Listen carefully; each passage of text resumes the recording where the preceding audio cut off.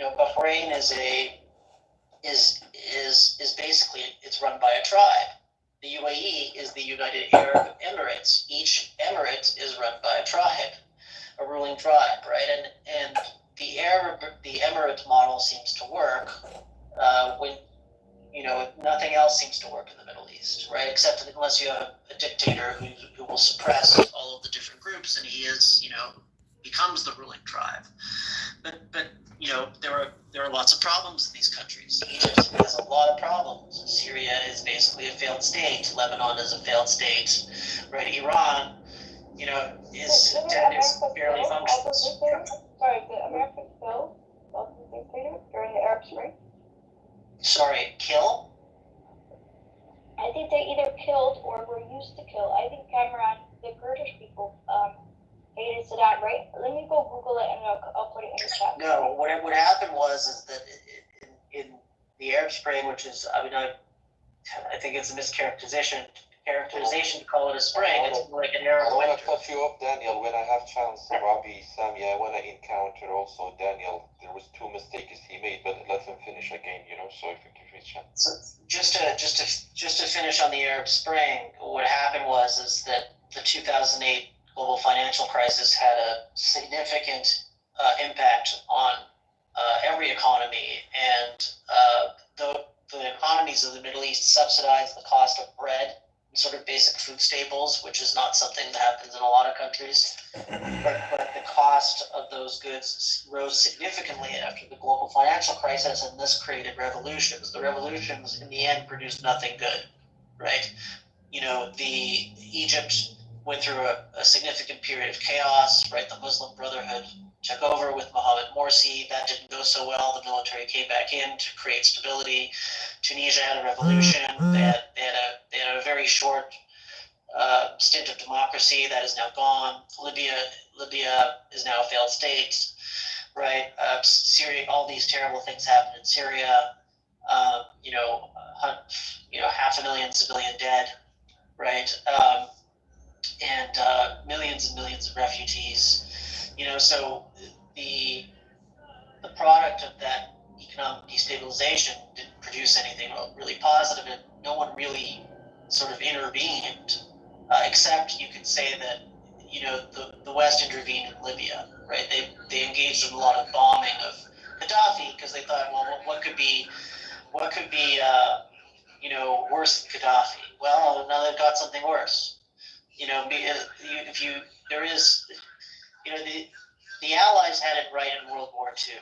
There needed to be a Marshall Plan, right, for Germany, and now Germany's been the most productive country in Europe for decades, and one of the most peaceful countries in Europe. The same thing with Japan, right? Like there was a reorganization of how things work. If you have an ideology which is extremely poisonous to your own people and to yourselves and to others, then you have to defeat that ideology, right? So this idea, I'll land my plane here, but the idea that if you have an ideology which is extremely toxic and that you bomb it from the air, it means that you're going to solve the problem, is an incomplete recipe. You may very well have to bomb it from the air, right? But then you need to do other things, and I think the Americans didn't understand that in the post-World War II period that they needed to provide a better option. Now, is it solely the Americans' job to do this? I mean, that's a significantly important question. Because I think the Americans certainly don't want to be the only ones doing this, but they generally are the only ones who have the will. Mind you, with Libya, it was NATO. It wasn't just the United States. Thank you, Daniel.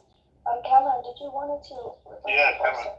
Yeah, of course. Well, thank you, Daniel. I think Daniel started about a lot of misconceptions. He talked about after World War II, how Russia basically, through communism ideology, tried to control the Middle East, which is true. Egypt was a socialist basically during Jamal Abdel Nasser, Saddam Hussein, but he is very incorrect because I'm very familiar, and I will point to a book by John Nixon. This came out in April 2017 before I get deployed, and there's a title, Depriving the President, Interrogation Saddam Hussein. John Nixon was a CIA officer basically since 1999. He was put to watch Saddam Hussein. When they arrested him, basically got him out from the wall, they invited him to make sure that's the real Saddam Hussein, because they said there was copies of him.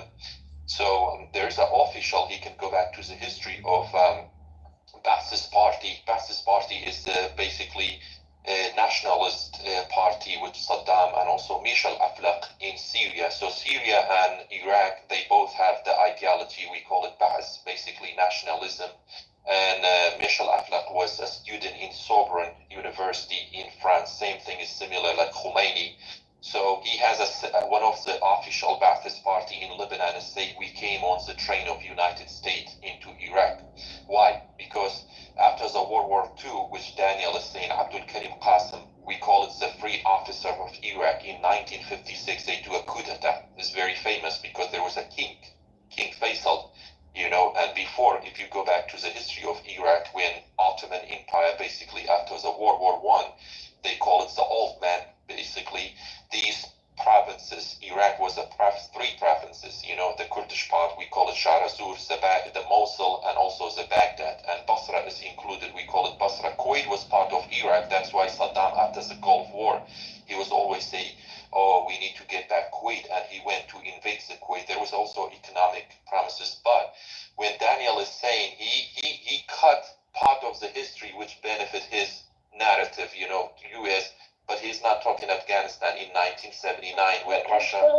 Thank you, Cameron, but you're filling in the gap that you're absolutely right. So you're filling in the gap that I don't think Daniel included. I don't know if he excluded it for nefarious reasons or maybe you didn't know, but I did not know that. What I'm saying, he stated that Saddam, or basically there was nobody supported Saddam. Saddam tried to assassinate Abdul Karim Qasim and he got wounded. He basically went to Egypt and he was on the payroll of CIA.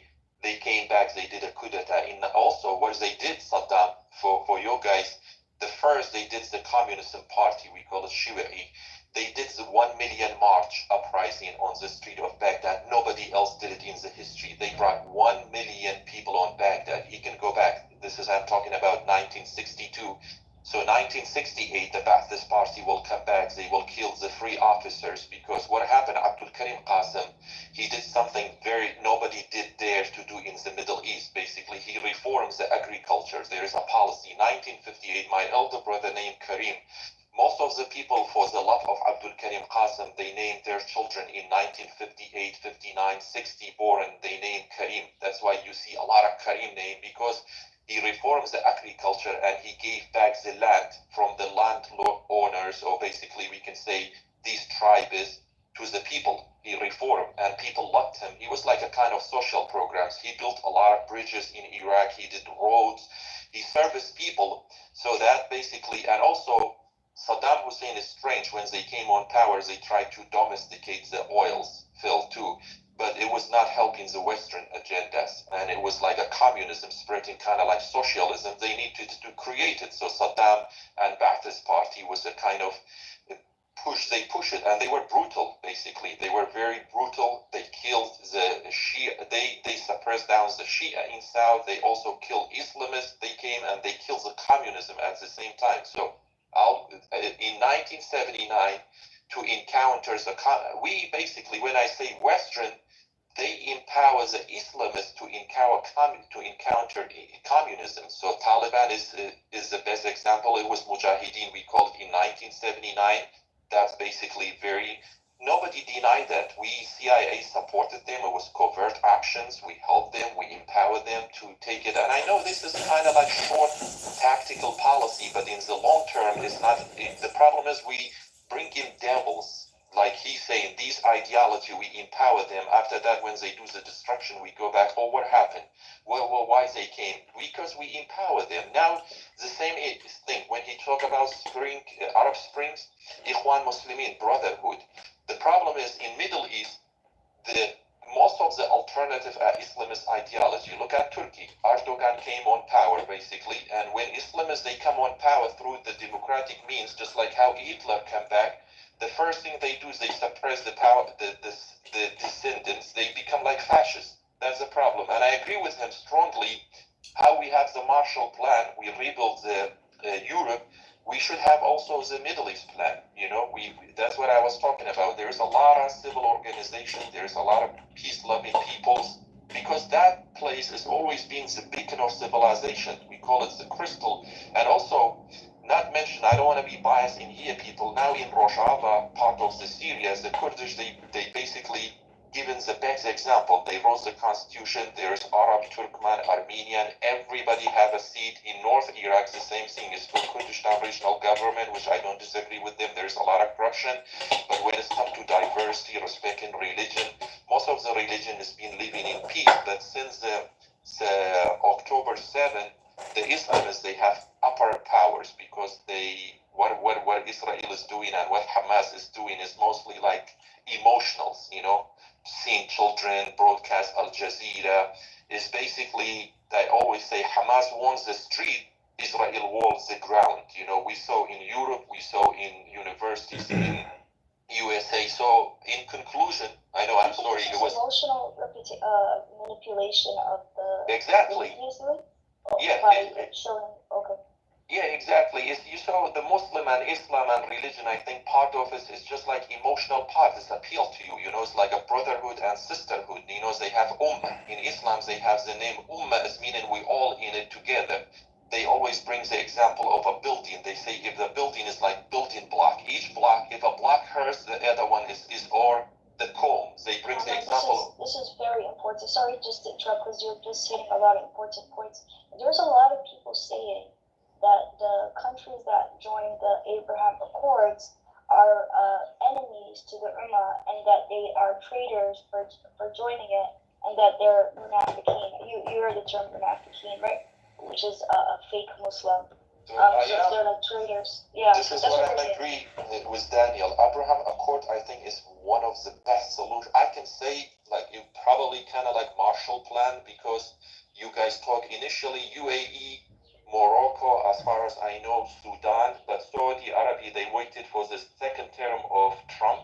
They wanted, when if he get re-elected, they basically gonna sign in. It will be like a victory for them. That's why there's another explanation why Hamas did on October 7th, because Iran saw it can be alienated.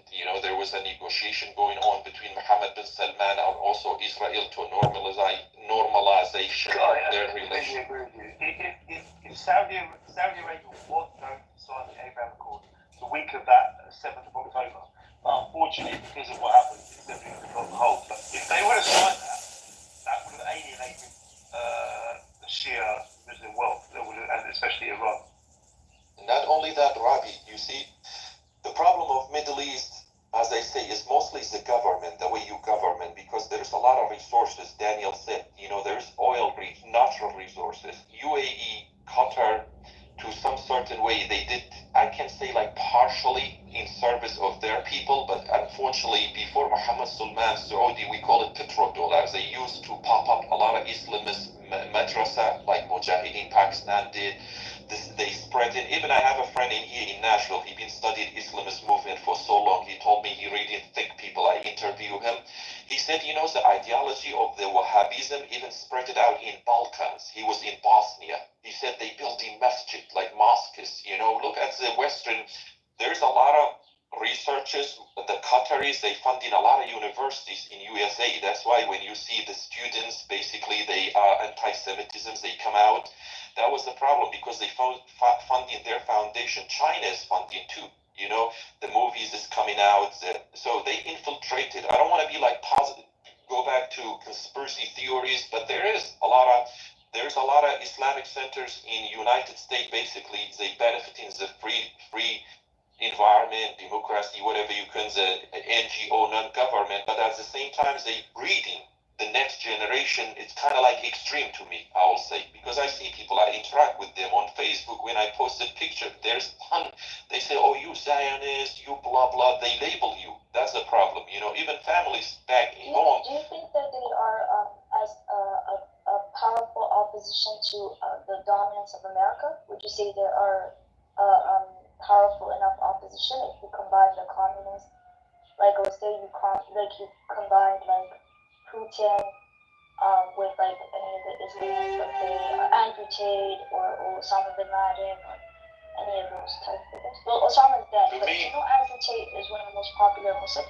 Again, sir, I don't want to take this stage again. I will leave you guys soon. So Oh, the no, problem no. is, I don't see personally. Amos is a free place because of the brave people. I don't. This is a war of ideas.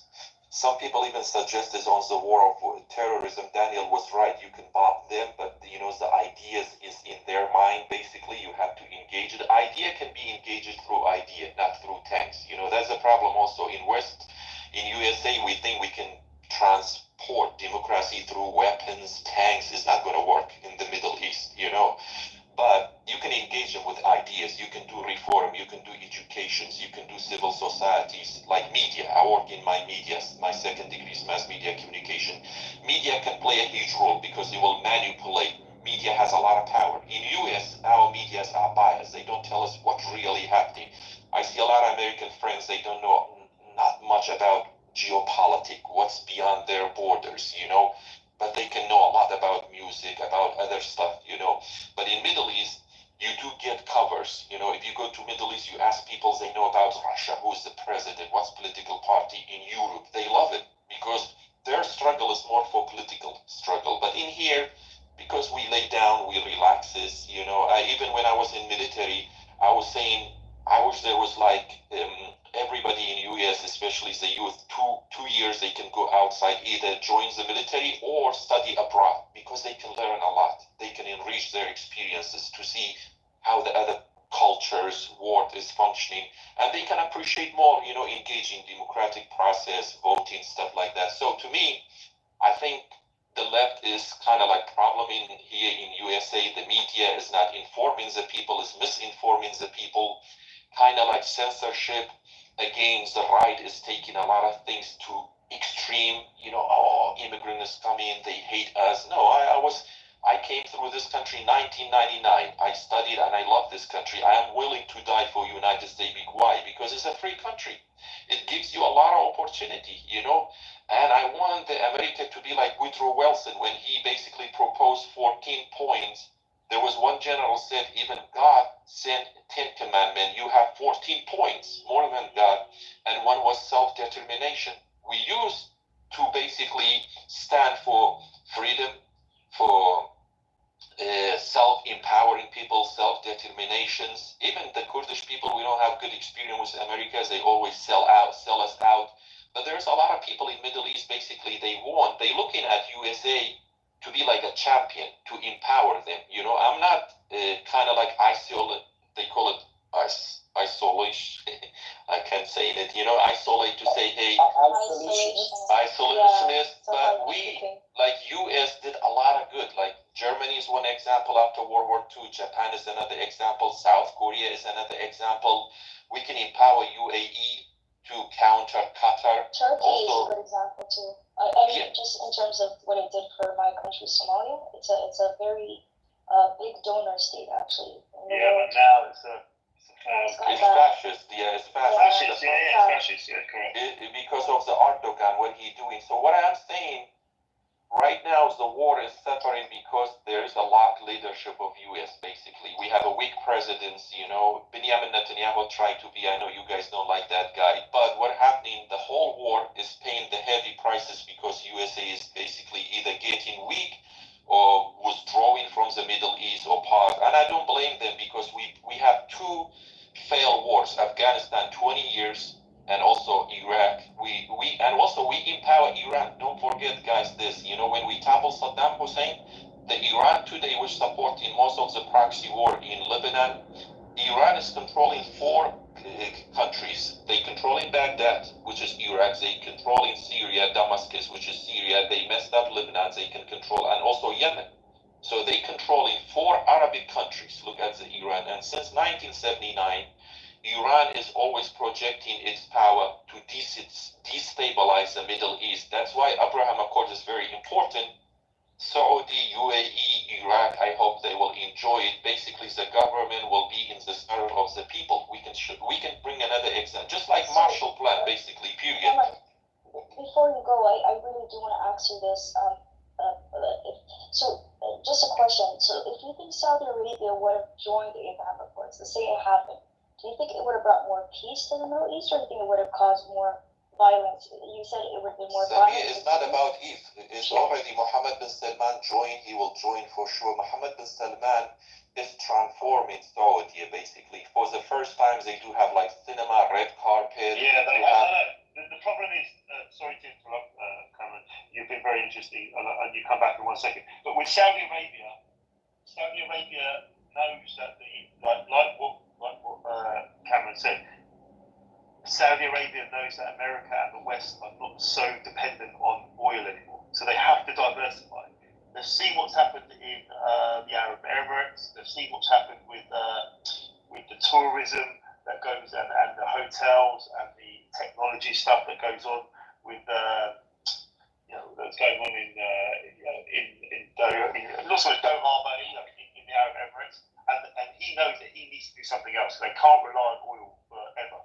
So he's trying to diversify that. And the only way to get Western people into the country, and I see it from a slightly different way, but they're sports watching. So in the UK, they're sponsoring the golf. They sponsor the football clubs. They sponsor all of the boxing events. They're trying to make it more friendly, more appetizing, more entertaining, because they have the land and the weather. So he knows he has to diversify, Mohammed bin Salman.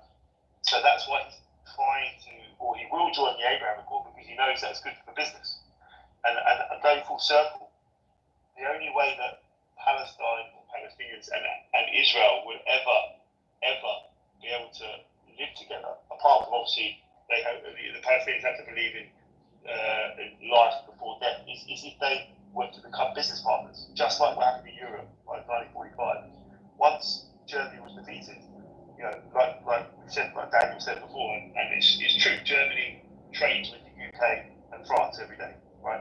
And because they're such, you're not going to invade your biggest business partner, and the Palestinians need to learn that. It needs to be the change in mentality, rather than talk about land and getting our land back. They need to accept that Israel is never ever going anywhere. As I said this morning, have a look, Google the Samson option. It is written into the Knesset. If every country was to invade Israel, Israel would just blow itself up with nuclear weapons and the whole region is dead. So Israel is never ever going anywhere. So what it needs to do is the issue here is that you're looking at it in the context of the Englishman, where like if you speak to who's this? Israel isn't going anywhere, right? So if Palestine. I'm saying that you're looking in the context of the English person or Anglo or so on, because like the Irish still haven't forgotten what you essentially did.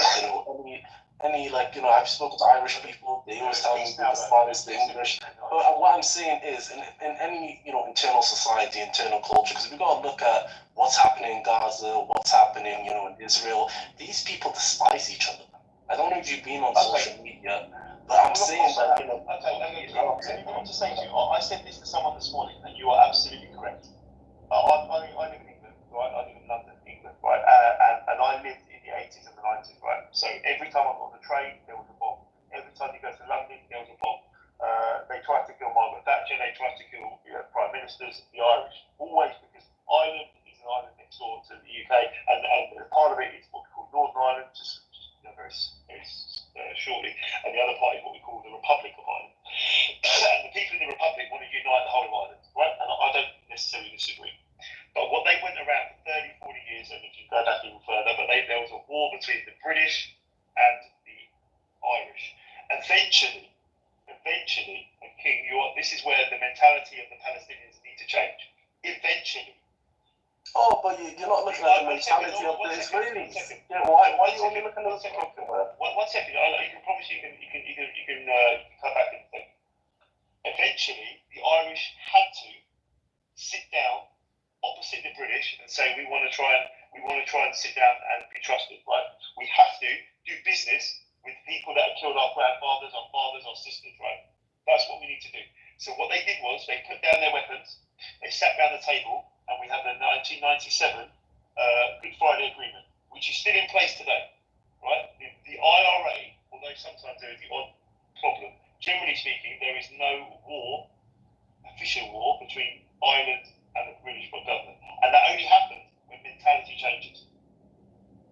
I don't think, like, if I'm following, what the Irish, people are telling me, essentially it was a one-way, sit down to the table. It wasn't essentially this, we want this, because any Irish person, especially those given a chance on the table, will not want, Northern Ireland still colonized. But if you look at the context of how, Israelis view the Palestinians, especially after, the attack, they don't see them as human beings. They see them as, the concept, given the current government's propaganda they're pushing, they're making Palestinians look unhuman, look, essentially as the enemy, so on and so on. Where, I don't know if you're seeing these Palestinian children right now, or, IDF young soldiers, but,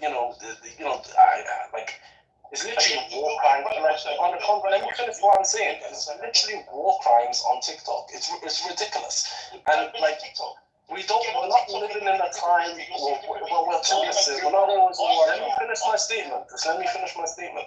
We're not living in the time of the conflict between the English and the Irish. Things have totally changed. People can see the war crimes. People can see how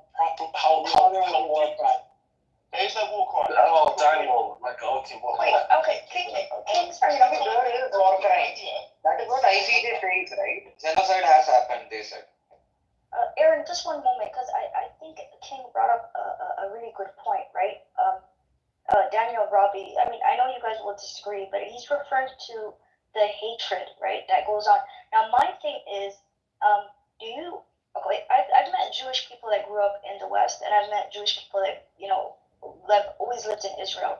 I don't think these two are the same, and I don't think we should make them, equivalent. When you see the ones that grew up in Israel, I don't think they visiting is still different than living in that region, right? Where you see the Iron Dome and the missiles and all this stuff. So my thing is, do you think the Jews that do not live in Israel might have different opinions? And where do you think they go in the direction? Do you think they're more... how would you frame them? That's why I'm just curious in terms of how do they see the war compared to the Israelis that are actually there on foot. Who's that? Just a question. Yeah. I would say the problem with King made the point. Look on TikTok, right? Get off of TikTok, and then you'll see what really happens in life. Because the algorithm is there to make you think. If you type in Palestine, pro-Palestine, all you're going to get is pro-Palestine videos.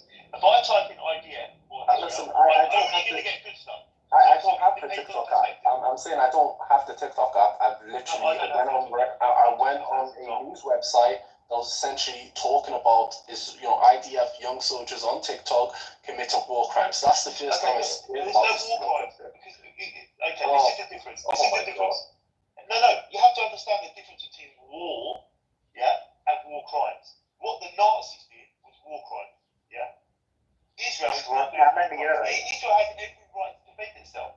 So what's he supposed to do? He's supposed to sit there and let people kill people and say, do you know what? Okay,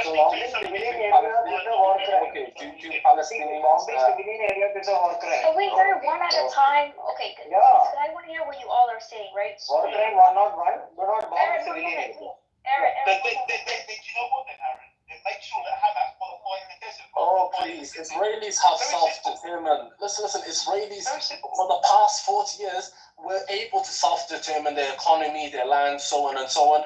When have the Palestinians been given that choice? When will they essentially... But because economic... Name the year. Oh, come on. How do you ask the question? Why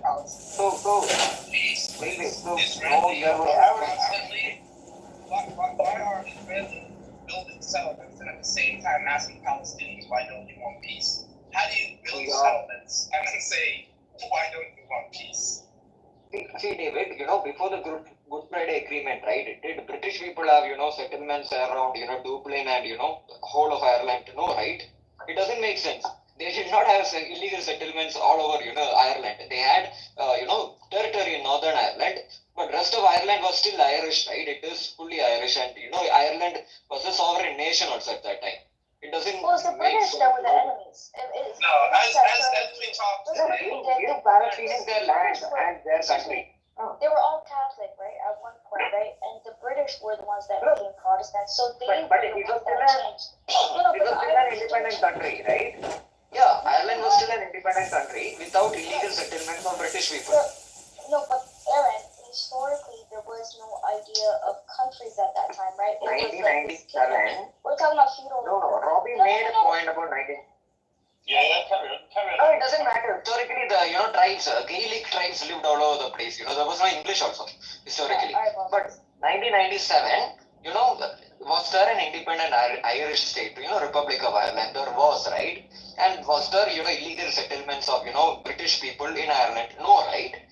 Come to a settlement. They could do Good Friday Agreement or Ramadan Agreement if in this case, if there was such a Palestinian state. Is there a West Bank without illegal Israeli settlement? No, right? By Israel's own laws, the people who are building settlements are doing illegal activity. Even as we speak today, there's Israelis getting ready to settle in Gaza, right? It's ridiculous. I don't know. Like David, I don't know if you actually. I've got friends over in Israel. There is no the Israeli government. Want nothing. Well, of course you have friends. Of course you have friends. It's Wait, ridiculous. hold on. 1 minute, David. Do you know right now?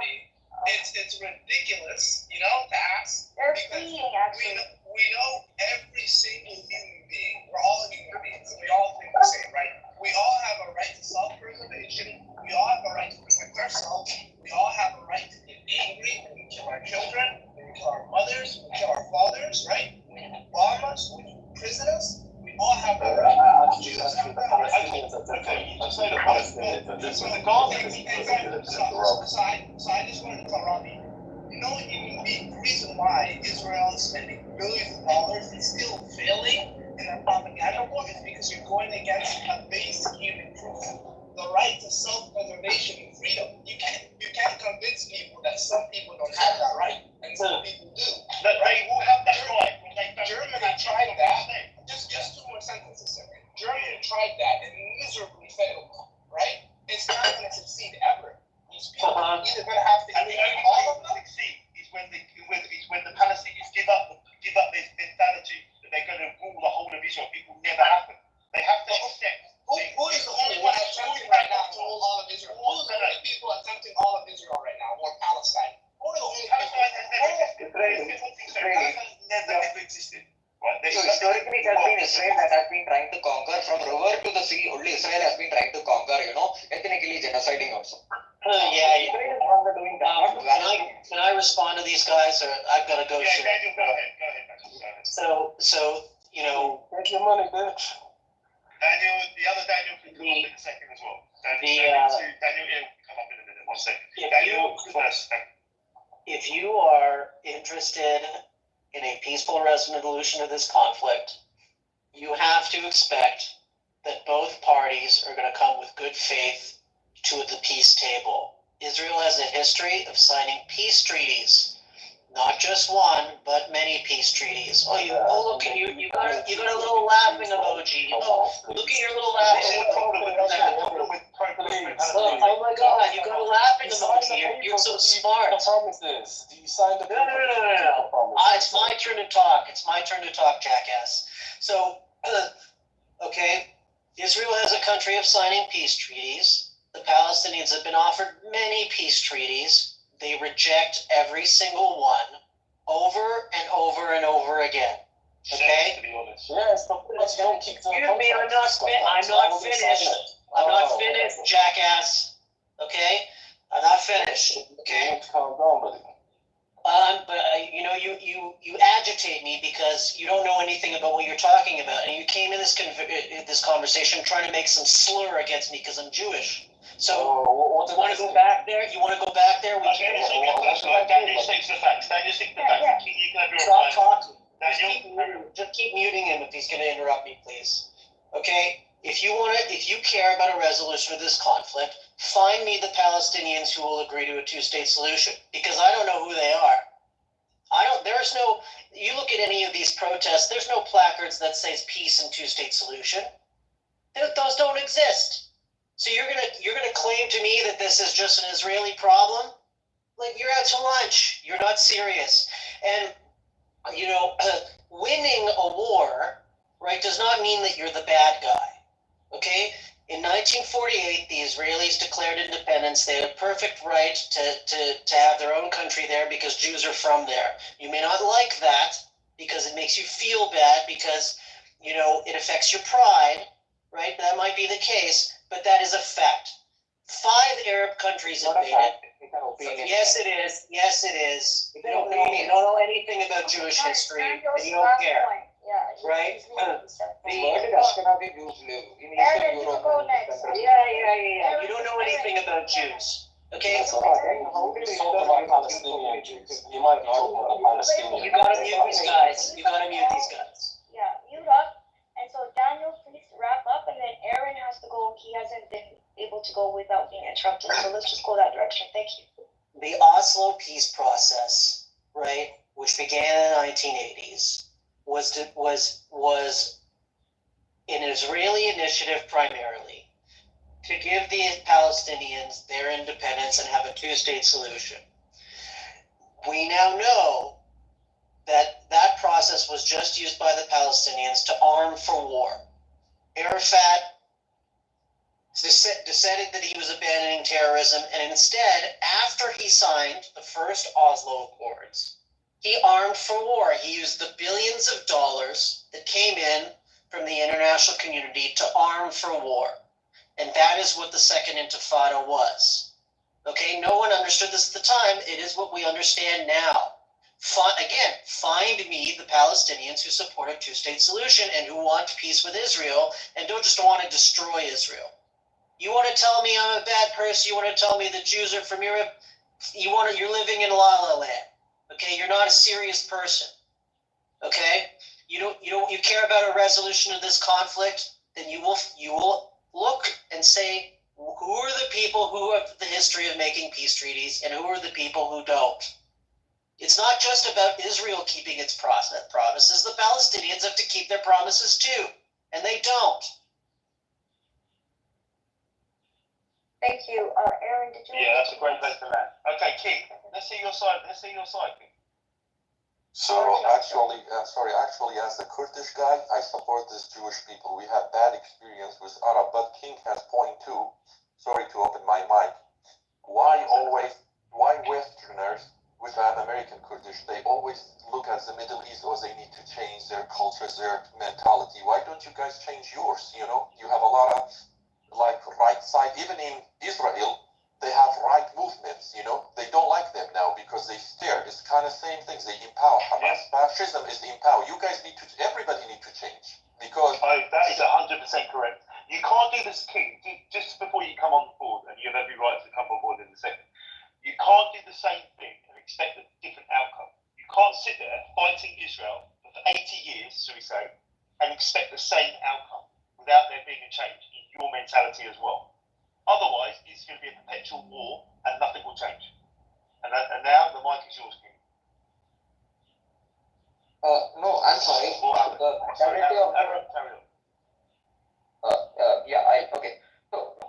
The mentality of the settlers have to change. I'm sorry, it's not the mentality of the colonized or the wretched of the earth, right? To quote Franz Fanon. The Jews are not colonizers. The Jews are not colonizers. Stop lying.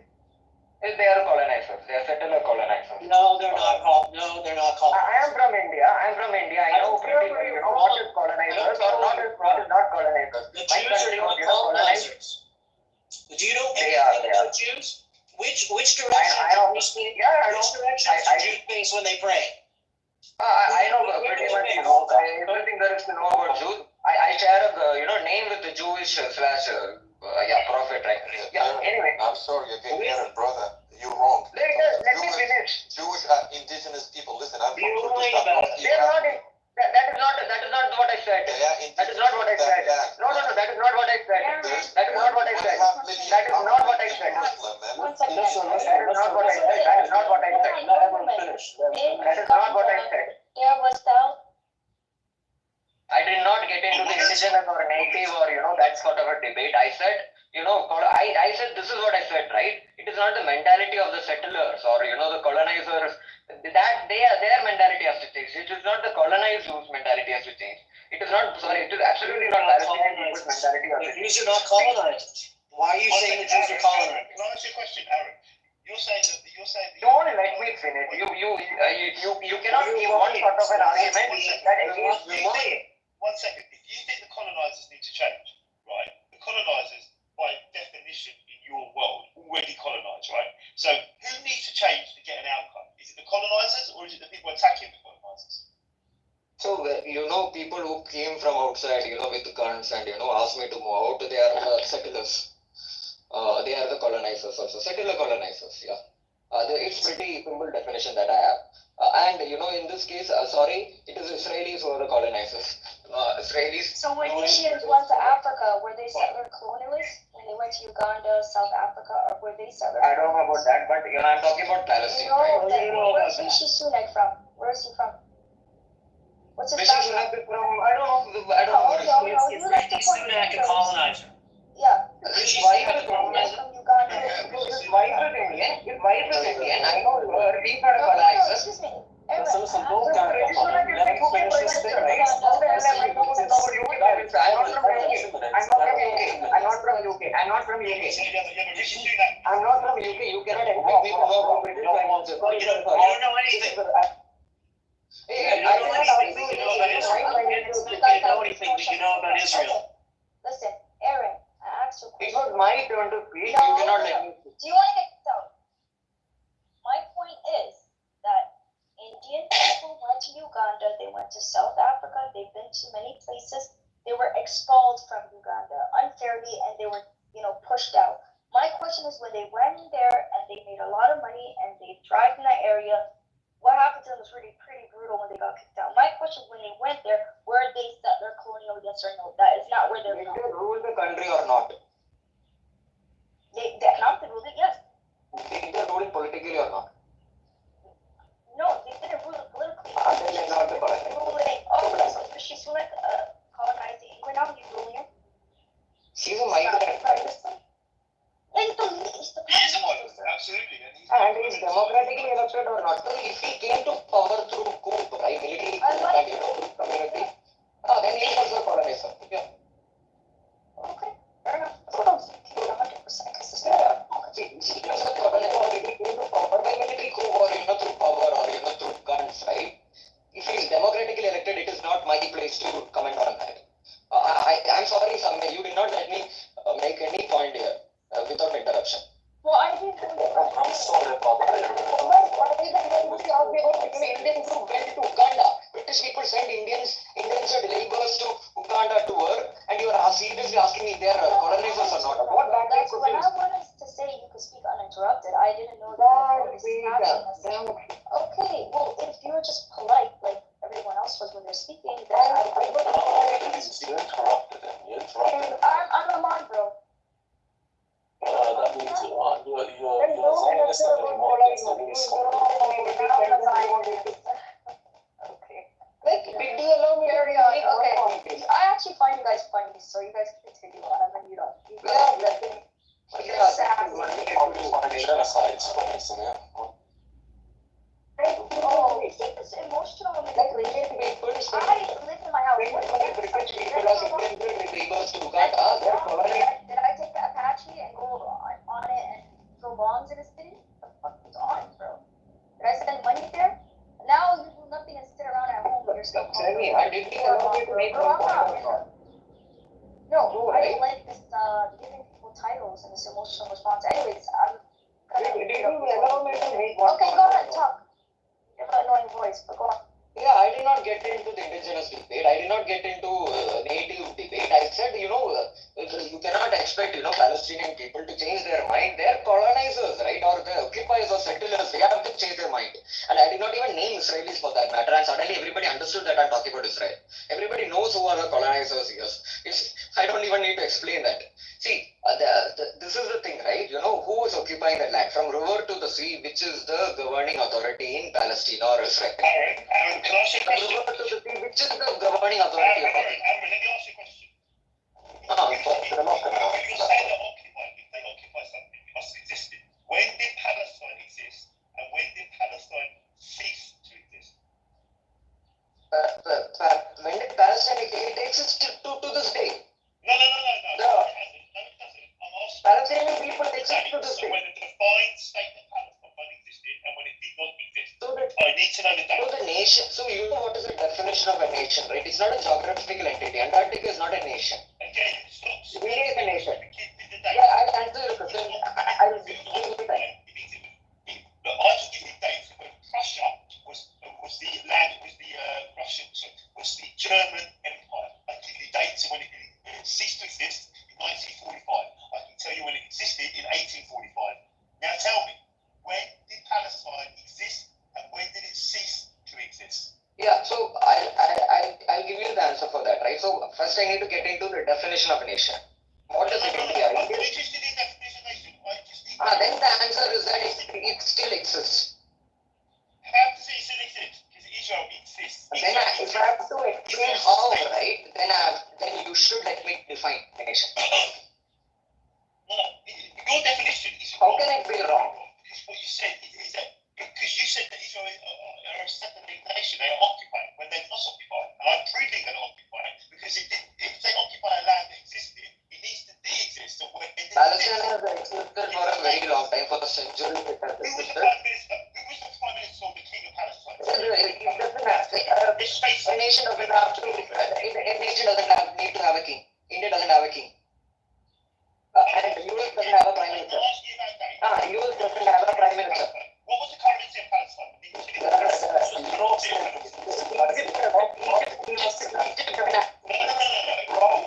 Germany doesn't have a currency of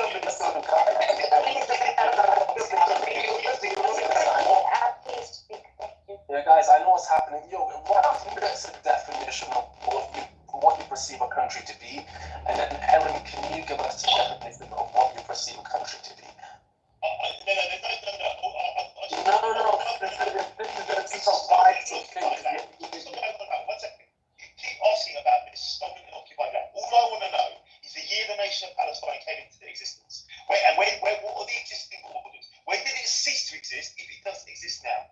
Who was the prime minister, president, king, whatever you want to call it, leader of Palestine? I just need to know this question because these define what a country is. These define what a state is. So I need to know these questions. So there are many countries without head of government, right? Suspended parliament. That's why I say the British Empire still exists. I can believe the British Empire still exists. Technically, they still exists. And I'm saying it exists. it exists, right? Does Britain have overseas territory or not? I don't care about that. I'm telling you now, the British Empire still exists. No, actually, the British Empire is actually Indian Empire. Indian Empire became Republic of India. Technically, it doesn't exist, but British nation exists to this day. Yeah. British Empire does not exist. Right? It all collapsed after World War One. World War Two. It became India. You live in India because you just said India. No, I can tell you when was India's independence? 1960, whatever. What is that? So there you go. So my point is, when did Palestine exist and when did Palestine cease to exist? That's all I want to know. No, right? That is my point. You want No, me it to does not define exist it. now. It does not exist now. There's no such place. It exists now. So It I'm asking exists you now. again. You can't give it answer because you can't have something that existed. It didn't exist in the first place. It exists now. Where did Jesus Christ live? Yeah, where did you exist?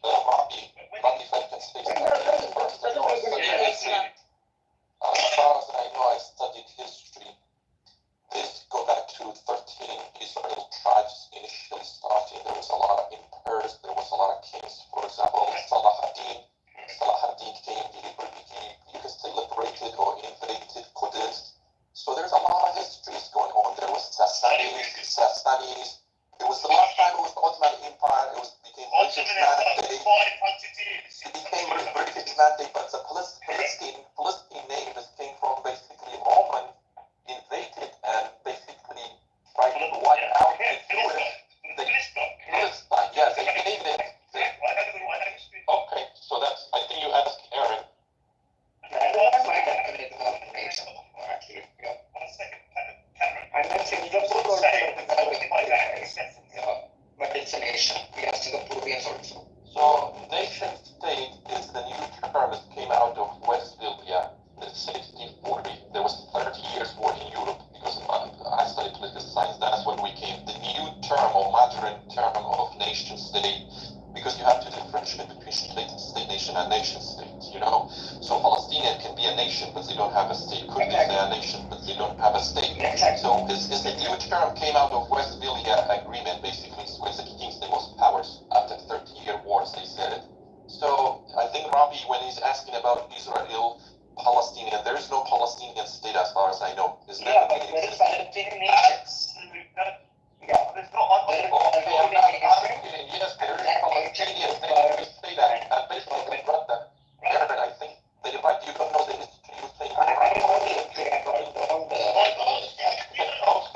You know, 14 minutes. I'm not interested in dates now. Let's just talk about who was the last leader of Palestine. Who was the Palestinian king, leader, prime minister, whatever you want to call it. Right now, the leader is the Palestinian Authority, right? Yeah, that is it. Oh, really? So, but Hamas would disagree with that. Hamas would say they run the. So there you go, you're wrong again. Sorry, what? The Palestinian Authority do not run Gaza. So who runs Palestine? Palestine? Somaliland is technically still part of Somalia, right? Somaliland. You can't answer the question. Palestine is a Iranian colony right now. You think Palestine is an Iranian colony? Sorry, good.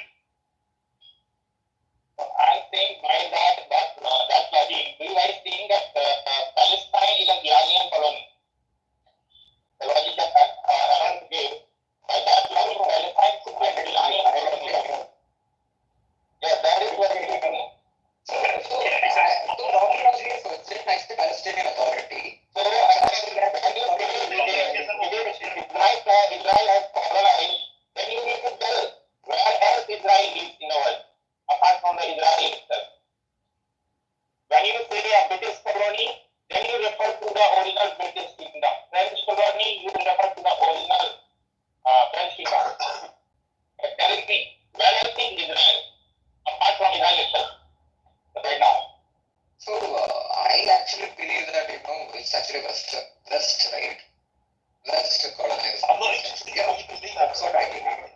But I have to believe that there are big frogs in the sky. I'm not interested in belief. Belief is a system that you think. yeah, we all. I don't actually pretend it is a fact, right? Daniel said his opinion and portrayed it as fact. I don't do that, right? Yeah. Okay, so I can't have a debate with someone who doesn't understand a fact. I've asked you about 5 questions. Take away. I answered that also. I answered. No, you haven't. I'm going to ask you again, very clearly and concisely. You keep saying stolen and occupied land. That's what you said, right? So when did this nation of Palestine come into existence? That's the first question. Where is national borders? When did it cease to exist, if it existed previously in your? No, but that's not valid. What's the currency? That's not a valid question. What's the currency in Palestine? And name me a leader, a king, a master of Palestine. That's not even a valid question, Robbie. Well, it is. How? Absolutely. There is no concept of nation states. There is Well, of course there is. I can give you a history that goes back 10,000 years in the UK. I can give you a history that goes back 500 years in America. I can give you 1,000 years of history for Saudi Arabia. There are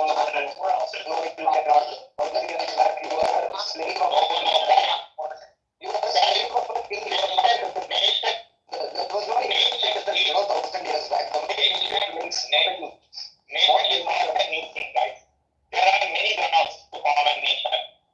So don't just come up with only one definition of nation. Nation can be formed on many grounds. No, according to these, there is only one particular. I'm giving you 5 questions. And read about Israel. Israel is a very old nation. If you read history, you will come to know about it. I never said that Israel is not a nation, right? I never said that.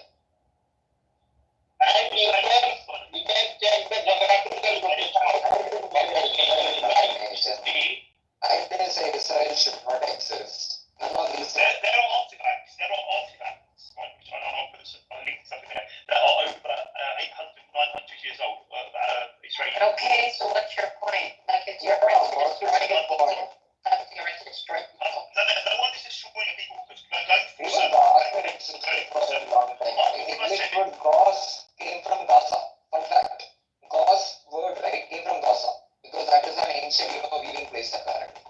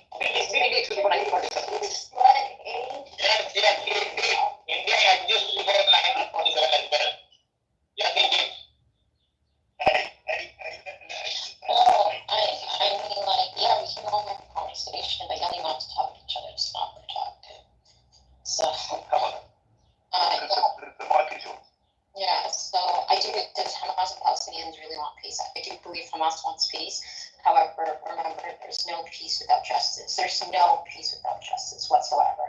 That's ridiculous idea, right? So I believe he wants to give the hostages, but in return, we need Palestinian hostages as well. Period. We need a Palestinian state. Where's Palestinian Period. hostages? I don't understand. There's no Palestinian hostages. Okay, you collecting a whole bunch of Palestinians in the West Bank are hostages to me and everyone else. Okay. No, not to everyone else. You can't. Maybe to you, but not to everyone else. I don't understand. There's no hostages at all. I mean, like you call them prisoners, but I call them If someone comes onto someone's land and steals, or if someone comes onto someone's land and blows themselves up, if someone comes onto someone else's land and stabs someone, that's against the law. That makes you a criminal. That means you But go you're to jail. coming to someone's house and taking them, of course. That you're No, you're taking, not. that's a If someone hostage. goes into Israel and stabs someone on the bus, that is against the law. You go to prison in the land you're in. I'm talking about the people in the West Bank. That's what I'm talking about. Okay. That's still, you're not making yourself clear. There's no prisoners in the West. Okay, I'll put an article. Okay, I'll put an article in the chat. Since the war has started, I don't even like calling it. You are against Hamas and Hezbollah, right? No, we are not. I am not. One second, let us speak. They are not anything to me. No. Guys, Aaron, let A speak. Let A speak. Aaron. I mean, people invaded India and killed Indians, but Hezbollah did not. Aaron, 1 second. Let A speak. One at a time. Aaron. Okay.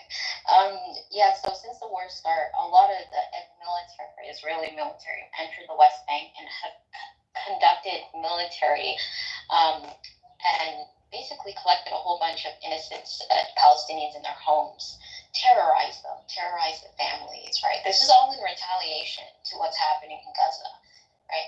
So they're putting them in jail, right, are hostages. They're not prisoners, as you like to say. They're hostages. And they're doing this because of what's happening in Gaza. And it's evident, like there's many Amnesty has a human rights, the UN mentioned this in one of their statements. South Africa, when they went to the RCJ during the course, they've even mentioned this point. How Can I just say one thing? You can't bring South Africa into it for the simple reason. Israel and South Africa do not abide by the International Court of Justice. So it's irrelevant whether you go to a court in Australia. It's irrelevant to kangaroo court. It doesn't matter because both countries do not abide by the International Court of Justice. And you can look that up as well, and that is a fact. The only thing they agree on is the word genocide. Apart from that, Israel does not abide by. Oh, and can I ask you, Robbie, do you think that if Hamas were to go away today, do you think that there'll still be peace? I think there could be peace, and I'll tell you why. Yes, there could be peace. I'll tell you why. Because There will be peace if Israel will be going the old leader. It will be very peaceful. Because one day, You didn't know that.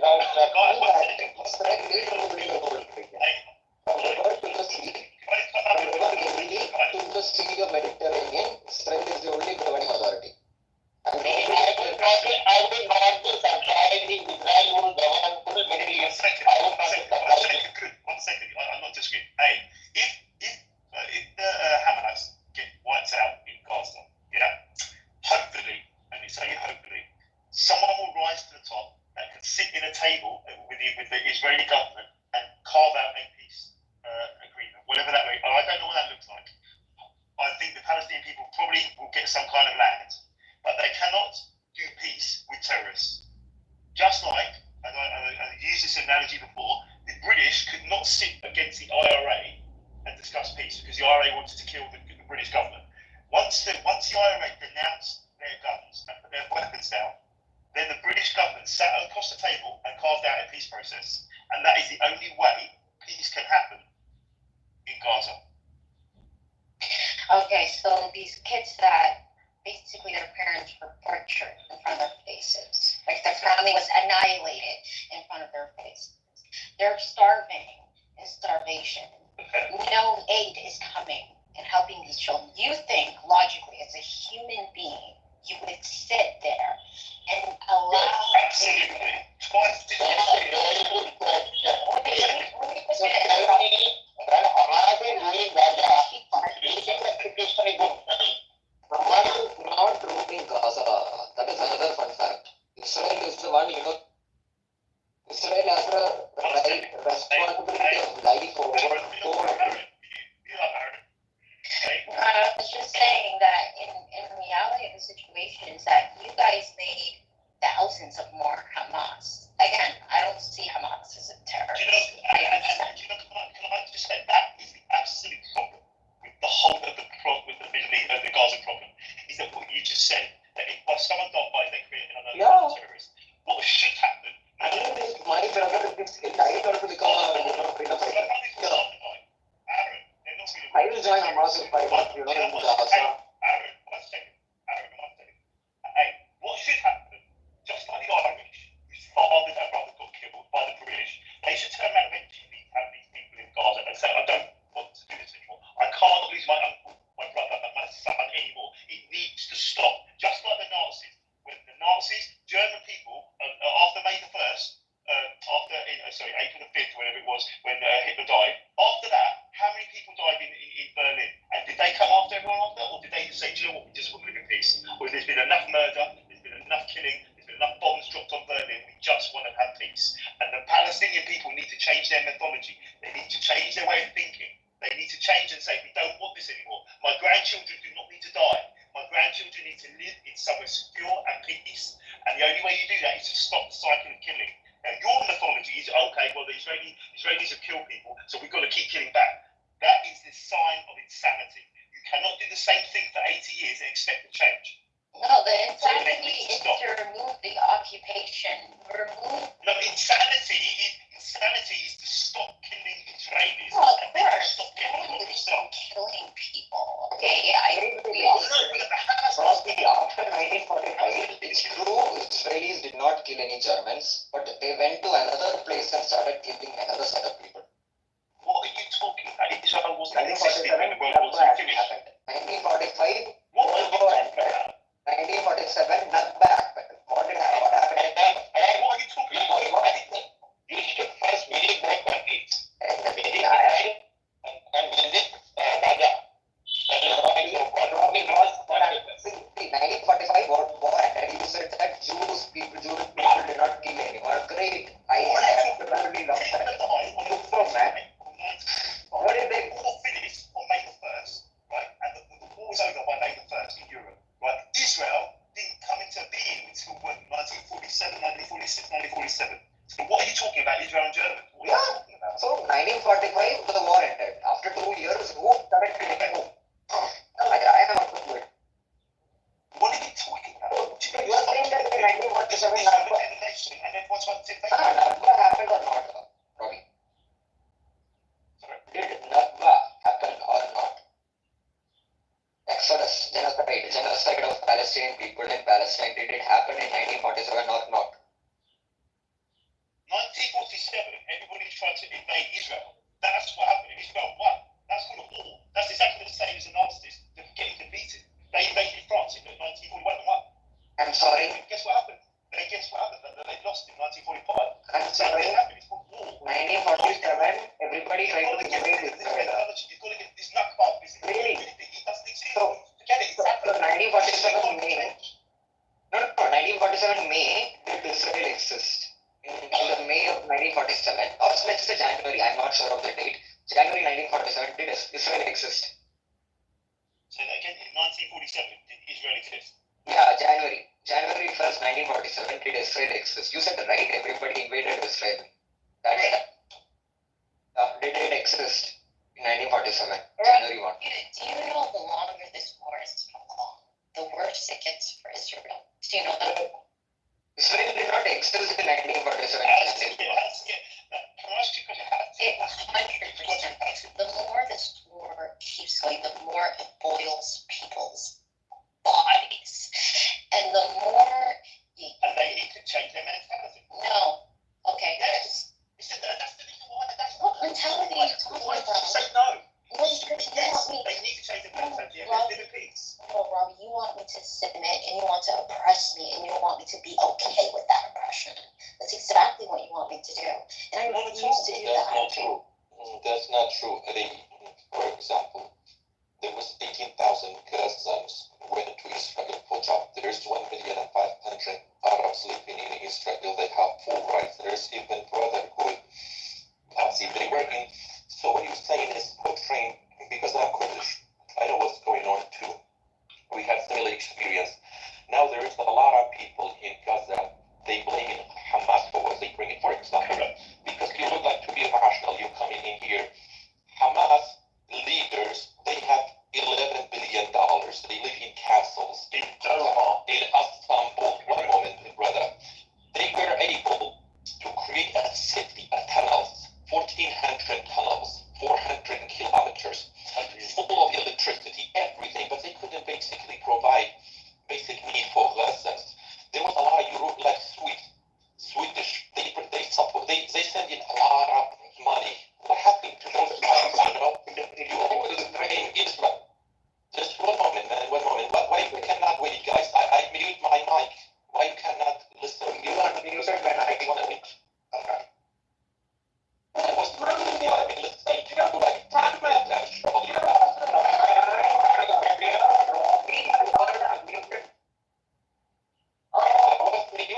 Mentality. Okay, I'm gonna kick this guy out. Either he goes or I go, because I can't tolerate this victim prima donna attitude.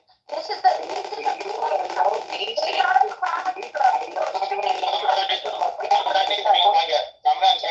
No, she alone. Yes, thank you. Fair enough. Just one moment. Just people don't seem to understand. This is Clubhouse. This is not your classroom. I'm not your teacher. I'm not your mom. You're not entitled to have a moment to speak. And if what you're saying is complete stupidity and just want attention because you didn't get it at home, does not mean we all have to cater to you. Get a fucking grip and take your fucking medication, okay? Thank you. Let's move on. Cameron, please. I'm finishing very briefly, especially for A, because she's coming, I guess she's with good intention. I agree with one point. Israel, this is always my take in Israel. Israel is always giving land for gaining security, you know, and Israel is very small. Second, Israel is a democratic country, you know, it can't afford basically upsetting a lot of, when I'm saying emotionally upsetting a lot of Arabs, you know, what's happening, Al Jazeera is projecting is not working. I said before, Hamas is winning the street. Hamas is totally terrorist. I disagree with her, but let's go switch, you know, to Gaza. If you go back to the history, if you guys really want to know, there was a UN revolutions or proposal given 54, if I'm not mistaken, we can go back 56%, I guess, to Palestinians, we can say. They disagreed, they rejected, because throughout the history, there was a lot of proposals for peace. Like we talk a lot about Oslo Accord, and Israel lost its leader. One of its leaders basically make a peace, you know, they killed from the extreme group. So Israel did a lot of concessions. These are on papers. At the same time, Palestinian PLO from 1972, I believe, you know, Munich, what they did to Israel. So if we want to address these, if we want to, because I watched a documentary last night, how they go kill them, basically. So if we want to really address the issue, we have to be neutral or be honest at least. You know, I blame both of them, especially I blame Israeli for extreme. And Benjamin Netanyahu, actually, Benjamin Netanyahu was indirectly or directly making Hamas stronger because he's left Qatar funds to go to Hamas. In his mind or his basically calculation, he thought it will basically create another force against PLO, or now they change it, Mahmoud Abbas. Yeah. There won't be Palestinians basically killing each other. So when Ariel Sharon proposed to withdraw from Gaza in 2005, 2006, there was election. Yes, Hamas said 70% of population voted for Hamas, but Hamas didn't serve its people, basically. They were, as Robbie said, their ideology, they have it until 2017 under pressure they changed. It was like wiping out Israel, just like Ahmadinejad was saying. You can't do that one. How you kill Muslims? I'm sorry. The constitution was changed.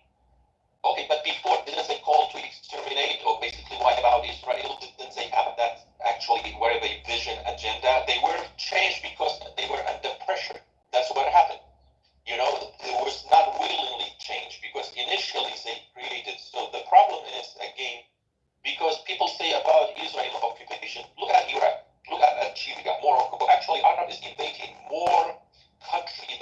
Israel, 22 Arab countries, 54 Muslim countries. Like Iraq, it's never been an Arabic country. Turkey, 97% were Christians. They've been converted to Islam. So it seems like you're taking your Kurdish experience and you're projecting it on this situation. you do the same. You said Hamas is not terrorist. I'm not projecting it. I'm looking at it through different lenses.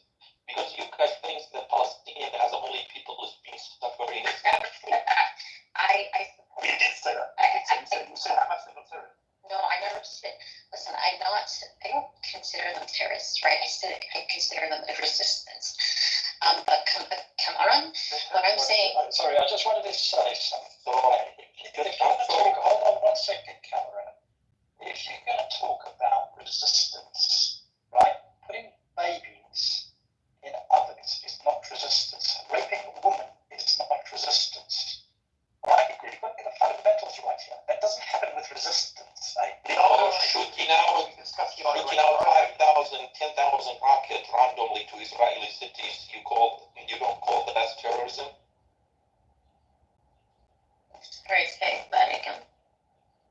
What Hamas is doing, shooting out rockets, missiles, 5 to 10,000 randomly, blindly to Israeli cities, that's not an act of terrorism. No, so Who are they targeting? killing innocent people. Killing innocent people is wrong, and we all know that as human beings. We know it. Killing Innocent people was wrong. Let me ask you this question. So you take the responsibility completely of Hamas. There's 700 miles of tunnels underneath Gaza. And why is it if it's so important for women and children to be saved, they were hidden in those tunnels when Israel was firing at Gaza? Why is it that they didn't use the tunnels to save their own people, to protect their own people? Listen, no one's saying that Hamas is like that's all the Palestinians have. That's it. That's all they have Palestine. Obviously, everyone would prefer. There must be people that want peace. There must be people that don't want to see their fathers, their brothers, Of their course, no one wants that. Well, that's not true, because when Hamas in 2006, they came on power, the first thing they didn't fight Israel. They fought Fatah. They kicked out Fatah from Gaza by force. They killed them. It would kind of like civil war. What you say is not true. Second, if you talk about democracy, Hamas has no legitimacy, because legitimacy coming from democratic means. For 17 or 14 years, if I'm not mistaken, Hamas didn't hold any elections. Hamas didn't have 2006. Yeah, I think it's 14 years, whatever it is, calculation. So what are you doing? You coming in here basically emotionally. I'm not emotional. I'm just saying that you have your Kurdish experience and you're projecting the situation. You can say that, but I say, okay, shooting 7,000 to 10,000 rockets to Israeli cities, what is that? What kind of act? What do you call it? No, I'm just saying if you can come away from your Kurdish experience and talk about the Palestinian situation, because I know where you're coming from.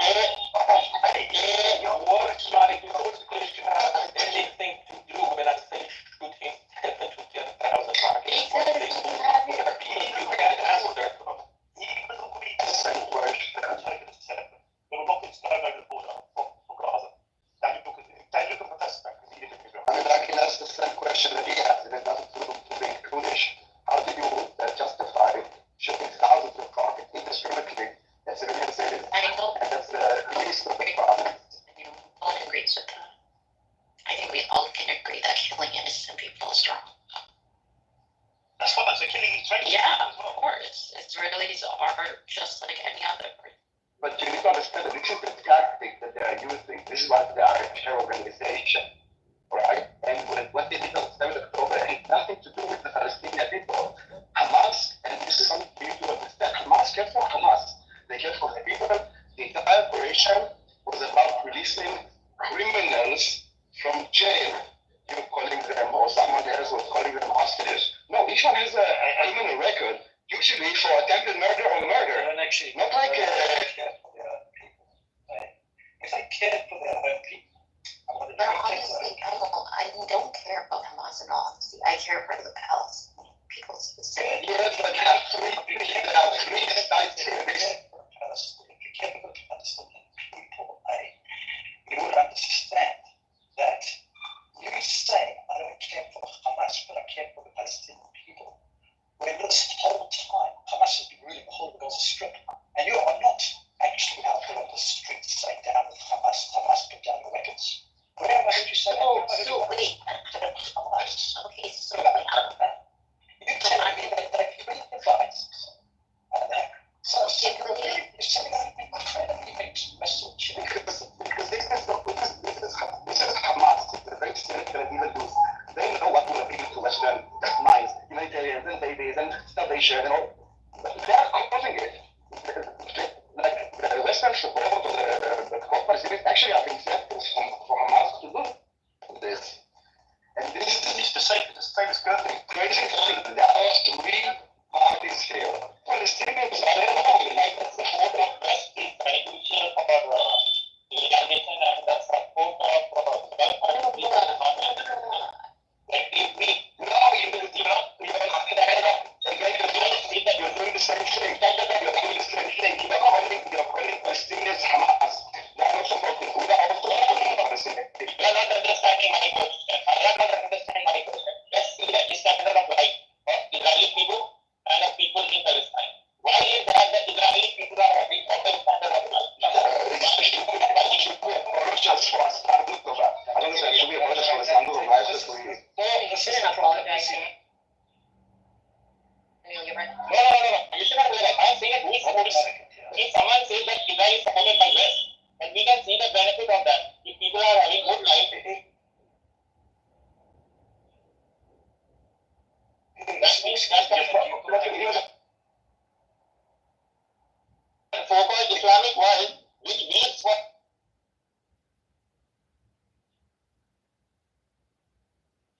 Palestine, what the so-called Islamic world is giving to Palestine. They are not even what Who are you blaming this? Who are you blaming this on? in Who Palestine. are you blaming this on? I'm blaming this on Islamic world. The so-called caretakers of Palestine who are using the Gaza and Hamas for their Islamic propaganda actually. They are misleading the Palestine. I know that they are using the same. Because they cannot have a direct fight with the Western world. So they need some better ground and they are misusing the Palestinian people and their life for their own Islamic agenda. And on this platform also, I have always seen Muslims, Islamic people blindly supporting Hamas and saying wrong things about Israeli people. So what is that? This is not a psycho-spiritual world. If you will make it psycho-spiritual, this issue will not be solved. Okay. Then the strong will always dominate. And right now, Israel is a strong country. Israel is having better human development index, better technology, so they will win every war. That is very clear. To tell you the truth. So you cannot be just on the psycho-spiritual ground.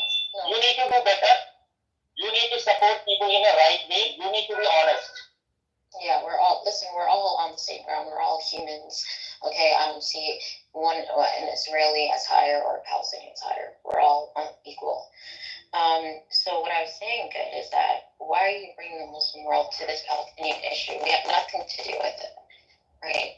But we all Hamas are Islamic terrorism. They are persecuting. they claim to be the way they- Islamic there. No, the way they believe, the way they act in Islamic Sharia law. What do you mean? I'm a Muslim. What are you talking about? He just read the full form of Hamas. You will come to know that. Hey, let's switch this around. So you telling me that the people who, the Hamas are not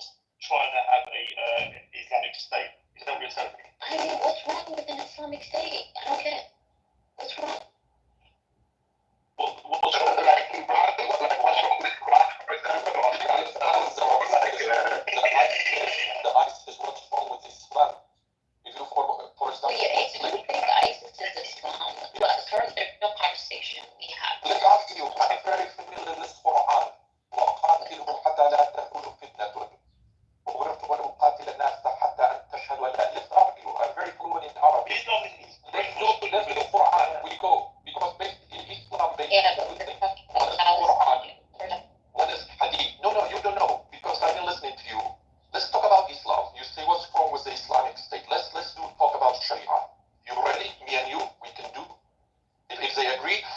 10, 20. Absolutely. All yours. Ask a question. Cameron, let's discuss this Islamic thing. Let's talk about what's the problem with Islam, because I see a lot of problem with Islam, and especially Sharia. Because in Sharia, women can be only two of them witness. You know, they have lower hands. For unbelievers, they have to pay jizya. Jizya is meaning, for example. What's wrong with jizya? Jizya is extra taxes. For example, if in United States, Europe, if, for example, in US they say we're going to protect Muslims, they have to pay extra taxes. Everybody say, why? This is discrimination. Okay, can I say something? Of course you can say. You can say anything. Yeah, And let me finish this. When Prophet Muhammad said, أمرت أن أقاتل الناس حتى أن تشهدوا لا إله إلا الله, he say I've been commanded to kill all the Muslims until they say Shahada, testify, which is mean there is no God, only Allah, and Muhammad is the Prophet. What do you say that? How you interpret this? Okay, so when you're arguing, you're comparing the Western world to the East, and you have to understand that we're two different civilizations, okay? So just because one country practices certain things doesn't make them better than another society, right? If one society wants to practice democracy, good for them. That's what they want. And another society wants to practice something else. It's okay, right? No one needs to be the same, because we're all different people, even though we're human beings. You're contracting yourself. You've been preaching. We're all equal. We are the same. You talk about we, like the people. In Islam, we are not we. There is Muslims, believer, and an unbeliever. Unbeliever is treated totally equal. They are second and third kind of citizens. We're not equality. Yeah. Women is different. Unbelievers. So, for example, let me ask you a question. What's the punishment for homosexuality in Islam? It's capital punishment. Okay, so that's nothing wrong with it, right? No, for your civilization, not wrong with it. But another civilization is. There is absolutely why can't you accept that, Cameron? You cannot accept it. Oh my God. 100%. That means 1 in 10 people in the world are gay. That means how many millions of people in the Islamic world are gay? Okay, so Robbie, the way it works is that you can be gay, whatever you want, but you cannot publicly promote it on the street, society-wise, okay? And there are let's provide what ayah in the Quran that you can be. Give me an example, because you say in Muslims, you say you can be okay. Where is saying in Sharia Islam you can be okay? You like talking on the top? Because you spread the misconception in here. Give me an evidence. Where give me a Quran and ayah. Okay, so listen, guys. You guys cannot, whether you like it or not, in Islam, it says that homosexuality, the act, you know what the act is? The homosexuality, the act, is a sin. That's in our religion. If you don't like it, I'm sorry, but that's what it is.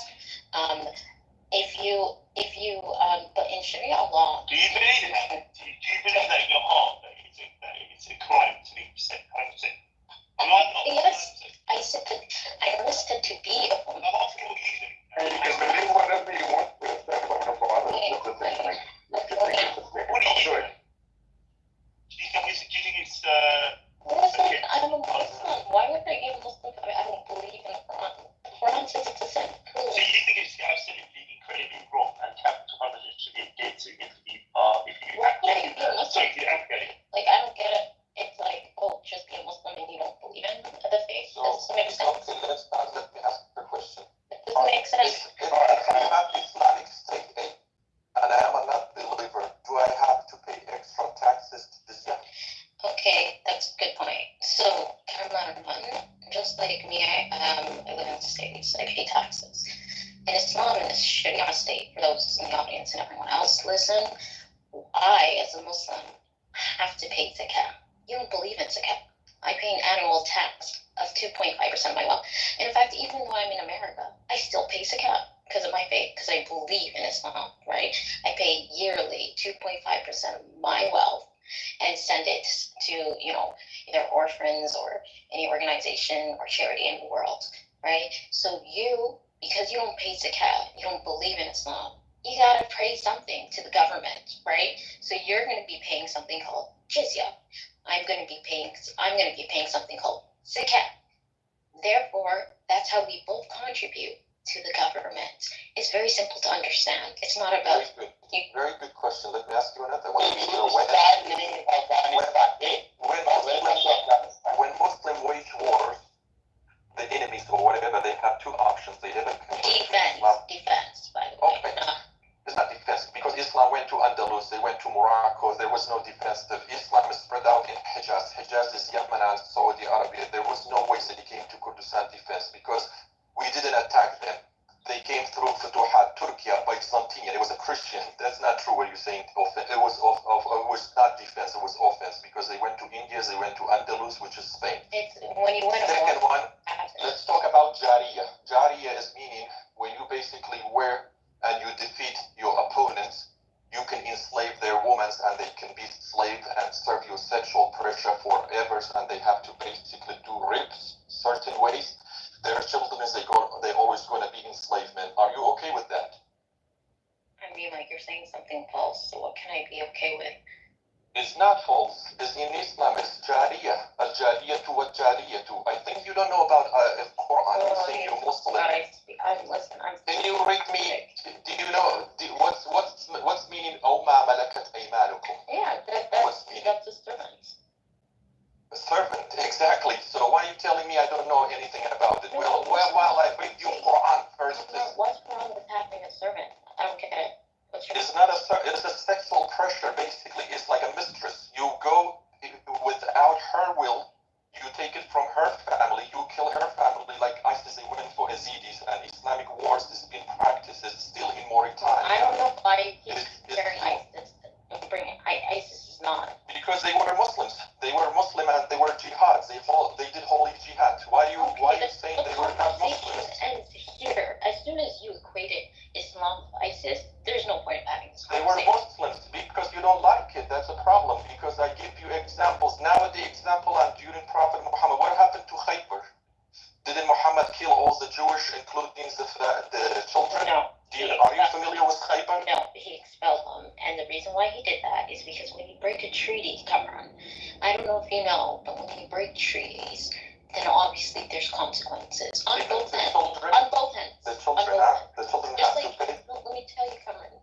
So what happened to Yathrib, Medina? Wasn't it a Jewish state? Yathrib was named Medina. Can I just finish? In America, when you can. We arguing. It's okay because I can't listen to your monologue. Okay, I'm going to say it very short and then you can go ahead. In America, if I commit treason, Cameron, there's going to be capital punishment. All right, I'm going to go to jail forever if I commit treason. Your children will go to prison when you do a treason. Your children have to pay for your. No. So what did Muhammad did to the Jewish children in Khyber? You said he expelled them, right? What was the crime for these children? The children were not. How do you know? You just say Jewish. How do you know? What happened? Okay, let's do for this argument. Their parents, they did the treason and expel. What happened to the children? Oh, the women and children stayed. The people, the men needed to go. They needed to leave. So they became servant, or they became, what happened to the children and women? How they been treated? I'm not sure if you know there's this thing, what happens to mothers and families when the father goes to jail. I know, I've seen what Hamas did. They kill a parent and they kidnap a 7-month-old child. It's in the news. I know what they did, Hamas. So what the state guys does. And I know what the ISIS did. I seen it. Provide welfare. So the government takes care of the children and the women. That's how it is everywhere. This is not something new.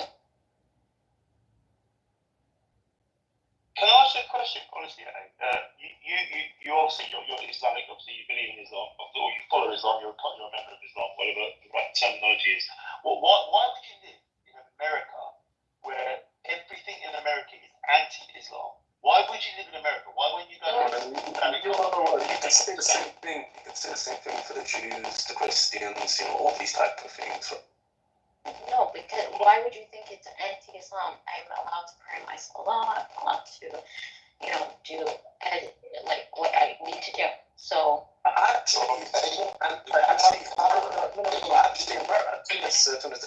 America is actually more anti-Christian. Seen as many Christians are upset with abortion. 2 minutes, calm down, all right? Zionists don't know how, to control the impulses, all right? Now, when it comes down to the fact of Christians within America, they are not supported similar how they were supported in the late 80s. The communities are not supported as much, so on and so on.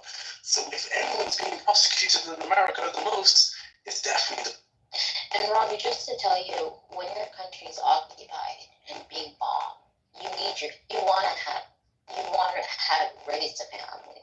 You want to be in safety. You want your country. Listen, Robbie, listen.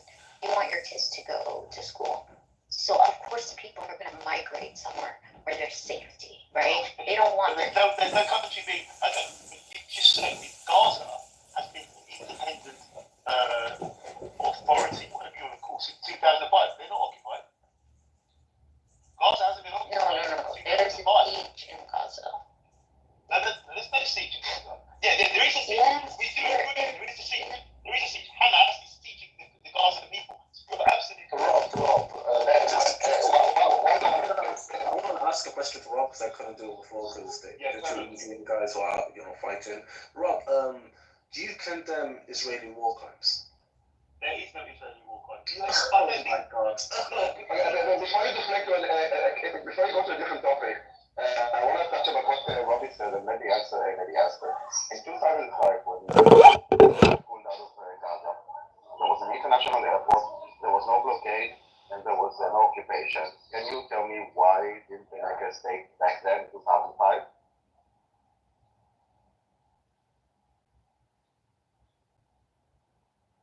That was for the girl that was speaking before. Yeah, her name is A. They built a city tunnel. Okay, what did you say again? What were you saying? I'm sorry, I will repeat. Yeah, sorry. In 2005, when Israel pulled out of Gaza, they had an international airport, there was no blockade, and there was no occupation. They said, go ahead, do your own state, and the first ever election. And then what happened? Do you know? What do you mean? They still control what's coming in and out. No. Again. In 2005, when Israel pulled out of Gaza, they took everything up. Every Jewish person, and even from the grave, even from the grave, there was not a single soldier, there was no blockade, and they had an international airport. Listen, just because you pull out of Gaza doesn't mean you're still controlling the area, what's coming in and coming out of Gaza. Again, there was no blockade, and they had an international airport, and no blockade, and not a single Jew or Israeli on the ground. That was the situation in 2005 when we left.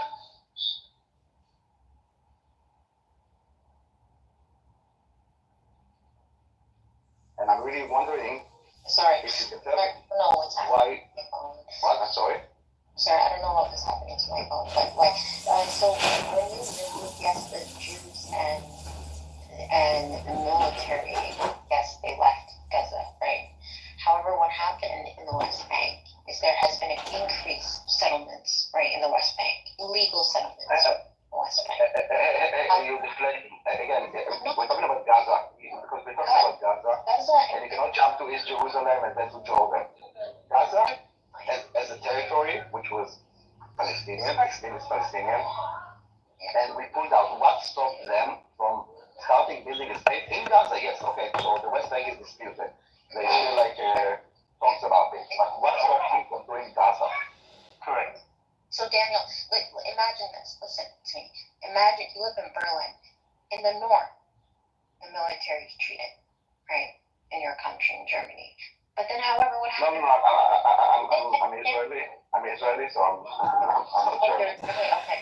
So, and then something happens in the south, and you're like, why? What's wrong? What did I do? I removed myself in the north. Why do you have a problem in the south?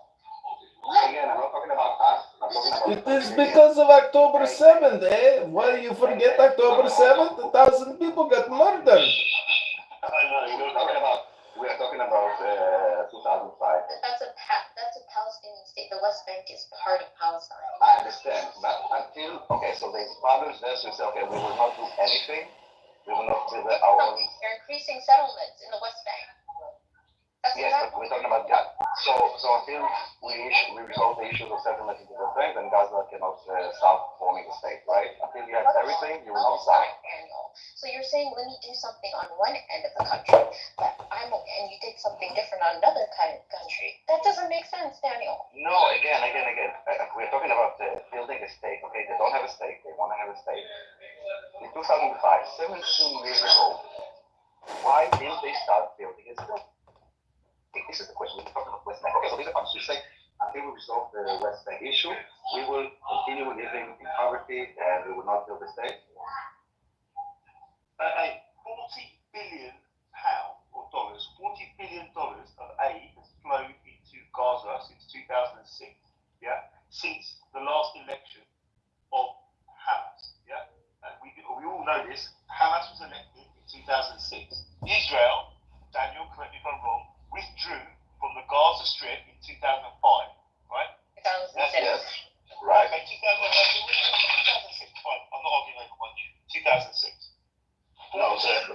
It was 2005. 2005. I don't know even the date. 2005. Fine. 2005 was when Israel pulled out of Gaza, and 2006 was the election. So, but since then, there has been $40 billion of aid flowed into Gaza from all over the world, from America, from France, from whoever, right? Why hasn't the Palestinian Authority or Hamas built schools, built shelters, built infrastructure to create the Singapore? There's many hospitals, there's many universities there, there's many. What do you mean? Of course, Palestinians have all those stuff. What are you talking about? Do you know who built those Shifa? Do you know, for example, that the food system... Did you know schools and universities and hospitals? Do you know that the food... You're telling me the £40 billion has been... Sorry, Daniel. Go on. Sorry, Daniel. Yeah, you need to think in the state, okay? The food system that was built by Israel is deteriorating because the amount of people is growing and they don't do anything. This is something that we try to resolve, the water crisis, because the government of the country are not doing anything. And you know what? When we supply, for example, electricity, and there is a problem, they shoot a rocket that hits the electricity grid, and then when we go to fix the electricity grid for them, they're shooting at our electricity people. So you don't really understand the cynical and evil situation that Hamas is causing both the Palestinians and Israelis. And he's taking advantage of the Western humanitarian values that hijack them as a state. Why are 200 miles under I like things. rather than infrastructure? I like work and I like stuff. 2 million people. So, also, please, everyone, please correct me. When Israel pulled out of Gaza, there were 500,000 people living in the Gaza Strip. Today, there are 2.1 million, 2.2 million. That doesn't sound like a genocide to me. That sounds like it hasn't grown. So when you use the word genocide, it's incorrect. Because I've just proved that the population has grown. Robbie, can I interject here and interrupt and just say that no one denounces the Palestinian people or even their statehood or legitimacy. Everyone is denouncing Hamas, October 7th, and the pogrom they ran. The pogrom they ran has to be punished. The people who conducted the pogrom have to be arrested and executed. If you murdered someone, you must be killed. Just like Benjamin Netanyahu and his Knesset. No, sorry, can't slip that one in past me. Hamas and the Fugazi Mafia criminal leadership will all be executed for October 7th, and they will be put into the dustbin of history. The political party is over. Okay, I agree, Source, but can we do the same with Benjamin Netanyahu and his Knesset? Can we do the same? I'm sure that once Hamas is politically destroyed forever, Benjamin Netanyahu and his Knesset and other political leadership will also retire. It will be the fulfillment of their work. It will be the ends of their careers. But Hamas must be politically completely eliminated from history. That's a fact. And how can Benjamin not do the same? I don't know if you know, do you know what happened in Munich in 1972? I don't know if you know the history of what happened in the Olympics. Yeah, the terrorists, Palestinian bastards, they hijacked and they're trolled, cocksuckers. One second, source. Do you know how long Israel took to eliminate every single person that killed the 40 people that died? 1 year. It took 8 years. It's that movie. Remember that movie that came out? What was that movie called? Hey, cocksuckers. Your war crimes are all over TikTok, all over social media. You can't even you're so biased in this. You can't even condemn Israeli war crimes. Biased? We stand on the side of statehood, and we will destroy the terrorists. You're just corrupted, bro. You're actually intellectually as well, man. Really? You're stricken by an ideology without seeing the truth. If you say so, King, it's just like your opinion, but I'm pretty sure the IDF is going to win that war. Just saying, from an outsider's perspective. So why do you sound like a muppet? Is this your real voice? Is this your real voice?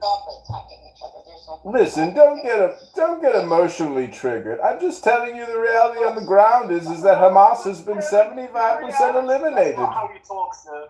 That's not how you talk. Don't irritate. Please stop commenting on the way I talk. I have a medical problem. Thank you very little, King.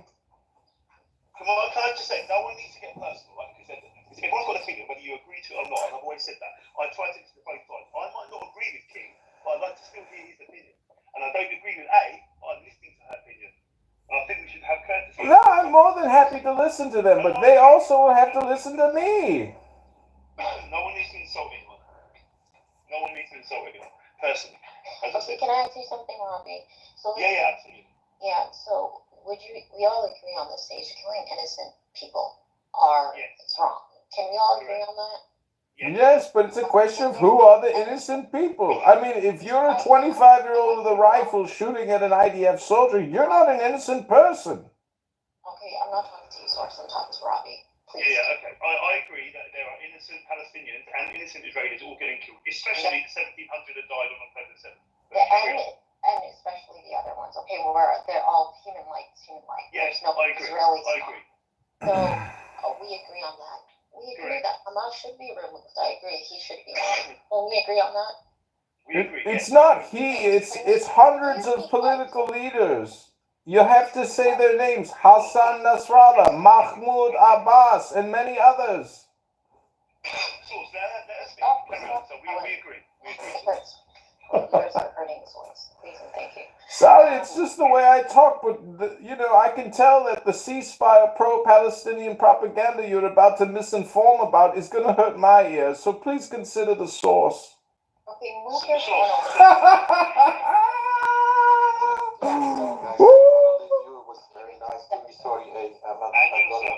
Thank you so much, guys. Thank you, Cameron. Take care. God bless you. I love that for you. Thank you. And also, long live Israel. Jewish state is going to stay there. We will be allies, and terrorism, there's no place for terrorism in Middle East. I agree. Okay, no, that's fair enough. Okay, carry on. Yeah, absolutely. We agree. What you So said. do you agree that President Netanyahu and his Knesset needs to go?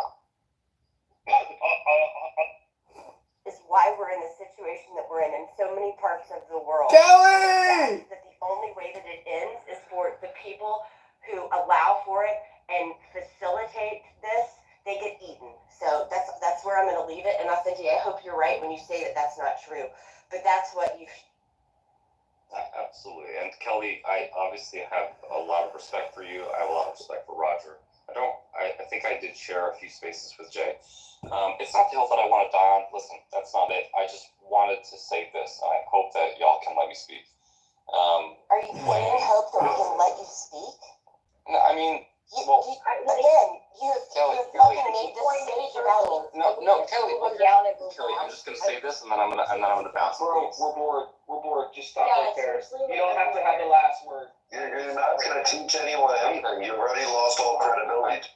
All credibility. All right, hold on, guys. Hold on. Listen. Everyone clearly disagrees with Authentic, including myself.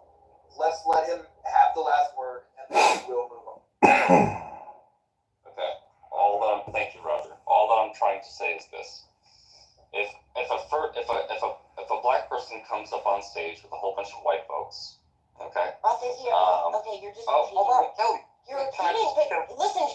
So if anyone replies to you, you're then going to need the last word again. You're not even Authentic. any No. thoughts. Here's the thing, Authentic. You had already said your last word. L commented, and I responded to L. But now you have another last word you need to say. No, that was because Roger wanted me to speak, Kelly. He really does. But it's okay. Like I'm not. But I'm pointing out why it is that I But you need to hear my full it's the argument. narc. No, we don't. Nobody needs to hear anything again. We've heard it. But you know what? Go ahead. Because since you're going to prioritize what Roger thinks to be true over what I absolutely know to be true, even though you're going to defer to Roger. That says what it says on you. That's fine. I will also do that. And Roger, this is on you. I think you go ahead and make the same motherfucking case you've made 4 times now using different words and prove the point that I made, that you now have to respond.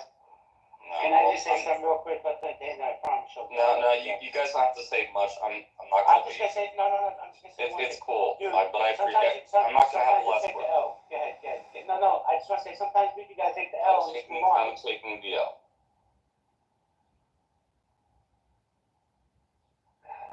You sure you don't want to say anything? I'm taking the L. I did not want to talk about this. I was asked about this as soon as I got up on stage. Yeah, but that too. Let me explain why you're catching so much heat, because I feel like you don't even understand why.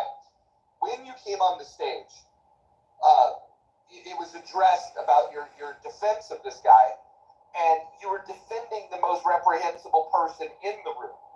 And what's really just weird about it is that you wanted to focus to vilify the people that are on stage, saying that his treatment was because we were somehow racist.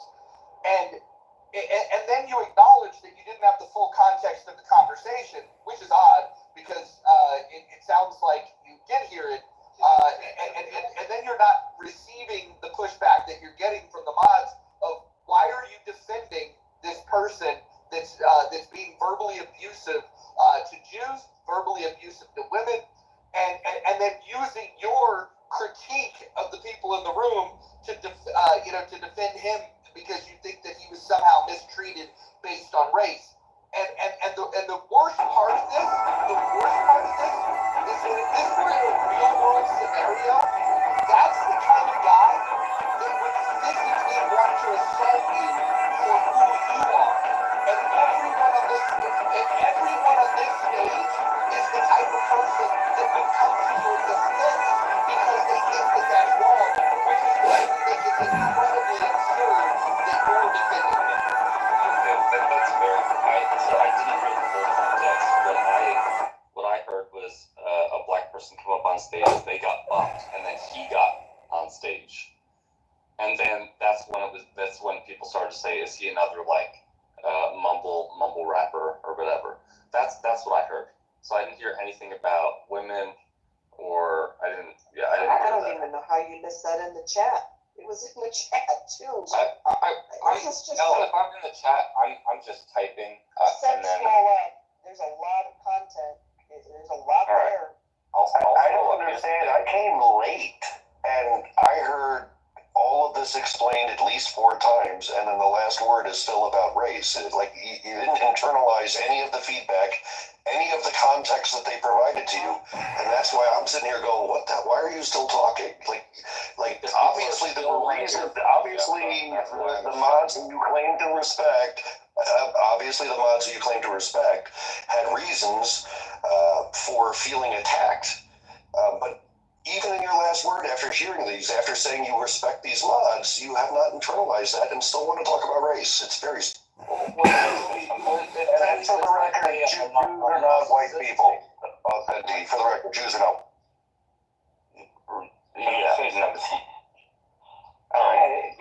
This is gonna be a shit on Authentic Day. I can feel it. Anyway, it was funny because I was so curious. Hey, hold on a second. I promise you're gonna say. This is not a shit on Authentic. This is Authentic saying what he said, and now you're getting blowback. You fucked around and you found out. Because when you came up on stage and you said racial coding, the stages that host incredible rooms, you basically call this racist, bro. So if you want to, hold on, if you want to be the white knight to save the black race, be my guest. But why is that even, why do you think that I'm even that trope? Like, here's the thing. Oh, man. Wait, hold that thing. Wait, let me finish. Because I've given you so much grace and space to talk on this. You said, when you came up on stage, you said racial coding. And then you said, I don't even know if I shared space with Jay. Maybe I hadn't. I said, yeah, we shared a couple spaces. But if you shared enough spaces with me, you would know I've held many, many rooms with many, many topics, including reparations. So when you come up on stage, know who your audience, know who you're talking to. Don't put your thumbs down. You just get called out on your bullshit, I actually meant to put my thumb up. I'm sorry about that. It's all good. I don't care. Yeah, no, Jay, listen, I'm not trying to make this about me. I like Roger, I like Kelly, I like the banter. It's not for everyone. I'm sure about that? But listen, check this out. When I go on the stage, if I went on the stage and I said, oh, Adams. But now you're feeding, like, you're trying to get something in my head that I'm... Yeah. No, we're not doing that. I'm getting something in your head. Hold on a second. If I go up on the stage and say, oh, hey, Roger, I love this room, but you guys are using racial coding. But I love you guys. Come on, bro, really? No, I mean, that's... Passive aggressive bullshit? No, Roger's been able to check me on a few things, and we've been able to have that conversation like men. I don't think that there's anything wrong with that. I keep finding it weird that you keep referring to Roger as if women have nothing to add here. And I think now I'm finding, sorry, and I don't mean to be disrespectful, but it is becoming blatantly obvious that the reason you didn't hear the threats towards women is because you don't give a shit. Well, that's L. Actually, I heard it a little bit. I heard it a little bit differently, and possibly it's because he likes me so much. But the thing that I think is interesting here, and authentically, I would ask you to think about this, because this is the thing that the ladies are trying to explain to you, is that you skipped over overt racism, overt sexism, to come to the defense of your perception of covert racism. And so it's obvious that in your pecking order of injustice in the world, you've decided that race is the issue that you need to come and put the cape on for, even when it means defending people that have been overtly sexist and overtly anti-Semitic. And in doing that, you're calling out people that that are on the right side of this, that were critiquing him because of his anti-Semitism, because of his sexism.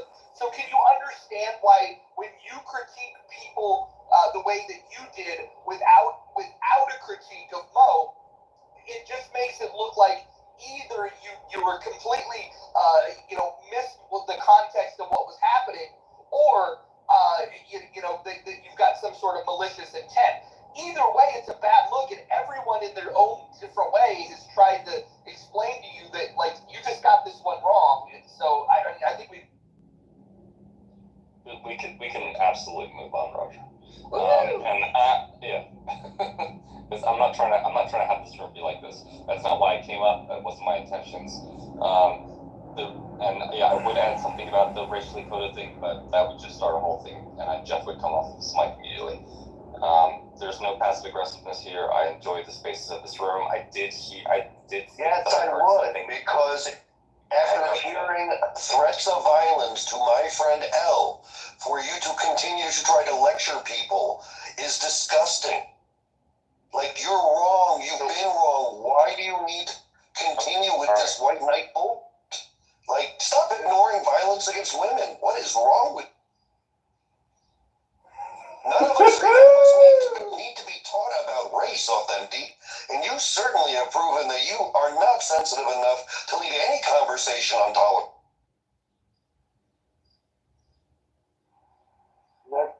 Agent, you want to say something? Now that we're in nerd face, Agent? Oh, just quickly, yeah. It was funny that I was like struggling to remember, like, I was like, what was the racially, I mean, besides Mo going off about the white people, I was like, what was the racist thing? And you did remind me, I mean, you're kind of right, Authentic. I mean, it's like, you are comparing like anyway, like the passive aggressive, or whatever, the passing comment about the mumble thing. You're right, but then the fact that we had to go through all that to like get to that, it just underlined it so much. If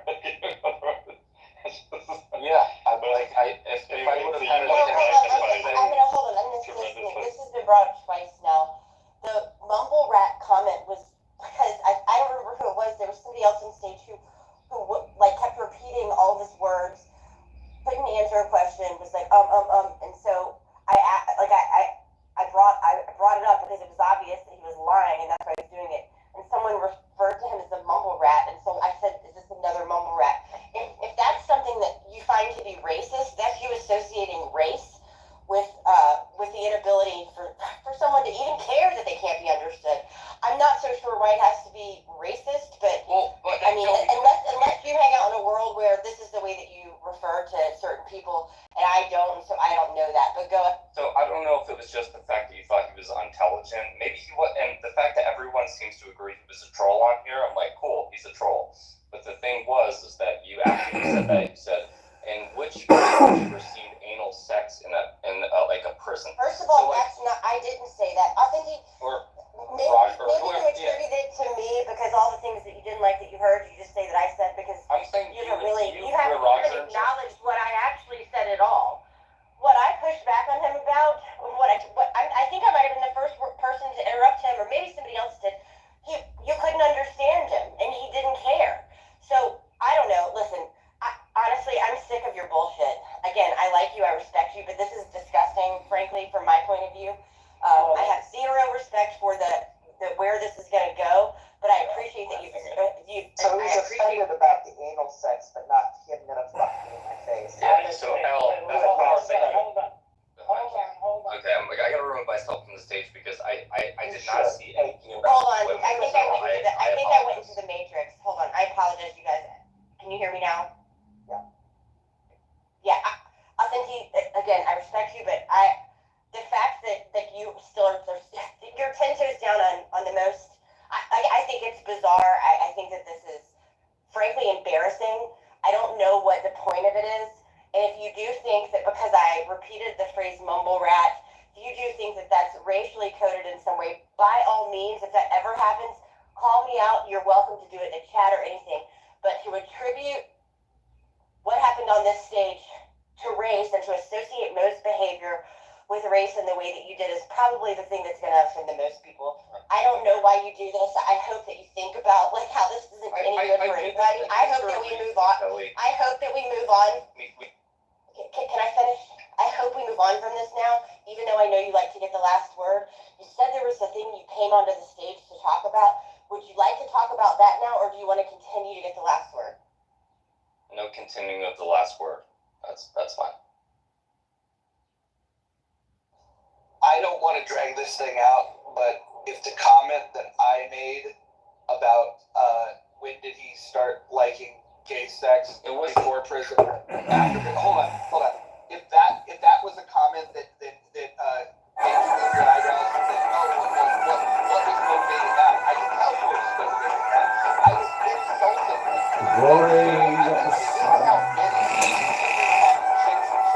I'm going to find something offensive to say, and I guess my question for you is, if you did it virtually, and God that somebody would have something like that, I just have another question. Do you have meaning that I am racist?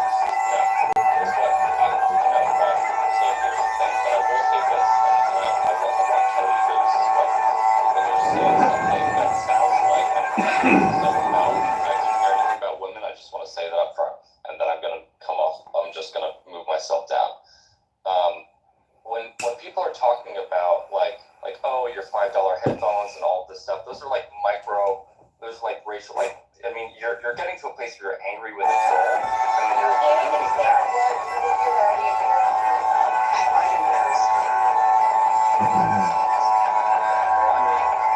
I mean, that's cool for you. Let me explain something to you. For you to assume that when somebody makes fun of people, qualities that they actually have sex, and you associate that with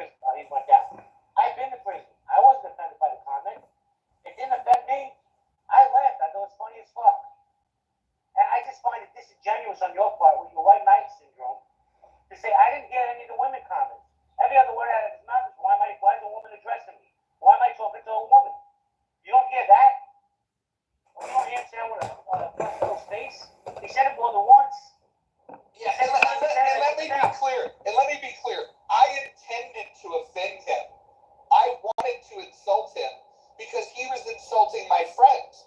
He was talking very disrespectfully to women on the stage. He was in the chat being very anti-Semitic, and so I was going to hit him with whatever I have, and I think the mere fact that you can acknowledge that you don't believe I'm a racist, but then you will say that you thought that the comment was somehow racially motivated. It was actually motivated in my desire to speak up for my friends and to hit him with whatever I had. And I'll be quite honest. I'll be very honest about this. If somebody's disrespecting my friends, I will hit them with whatever it is. If they happen to be gay, the gay jokes are coming. If they're black, the black jokes are coming. And it's not because I don't like gay people or I don't like black people. It's because, oh, we're doing the shit-talking thing? Well, then I'm going to hit you with something that might offend you.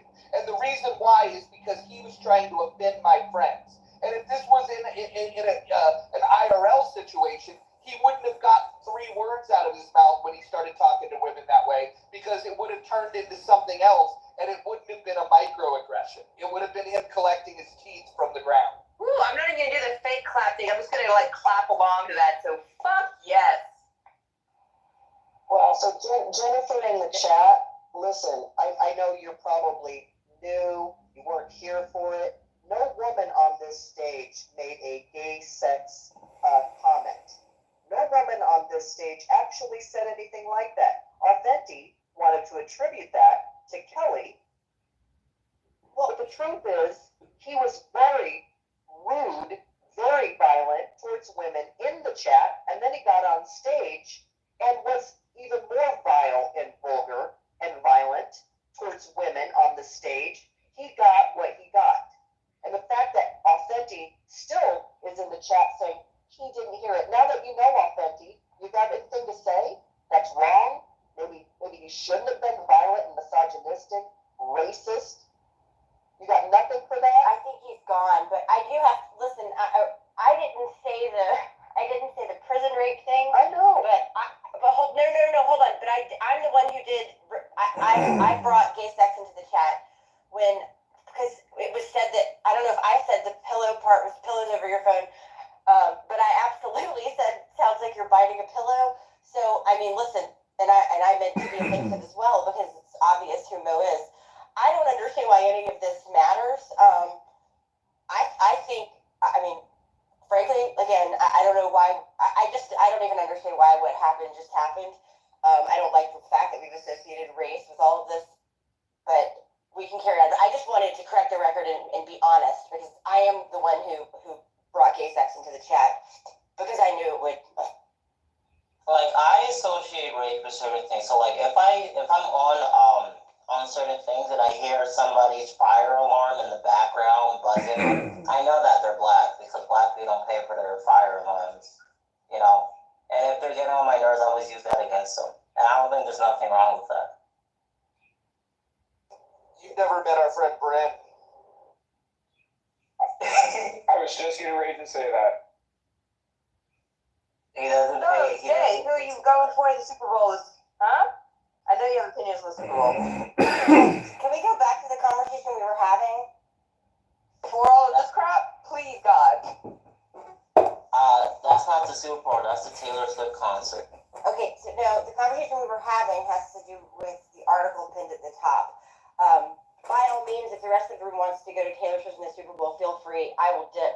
I'd rather peel my fucking eyelids off and like take my eyes out with a spoon than have a conversation with a people in a clubhouse about the Super Bowl. I like football, and this will.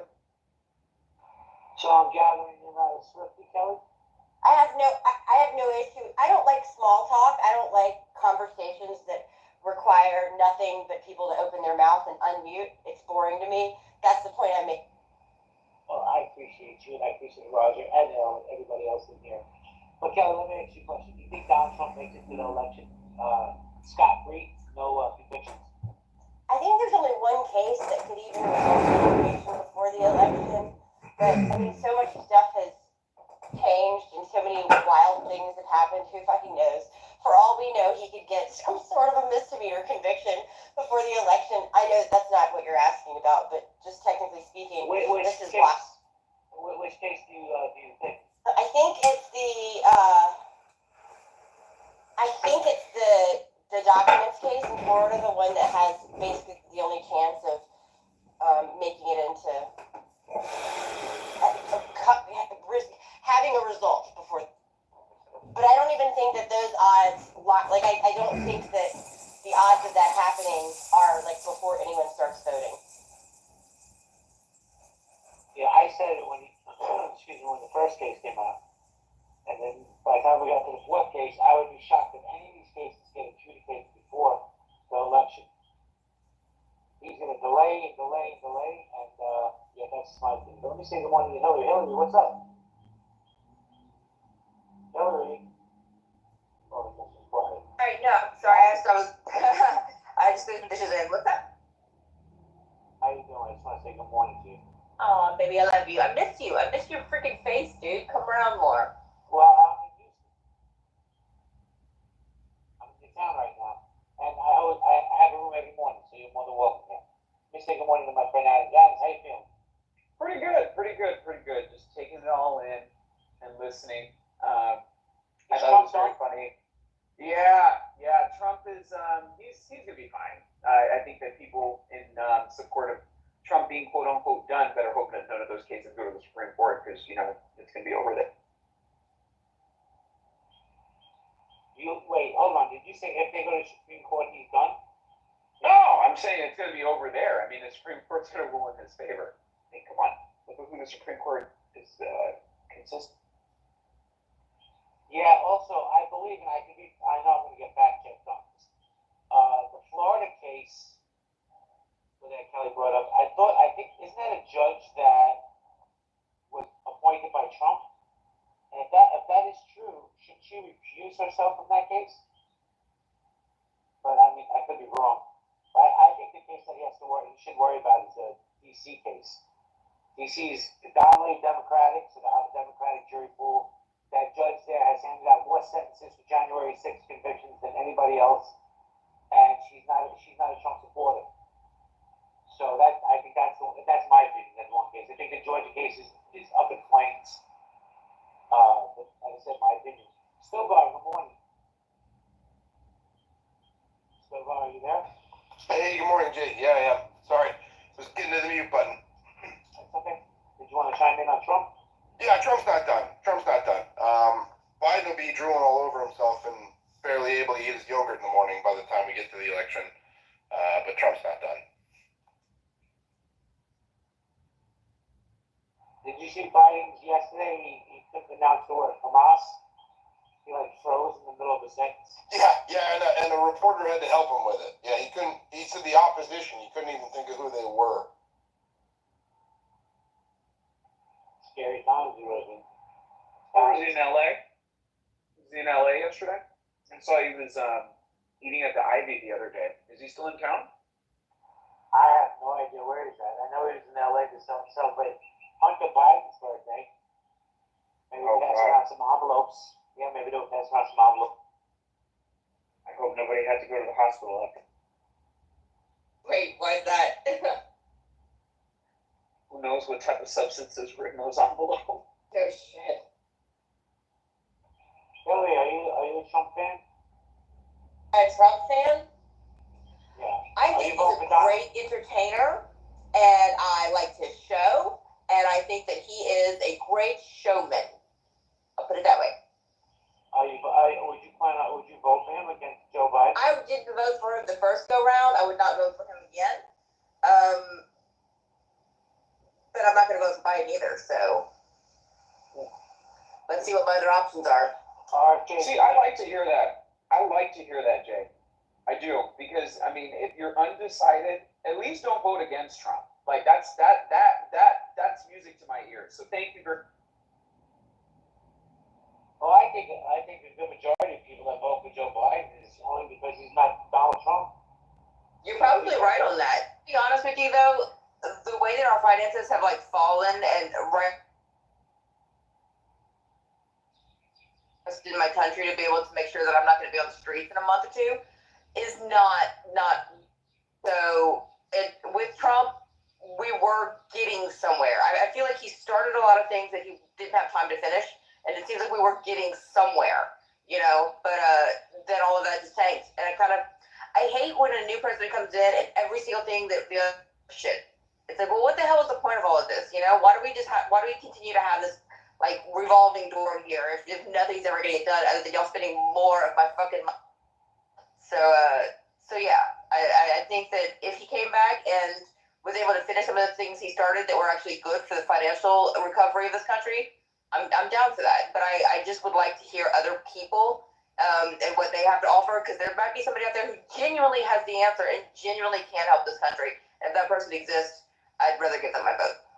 Well, let me ask you a question, Hillary. How do you feel about Donald Trump found liable in New York for sexual assault of Eugene Carroll? As a woman, how does that make you feel, Hillary? Like I said, I did say he was a great man. How do I feel about it? I feel like he shouldn't get a slap on the wrist because he's got money or because he had any kind of government relations. I feel like he should have the exact same charge that you would have, or that Roger would have, or that I would have, or that anybody in this room would have if we committed the same things on anyone else. I think that he should not receive more, but he sure shouldn't receive less just because he's in the public eye. Thank you for that. Well, I think $8 million penalty is not a slap on the wrist, but I agree with everything you just said. Good morning, Francie. Good morning, room. It's nice to see you guys. I'm good. Eugene Carroll. Just do a little deep dive on her. She's pretty sketchy, and I think I would point out that he was not convicted of, he was convicted of defamation. So it wasn't it wasn't convicted of rape or anything like that. I've seen interviews with her. You sound liable. Thank you. Yes, Thank you. Yes. I just wanted to be clear. Sorry, I didn't mean to interrupt. No, that's fine. It's legal eagle. I know you look at things. I look at things from a psychological point of view, and just watching her and listening to her tell the story, it makes no sense to me. It doesn't pass the smell test, and I really have doubts now.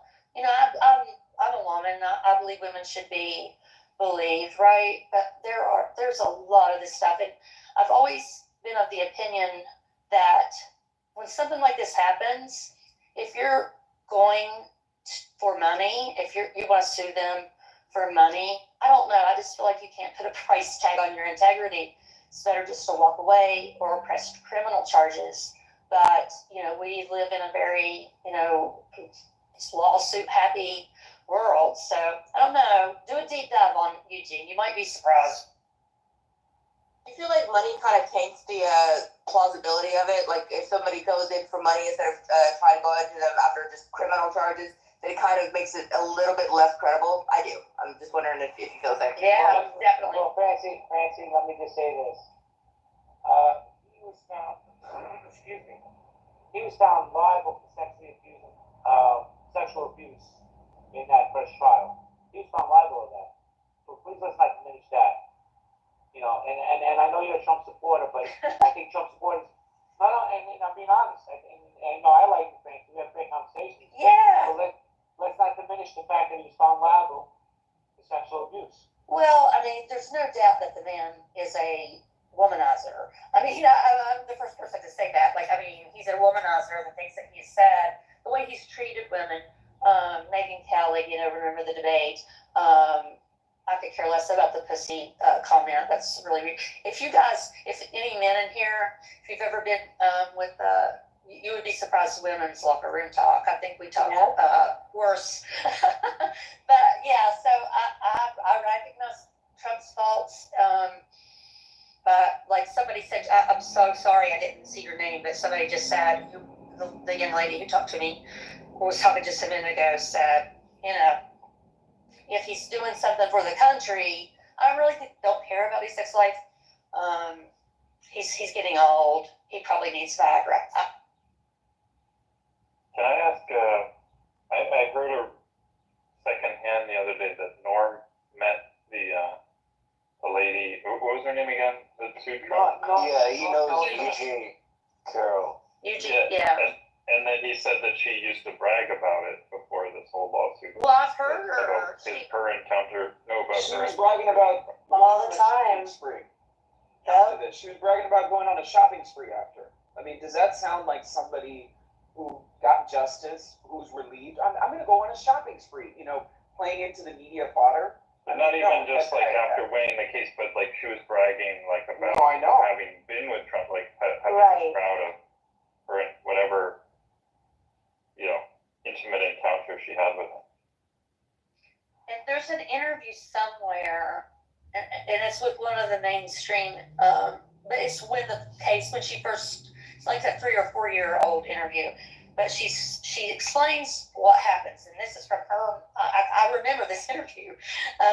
She said, this is her story, she said, I think it was around Christmas, but I can't swear to that, but she was in the store, at perfume counter, which when you walk into a department store like that, you know, you're going to go to it's right there. So it was right inside, and they didn't know each other. She knew him, of course, and they started talking. And I mean, she was young, she was attractive, and he said, I'm here to pick out something for my wife, some lingerie. Would you help me? I have no idea what I'm doing. And she said, okay. And so she said they went to the second floor. Now, this is her words, not his. They went to the second floor, and there was nobody there. And if you're a shopper like I am, you know, during the week on the second floor, there's usually not anyone there. So I do believe that. So they were looking at lingerie, and apparently they found something that was like pink sheer, which kind of grosses me out. But, and he said, try it on. I want to see, you're the same body type, and I want to see how it would look on her. Try it on. Now, we know what Donald's doing at this point, right? So she goes and she tries it on. Then he comes back to the dressing room. He goes in the dressing room, and they have some type of sexual encounter. Now, as a woman, that never would have happened. I never would have put myself in that situation. And it's not her fault if he did with something. a married man. With a married man, Francie. Yes, thank you, sir. At your work, if you're being paid to work, not to whore. Thank you. Yeah, absolutely. You guys are right on. So, yeah, so, I mean, I just think, like, we have to take these jobs, and we also have to think about the country. I think it was him. I don't know if it was Hillary or not, but anyway. Hey, listen, I'm not looking to smoke because I feel the temperature of the room. But the fact, and listen, I don't know if E.G. Carroll is lying or she lied, and and the fact that she wants to go shopping after she just got awarded $83 million on top of the $5 million that she got in the first case. But wow, I cannot believe that. But what if it's true? You guys are victim shaming this woman. Well, that's true. And yeah. I mean, I think if someone actually gets this No, agent, hold on, agent. I just want to hear Brianna real quick. Good morning, Brianna. Good morning. Yeah, I mean, okay, so none of us were there, right? And definitely, I think there can be a fantasy and a flirtation, and you can want to explore that, and things get taken too far, right? I'm not about, I'm a sex assault survivor myself, right? I'm not about shaming. However, I do agree with Francie, where there was just some stories and some things that just didn't add up, and the timeline, and how she was a big fan of him, and she had even admitted that she wanted to know him in a certain way. And again, things can happen, you can put yourself in a predicament, but yeah, even like I don't know if it was Elle or Francie or Hillary that was, I heard a woman's voice pretty much saying, yeah, you were here to work, not to model lingerie, right, if that is true. So no shaming, but we got to look at the details, I think, not run away with emotion, because there's some things that just don't add up. But I hope that she has a great shopping spree, and maybe she'll send a gift card. So I was a dancer back in college, and I'll openly admit that I have no shame in that whatsoever. Tulane was expensive, and everyone knows about the champagne room and whatnot. So you go in, I'm going to dance for you. That is it. 3 feet above the ground, 18 inches away from you, I'm dancing. You don't get to go further than that. And if you do, immediately I get security, and your ass is out. And I'm pretty pissed off at you, and you're not getting your money back. So there is an implied intent when it comes to these kind of situations, and I feel like if she went into a dressing room with try on lingerie at work, at a nice place, mind you, this isn't like she was over at, Kmart or some shit. I mean, at a nice establishment, and she went to a private dressing room with him right there, that's implied intent. Like, I mean, you're not in a strip club. You're giving somebody permission to see you, to objectify you, and you can say no. I don't want you to have sex with me. Maybe she wanted to go down on us or whatever. Maybe she wanted to just dance for a little bit and try to get a little something extra. Exactly what Francie said. You don't put yourself in that situation, you won't be in that situation. And yes, you have a right to say no. At the department store, scream. Get somebody the second it's done. Get attention over there. Do something about it. And it's okay. If you didn't, fine. But you're not going to go and be like, oh, it's happening, and then blah, blah, blah. I don't want to get money for it. Unless you're one of those, at the end of a relationship, oh, I'm pregnant, you can't break up with me. Or have sex with somebody and the next day regrets it because they're, or for whatever reason goes back and says, oh, no, I didn't want that. But never said anything during the act itself. There are those girls. They exist. There's a lot of them. Well, Hillary, hold on a second.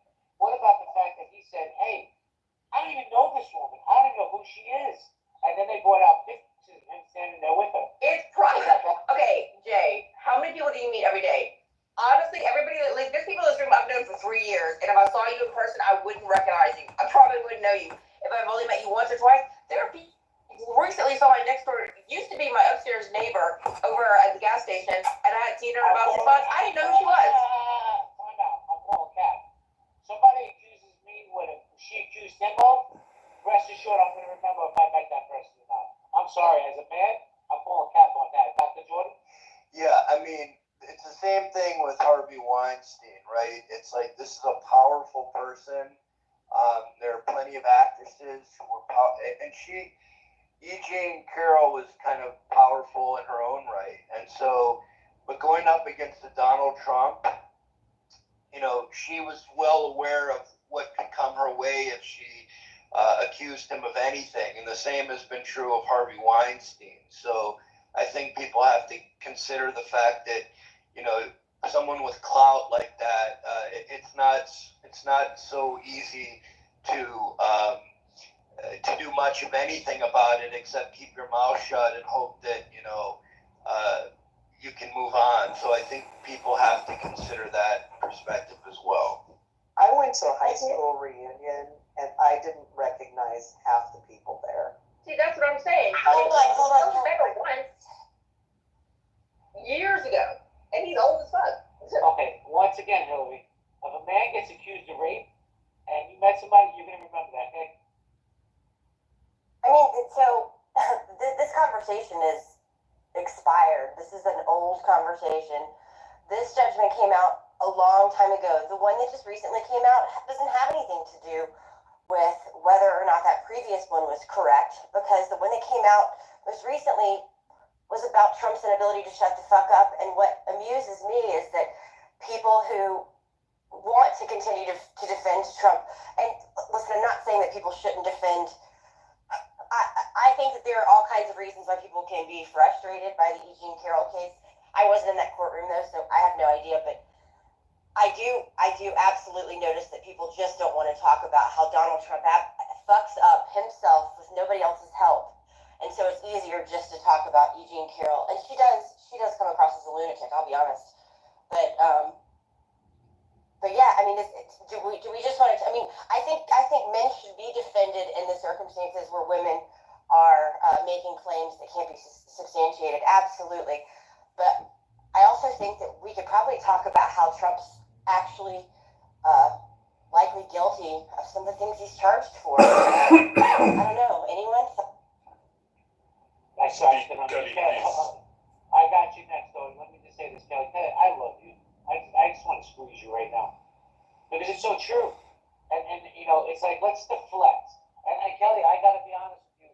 It's amazing to me that we've gotten this far in this conversation and Hunter's laptop hasn't been brought up yet. It's amazing to me. And it's like I said, I like Francie. I love Hillary. Jay, I'm the biggest Trump supporter on the stage. Do I ever do you? No, Alex. You're my friend in real life. the deflection is real. Like Democrats, I find Democrats arrogant and smug, and they're going to pay for it at some point. And I find Republicans have perfected the art of deflection, man. They really have. Oh, Donald didn't do this. Donald didn't do that. Kelly's right on point. But what if he did do what he's accused of? You guys drink this fucking Kool-Aid and don't take the rose-colored glasses off. It's bizarre to me. It's bizarre. I don't want to welcome back. Okay. Well, I just wanted to add, it's not even so much like, what if he did rape her or did, what if that ruling of him being found liable is appropriate? But why don't we talk about defamation if we're going to talk about the most recent ruling? I completely agree with you, but it's not even just a matter of if he did it. It's like, can we at least talk about what it is he was accused of doing? But I imagine it's probably less exciting to talk about defamation, and likely they would have to admit that he was wrong. Listen, Kelly, I'll give you an example. And I don't think she's even really Irish. No. Michaela's not. Oh, there's Norma. I text her offline if I'm in. Michaela came to the stage, and all I said was Donald Trump done, and I said something very innocuous. And she came to, and she's MAGA to the bone. It's in her bone marrow, bro. You know what I mean?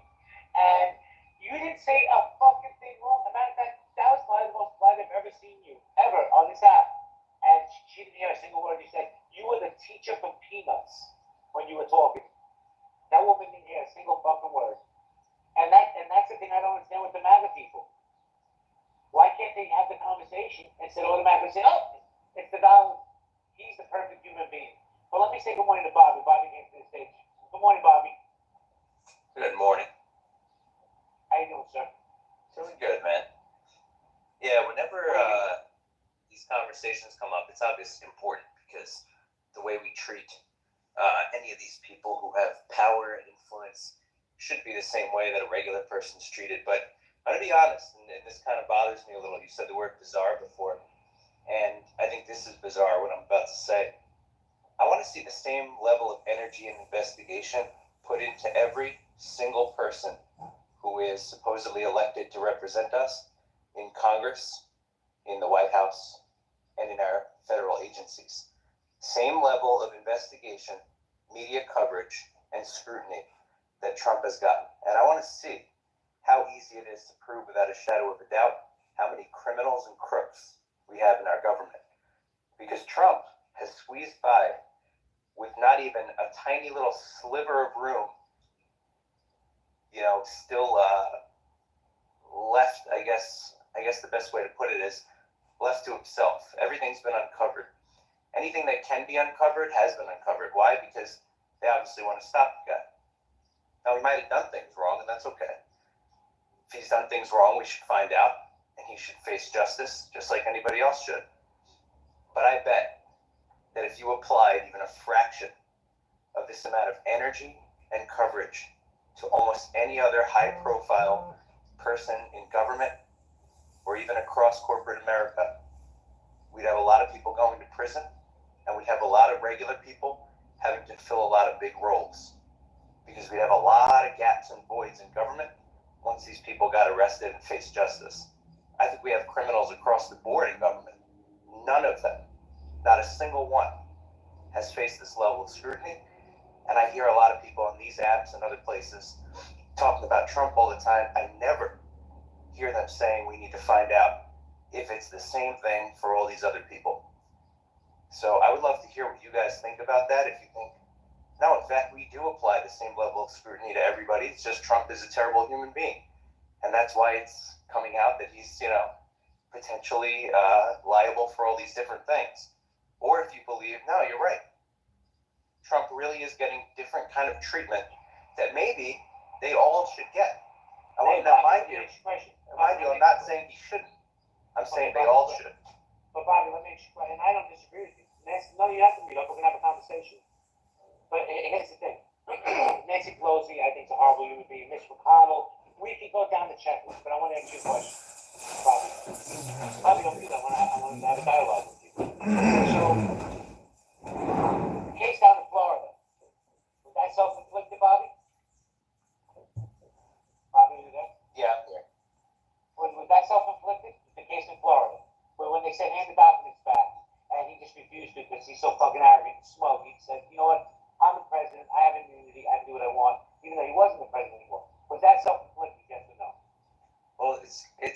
me as an independent voter who's voted for both parties for the past 2 decades to say, I find it odd that we say that, but nobody said a thing about Biden when he had stuff in his garage. Okay, we're not talking about Biden. We're not talking about Joe Biden. I've called Joe Biden on it many times.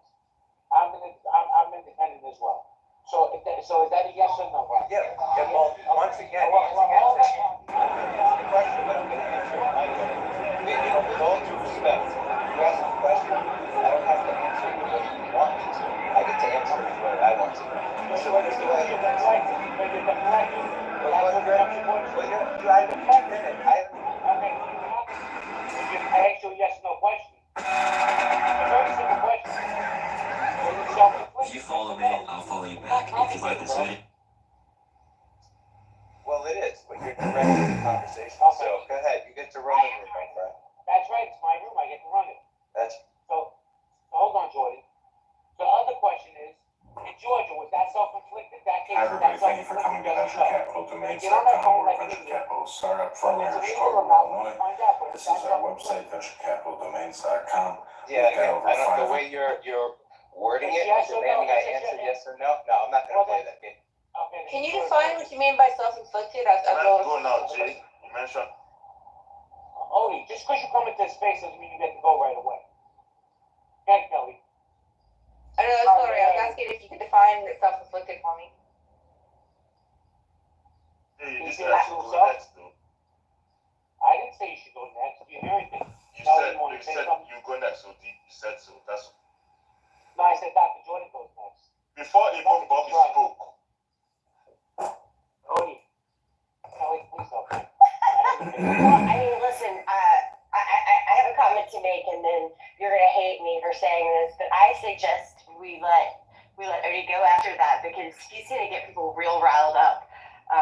But that's up to you. I'm gonna leave that up to you. No, that's fine. I don't like these bullshit people. Yeah. Well, let me make this one comment then, and we can go to Odie. And Jay, I'm not trying to reward any behavior that's bad or didn't happen. I wasn't paying attention to that, but I do know that Odie's gonna shit down people's throats, and it'll be funny. But I think that Bobby has a point about applying justice in ways that are meant to be punitive for the wrong reasons and in excess of what they do with other people. But the problem with even that point and the rationale of then wanting to be forgiving toward Trump is that if in fact your claim rests on there being all kinds of other actions that people are taking, crimes they're committing, things they're doing wrong, yet no one's paying attention to them. You kind of neuter yourself from being able to do anything about it moving forward if you let Trump off the hook.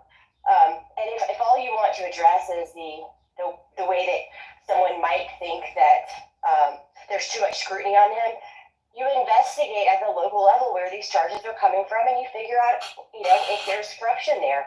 You don't do it by letting someone like Trump off the hook, because then you're doing the exact thing that you're claiming that everybody else is doing.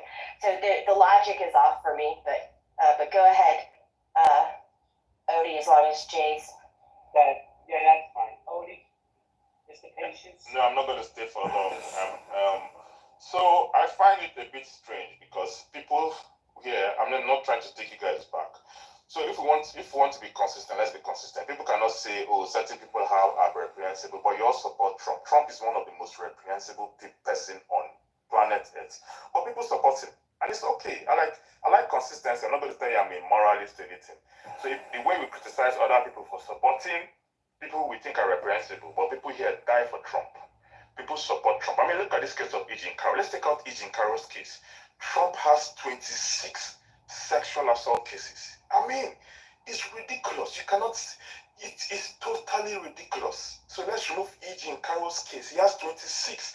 Are all of them lying on Trump? I mean, this idea that, they are bad. Of course, rich people get away with murder. Nobody's disputing that. But how come there's a consistent pattern with Donald Trump?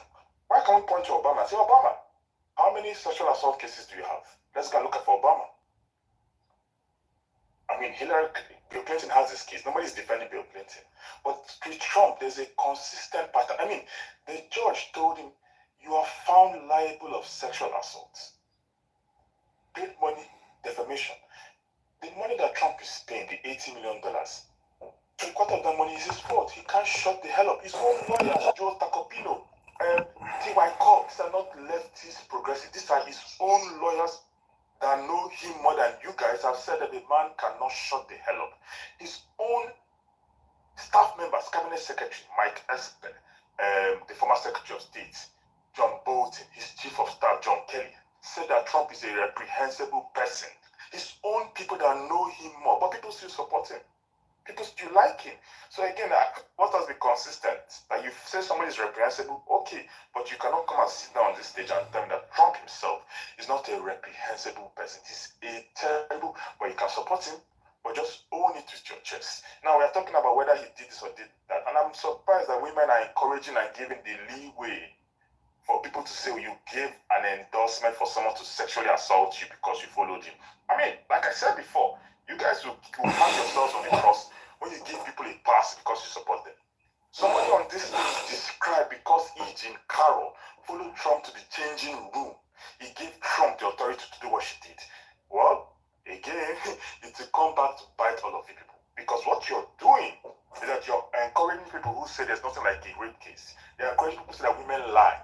It will come back and bite you. Again, you're a woman, you will suffer for it. Men will not, will just stay away. Say, okay, you've given us the go ahead, let's do as we do. If you can encourage a man who says he has the right to touch women by their private parts because he's the star, then let's live with it. So that's all I have to say, Jay. Thank you very much. I yield.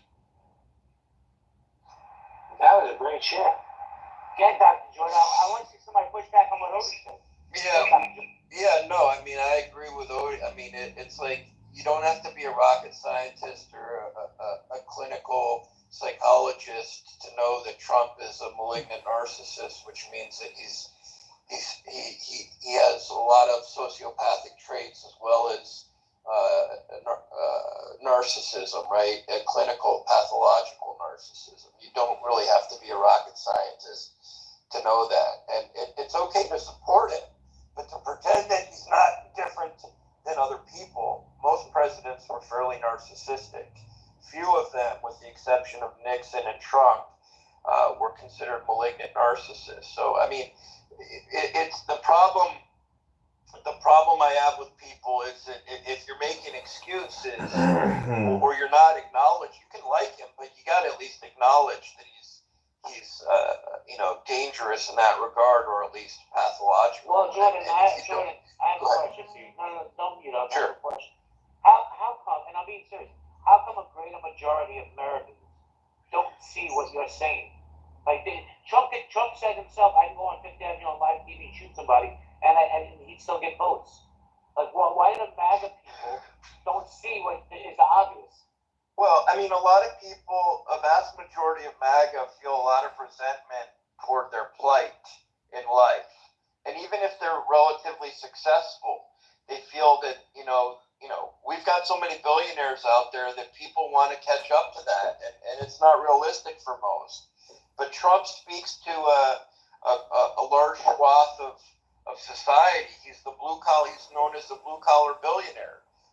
He really appeals to people, and they're willing to overlook a lot of things. It's not any different than the abusive husband that spouses are willing to overlook because they're great providers and they're charming, and people say, hey, I put up with it. His wife even admits to knowing that what she kind of got into.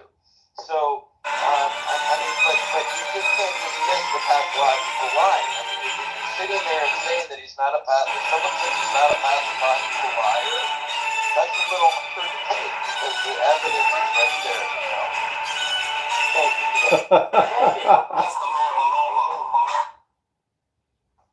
I'm doing good. Did you want to chime in on this conversation? Yeah, it's crazy. Like, the fact that people are saying, and like yeah, everyone's a narcissist. I love that Kelly mentioned that in the comments. I saw that. Yeah, he's up here feeling it all. He's feeling it all. Oh my gosh. No, the fact that a lot of presidents are looked at as narcissists. Also, yeah, Bill Clinton with rape allegations and not obviously a whole ass trial, which is crazy. But the fact that what you said is completely true. It's just that so many women have come out against this person. Some people think that it's a couple. The normal people are like, okay, we understand that this is, it's not like these women are getting paid to speak, when originally that was one of the talking points, which was fucking insane. And I think that for people to kind of deflate that and be like, well, everyone's kind of a narcissist, or kind of like every president's been crazy, negates the fact that what Trump did was absolutely horrendous, or let's just say what he allegedly did was absolutely horrendous. And the fact that you would have a man who you think is a narcissist maybe run the country and vote that way. I'm going to let you finish, but he was found liable for sexual assault. Oh, no. Yeah. Well, liable for sexual, but here's the thing, people are going to make this claim about, okay, well, it's a civil trial, it wasn't a criminal trial. My point is I'm talking to the people that want to speak that way, that think that way. I know he's a rapist. When people want to go, oh, but Joe Biden smells young girls' hair, it's like, yeah, I've seen the GIF, I've seen the videos, they're fucking weird, but I don't know anyone who's coming out and just, calling Joe Biden a rapist. If that's happened somewhere, maybe.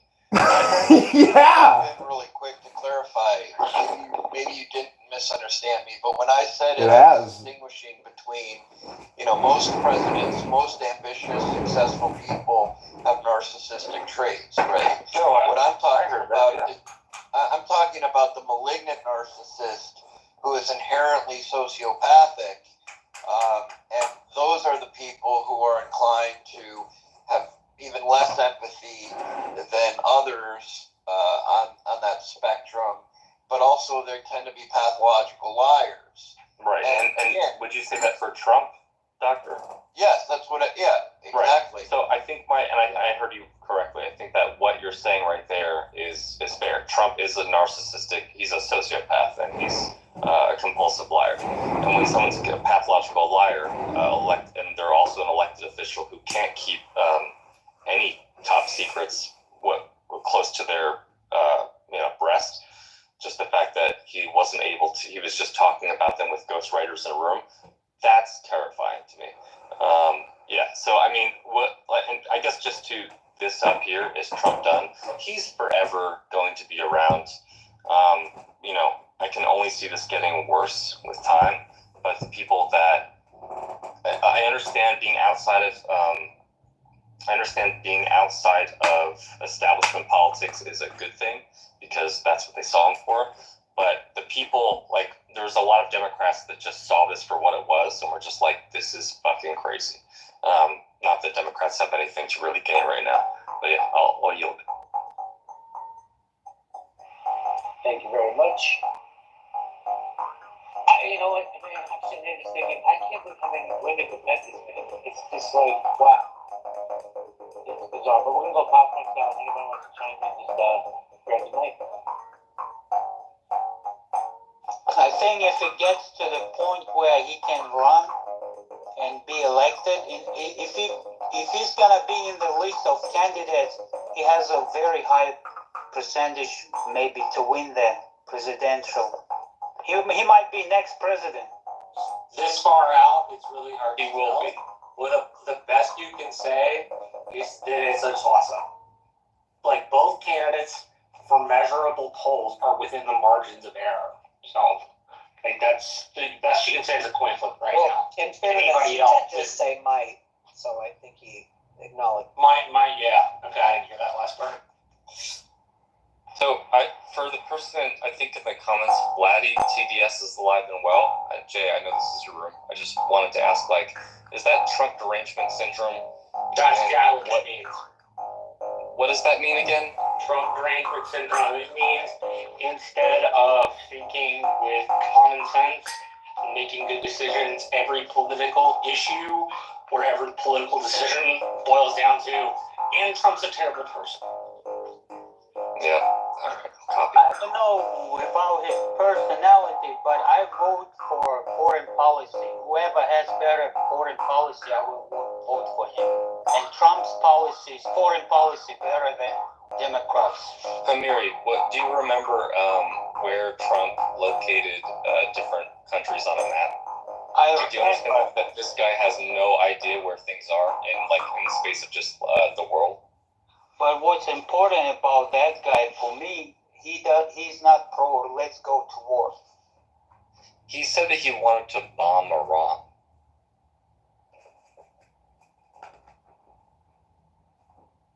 And yet we may end up doing it. Yeah, literally, still that. But so yeah, I don't know. That's a fact. Maybe he knew something. Well, no. So I mean, there's a very big. So, and this is something that I mean, this is not really a topic right now, but yeah, that's. I mean, the fact that he was holding, saying, "Look at this." Millie said that, they're just letting people know that I wanted to bomb Iran. That, can you believe this? Can you believe this? That was when all of those courts, those things leaked. Now you have Tucker Carlson in Russia, who's an American, who is now siding with our, I don't know, enemy of how many years? And almost being a loyalist and an asset to these people. The way that these people think, because they are sociopaths and presidential, as Kelly would say, as narcissists, it's crazy, because this is where we get people. Like, these people are so starved for attention, like Tucker Carlson starved to be, oh my God, I'm finally at the Kremlin. And guess what? He will be played as an asset, the same way that I feel like, wittingly or unwittingly, Trump was used as an asset. I mean, just the way that he's able to break up, he wanted to break up NATO. It was just like, when those things started happening. Yeah, but I think in all fairness, that's part of what the Mueller report looked at. And didn't Bob Mueller say that the Russians had everything they wanted, but that he was not himself an asset? Right? The Russian asset thing is sort of worn out. I gotta be honest. We're kind of clear about that. Yeah, that's fair. But I don't think when people talk about you. Sorry. One night, guys. This isn't the only journalist to have interviewed Putin. And in all fairness, he's been begging for an interview with Zelensky. Please dodge him. Zelensky or? Yeah. Zelensky, yes. He's been begging for an interview and trying to get an interview.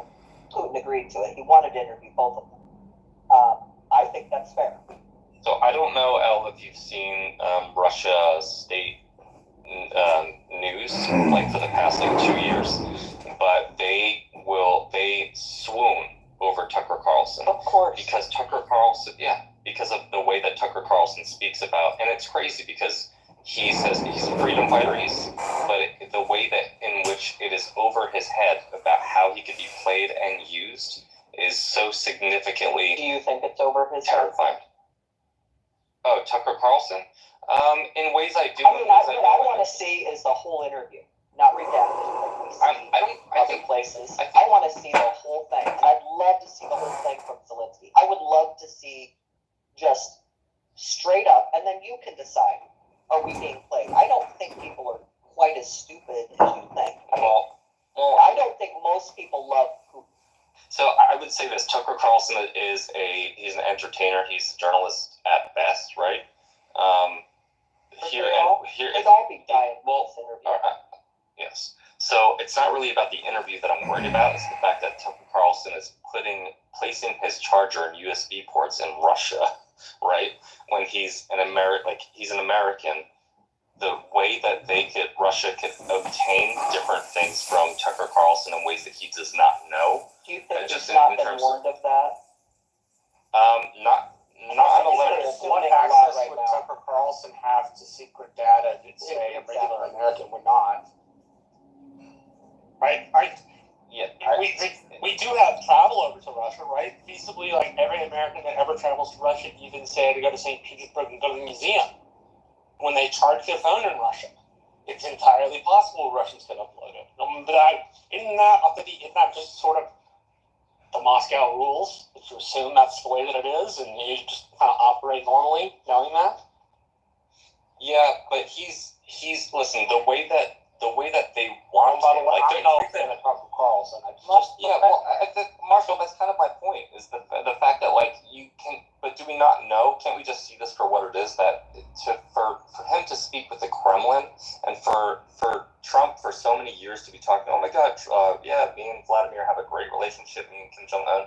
When someone, and that was going to Doctor's point, or that I wanted to make with Doctor, it was like, that kind of level of like just muddying, like getting really, really close to our foreign adversaries and not our allies was something that a lot of Democrats in 2016 and later saw as very, very confusing. I don't think you say that when NBC interviewed him? I don't. And it wasn't that long ago, actually. It was 2021. What I can't wrap my head around is why do we want less communication on these issues? Why do we want larger walls and more obfuscation and less clarity about the motivations of the people involved in these interactions? Why is more communication a bad thing? So more communication is at war with Eurasia and always will be at war with Eurasia. Are we fucking playing, dude? Right, like we can't talk. You can't talk or hear anything about what's really going on because you got to listen to what the fucking media says and who the media says the enemy is. So, that's why. Wait, no. You don't have to do anything. Nobody has pieces of this. Yeah,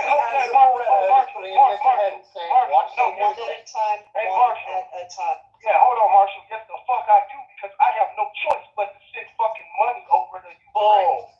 Bull. I have no choice. Nobody put a banana to your head and said, watch Fox News. Get the fuck out of here, man. That's not what he said. Get the fuck out of here, dude. No, he said, Marshall, he said money. Watch anything. Marshall, he said money. He said money. The American people don't have a choice on. Yes, they do. You guys, go explore. Marshall, I'm about to remove you from the stage. I'm sorry. No, heard Elle. I know you all. No, and the next person to interrupt me is going to go down because Elle's being real nice, not having done this already. I don't know what's wrong with you guys. Sorry I couldn't jump in. Elle was speaking to my father. Fuck. My bad. Chill out, you guys. Have a conversation. I have 2% battery left, so I gotta go. But like, it's hard to hear. But Marshall, he said he doesn't have a choice where his tax dollars go. Is what he's. And also, we don't have a. And then if you want to take what you thought I was saying, that's kind of true too. Like, what other choice do you have? Like, pretty much where people get their information and get informed is by the same media conglomerates who are now closing in on even the internet. Like, we used to be able to go to the internet to get an alternative point of view or different lens on what's going on, and now it's still consolidating. So, I mean, like, dude, like, I don't understand why people can't see that, like, this fucking Ukraine thing is a fucking laundromat for the government, bro. Like, you think they use Tide or do they use Arm & Hammer? Because they washing money clearly, bro. Why the fuck is the bill about the border have anything to do with money going overseas? Why can't we just talk about funding the border? Why do we have to include so that we can say the Republicans are not cooperating because they don't want to, like, because that's the way Congress organizes bills. Like, that's not because the way it is. Because it's the way it is. Because it's just the way it is. Deal with it, right? But Black, you made a really good point before. You were saying, like, the thing is that if Tucker Carlson's going over to Russia, and we're going to have a conversation about, all right, so why is that okay? Or why is that normalized? It's getting normalized now in a time where I think, obviously, people have their own platforms. But it's also fucking crazy because in the way that Iran, like, just in the way that now we're finding out that, we're literally bombing the Houthis, and now Israel, Palestine just, comes up with this proposal for 135-day ceasefire. There's no, like, people who know geopolitics understand this. And I think the brevity of Tucker Carlson going over, not like as an unwitting, I'm not even going to say asset because he's just a person, but going over there to interview the Kremlin said such an unprecedented thing. It's wild. Like, it is wild. And Marvin, I don't know if you would want to even speak on that, but for me, I'm just like, I don't even know how that's something that we're not worried about. What's the negative consequence of Tucker Carlson sitting down having a conversation with Putin? I don't understand. Like, is it that the Russian state media can manipulate his engagement with Putin in some way to turn optics in their favor, or something? Like, I don't. Yes, it's about It's about giving him a platform. It's about acknowledging that he has voice. It's about giving him access to a mainstream viewer who will now listen. It's those principles. He's got intercontinental ballistic missiles with nuclear warheads on them. We're worried about Tucker Carlson giving him a platform? Yes, I don't get it. yes, because you're confusing. Yeah, because you're confusing tactical warfare with a geopolitical messaging warfare, right? And tactical warfare doesn't win wars. It just kills a lot of people.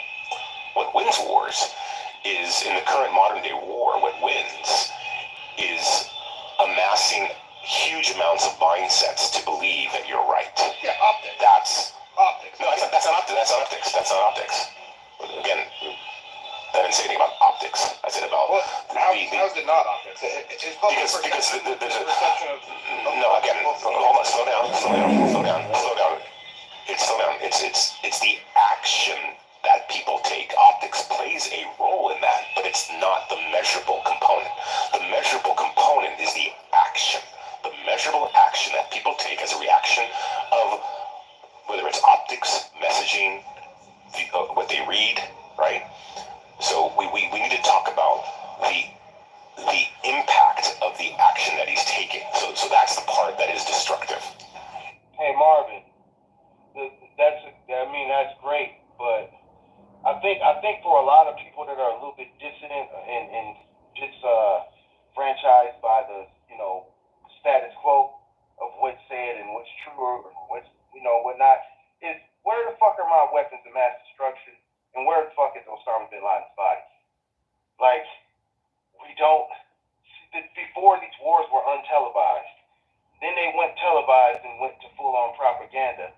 But you really don't. I mean, you got people with GoPro cameras out here like staging events in Ukraine like it's really like this shit's really going down in the way they say it is. It's all a fucking show. You know what I'm saying? So hold on. You're saying a lot of words. So I want to understand what point. What is the point that you're trying to make? I'm saying people don't believe Fox News, NBC, CBS. People don't believe. People don't buy from the big three no more. People don't believe this shit anymore. People are dissident. So like, I don't understand what the real harm is. I think people are smart enough to know they're not. Yeah, I see what you're saying. I see. What I'm asking, let me ask you a question, and then I'll shut up. So, do you think that there's anything Putin can say other than just informing his side of the story that will be a danger to American hearing? Do you think that people are going to be indoctrinized by Putin? I think what you're asking. Let me rephrase it a little differently. Is like, I think you're asking is what will be the measurable impact of Putin being given a platform by Tucker Carlson, right? Let's say it that way, because that's the question you're asking. Like, what harm is it going to cause? And I would say to you that what this will do is it will introduce more confusion. It'll introduce more sympathy. It will introduce a desire to confuse the voter, specifically at this time prior to the election, right? And so one would argue, and this is I'm being dramatic here, right? I know this is not an argument, but me, Marvin Aviles, wants to make it an argument to say that by Tucker Carlson going there, he is now an enemy of the state, right? Because he's doing something that has not been categorized as a weapon. But we all know that it's going to have an impact, because I don't believe what you said, which is society is not getting smarter. Believe me, there is a huge chunk of America that believes the television and believes these things. I want to start by saying I'm totally movable on this position, and I am working from a presupposition. But what it sounds like, what I think I'm hearing you explain, is that the American populace is too dumb to think for themselves.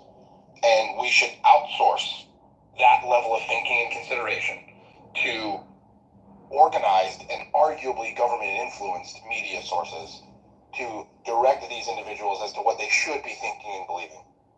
Am I getting that wrong? Stilgar, if I could just say one thing, I think the point that you just made was actually kind of insane. It was like in a good way. It was riveting, because if the way that you just said that is exactly how I would think about it, in terms of the people are if you're able to make that conclusion and run with that, think about what Russia would do. Think about what Russia would do, knowing full well that that's kind of where America is. If that is indeed where America is, the fact that Tucker Carlson is over there can be leveraged in so many ways. It's not just about where the news goes, it's about who controls the narrative. It's about the fact that Russia can now say that, well, we have people that can say this. It can get so convoluted geopolitically and with the narrative that it is, it's mind blowing. I mean, I think considering that as a reality is far scarier than whatever platform we might be giving to Putin. I don't. Even if it is true, and I will concede that it may very well be, anecdotally, if I think about the people I know in my social circles, I'm not really going to contest that some of these individuals need a little bit more guidance. But the fact that we would advocate for less communication, less dialogue, less publicly available information, and that we would suggest that government-sponsored media be in charge of the narrative solely, I think at that point that makes us no better than Putin. But I would argue with you that you're convoluting a few things in that statement, right? Maybe, and as I said, I'm totally movable. Yeah, the role of diplomacy is specifically to do what you just said, to speak to foreign countries, right, friend or foe, to use these people that have been put in power to act in a diplomatic manner in order to communicate and have a talk and understand the messaging around that conversation. To go straight to an individual who already has a checkered past, who really fundamentally is looking for, followers and wants his ego to be in the middle of the conversation, right, is a different story. And that's how I view Tucker Carlson. Yeah, I mean, I think that's a fair assessment. I mean, to position him as a charlatan of sorts, who is merely in this for his own interest, is, I get it. That's a totally reasonable analysis. I just come from the position of more information is better. I think partly the reason why the American populace is so incapable of formulating rational thought in the sectors that they are comes largely from the coddling that they've received. It's a solution in search of a problem, not a problem in search of a solution. I think maybe that's just a pie in the sky opinion. Maybe I'm thinking too highly of the situation, but I think we've outsourced logic and reason so severely in this country. I think that's the problem. And I think finding a solution to that problem involves walking that back, not accommodating it. I don't want to build a wheelchair ramp for civically handicapped individuals. But one could make the argument that we are almost doing that right now, just in the way that Tucker Carlson is willing to set up an interview with Putin, which is more than fine. I don't feel like that limits access. I feel like we should be able to have that interview. But I also think that Russia, and I'll just ask you, Stilgar, if someone were to go over to another country who's an adversary for decades, they would try to sell you on an idea of something, right? And my biggest fear is that they will try to sell Tucker Carlson something, whether it's, and we all know that there's pay to play rather. Sorry. And I don't see it going well. I think that, having this interview, cool, great. I want to see it. I'm personally excited. But I don't think that it helps out America, because then not the optics, which you said, but the intent of. I don't think Russia has the best intention with this, bringing him into the fold, and yeah, that's just what I feel. And I mean, I feel what's a little more dangerous is when you watch some of our media outlets, and if you've seen any of the mashup compilations of statements that or certain points of views or information that the media wants to get out. If you take some time, you'll notice that it's the same exact line. Going across the board, people have done several mashups of certain topics over the last few years where they are word by word saying the same exact speech, telling the same story all across the board. And it's like, dude, there is no way that's a coincidence, and I think that's a little more dangerous than just getting a little more information from a so-called enemy. Like that's what I'm saying. We only know that Putin's our enemy because we've been told that. And I brought up the WMDs earlier because I think if maybe Saddam Hussein would have gotten somewhat of a platform, just somebody willing to interview. For fuck's sake, we interview pedophiles like R. Kelly and Prince Andrew or whatever. We interview these people, and what's the difference? Like, let's interview these guys. Again, I think you're conflating. You're bringing in. No, I'm not. I'm saying maybe. Yes, you are. Yes, you are. No, it's again. Maybe there wouldn't have been no. Maybe he would have been able to say, I don't fucking have WM. Whether he did or he didn't, that has nothing to do with what the modern age today is all about. It's a repeat. Look, this is why it has to, because we're about to go into World War III. Everybody's drumming up war, and since 2015, we've been hearing the Democrats all of a sudden bringing up Russia as if they were a current enemy.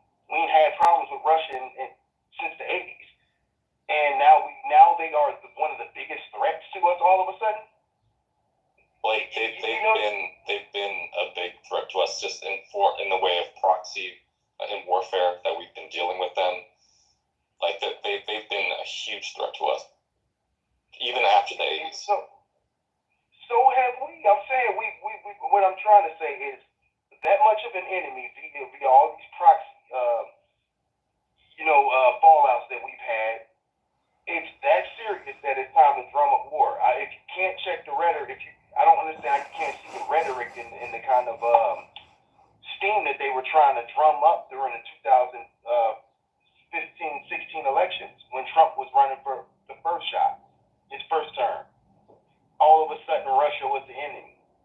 And they were trying to drum up this That's because of Crimea. That's because they took Crimea. Have you been paying attention to anything that's been happening in the... You talking about recently, man? I'm talking about in 2015 during Go Google. When did Russia annex? Yeah, Blake, I think what a lot of people are trying to say on this stage, including Marvin and Kyle, is your points are fair, but it's also if there's a nuance to both of those things. It's yes, the revolution will not be televised, and now that it is, it's yes, there's three conglomerates that are controlling the narrative, literally verbatim sometimes, most of the time, which is crazy that we still see it, word for word on different news medias. But it's go to Canada and watch the way that they are able to talk about America. Even just that, we're going to Montreal for the first time and listening to how they talk about American politics was crazy. Everyone is always going to have their own narrative. But I think it's important for us. Kyle is Canadian. Yeah. Hey, Kyle. Yeah, I know Kyle. Kyle's a good dude. The thing is, again, please don't say that. Yeah, don't say it out loud. That willingly, out of respect, Jay, please. But I think it's fair. I think, Blake, your points are fair, but it's also from a geopolitical standpoint, it's not just having a conversation outside of America is fine. I think Andrew Tate even that's a whole different thing. I think that Tucker Carlson wanting to expand his thing, that I don't really like the guy at all. I think that there's a lot of things for him to lose. Him going over to Russia and handing himself over like that as just an American citizen is a little bit beneath him. But then again, it's like, hey, you got an interview, or if you're going to get an interview, good job, great. The crazy part is that there could be a far-reaching effect to just one person that wants his ego fed, like Marvin's saying. Enemy of the state, in my opinion. Absolutely. And that's the part that I don't understand, how we're jumping to that kind of conclusion that he's the enemy of the state. It's all about his ego, when the guy has been one of the best reporters when he was working at Fox. He's the only one. He was so good he got fired. That's how good he was. He was so good that he got fired. Yeah, he got canned. Yeah. And Blake, who is the talking piece for Trump's presidency on, like, if you really think about the ways that Trump ran his campaign in 2016, and who is fighting for him harder on Fox? It was Tucker. The way that his views are, Tucker. Everything. The reason why Democrats were so skeptical about the 2016 election and Russian interference is because Russia was interfering with our election, and not just in and not in a way that I think a lot of Democrats like to point it out, but it was the fact that there was the trolls, the bots, the whole Cambridge Analytica thing. All of that stuff is not just psyops, but it's actual. It's trying to create a different narrative for someone to win.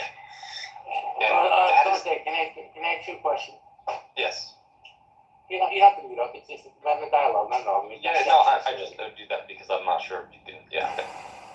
So the question is, according to your profile, and it's Clubhouse, so that's why I have this question. You're a screenwriter.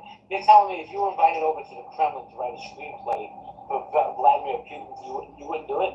You wouldn't take that opportunity? That's a great question. I'll say this, Jay. For North Korea, it wasn't under Kim Jong-un, it was under his father. There was two people that were kidnapped to go over to make movies about North Korea because they wanted to show a different style of North Korea, and the only way that they could show that was because Kim Jong's predecessor wanted to create a different narrative of North Korea and thought that it would impact the Western world. So it goes to my point about how any country with any common sense can use a person's narrative and take that and build it tenfold. If you think that this is just about Tucker Carlson, it is not. The fact that Tucker Carlson thinks that he's in control of this is wild. So let me ask you this question. So we have to ask whether or not Tucker went to the State Department and disclosed.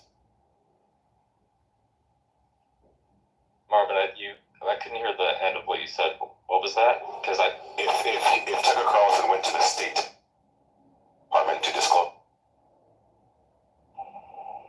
You said something about Tucker Carlson going to the State Department disclosing the interview because Putin's an enemy. Yeah. And that's fair. All those things that would really be an interesting thing to see. It's like, would he have to get clearance? Because you're talking with someone who is literally, the way in which. But did he? What I'm asking is, did he do it? That's what I want to know. I want to know if he went and disclosed to the State Department his intent, and they are fully aware and are supporting his efforts while he is in Russia. I would be curious about that too. I don't know.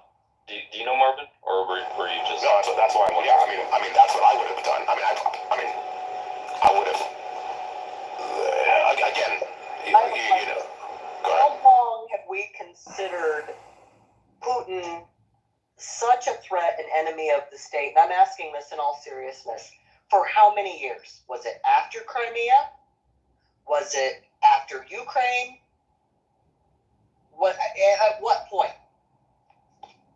So I mean, I don't know, you could probably talk on that more. When they became a president of Russia. Oh, I'm But asking guys, for a very specific reason. At what point did one be considered an enemy of the state for interviewing Putin? At what point, specifically? And there's a reason I'm asking. I honestly don't know. Maybe someone else above my pay grade. Marvin? Are you referring that he's a criminal under the International Criminal Court? No, I am asking specifically at what Yeah, point. I don't think that he is. I'm not. I don't think he is an enemy of the state to the United States. Okay. I don't think that that's been declared. I'm asking for a reason. At what point do we consider an American journalist going to Moscow a potential asset, and when did that happen? I'm asking for a very specific reason. And when you say potential asset, help me understand what you mean by that I heard statement. that word used on the stage. What did you think it meant? Well, I don't know. I'm asking because I heard it used by others. So an asset usually, Marvin, I have bad comms. I'm on the water right now, taking the ferry across. So. I heard that, yeah, your signal. Okay, so here's why I'm asking. So when they invaded Crimea, okay, they took over Crimea. Was it then that now anybody going there, or was it Ukraine specifically? At what point? And I really need an answer to this because this is important. At what point, or has he always been, and anybody going there to interview him is questionable? Well, Russia has always been our adversary. I understand. From the USSR. Why I'm asking this? Yeah. Does anybody understand why I'm asking this, where I'm going? I understand. It's because, I mean, and I think it's a good question because you're asking the question because this is not the first time someone has interviewed. Correct. In Moscow. Yeah. And who is the first person to interview Putin? How about if we talk about the last one? That was in, I believe, 2022 in Moscow, NBC. That was after. Right, and I think that's why Marvin's bringing up a really good point. Did he go to the state to make sure that he was cleared and that they were able to actually be like, all right, no cell phone usage here, don't bring, the dude is plugging. None of us will have the answer to that. Well, we do have video. If you actually watch Russian state propaganda, there's videos of they literally talk about Tucker Carlson and have videos of him charging his phone into places. And it's not like that. I don't think he has anything on his phone. I doubt he has state secrets on his cell phone. But it's not really about that, Elle. It's about that. American citizens go there all the time. Right. Yeah, and if they don't know how the technology works and they're plugging their devices into places. I don't think Tucker knows this. I think here's the thing. The reason I was asking this, and I appreciate it, and I think a good response to that is, well, we understand that NBC did go to the State Department and make sure that their circumstances didn't make it easier for some kind of a thing to happen. And it's already been said, like, nobody knows. Nobody can say whether or not Tucker did this. Maybe someone will ask Tucker one day and we'll find out. But the truth of the matter is, though, that citizens do go to Russia. And if, in fact, they shouldn't be going to Russia without having some sort of a State Department intervention or without getting this information, then that's just the reality of it. I appreciate, in all honesty, I appreciate the State Department side of it, the questions, the security risk, the propaganda risk, the way that I think is likely true that Carlson will just be made a puppet, whether or not Carlson thinks that's the case. I totally appreciate all that, but quibbling with the other facts of the matter, quibbling with the reality that Tucker is not a government official, he is just a citizen, whether he's a journalist or not, it doesn't really get to the core of the question. I mean, why is it, let's say Tucker Carlson did go to the State Department, he did take all of appropriate measures, whatever you see him plugging his phone into, for all we know, he took a private jet and that was what I have no idea, it doesn't really matter. But let's through all those steps, why shouldn't Tucker Carlson interview Putin when NBC did?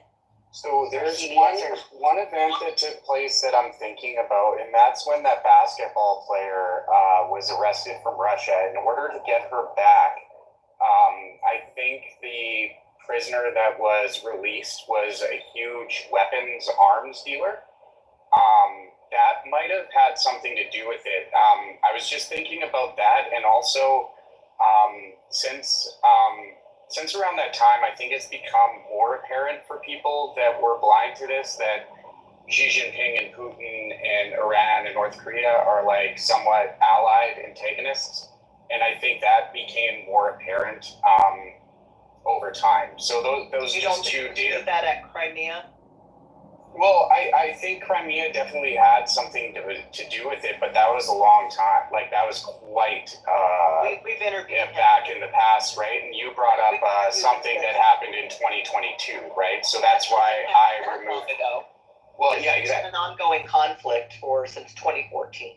Yes, but you mentioned somebody from NBC was allowed to interview somebody in 2022, so I removed Crimea from being a variable worth paying attention.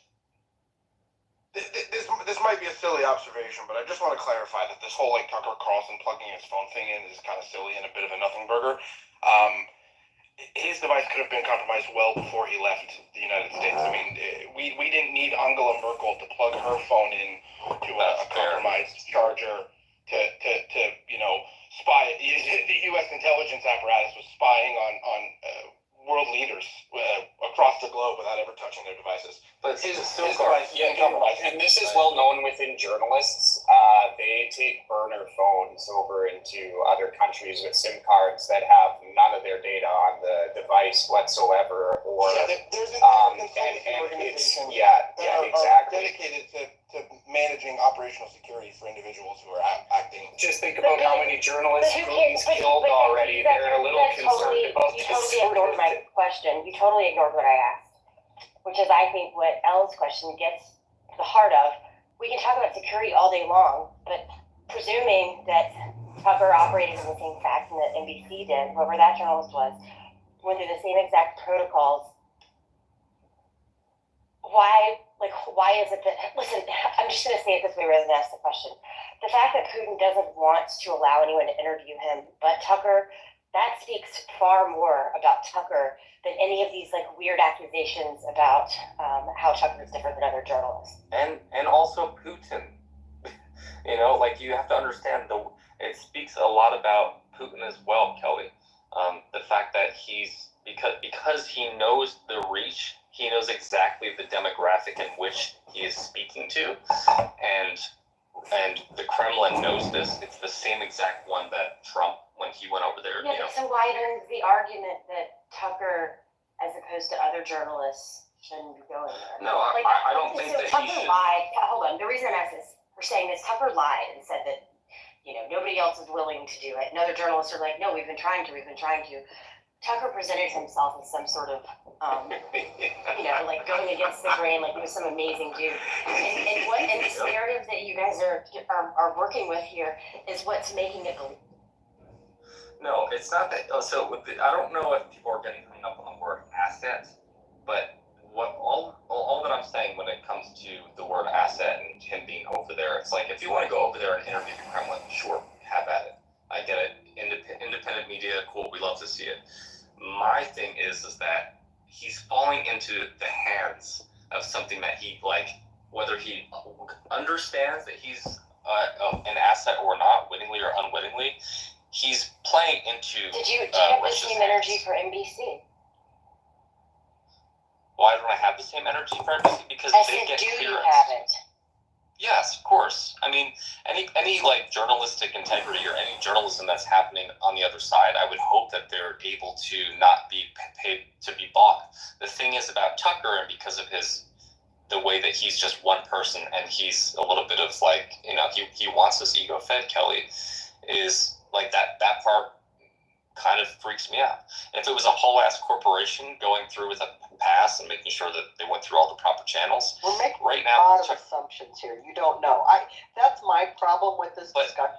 We're There's making a lot of assumptions. what was one of the let's say assumptions that I made, though? Hold on. Let's say all things are equal, and he did get a pass, right? He does understand. He's been briefed by the State Department. Let's assume this, okay? I don't know if people who don't follow him know this. He has a very large following. This is not some guy working out of his basement. So I think that, like, That's kind of my point. NBC, there's probably more people that follow Tucker Carlson than NBC. That's kind of my point. And the problem's what? If he got debriefed by the State Department, the problem is what? The problem is that he's. I wish Marvin was here to help me out. The problem is that centralized and organized it's power not about through media. power through facility can give Tucker an advantage in being able to protect himself. And I just hold on. So the way I get it now. After listening a little bit, what Authenti is saying is that whether you agree or not, Russia is going to treat Tucker as an asset. Now, it might be a passive asset, but that's the reason why they gave him the ability to do this. Was because he is going to be looked at through the lens of someone who is untrained and uneducated in these specific characteristics around and we're intelligence or a human asset. We also have and they're going to play an interview from NBC. We have the full interview.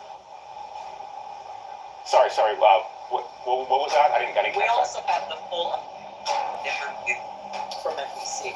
So he was allowed to speak freely then. I'm assuming that he will be now.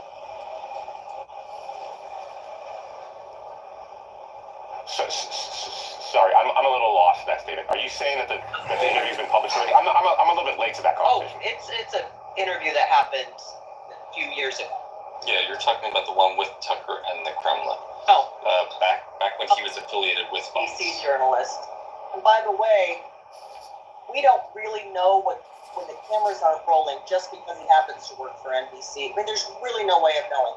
But when the cameras are on and it's rolling and there's a live interview, and we have the full unredacted interview, by the way, from the NBC reporter, he was allowed to say whatever he wanted, even at that time, whatever he wanted. Now, he may personally like Tucker. Maybe he thinks he's going to get a friendlier interview. My hope is that Tucker acts, if he is a real journalist, he'll ask very hard-hitting questions. But here's the thing. He's never really...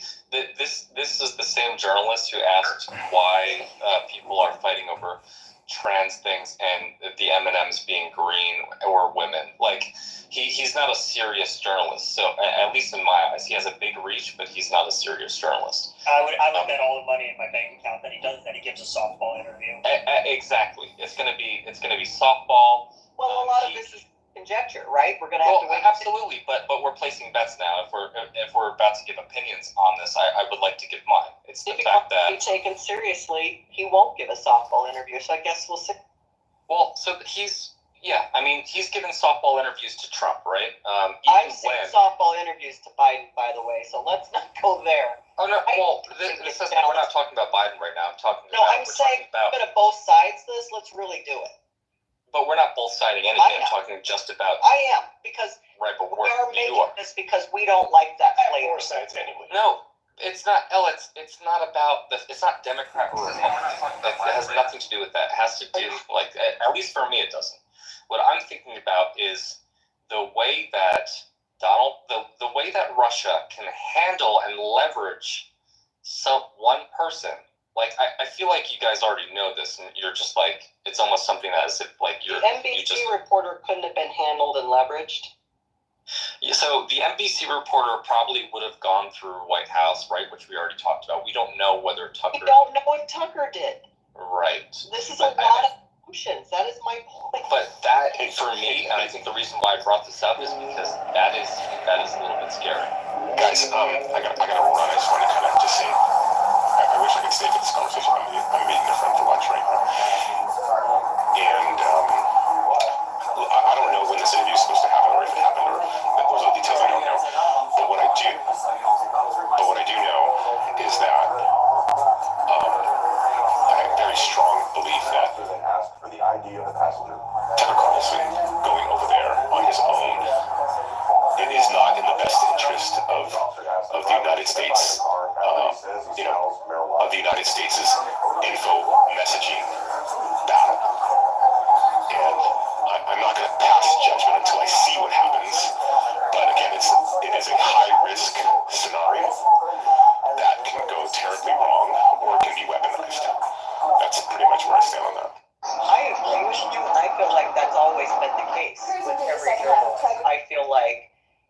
way for the Kremlin to twist that interview, to turn that interview. They have and have in the past and will in the future. All right, I'll talk to you.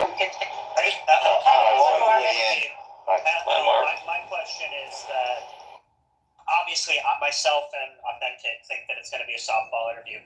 You seem to not know. My question is, do you think that the Kremlin would give an interview to someone they thought would ask challenging questions? They have. Like, what do you? Okay, so you think they would? They have. Okay, I want to weigh in from a slightly journalistic perspective and try to put it in, not slightly, from a completely journalistic perspective and put it in context. As Roger said yesterday, it's quite accurate.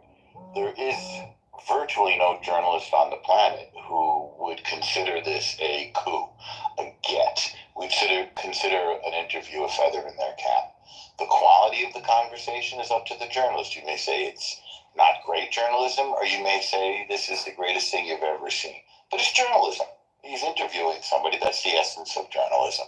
You may not like Tucker. Okay, you don't have to watch it. You can watch somebody else. I would say the foundation stone of our country is freedom of speech, is the free exchange of ideas. It's that ideas can't hurt you. Even talking with the enemy can't hurt you. It's not we don't function as a democracy in an environment of government control of the free exchange of ideas. That's changed a lot, by the way, recently, and not for the better.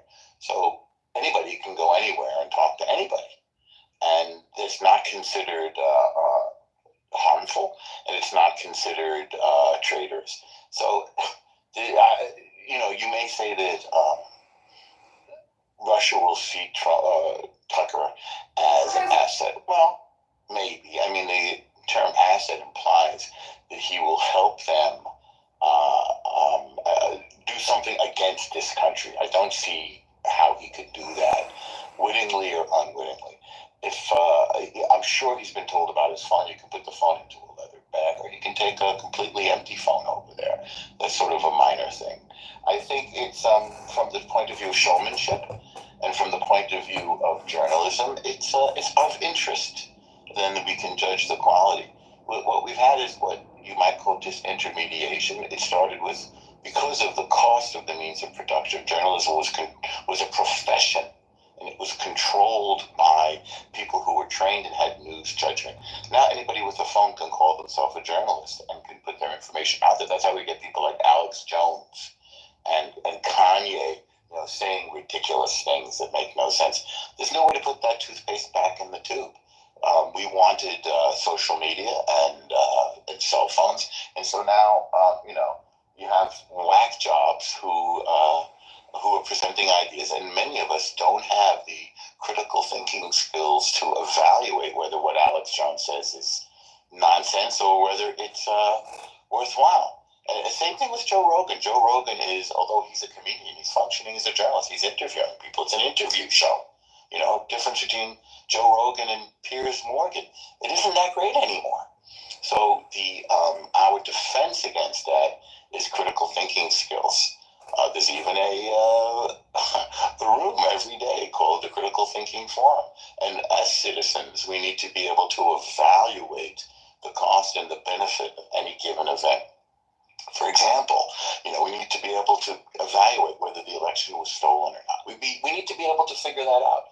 We need to be able to evaluate whether we should take a vaccine or not. What's the cost and what's the benefit?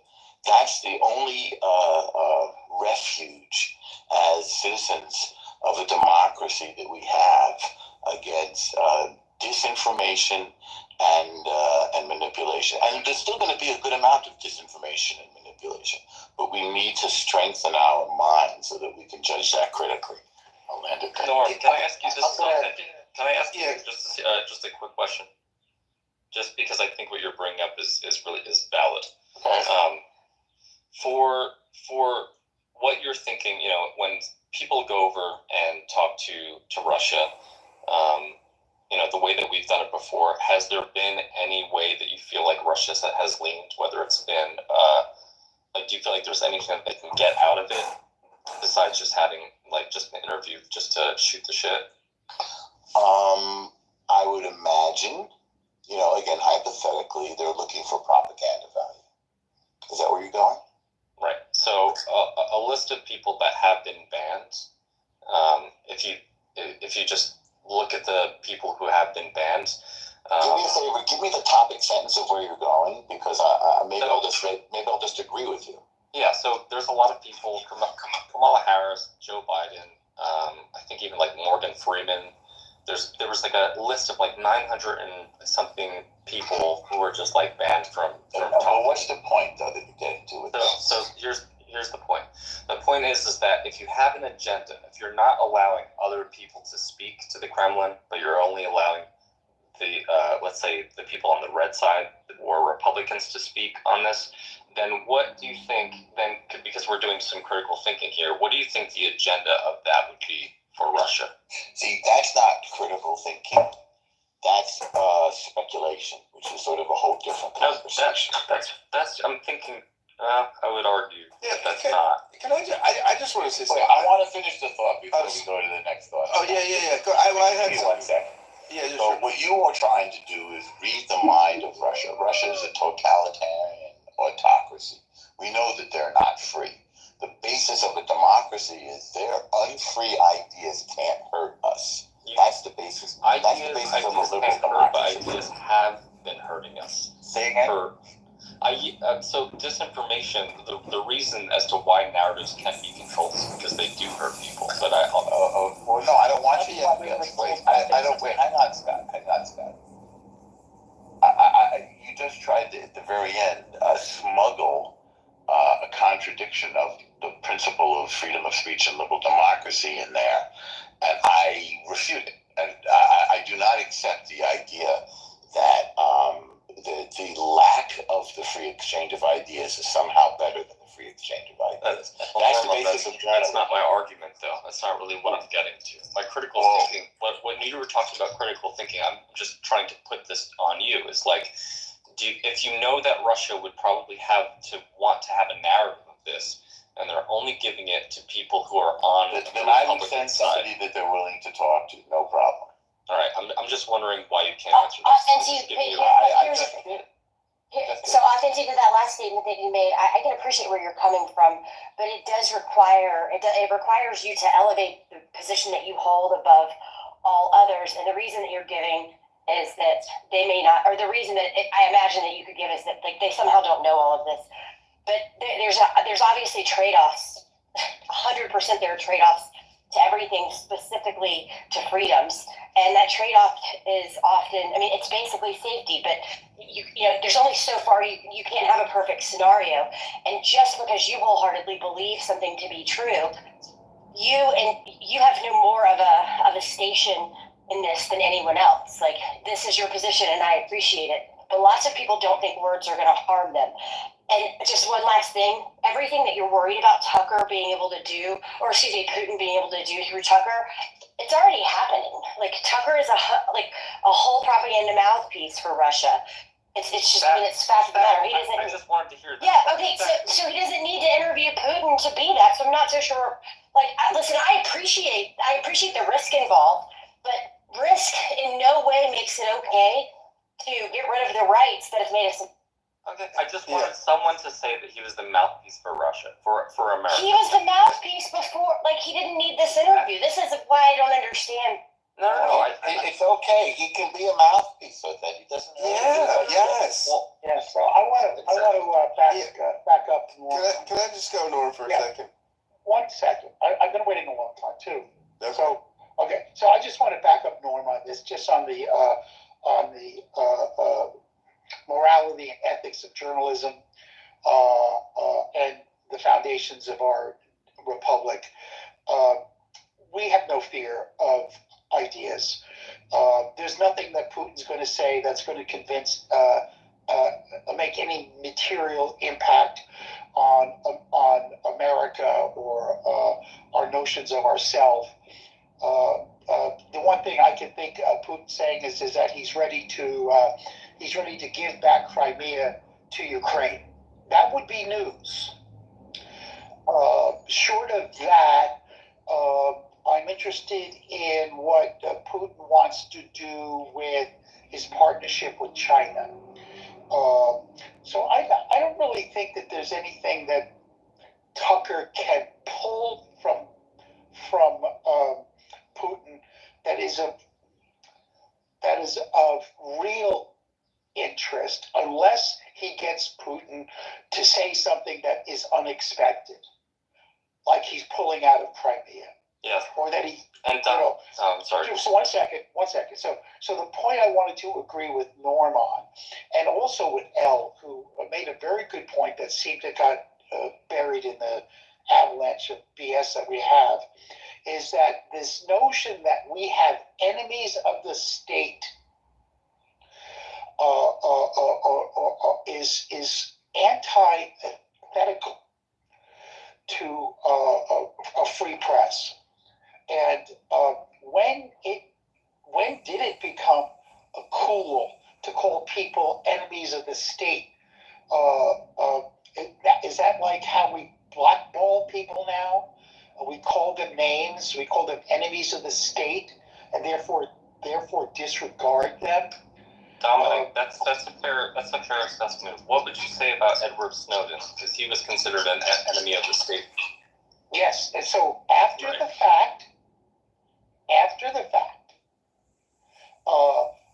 and he was convicted in a court of law of passing secrets on to Russia. He was a collaborator. Now, he had his excuse. He wanted to, quote, reveal information. But he wasn't an enemy of the state prior to doing that, right? So if you were to he was only I'm Dominic, just to back that up. He was only an enemy of the state because of the fact that he released. Exactly. Right. And that wasn't really, that had nothing to do with Russia. That was because the state caught him doing that. He didn't release that to. That's my point. I agree with you. Russia. So there are famous journalists. Edward R. Murrow, was Carl Bernstein an enemy of the state? And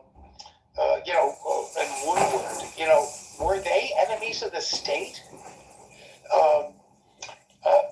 I'm just very, very careful when we start labeling people things in order to shut them up.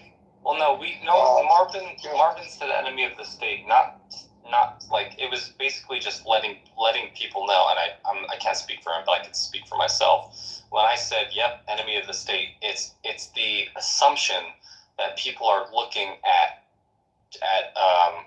Tucker Carlson as the enemy of the state, with the fact that he's able to, like, that there might be something going on that's not just newsworthy. Yeah. If this was just about really media means coverage, that he's a dupe. He's a dupe. But here's the thing: so that's kind of my point, Dominic. If he's not going to hit any hard-hitting questions, and if he's a dupe, then why is he over there? I think that's what the majority. Who is he a dupe for, Dominic? Who is he a dupe for? That part, Kyle. That part. One second. Well, this is ridiculous. The question You're smarter than this, Dominic. It's a free country, and he gets to do that by being an American. Nobody disagrees with that. So if he's a dupe. For who? Dominic? That he was a dupe. So I don't understand this conviction. But nobody's not saying that he shouldn't go over there. No one's saying that. Okay, SNT, come on. That was what everyone was getting at. No, it was this part. It was what Kyle is pointing this out very well to Dominic, being like, okay, then when I asked the question at least 3 times, why is there an issue with Tucker going over there and interviewing him, and nobody would answer? Why wasn't your response? Because nobody has an issue with him. Once you said he was a mouthpiece for, he would be a mouthpiece for Putin. No, I didn't say he would be. This is authentic. Listen, hear people out. I said he already is. That doesn't change. Right, but Kelly, this is my point. That Dominic's trying to. It's not about media, or it isn't about a narrative, but the fact that that this guy is not a real journalist, he's not going to really hit any hardball questions. So then it's like, let's not play dumb. What the fuck? Like, why is he over there? That's Kyle. Who gives a shit? What are you worried about? Yeah. I don't get it. Yeah, I'm with you.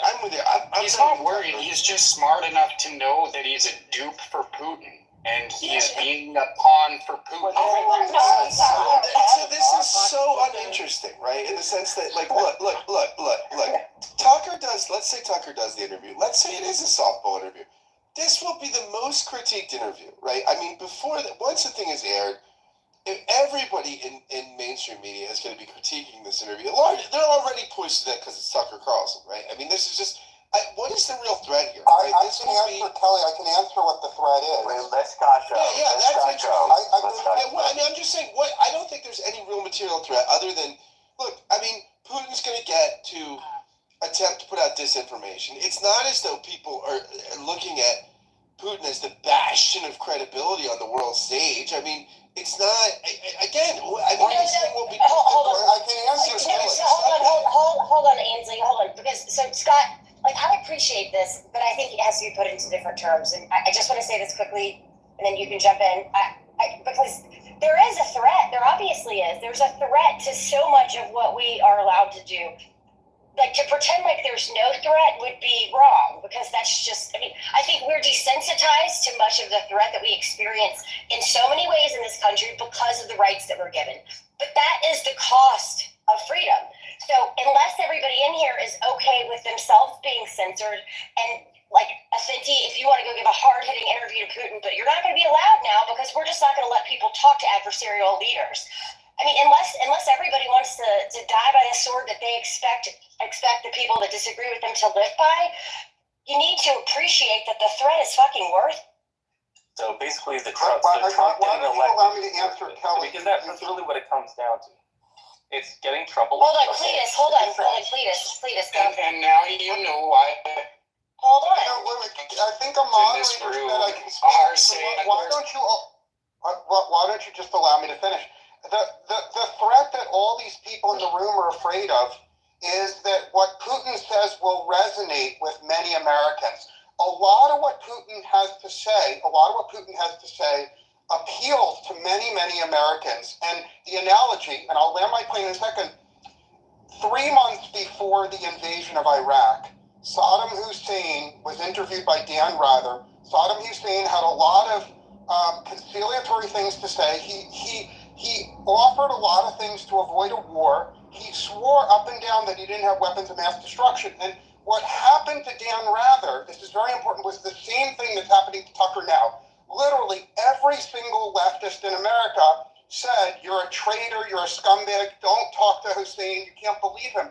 Well, if America had actually watched that interview, and if there had been other interviews with Saddam Hussein, that entire retarded war would have been avoided. Now, just about everybody in America, whether you're a leftist or a Trumpy, everyone in America agrees that the decision to start that war was stupid, and it ruined the lives of a lot of people, and it killed a lot of innocent Americans. So what's happening today is Putin is doing the same thing. He's saying that leftists in America are trying to manipulate America into a war with Russia.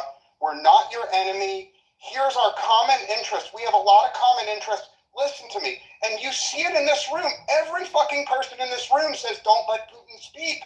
Putin, speak to him, listen, and you'll find a lot of commonality. I'm done. Yeah, and I don't think we're going to find anything too different in this interview than the 4 1-hour interviews with Oliver Stone. I think the information is already out there of what he's going to say. I think it does come down to timing. And I think that, Putin, he is charismatic, he's intelligent. Like, there's a reason for a lot of people to maybe be a little bit afraid of what he's going to say, to Cletus's point, that I think it will resonate. It's not that I don't think he's the enemy. I absolutely do think it, but I mean, I agree with Cletus. And also, just like this whole idea of the freedom of the press can be selective is completely ridiculous. Agreed. Exactly. We have the right for any American journalist to go interview whoever they want. And if you don't think that, you don't have any, moral high ground regarding. So if I was the reporter and I went to my editor, let's call it El Normo is my editor, and I say, okay, hey Norm, I've got an interview with Putin. He goes, no kidding. I said, yeah, I got it. And he goes, wow, what are you going to get out of that? And I said, well, I don't know. I got to get my questions together. I got to figure out what I want, how I'm going to make news, right? What am I going to get him to say? So what if Tucker Carlson negotiates the release of Evan Gershkovich, reporter? I'd love to see. All right. So suddenly, Tucker Carlson's fucking man of the year. And everybody, as he's coming back, he's pulling the arrows out of his back from all of us shooting arrows at him. So I'm just wondering if we could decide what would make the interview successful. How do I get Norm to give me a raise after the interview? So what do I need to bring home to Norm that he can put on the front page that would make it worth it? A concise understanding of how Vladimir Putin sees the world in as objective a fashion as one can bring, one that both takes the understanding he comes from an Eastern perspective and we from a Western.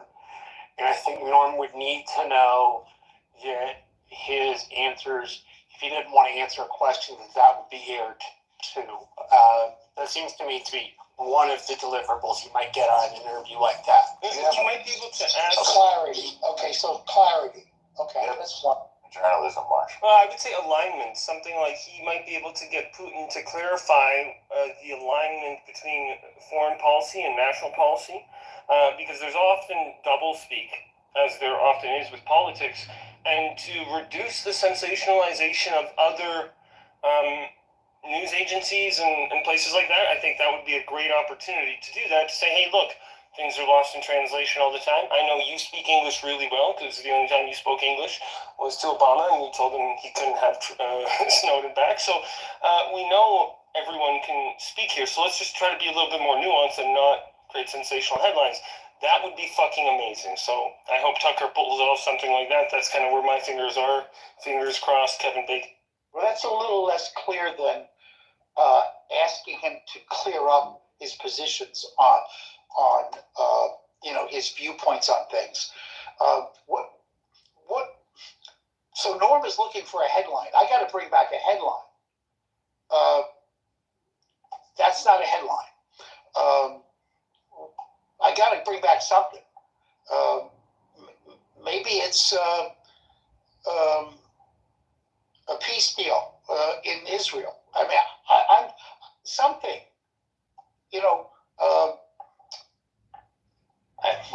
What Dominic, I think here's my point, is that it's not like, I'm not saying a journalist, and I've never said that a journalist shouldn't go over to Russia. It's happened before. My part, what I'm trying to say is just very simple. What could Tucker Carlson tell America about Russia that we don't already know? Okay, but so what's the point of that question? If that question isn't meant to suggest that Carlson shouldn't be going over there or shouldn't be doing this, if this question isn't about an ought to, then why are you asking? So the real reason as to why I'm asking is because I think everyone knows why he's over there, and no one's just saying. I don't. Well, if everybody knows, then what are you worried about? Yeah. So here's the What does everybody know? Yeah, what does everybody know? I don't know. He's a useful idiot for Putin. That is a useful idiot for Putin. Literally. Aren't we all though? Aren't we all? Trump, and it would be getting Trump elected, which helps. Guess who? Russia. America. That can't possibly be the argument. Yeah, that's not real. You can't possibly think that the American vote is so young that if they got. I mean, Marshall, come on. Listen, it's not a binary. I think the American public is that dumb, but it doesn't mean that I think that our rights should. No, we should be allowed to be that dumb. I'm sorry, Kelly. Who is saying that our rights should change? Because I'm not. Okay, authentic. Then you're authentic. Okay, hold on. Everybody stop. Authentic. Here's the thing. It's really frustrating. You're doing the same thing that people do, but right now it's over the Israel-Hamas war. I'm just asking questions. So what is the purpose of your question then? Because if no rights should, hold on, let me finish asking. If nothing should change, if status quo should remain as it is, then why have we been sitting here for an hour listening to you talk about how scared you are? I mean, like, what's the point? Is this just like two, like, girlfriends sitting around bitching about husbands? Like, explain the position that you take on what should or shouldn't have happened, because I don't believe you when you say you don't think he should go over it. Got you. So I think the reason kind of is where Marvin and Kyle and I agree, is because a person like Marvin understands geopolitics and understands the way that this will be interpreted, not only in media, but in disinformation. If someone just mentioned the point earlier that we already so that statement you just made assumes that, no, hold on, that statement you just, hold on, I don't care, Authentic. That statement you just made assumes that nobody else understands those things. That's not the issue. The issue isn't that there are people that don't understand the position that you're taking or the points that you're making. We disagree. Right, we disagree, and we can have that disagreement. So I don't understand why you're getting caught up and so centering me as if I'm the only person that thinks differently about this topic. All that I'm saying is because you're speaking the most. You're dismissing it. But you're right. So here's the thing: when Marvin was in here, and when he goes, "I'm worried about that. I served, and I'm worried about that." That kind of it makes me feel very enemy of the state, like that's giving me enemy of the state. That's what it does for me as well. And the fact that and here's the thing: if you Authentic, you're still not asking. You're still not. I don't care that you're still speaking. You've been speaking nonstop. Hang on. Okay, given what you just said, which is what you've repeated millions of times already, what do you think the solution is? If in fact it's not that Tucker shouldn't be. So it has nothing to do with if in fact or not. It's the fact that he can go over there. But if we all know that it's just for this, then we just have to call the bullshit out and call it. It's been called out over and over, Authentic. Right. So, okay. So then let's just say Tucker Carlson he's going to be a for speaker. fuck's sake. Right. So if he's the it's speaker, like you just like to say things over no, and I'm over. getting at something, Kelly. You're not letting me speak, and that's why sometimes you don't. Oh my God! You have been speaking forever. You have not stopped. All right, I'm nodding, which I should have done a long time ago. Not like there are people in the room who don't want to hear the exact same narrative that uses the answer to every single question. I'm sorry. Yeah, you seem to just be saying that, hey, we shouldn't talk about it because everybody knows, and everybody knows that's why Brondo has all the electrolytes. Why do you let the stupidest people hog the mic? Has there ever been a journalist that's been detained? I'm going to make a like point. An American journalist?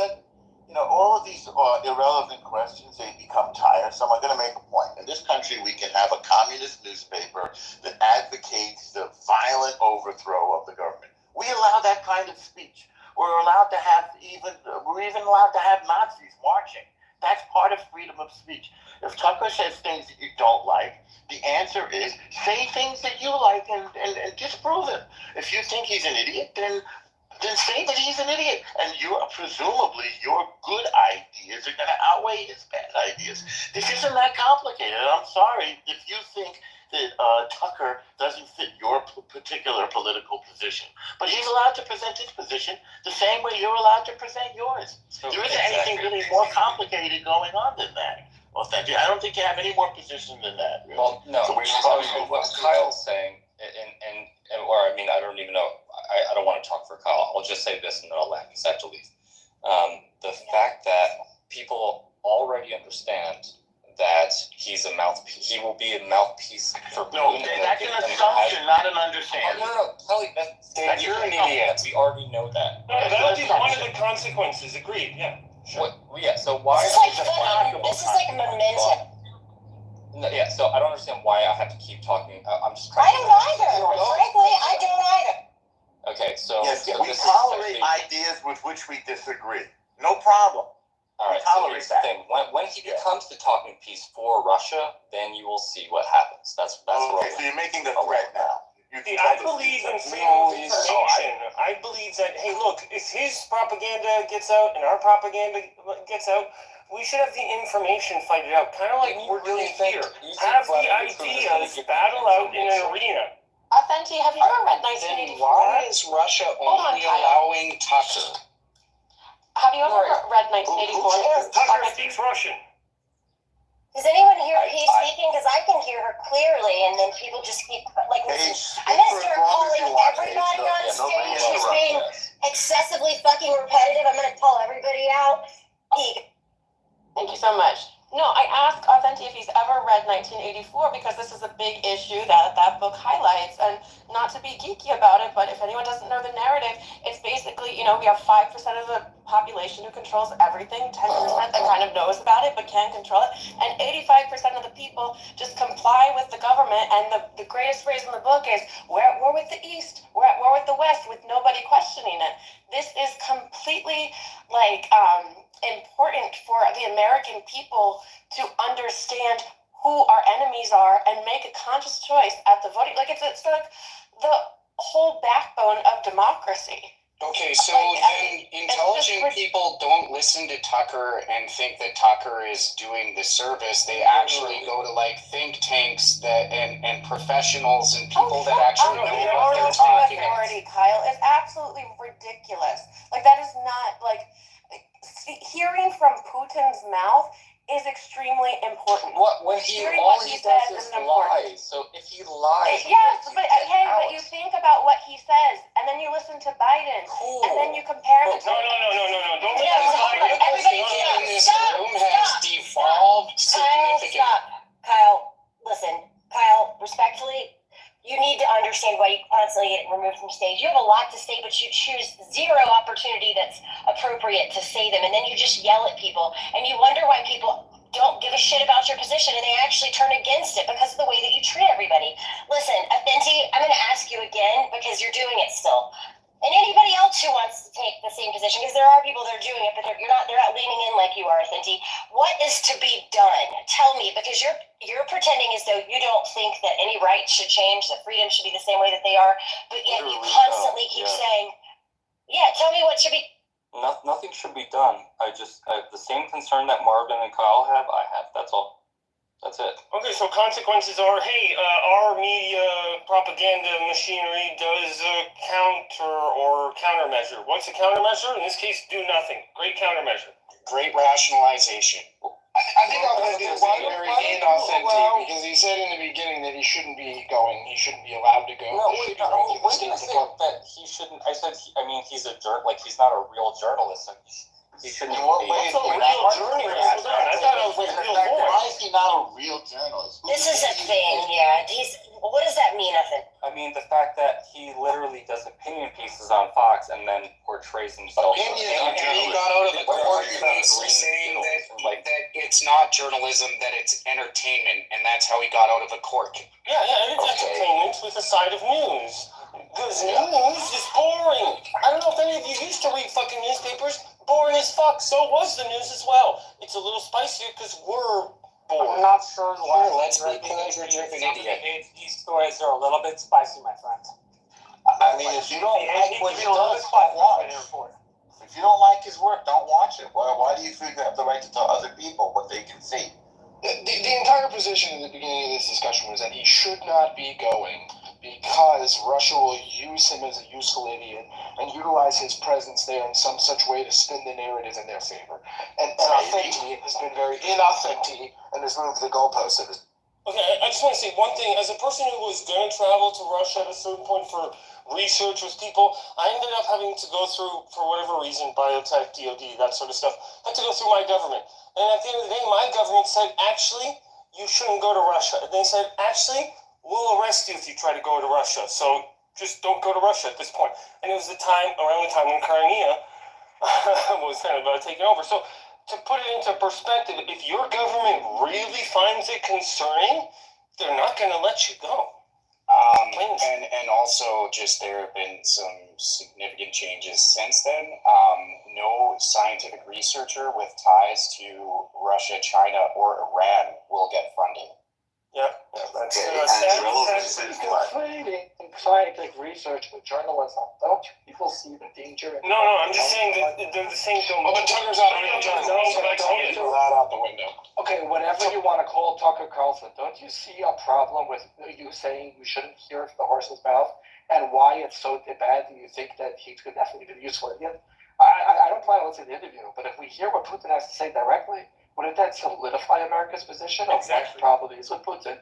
So Yeah, Mayor, I kind of feel the same way. What if, like, I know Vladimir Putin's an enemy. What am I afraid of listening to Tucker Carlson and Vladimir Putin talk aside from the fact that Tucker Carlson may give a couple, like, whiffy softballs to Vladimir Putin? Other than that, like, what am I worried about? Hold on. The U.S. has been dragged into 4 different wars based on lies, starting with the Spanish-American War, which everyone in this room, you can easily Google that the warmongers lied and we got to war with Spain. Remember the name. Just let me finish. I'm about to land my plane. I'm going to be succinct. Okay? Same thing with Vietnam. The warmongers lied about something called the Gulf of Tonkin incident. It was a total lie. They knew it was a lie, and they used it as a pretext. Then they lied about WMDs in Iraq. You just look at American history. America is the greatest country in the world, but we're a little bit naive. We're a little bit stupid. We are repeatedly tricked by warmongers into getting into wars. And I'm about to land my plane. I'm in Washington, D.C. this week. Do you know what you see on the subway in Washington, D.C. that you don't see anywhere else? You see advertisements from weapons manufacturers who are selling, they're making money. Please let me finish. Dominic, please let me finish. I didn't hear you. I'm sorry. Okay. Weapons, DOD, contractors. There are all the subways, they're filled with weapons manufacturers saying, please buy my weapons manufacturer. There are so many evil people in Washington, D.C. that I see who they're getting rich from selling weapons. They have every incentive to manipulate America into more retarded wars. And just look at history. Good-hearted, ethical people like the people in this room, you have been tricked over and over into getting into wars. How are arms manufacturers inherently evil? Wait, let him conclude. I'm landing right now. Therefore, you should watch interviews every single time you are told that someone is an enemy of America. Watch the interviews. Think for yourself. Don't be manipulated. I'm done. So growing up, Sex fucking statement so far. Sex fucking statement. Thank you. Growing up, I must have asked why so many times it annoyed people. Incredibly so. No, it still does, Kyle. What are you tell? talking about? I still annoy people. I have no problem with this man doing this interview. This is not what I'm talking about, right? Like, anyone who's trying to hold this man back from doing this interview, maybe think better, and start with thinking better. Why? This is what I think Athenti was trying to explain, and maybe he was a little bit more fear-based and partisan with his explanation than he could have been. But asking why is important to figure out what Cletus was saying, right? Yeah. But there's not enough people asking why. So they want to listen to an entertainer / journalist, but they've been ignoring think tanks and people who have spent their entire lives studying this sort of thing. They ignore those people, but they want an entertainer to look for and to support and to gather around. Do you not see the phenomenal way that that's working? And why Putin would... Do you have a point, Kyle? Could you state your yes, point? Why would Putin specifically want Tucker? Why does So do you have a point or not, Kyle? I asked a question. This is an establishment of preference to Everybody chill out. Everybody chill out. Everybody chill out. Why you pick Tucker? The fact is, if I want to... Well, then you're ignorant. Wait, give us Let's a just minute, Kyle. But my point take is... state-run media then, Kyle. Hold on a second. Jay, I'm sorry. You popped in right when I was doing it. Go ahead. No, that's fine, Kelly. I was just going to say, I don't understand why there's not one mic. Why everybody talking at one time. Yeah, thank you. Kyle, a quick question. Hold on a second. I think any journalist... Mayor was talking. Yeah, hold on, Steve. Yeah, Mayor, please go ahead and ask. Kyle, Mayor, complete the question before you... We can pontificate why Putin chose Tucker. Fine. But the point is, according to what your logic, which I agree with, that we should be looking at the original data, not an entertainer, or I don't even think we should be looking at think things. I would like to see the original data. If Tucker has now got the interview with Putin, that is a good thing. We can hear it directly from Putin's mouth himself.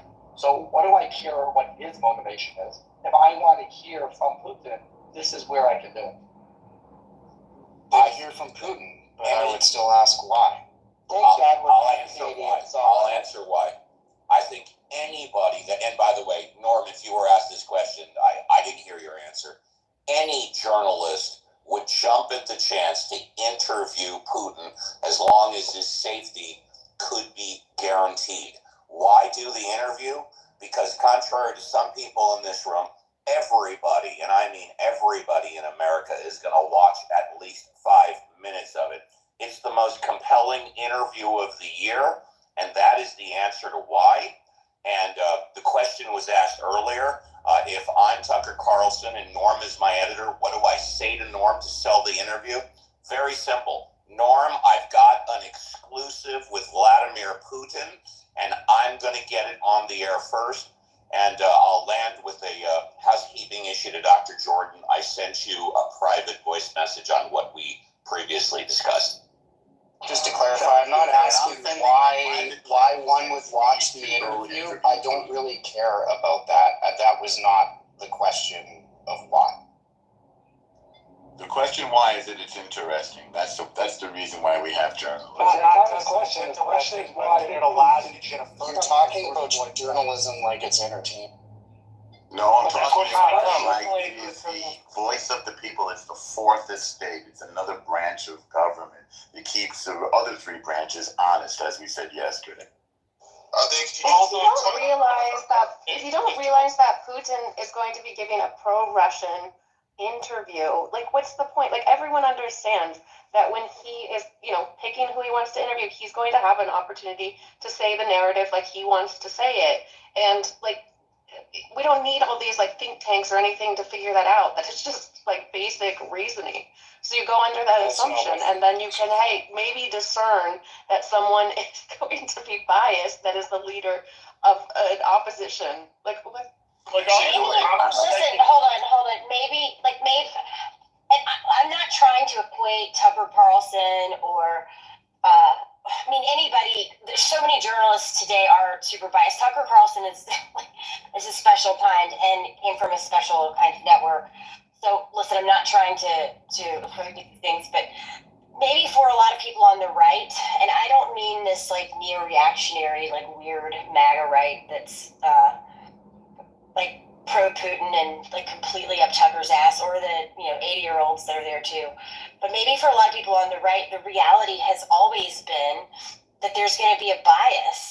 It's just that it was a bias in the opposite direction. Now, frankly, I don't think that the bias that we're going to get from Tucker Carlson, or that we have gotten from Tucker Carlson, is against or for me. I think it's just silly, but it's a bias towards a particular point of view. But it's funny to me because the one common thread is that a lot of people that I'm assuming are on the left seem to be unable to even contend with bias. I think Carl Tuckerson is the perfect person for this interview, because when you look at like cops interrogating like the criminals, it's not like in the movies. They want to make the criminals very safe.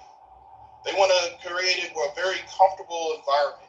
The tea spills out when people are comfortable. Like, I'm looking for the slip up, right? And a lot of times in these kind of interviews, these kind of people accidentally say what they really think because their guards are down. So Putin, he's going to come in there, right? Like, okay, Tucker's not going to drill me. However, because his guards are down, that's when the slip ups happen. Accidentally, a lot of times.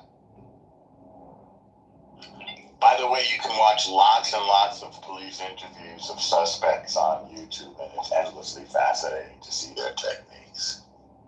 If I had to write a paper on this, there would be no substitute for an interview. Even if I didn't like to do the interview, even if I thought he was entertainment, there would be value in that. And I think there's also this thing, which Kelly said earlier, which is having these people say this stuff in our country, that's the price of freedom.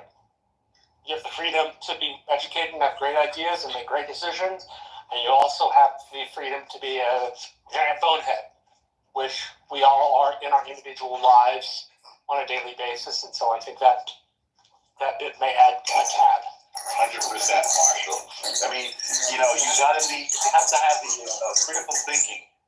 Wait, I don't know, somebody's unmuted. I muted him. Steve, when you're unmuted, there's a really bad. But you go after me, Steve.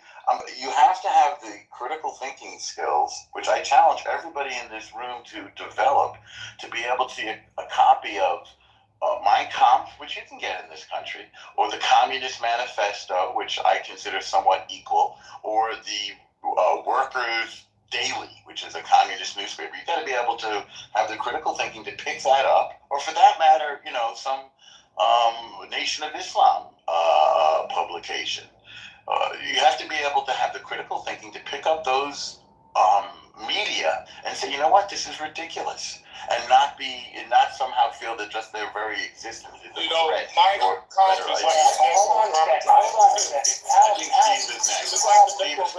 on a sec. Everybody get up. I don't know why people keep coming off their mics. Hold on, let me throw the garbage out. Take care. 1 second, thank you very much. So, I changed the title for the room. Was Tucker Carlson a traitor or a journalist? Because we've been talking about this for a while. The interview's already been done. Just don't know when it's going to be released. And guys, one night policy. Alvin, when somebody's speaking, give them the courtesy to let them finish. Go ahead, Steve. Thank you. I've only been in the room for 10 or 15 minutes, but I haven't heard anybody comment on the fact that Tucker Carlson and his team can edit this interview any way they want. So regardless of what's on the raw footage, Tucker Carlson has presumably the final say-so on how the interview is going to be edited. I just wanted to point out that fact. Thank you, Steve. Let me say this. Would there be such feedback or blowback if it was Barbara Walters interviewing this guy or somebody else? Well, what did she do? Apparently she did. I'm sorry, what'd you say? She did. She has. That's what I'm saying. Why the blowback was Tucker Carlson? Because he's a Trump acolyte?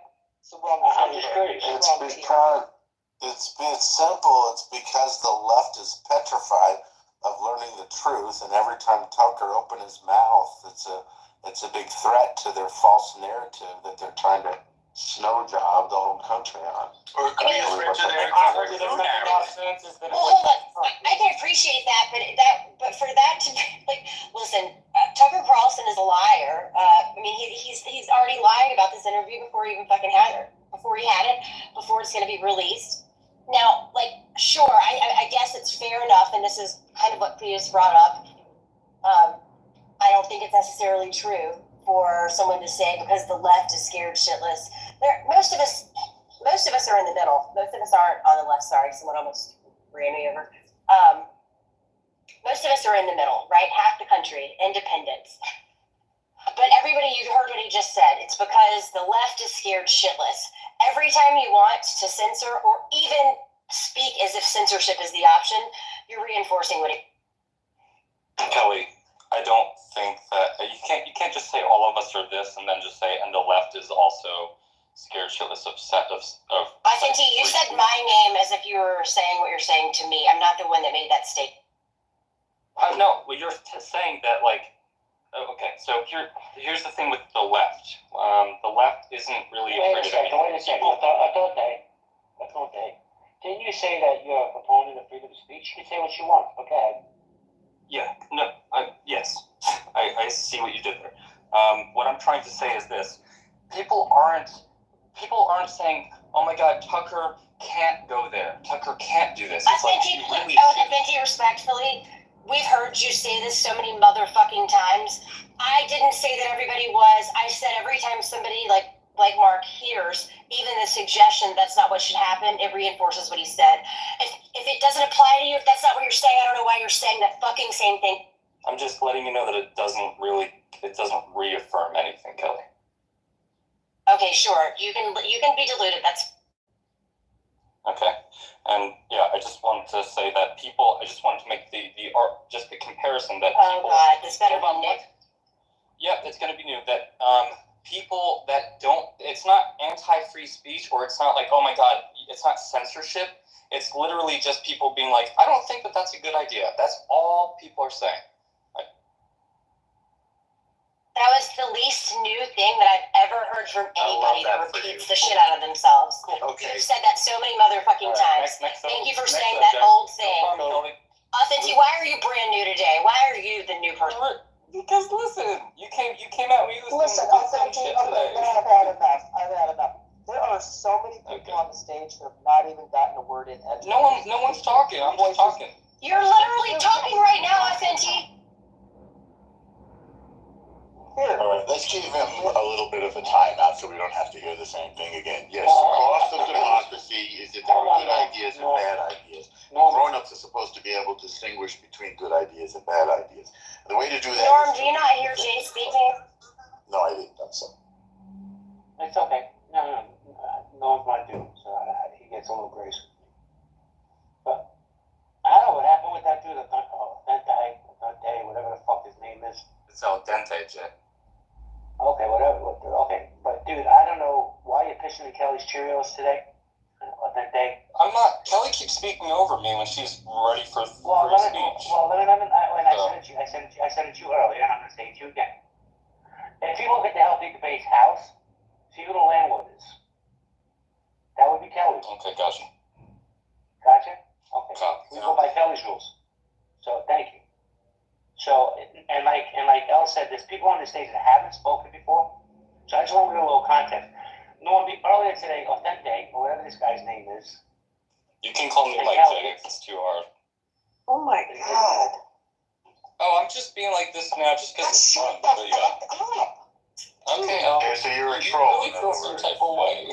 You're a troll. Yeah, you know what? I'm going to shut up. I'm going to hand it to Norm. Norm, take up. Go ahead, Norm. It's yours. Okay, well, I guess what I need to say is that the people who are ticked off that Tucker has a platform and who are criticizing that platform because they're afraid it'll get Trump elected are committing I would say, the cardinal sin of becoming a lot like Putin, the person that they apparently dislike the most. Namely, they are advocating for the restriction of the free exchange of ideas. And I think, as I said earlier, the whole basis of our democracy is that we can defeat bad ideas with good ideas. And by the way, sometimes we fail at that, but that's still necessarily the principle, and it's the principle of journalism. So again, if you can say, is Tucker a journalist? Well, yeah, he's a journalist, even if he didn't identify himself as such. The same way that Joe Rogan is a journalist. You want to call it an interview show, you want to call it journalism, it doesn't really matter what the name is. The point is that somebody with a brain is going to have a conversation with an important news figure. This is newsworthy. And for that reason, we have no legitimate reason to advocate against it. Norm, you're absolutely right. This is absolutely newsworthy. I understand why some people would be afraid of it, but it's clearly newsworthy, no question of.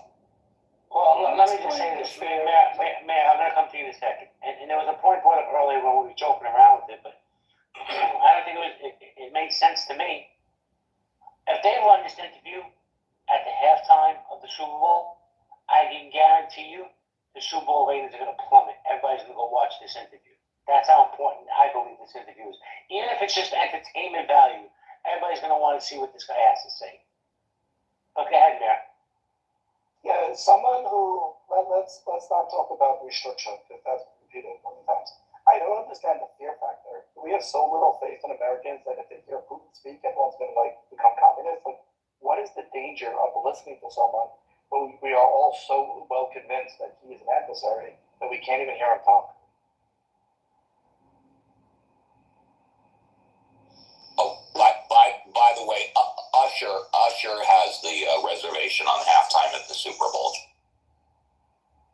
Do you guys think it could be possible that leftists actually sort of know in their heart of hearts, if they're not in on it, that Russia is kind of behind the whole left, and that Tucker might be about to expose it all, and they're No, really because sort that of would afraid be of what that? I would tell a room full of 65 Tea Party folks, not what I would tell a room full of Americans.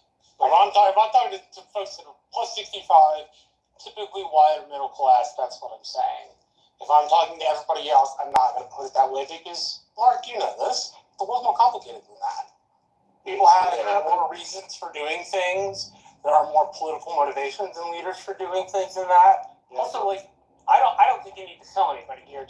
But that's my opinion. No, but Marshall, I think even left folks or Democrats, they don't have answers for, like, why would we leave our border open? Why would we do so many crazy policies that are hurting the country? But in all fairness, and they're suspicious of that. And here's somebody, perhaps, that might expose the answers, and they're really afraid to hear that.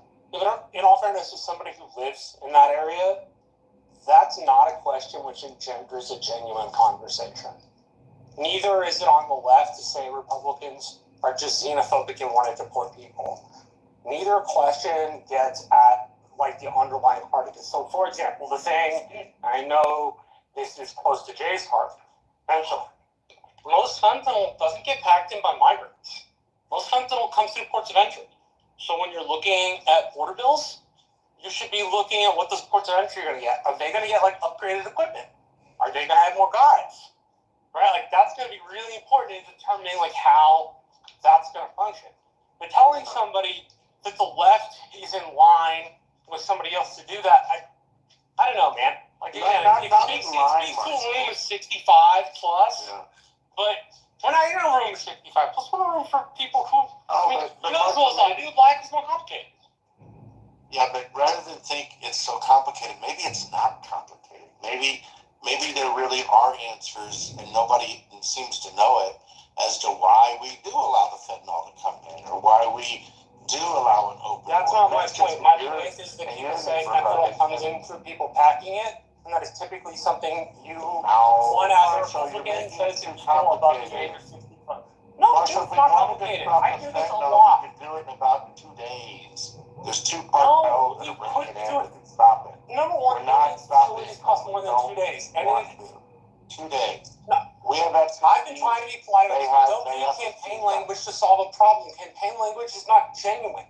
It speaks to a room full of people about something which they're never going to be implemented or interested in getting to the fine details of. When you're talking about the policy of doing it, that's important. And nobody here needs to hear the 65 plus speech. We all need to hear the, hey, these are policies. Ask them for the answer, Marshall. Nobody, there is no. I mean, I think everything you're saying is a bunch of campaign bullshit. Like, I'm looking. Mark, do you really think that after this interview, people are going to say, I guess it's Russia pushing fentanyl through us on the border? Is that really, like, why leftists are afraid of this? You think that, are you asking me or are you asking Mark? No, I was asking Mark. I think it's a real distraction from the actual conversation. What I would really like to hear is if, well, they were so vocal before, saying that the interview is dangerous.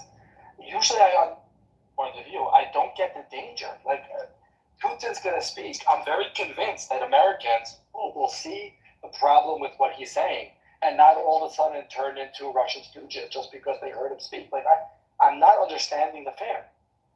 Well, why is it dangerous? But why is it dangerous? Because we're going to get information that we didn't have before. I'm just curious. Okay, Christina. Oh, I was just going to say that, for me, the danger is that there'll be a lot of lies in that conversation. You won't be able to be fact-checked in the moment, and, people just believe them. And, it's basically spreading lies about America. It's not in support of our best interest. And, obviously he can go, he can do what he wants, he can speak to whoever he wants and publish whatever he wants.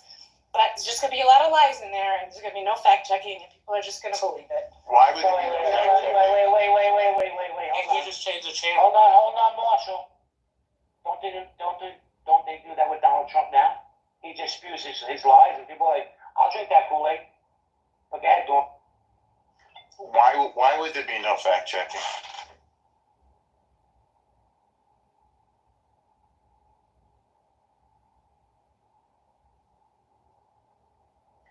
Why do you assume that we lack the ability to check facts?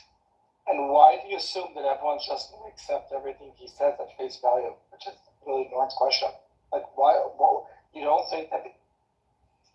Do you think we have a country full of people running around fact checking everything people say on the news? I don't think so. Not everything people say on the news. Did you worry about this in 22 when NBC interviewed Putin in Moscow? Well, besides that, not fact checking everything on the news, but definitely fact checking a country that we are pretty much at war with. Yeah, I do think most Americans would fact check that.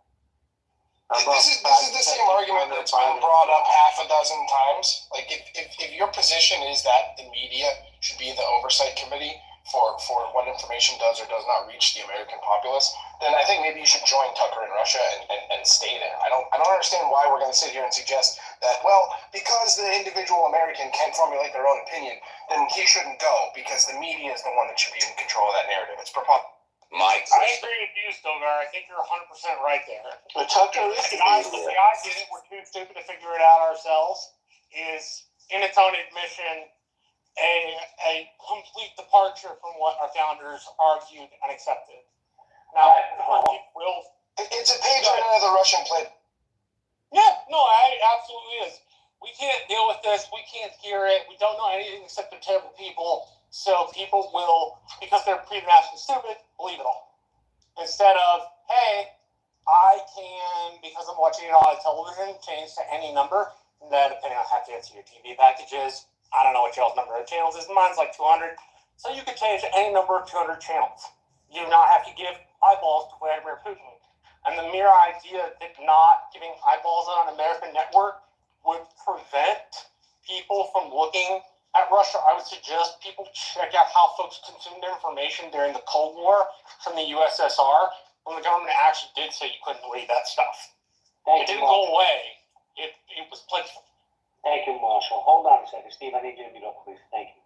So I know Elle's been trying to say something. And then I also want to get Bobby in the conversation. Hopefully he left his feelings down in the VIP section. Get Elle. I was just...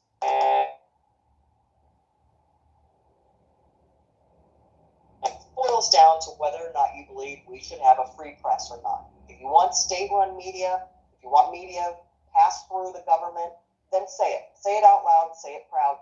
If the State Department does not feel it safe for him to go there, then they would do so.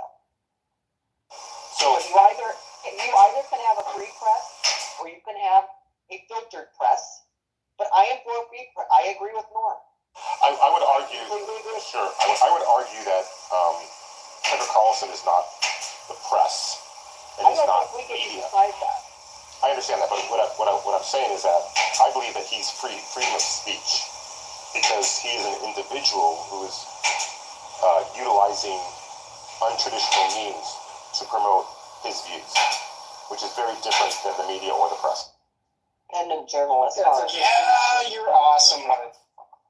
Yeah, Marvin, I think that's a distinction without a difference. But Elle, I think that it's deeper than free pass. It's the people here are saying that they know that the also allows it, but it's dangerous. Like that, a non-belief in fellow people that if they hear something, they're going to immediately jump on it like gullible idiots. It's very shocking. More dangerous than state-sponsored media? State-sponsored media is far more scary to me than anything Tucker Carlson is going to uncover in an interview in which this person has been interviewed multiple times. I'm sorry, but that scares me far more.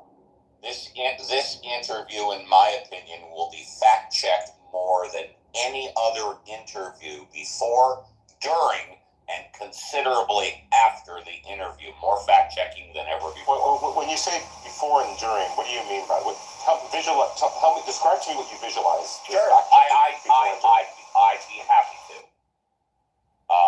I think Tucker Carlson's team will do some fact-checking before the interview is aired.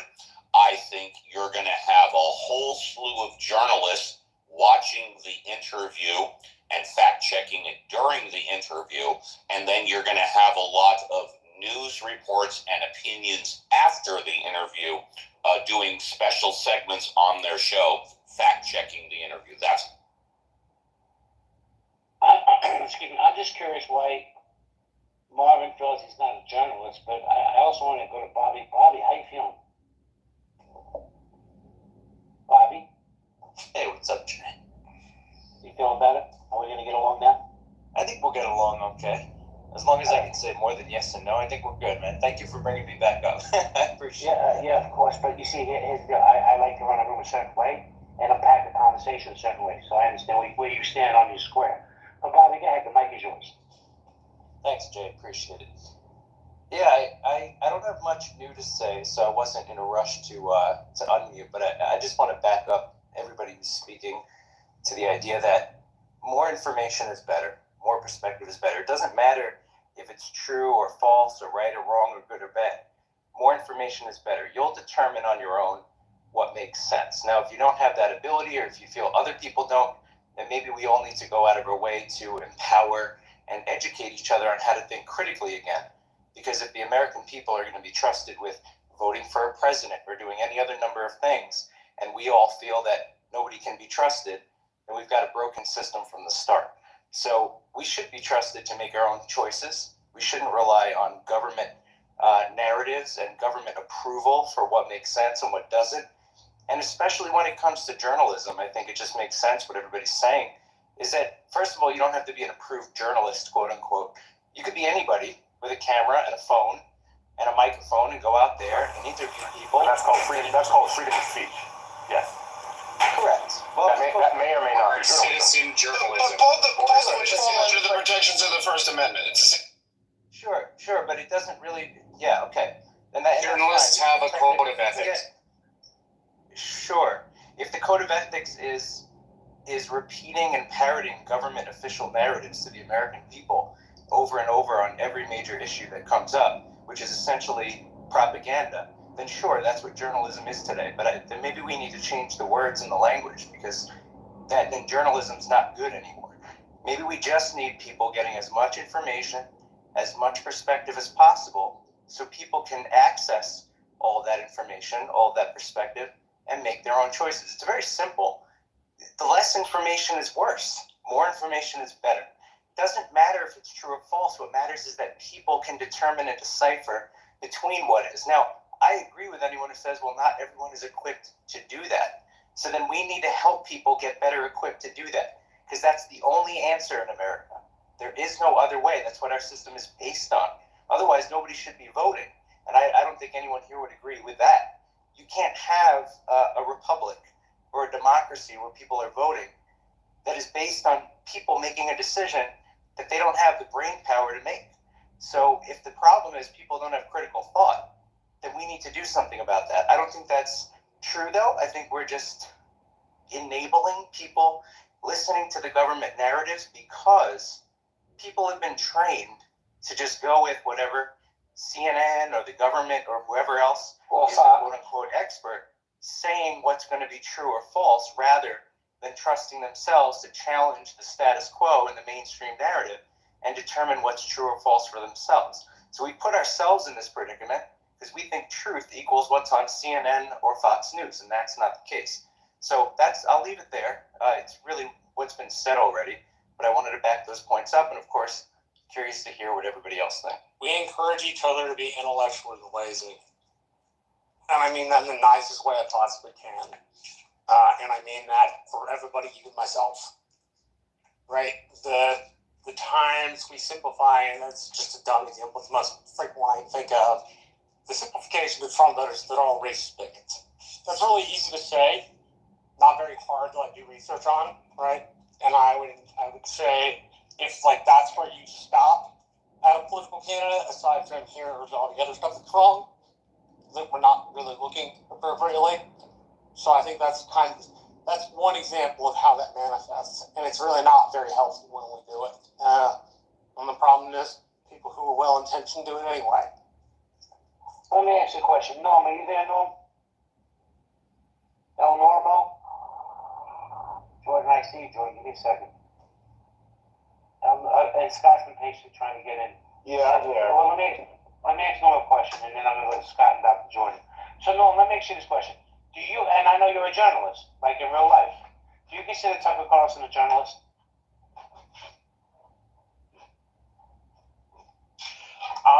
Yeah, he's a journalist. He's an opinion journalist. He's an advocate. What's the difference? Is he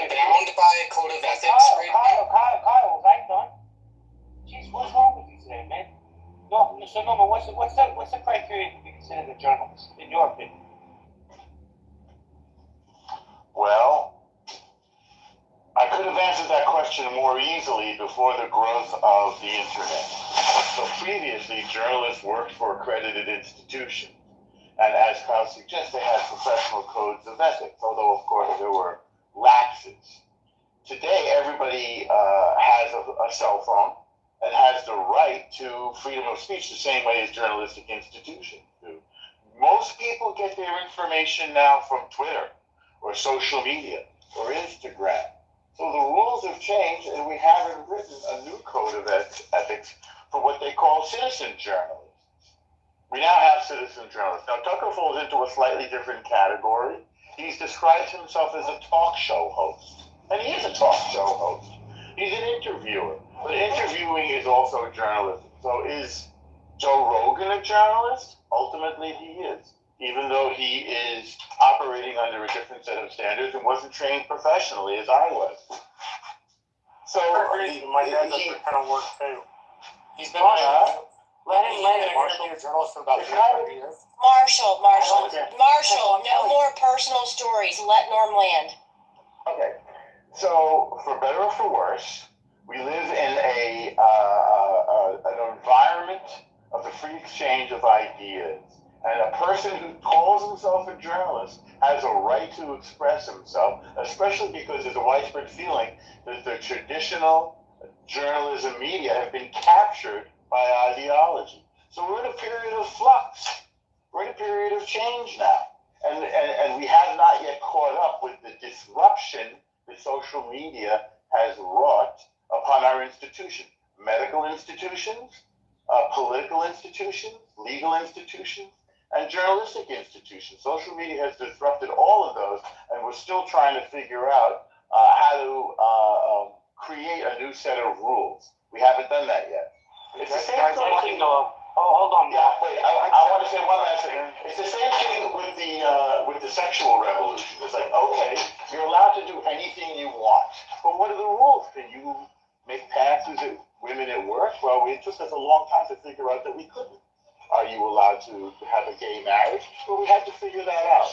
So when we go through a period of disruption, we have to come up with a new set of rules, and that's what we're doing now. Thank you, Norm. I want to go to Scott and then Dr. Jordan. Scott?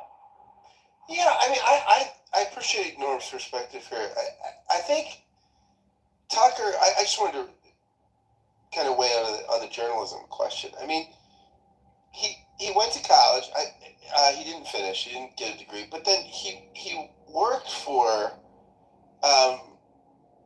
several journalistic outlets, like the Policy Review. He was a fact checker. He worked for the Arkansas Democrat newspaper in Little Rock, then the Weekly Standard. He also worked for the American Spectator. And most of this, except the Arkansas, I don't know if the Arkansas paper is a conservative outlet or not, but most of his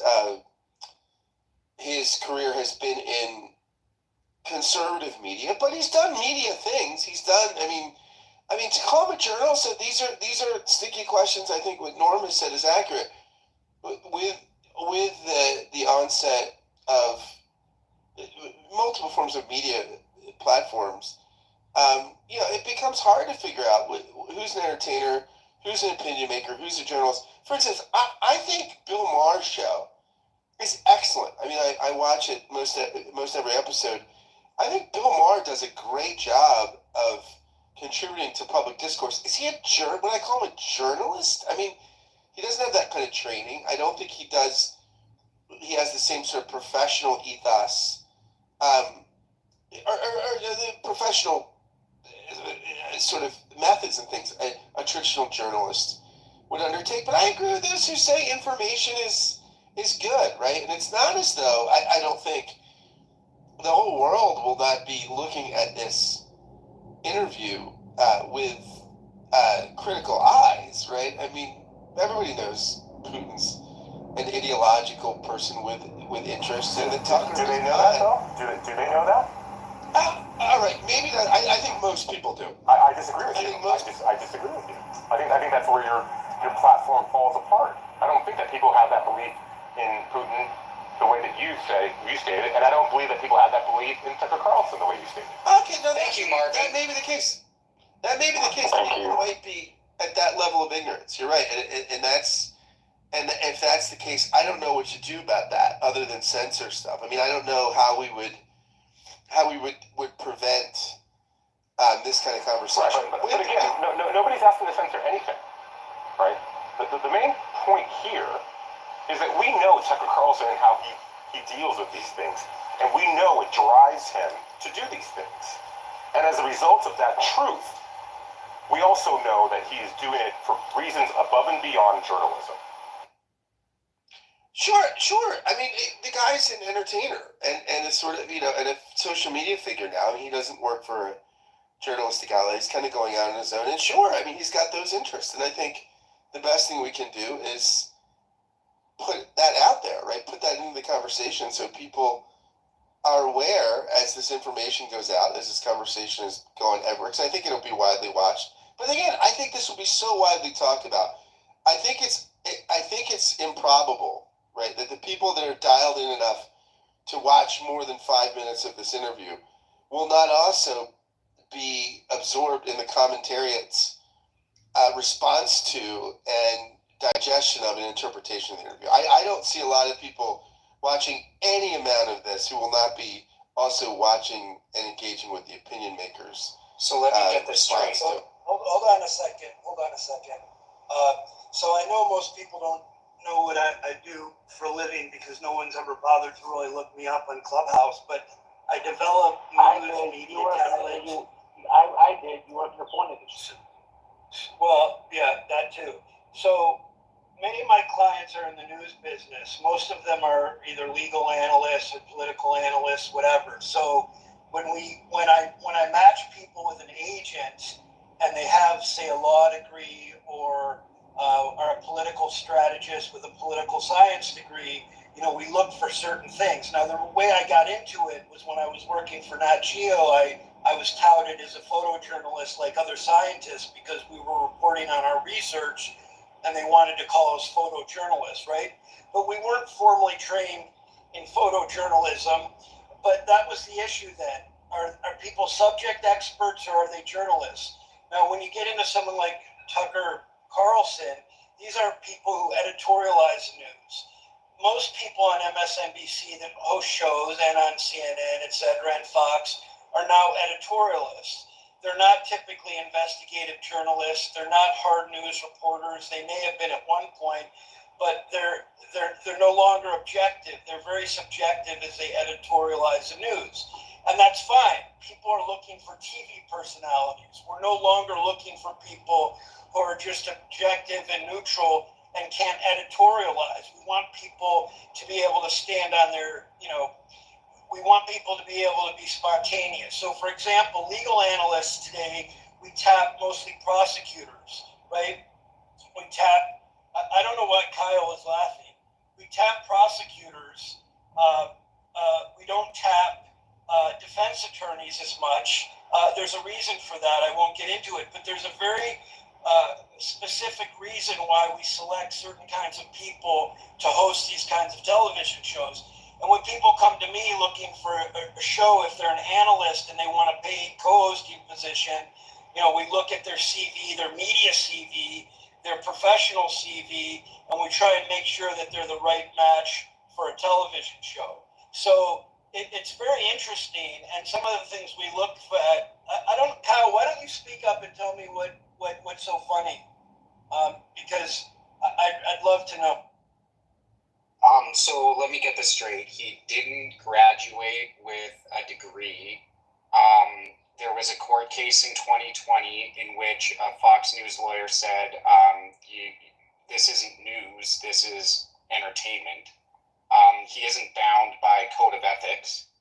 And you're just talking about the porn industry and media journalists. Was I talking about the porn? I brought up the porn thing and it was a joke. So I never said that Kyle. I never said that Tucker Carlson was a traditional journalist ever. I said he editorialized the news, right? So he's a TV personality. in my industry, we would call him a TV personality. We would not call him a conventional journalist. Now, maybe some people do, and if he's on Muck Rack, if he's got publications and as he does in some of these, in some esteemed publications, he may be editorializing the news. He may write op-eds, etc., but he's still technically in that industry. He's a journalist. I would agree that he's not a conventional journalist, and nor is he formally trained. But I would say that he's a TV personality.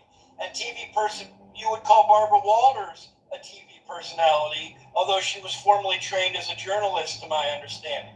So there are a lot of lines blurred, and that's because there's entertainment value in these people editorializing the news.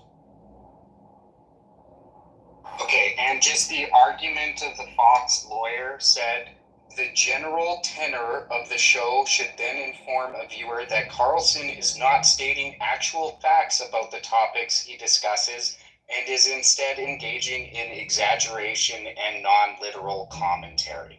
Kyle, wasn't that because of a lawsuit? Yes. Okay. Just wanted to, I'm glad that you brought that up. I think the thing that a lot of people, I think that now that I'm outside, I wasn't talking, Kelly, I'm sorry. I think people are now trying to find solutions. And it's kind of like we can't really talk in the middle of like just why do we feel, I think there's people that feel like, yeah, of course, he should go over there. But I feel like the people that are also looking at it like, yeah, he should go over there and do his thing. The people on the opposite side aren't saying like, hey, we're anti-free speech, right? If we're trying to find a solution about what it means for a Tucker Carlson to go over there and have an interview that's not going to hurt our democracy, I feel like that's one thing. But then there's sometimes that I'm hearing in this room about people that are like thinking that there's going to be no critical damage because of the way that we would take this information in. And I think someone wrote in the comments earlier, how would we be able to solve, how would we be able to inform people on what this is? And the answer, I think, is just that, and this narrative, know that it's not in good faith for America. At least that's my personal opinion. And that it's just not something that's viable to, like, yes, go have an interview with Putin. Great. But the thing is, it's like, you're not going to come home walking anything back. Tucker Carlson is not going to get you the bag. He's not going to secure some juicy thing. What he's going to tell you is he's going to talk to America and let that be the mouthpiece. And then other people are going to spin it. And he just wants Trump to get reelected. That's all that this is. It's re-election for Trump. I think that, and we're just not talking about that part. Okay, if that's all it is, then why can't you play it? If it's just part of the game, we can play it. Somebody thinks, yeah. I wanted us to actually get there because I feel like we're just walking around. Hold on. He already said part of getting Trump reelected. Hold on. You guys, Marshall started speaking. Don't interrupt him. Yeah. Why? If this is about getting Donald Trump elected, why can the Democratic Party and the business concerns that worked with them in 2020 not do the same thing now? Why do you need to argue over handicapping somebody in a race you think you're already going to win? But Marshall, I won't talk to another journalist. I've never talked about handicapping or stopping Tucker Carlson. I just said personally, I think it's a bad idea because we're falling into a trap that a lot of Americans are not cognizant and not aware and they don't have the ability to see how the base for your concern is that Donald Trump may win. So if that's your concern, no, I didn't say that was my concern. You said that it would make it easier for Donald Trump to win. Fair. So as somebody who works in campaigning, here's the answer to that question rather than bothering everybody about this for 4.5 hours. Do better. If you don't like it, get out of the game. Okay, That is what politics at its base level is. If you don't like the game, complain about the sausage making, do whatever you got to. But don't give me some half-baked thing that you don't like it because it'll make Donald Trump easier to reelect. That's complaining about a campaign issue. If that's a campaign issue, then it has no place in the media. Right. So None. let me just rewind this back then. So you're telling me that in order for us to do better, I would have to go to Russia, side with our adversaries, and then make nice in order to win? Find something. Think about your own. Think about what that Find says about. something to make. No, authentic. That's not what he said. He's saying if. Oh my God! First of all, hold on. No. Yes, I do, because you think that this is about doing better. As in, like, now you need to go interview Putin. No, the problem is that you're saying that it's going to be easier for Trump to win. That's fucking so sad. It's so sad that we have two candidates that are old as fuck. One is a moron liar that's fucking probably stains everything orange that he comes around, and the other one is demented and can't. Like, he talks about ice cream and fucking forgets like, Here we go. authentic, calm down. Listen, I'm happy. it's not, okay, stop. It's not about sending someone over to Russia. Marshall's point is, fucking have a better candidate. If you actually think you can't beat Trump because of a clown like Carlson going to interview the biggest propagandist fucking, like, propaganda machine across the planet, it's unbelievable if you think that circumstance is why Joe Biden might lose, then there's a much bigger problem, frankly. And I already said, hold on, authentic, goddamn, stop, hold on. And you said that what you were hearing was people saying there'd be no damage. I also called that out. I pointed out that there's a trade-off. I mean, listen, if we have rights and they come with risk, and I agree that, like, a lot of people are going to believe the bullshit, but it's not as if coming from Putin's mouth is going to be any different than coming from Tucker Carlson or Jack Posobiec, any of these fools' mouths.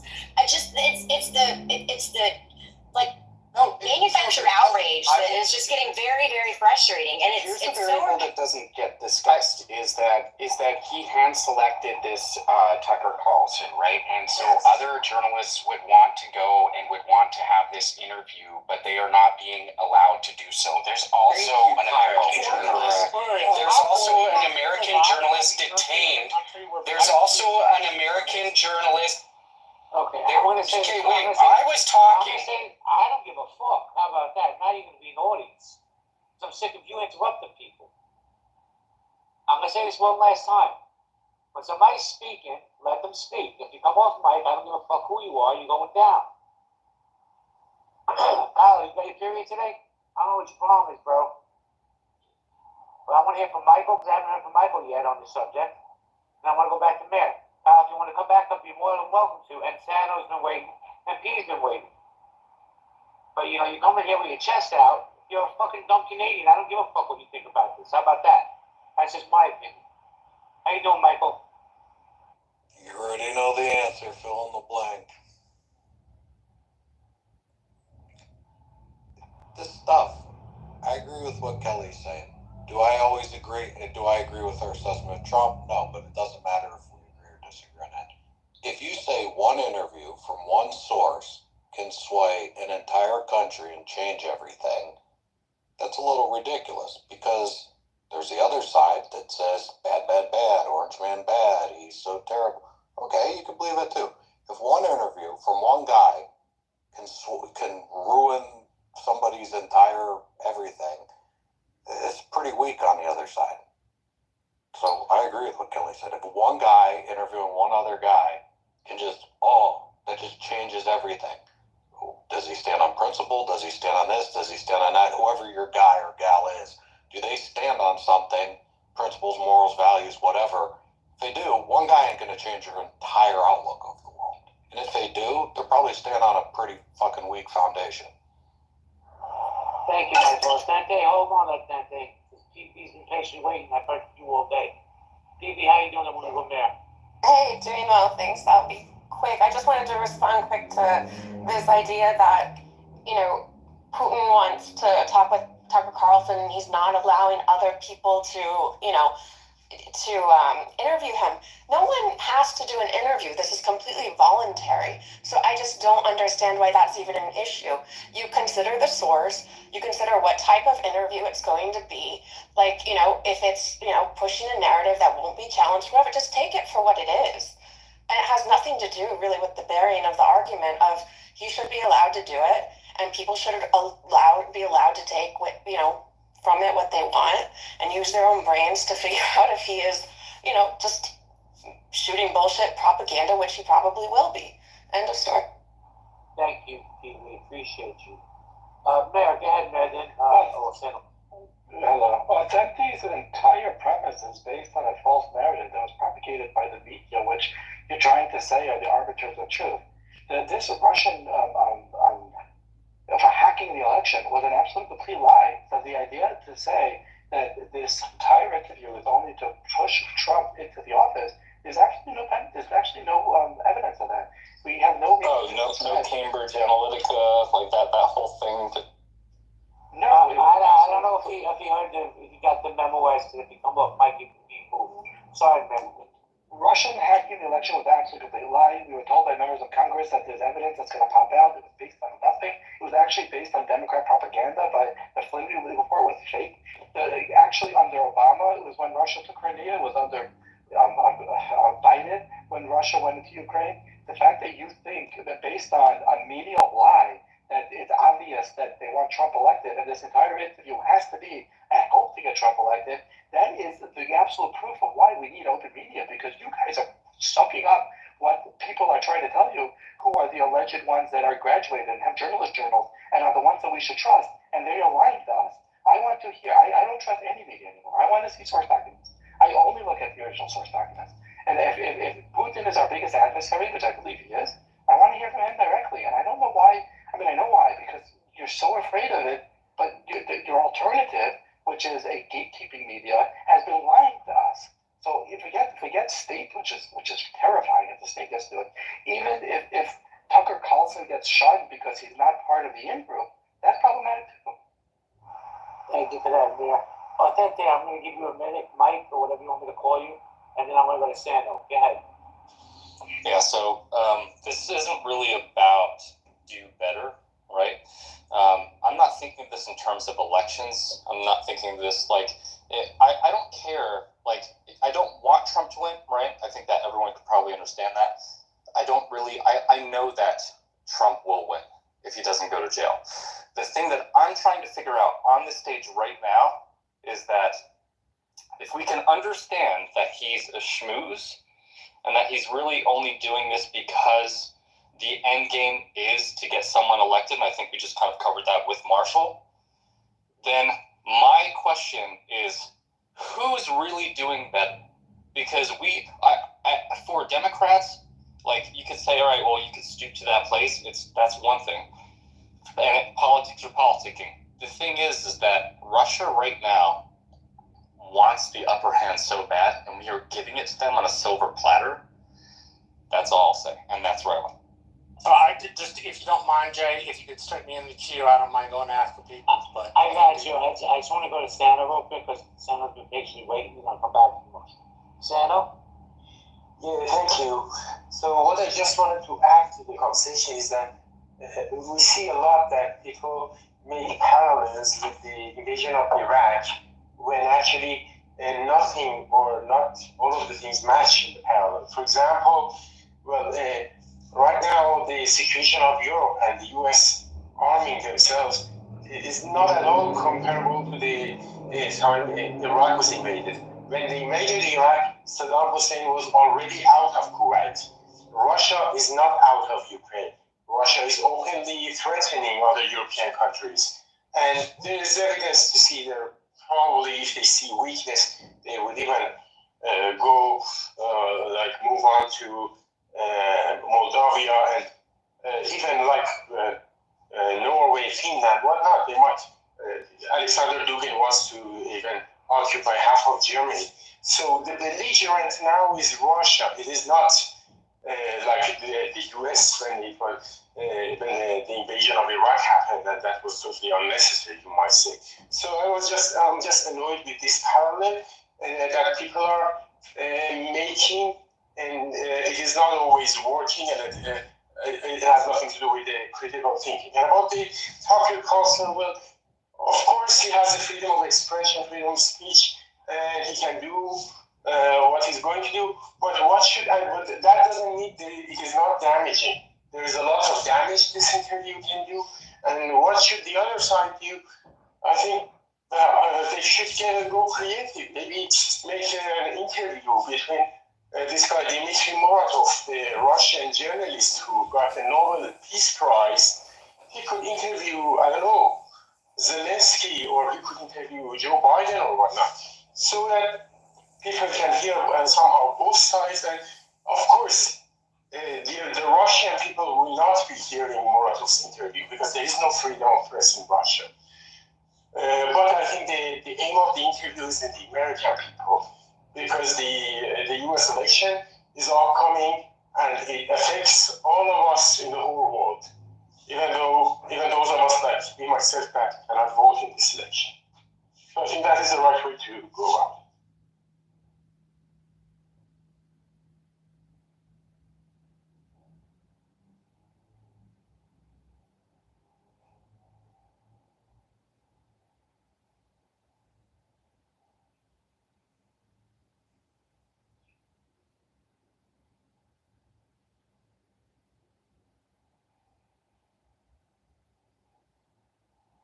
They just mirrored at that end. That ended. I have a question. Okay. For anybody about this issue of freedom of the press, and it's timely because we were having a good conversation about freedom of the press and free speech in America in general yesterday, and we were looking up some indexes where the U.S. fell from like 10th in freedom of the press to 43rd on this one particular index. And I'm not vouching for this index at all, but I think it's interesting post-Trump, and like what they were attributing it to was a post-Trump kind of world. And I don't know, I think stuff like this is a big part of it. I think, it comes up during COVID and things like that, but it's definitely worrisome. Like, I just, this conversation is getting me a little activated because I'm really surprised that people have an issue with this interview. Wait, you're getting triggered, PB, or over this conversation? I'll say activated, not triggered. I just care that people can go and interview other people, and the American people have the right to hear them. Do you think that maybe because it's specifically Tucker Carlson and people see him as a Trump puppet, or it's because it's Putin, or both? I think it's both, and I think that's why they're upset about it. But we have to hear ideas that we absolutely hate, and we should fight for the right to hear ideas that we absolutely hate from people that we hate, and that's America. So, how did people feel about when Sean Penn interviewed El Chapo? I wish I was there in the jail room with it. Okay. I don't think El Chapo's a great guy or anything. He just would have been like one of those really cool figures to me because of where I live. You hear the corridos about him? For those who aren't aware, corridos are like horrible songs. Think Beowulf. I think there's a contextual difference between Sean Penn interviewing El Chapo in a jail cell and Tucker Carlson going to Russia during a U.S. backed war and giving him a platform. I think those are two completely different. So what I'm saying is that Sean Penn is not considered a journalist by really anybody, quite frankly. Regardless of how good of a job he did or how objective he could possibly be. The problem with Tucker Carlson is he's blurred the line so much. Any Fox News anchor or former host many have blurred the lines, I would say. And people on MSNBC, some of the other networks may have ostensibly as well. But I think that blurring the lines with the former president puts a different kind of lens on this kind of interview. I see Tucker Carlson as a TV personality. I do think he was a journalist at one time, but I think of him, he's evolved into a TV personality, and because of his connections to the former president, I think it's a very precarious thing to consider.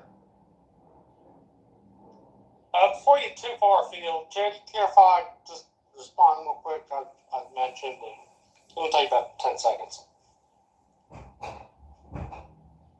Ted. Yeah, so, Eddie, you said I was just referring to campaigns. No, sir, I was just referring to your statement. You said it's about getting elected. As somebody who's been in campaign elections for 10 years now, I don't complain about the bare minimum. Here's one. The media is usually more center Democrat than it is center Republican. You hear my compatriots complaining about it, but I don't complain about it because it's just a barrier to entry. If people on the Democratic side of the aisle, I realize it's more than 10 seconds, on the Democratic side of the aisle cannot deal with Tucker Carlson being interviewed for that reason, then it is a really different issue. But I'll end it with this. If your concern is Marvin's concern, then we have the same concern. But I wasn't responding to that concern, I was responding to the concern about campaigning. If you want to talk about campaigning, Democrats got to do a better job. They don't get to rearrange the rules because they don't like how it works. When the Republicans try to do that, y'all just, it's been 3 years and y'all still trying to fit about it. So, that is one of those things I feel like should be looked at. If you're looking in the general given platform plan for disintegration of America, I agree. Unheard of what you got to do in a campaign. You don't get to complain. You have to do what you have to do. And complaining doesn't get you anything. It doesn't make you feel better. Maybe people around you feel better. But it doesn't help you achieve your goal. I like that, Marshall. Thank you. Do I have time to respond? Sorry, I just wanted to ask who the mod is. I'm in my car right now, so I hope you can hear me. Marshall, I respect that. I think that I know that campaigns are crazy, and I know that you really just have to work with what you have. But for me, it's like I already know Trump's going to win. I don't think it's going to be Biden. I'm 99.8% sure that Biden's not going to win. And so usually, when we were first talking about it, I thought it was Marvin. It was more along the side of Marvin and talking about the influence that Russia might have over not only Tucker, but over Western narratives. Because, some people that vote Republican really don't, and I will just say this, and this goes for both parties, but I've been noticing Trumpers and the QAnon folks, they don't really have the best there's a little bit of cognitive dissonance there, and there's a lot of not a whole lot up there, and that's not just shitting on a whole group of people. I'm here in Fort Worth, Texas. I'm probably a little closer to you are than I think you know.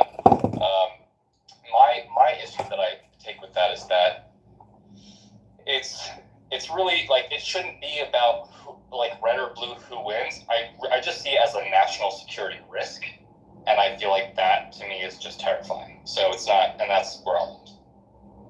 I agree with you, but I would have to leave that, to be frank, termination up to Marvin. I've never been able to serve a medical issue kind of thing. If Marvin's telling me this is a serious issue, the only question I would really have with it is, do we run the risk of doing the same thing we did during George W., where it was a risk, and we all said it was a risk, and then it turned out to not be such a big risk? Obviously, I think Russia's a big risk that I would want to make sure we don't repeat that misstep. I think we would all judge it as a misstep. What was the George W. risk that you were talking about? It seemed, and I was 9 when 9/11 had Martin, so you're probably 10 years older than I am. What I remember was, if you didn't like George W., or you weren't with the invasion of Afghanistan, I don't mean to bridge it that way, actually not as an example, then people were very critical of you. And maybe not consider you an American, but from what I remember, people looked at you sideways. And that, I don't have another time period war reference to mention other than what I know from grandfathers and uncles. But I remember you get the sideways glance.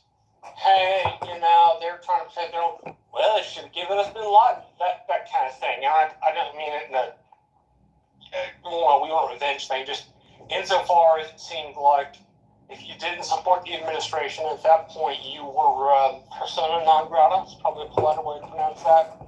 Not to 13-year-old boys view on that, because that's about how old I was. So I'm definitely down to be told like I didn't understand it correctly. But that's kind of my view of part of the Bush years. Well, I knew Vietnam, like I said, I had a reference. Just like now, when the guy can reference the history, but I can't reference the intimate experience I had. Michael, go ahead. The whole interview stuff, do we not already know? And I'm not saying this is the answer, but I bet you it's more than that. Do you not already know what Putin's going to say? He's going to say there's two genders, American family's been broken up, or Western values or family values are broken.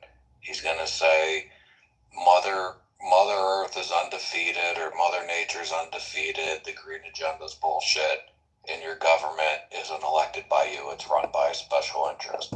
Ooh, spoiler alert. I bet you that's 80% of the interview and everybody knew it already. So what are we so scared of? You know what the guy's going to say. You know why he's going to say it. And you know that he's going to poke things in favor one way or the other. And if you agree with it, great. If you don't agree with it, fine, everyone gets a vote, right? But you know that, what's he going to do? He's not going to say there's aliens on the ground or talk, about World War, how he's going to launch an invasion. He's going to talk about stuff and really twist the knife, and the left's going to go wild, and he's going to like doing it because he's right. What's he going to do? You know what he's going to say before the interview. So what's this big surprise that's going to happen?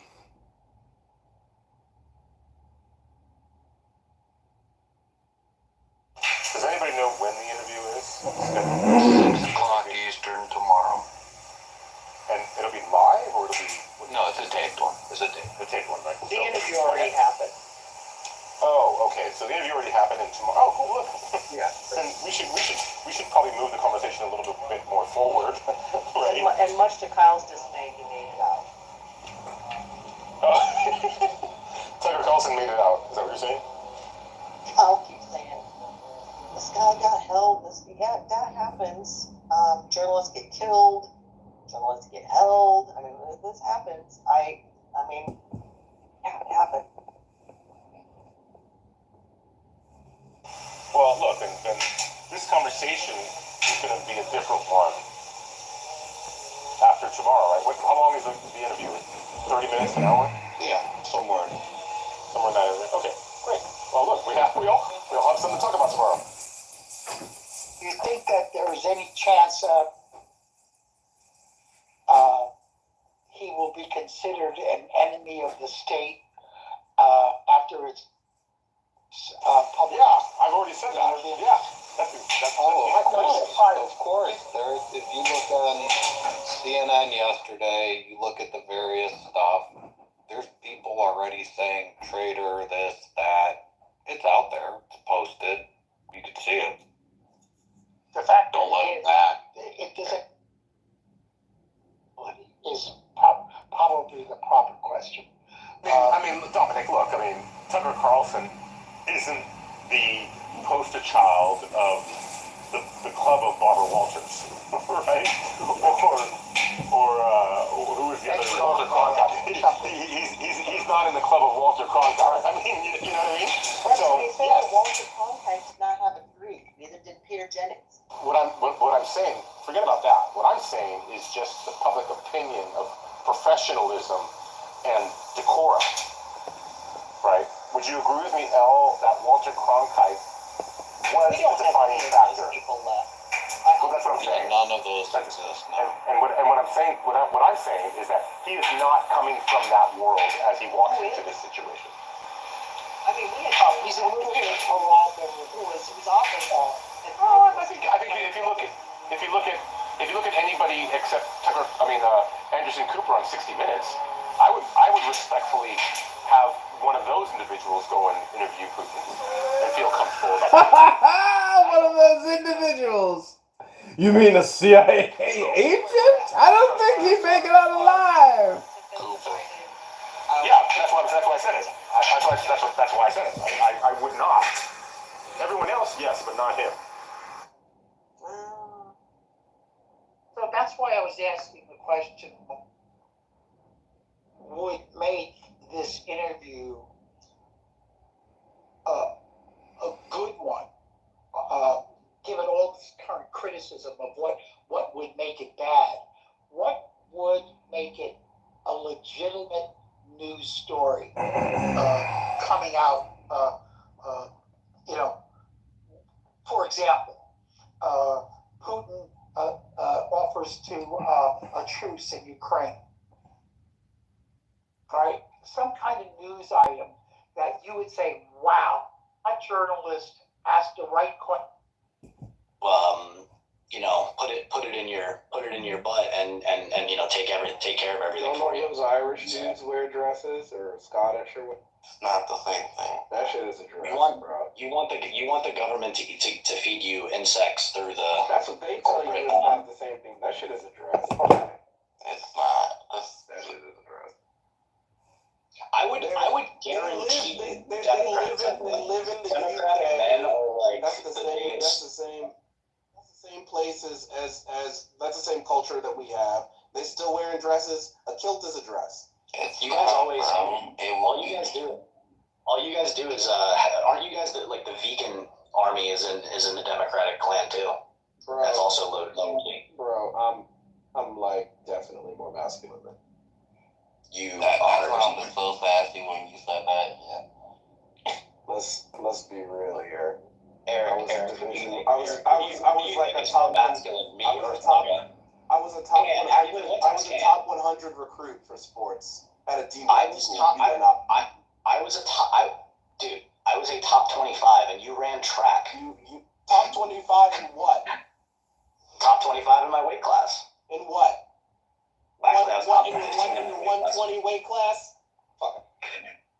So I'm pretty sure like a combat sport is a lot more masculine than like running track. 120 weight class, right? That's what it was. You've never done right? combat. You've never done combat in your life. You've never done any grappling. You've never done any striking. What was your weight class? What was your weight class? I mean, I would cut to 150, 149. Right now, this is really beta. Like, who can? I don't care if it's beta. I don't give a shit. You were at literal twink weight. Thugga, you've literally never done a grappling sport in your life. Like you've never. Because of how many boosters you've gotten? That's because grappling is kind of gay. I don't need to. What's your weight class? He said he cut one.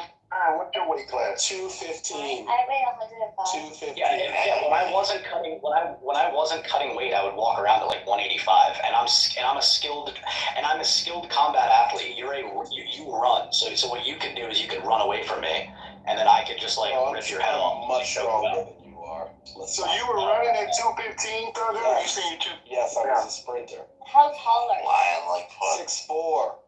Dude, have you guys ever seen like the track athletes? Dude, the track athletes are not like masculine dudes. Like they're pussies. Let's be honest. Yeah. Predators are. What are you talking about? They can just They're not masculine.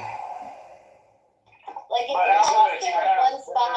You have no contact involved in that. There's no combat. There's no anything like He was that. a top 20 recruit because there's almost no men who are like masculine in 150. Bro, and you're not even good in the psychological warfare. But like, you do realize that there are 125 pounders in the UFC that can literally beat the living shit out of you, right? I could take. They could literally they could get you in a heel hook and snap your leg off in probably 30 seconds. To get me in the heel hook first, have to get me down, right? They would just roll. They wouldn't even. They could just roll off your leg. Is it considered masculine if you like murder? Is that? It depends. What does a guy have to do to be considered masculine? Not be. Do you think like they should beat each other up and look like a bunch of being able to fight is definitely a masculine trait. Being able to defend and to protect that is a masculine trait. I've been in more fights. I've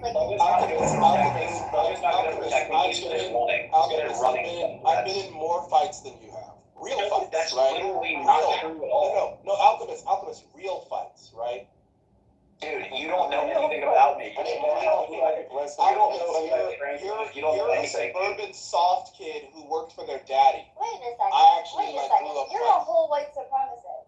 Okay, no, you didn't. you're a suburban soft kid who worked for your daddy. You didn't do wrestling. I actually did play football. I did And play you are a football. suburban fuck. What position I'm did not. you play I'm from the the? city. Don't I'm from the city. I was a tight end. You're from the city. I know how to. Oh, you are a tight end. So, Thugger, what type of running did you do? Thugger, believe it or not, just because you're in the city, that doesn't make you tough. I've beaten the living shit out of a lot of kids in the city. I don't give a fuck. They're from the city. Very true. So, what? You said you were in track. What type of running did you do? 200. Away from the cops. Well, 100. Okay. Well, why don't you look at Yeah, so you're bigger than Usain Bolt then, because Usain Bolt is about 6'4", 205. No, I'm not bigger than him. Look at Thugger's not good at fighting. You said you were 215 and 6'4". We're about the same height. Thugger's not good Right, at but fighting. you're heavier than him. He's not good at fighting threats. He's good at running away from threats. Yeah. Let's see if He's they're Let me just say, like, from a now, psychological like they're over perspective, 5'4". I'm just if putting anybody has to tell themselves something, it's not true. Exactly. If you have to tell yourself you're a man, you're Or probably you not. say it out loud. That's retarded. Like, That's a retarded claim. I don't have to Yeah, look at that's the a mirror stupid. That's a every stupid. morning That's literally and retarded. go, wow. This Or is like an when people say, I'm unmasculine a man good for sure. person. It's like, Yeah. okay, anyone that That's says that, I'm like, terrifying. you're not a good person. I remember, because I went to a big school too, like, I remember the track kids. They weren't scary. They weren't threats. They were harmless. They were harmless, like, runners. They weren't like badasses or anything. I know, Right. Come on. You didn't go to that big of a school, right? Because I went to UT. What the fuck are you talking about? lots of the people on the track team are also on the football team. I bet you Eric could take everybody on this stage. You want to know how I know that? Because he's not saying anything. Oh yeah, Eric, you can just whoop my ass, Eric. I do. Good afternoon, everyone. Oh, hello. You need to change your username, Shy. Edna. Controlling my friend Edna. Wait, No. Shy, is that really what you look like? Yeah, that's me. That's not true. Yeah, who the fuck else would it be? Yeah, I don't know. I just thought you were ugly. I don't know. That's what she looks like. Without the filter. Well, he had no filter at all. It just said that. Not ugly. No, there is I'm a sorry. filter. You were definitely not Well, I ugly. know, but I've seen you without any makeup. Like, you definitely have. Is she conservative? I'm gorgeous. Thank you. Thank you very much for the Are you compliment. Not conservative? too much. No, Hey, just Republican. like objectively, she's very good looking. Are you white? Aw, thank you guys. That's really sweet of you. Yeah, the conservative women are the best looking women as well. Ann is a conservative, so that's definitely not true. What do you mean? What do you mean? You don't like the 200-pound beluga whale with red hair and saying that you're putting others in danger, and then they have a mask on too? You don't like women like that? What do you mean? Yeah, short green hair with with those nose rings. Like she has like 7 nose rings per nostril, and then she weighs like 200 pounds. Don't y'all white guys like Taylor Swift? Taylor Swift is She attends feminism. She attends feminism events in her local community, and you don't like women like that. Yeah, she has 15 pronouns depending on what day. I'm curious. They have pronouns in their Instagram profiles. It's like, oh, fucking great. Here we go. I'm pretty sure you white dudes like Taylor Swift. She's a Democrat. Figure out which one. I mean, Taylor Swift is pretty hot. Yeah, she is. Oh my god. She's like the ideal girl for a white guy. That's a lie. That's definitely. I don't know. The white dudes love. Are you kidding me? The white dudes love some Taylor Swift. Where are you getting this information from? Nobody. Bro, the white supremacists used to be like There Taylor are Swift no is their white ideal girl. supremacists, you faggot. They love Taylor Swift. I mean, listen, I don't mind Taylor Swift, but like she's definitely not like my dream girl. Exactly. Right? But the thing he's missing is nobody would turn down the chance to be with Taylor Swift, right? But that's not the ideal woman if we had to choose.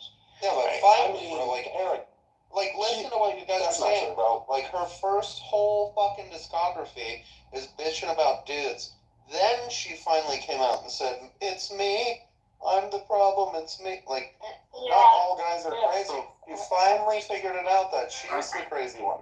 It's definitely, but Thugger, the Democratic dudes, your guys' ideal choice is, Cardi B and, Nicki Minaj, who are like. Cardi B is Republican. Well, that's not true. Cardi B has like 12 cars and she does not have a Beyonce is the that makes sense. Oh my god. Oh, the Sasha Fierce that she Alyssa Milano. on stage. The Alyssa Milanos of the world.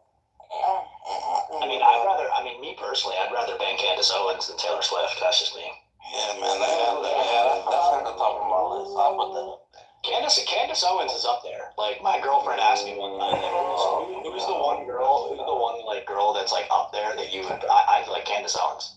Like, wait, did you say Anne? That sounds crazy to me. She's like a 4 at best. Oh no, she's not. I hear this hating like I know that for a fact. All right, well that was just proof of cognitive bias by Thuggish. He doesn't like her political beliefs, and so now, Yeah, because like the grade are a 4, bro. Like if you just took the politics away, I guarantee you that she would at least be like 6, bro. No, she wouldn't, because obviously she has not. How many boyfriends has she had? Also too, here's the other thing too. Candace Owens is like, if I would, the conversations after you guys, have sex, right? And then after you guys like hang out and talk, you guys talk and like, all that stuff. Candace Owens wouldn't be like totally annoying. Like she would actually like be an interesting person to talk to after sex, right? Taylor Swift, I wouldn't imagine. I'd be like, oh my God, like this would be just annoying as hell. You should be talking about some different type of Starbucks coffees. I'm just shocked. Complaining about men of her past, like Jesus Christ. I'm just truly shocked that this is what Shy actually looks like. Go rub one out somewhere else. Yeah, it sounds like you're interested in. Nah, I'm married. I'm definitely not interested, but I'm just very.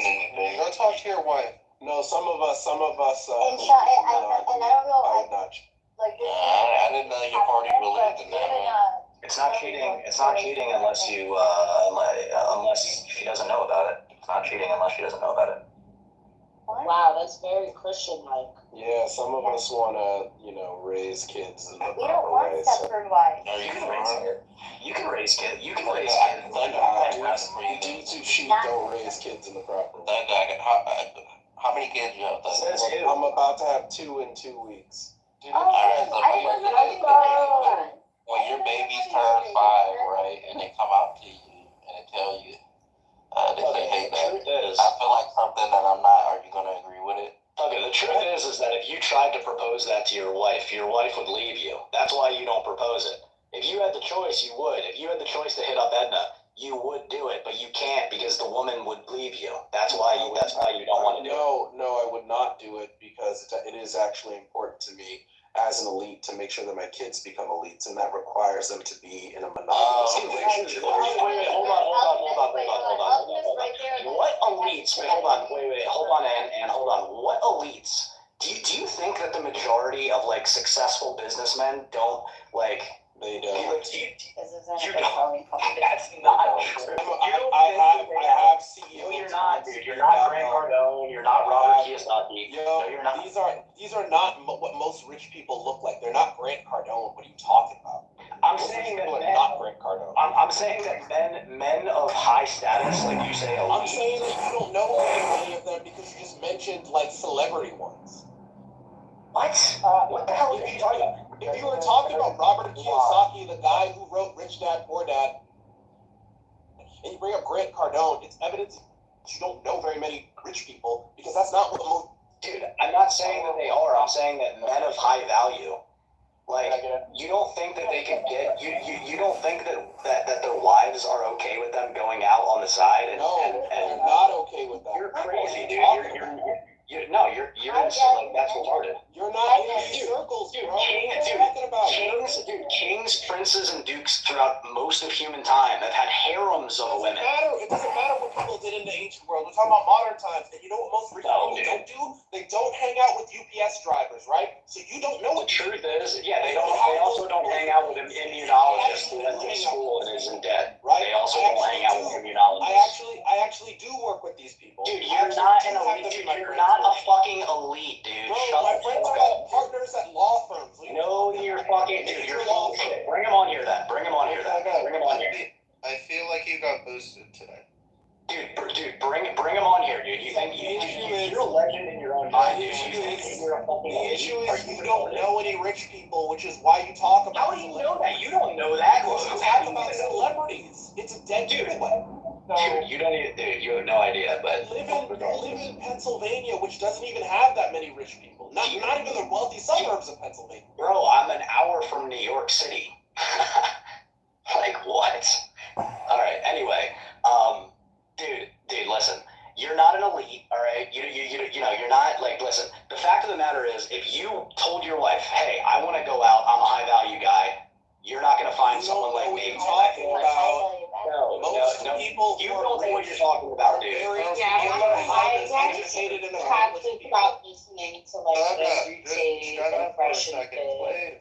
This is going Yeah, Yeah, it's kind of annoying. Yo, school this dude. He doesn't know what he's talking about. Yeah. I don't have a problem. If you want to be monogamous as a man, I don't have a problem with that. But don't hate on a guy. Don't hate on men. Don't hate on men who set up a different type of relationship where he is able to explore other options, and the female is okay with it, and then hate on them. There is a rare occasion where a woman is okay with her. It is a rare occasion. That's true. That's true. But don't hate on people who have that relationship because it works. And the reality is it doesn't work. Yes, it does work. Hello, I'm gonna ask a question. Alchemist. I want to know what alchemist. I want to know what is your definition? How would you describe a high value woman? A high value woman is one that doesn't sell her butthole on the internet, who's not annoying, who is a compliment, who has has things that can complement the man's life that she's with. So in most cases, that would mean culinary skills. That would mean being able to keep the house in check. That would mean like a strong case of nurturing, which would mean being able to raise children in a healthy way. Hold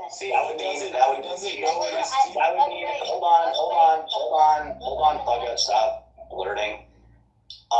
She's also attractive, and she understands that men value attractive women, so she keeps herself in shape. I would also consider. What you also said something about monogamy? Yeah. Yeah, the woman doesn't cheat on the man. Of course, loyalty. Yeah, of course, on the woman's side. Yeah. You think a woman can bring up her children to the best of her ability whilst knowing that her husband is with other women? He doesn't have any kids. He doesn't know anything about raising kids. So there's a difference between a man going out and having multiple relationships, and a man going out and casually having sex with a woman because all men like variety, no matter what the hell they say. Where are you getting this idea from? He's watching. I know it. I don't need any data. I know it because where are you getting this idea from? Because I didn't hear these ideas from anywhere. I got it from what I want. But if that was the case, then you would have been speaking this years ago. But now that Andrew Tate is out, you're repeating his talking point. Okay. Which in reality is going to cause you to be pussyless. No. It's going to cause you to be undateable. What makes you think that a woman in your So that's a background. Yeah, that's going to be the guy I want to date. Like no woman thinks like that towards men that speak like you. Exactly. They're gonna avoid you. And that's the thing, you don't even realize that. Because Andrew Tate and all of those guys. Dude, why are you bringing up Andrew Tate? Because that's who you're getting your talking about. No, I'm not. Dude, So let me give you a background, right? My grandfather was an immigrant who came over here. About your grandfather. Yo, Ann, do something about this. This is crazy. She's triggered. She's triggered. I let her finish. What is the problem? I let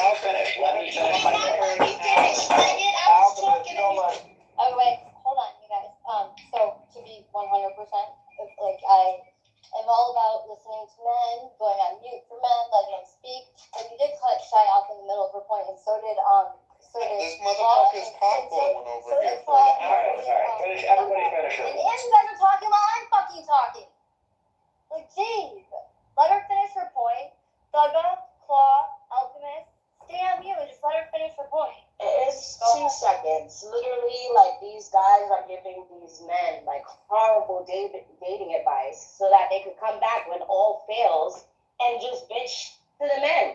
Buy these little packages that say, hey, we can get you some pussy. Buy my little fucking $1,000 package. Talk to me for an hour. Like, they're just fucking raping y'all, low-key. And you don't even know it. Because, again, like, no woman, like, looks at you, a man who speaks like you, and thinks, ooh, that's going to be my husband. No, like, we try to avoid men who speak like you.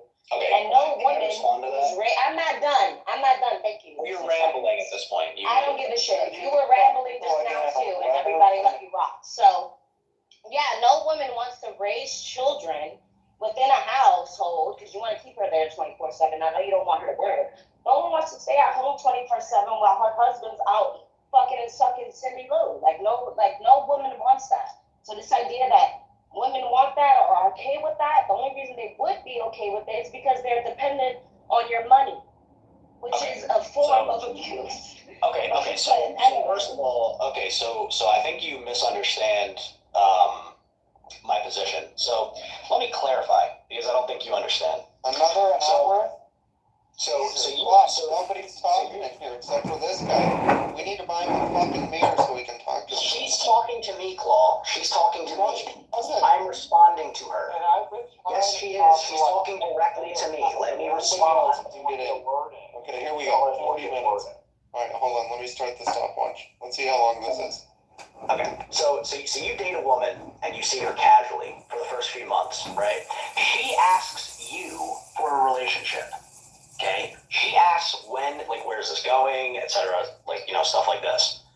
Then, once you have that talk, you lay out standards and you say, hey, listen, this is the type of relationship that I am looking for. And I didn't get it from Andrew Tate. I got it from my grandfather and my father because they both have relationships like that as well. Okay, so that's number one.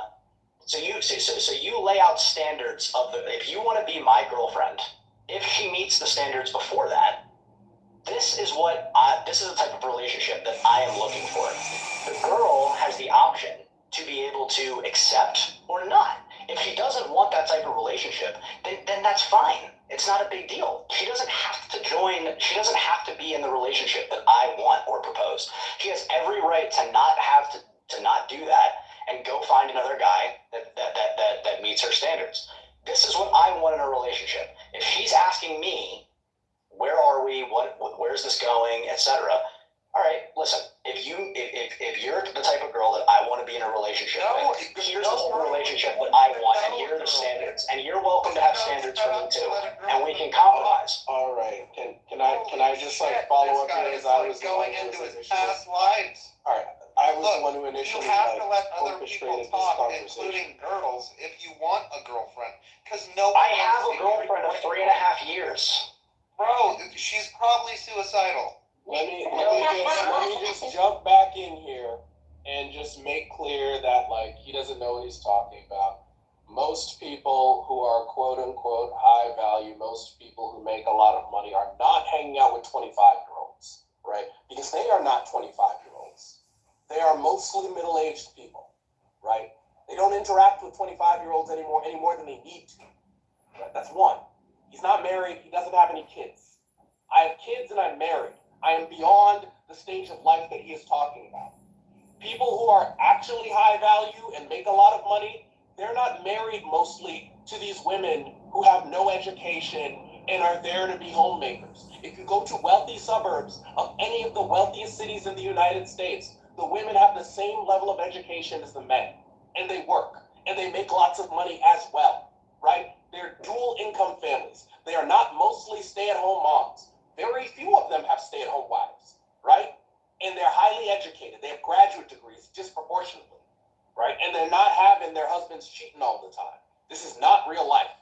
This is real life amongst a handful of people who tend to date dumb bitches, right?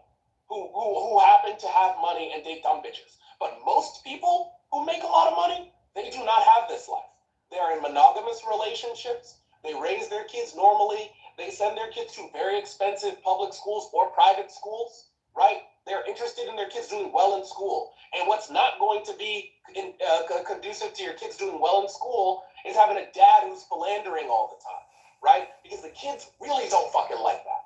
And it makes it very difficult for the kids to be able to do their schoolwork. This is what it looks like when you're a real adult who is married and has kids and has a mortgage, right?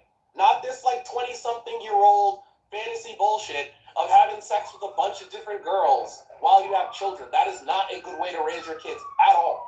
You'll have kids who will be fuck-ups if you do that. In fact, my wife's family, one of her uncles ended up cheating on his wife with the neighbor, and all his kids are fuck-ups because they were all damaged by that. That is the way you damage your children. So Thuggo, let me ask you a question just real quick. If you lay out the standards before the relationship and you give the girl the option to be able to take it or leave it, and then she's willing to, she can have standards too as long as you're willing to comply. Is that cheating if you say it up front before the relationship even starts? Almost no one who is wealthy has relationships like this. That didn't answer my question. That didn't answer my question. I mean, the fact of the The matter only type of woman that's going to be okay with you setting that type of standard is a woman that's solely going to use you for your money. Taking you for your wallet. Like, you don't even realize. And do you really think that she won't cheat on you if she knows that you're cheating on her? Listen, that's fine. If that's what you think, I'm not gonna like argue with you about it. I'm just asking Thuggo a question. Like, is that cheating if you're honest and upfront with it, and that's the type of relationship that you in the want? eyes of your children, yes, that will be cheating. Right, doesn't get. Your children will not like that shit. 100%. Okay, that's fine.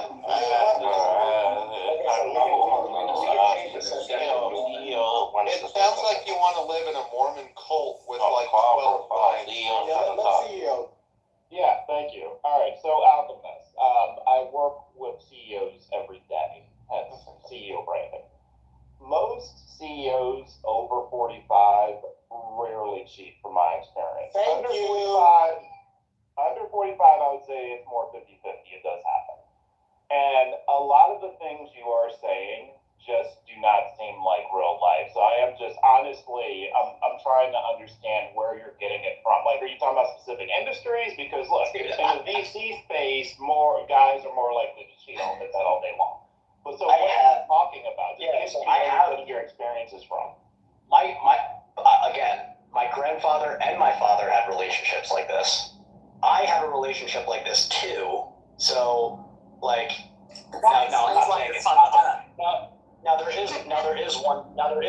is one thing that I will say is that it is very rare that women will accept that. My girlfriend is an immigrant from Romania. Her dad came from Romania, so it's a little bit different of a culture there. But in general, like, I mean, I agree with you that most women won't accept it, and to me, that's totally fine. If the woman doesn't want to accept that, then that's fine. There's nothing wrong with the woman not wanting that type of relationship. But you saying, like, where you're getting that from, brother, I'm living it. I'm living it, and so did my grandfather. Or she just from Romania. That's selection bias, though, right? Like, you can't take your experience and project it out and think that's how the world is. So I'm asking you, outside of your family experiences, do you know a lot of other guys doing this? I'm just curious. So I'm going to answer honestly, no. But at the same time, like most of my peers, like, I mean, everybody's different, right? But yeah, to answer your question, no, not many people that are my peers do have a situation like that at all. You're right. Yeah, no. Is your girlfriend a U.S. citizen? Yeah, of course. I mean, this is the most important thing in terms of the ability of your kids to be successful in life, and because being successful in life is like really linked towards your education, and especially getting high-paying jobs, very high-paying jobs that put you in the top 5% of the income. Almost everybody there is college educated, right? Especially if they're not like 70 years old, right? So people who are in their midlife, 40s and below, all those people who are making 200, 300, 400K, they're all college educated, and most of them are graduate educated when you get to the higher end of those salaries, right? The key to them being able to replicate their income in the next generation is the wife's education level. It's not the husband's, right? Because the wife does most of the work in terms of like preparing kids for school, right? Even if she's a working mom.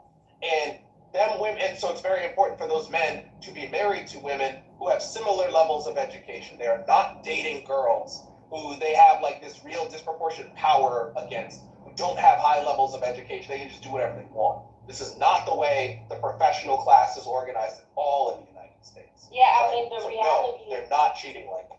The reality is most people date within their class. So this idea that these millionaires are picking up these homeless, shelter-being bitches off the streets and turning them into wives is just bullshit. Most people date within their class.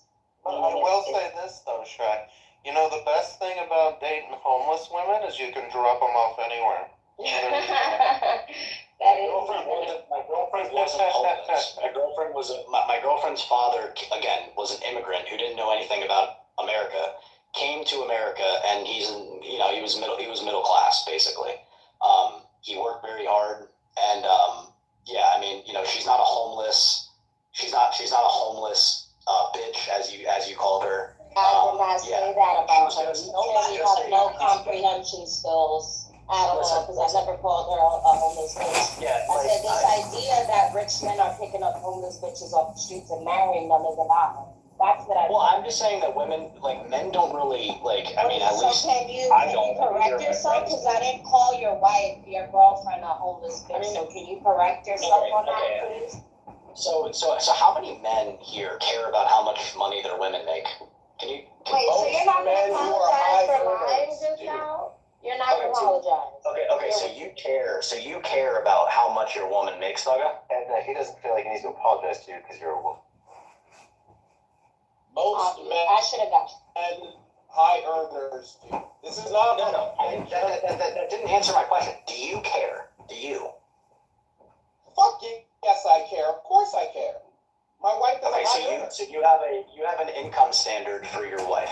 That's fine. But here's the thing, how bad you don't get it after this. I personally don't care. I personally don't care about how much money my girlfriend makes. I don't care. And by the way, my girlfriend is college But we're educated. talking about, So but you don't have kids, Can I bro. You clarify don't that? have kids. You don't even know how much it costs to raise kids. You don't have them. It's not. You don't care because you're not living the life of a real adult, which is a married person with children. Dude, kids are extremely expensive. You're right that I don't have any kids, but in terms of finances, I'm not really worried about my finances. So it doesn't really matter to me. I don't care. But to have. all I want is a woman to compliment what I'm doing. I'm not talking about you. We aren't talking about you. Why are you centering this on? I don't give a fuck what you want. I'm talking about what people in a class want. And it's very clear that people in the class don't want what you want. They don't live like you. Now, I want to ask the question, though. Alchemist, don't you feel showers make like 150K, right? Or I might be wrong. I don't know. It's not quite that much. It's 100. It's like 120 with benefits and pension, but. Like this past year as an example, like I've made more money with my cryptocurrency than I did at my job. So like much more. So it's kind of like a jaded view. But yeah, we make roughly 120. Yeah, dude, if you are a high earning single earner and you make $240,000 a year, which is a lot of money for a single earner to make, and you marry a woman who makes $190,000 a year, that is millions of dollars in additional income over the lifetime of a working person. You would be an idiot to turn that money down. That is like $10 million extra dollars at the end of your retirement. Yeah, I don't including compounding interest. Nobody who makes a lot of money is looking to turn down that kind of chicken. It's a lot of fucking money. That's why they care about it. That's why all the people who I know who have graduate degrees marry women with graduate degrees. They ain't marrying girls who just have undergrad degrees. They ain't marrying girls who just graduated from high school. It's not a thing. Okay. Well, that's fine. That's fine. They're taking you for your money, bro. We know it's not a thing because when you look at very wealthy suburbs and you look at the education levels in them, you find that everybody's got a college degree and half of them have graduate degrees. And half the people in America, in the United States, don't get graduate degrees, right? Only like 10% do. How do half of them in the richest places end up with graduate degrees? It's because people with graduate degrees make a lot more money.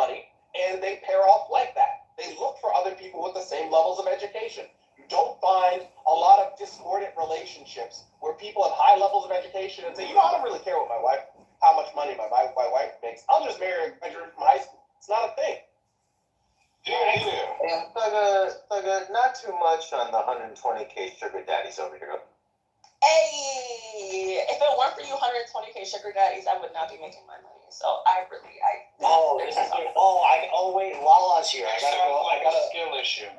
Lala, I gotta look at your I gotta look at your butthole. I gotta look at your butthole while I'm on the phone with you here. Let me look at your butthole.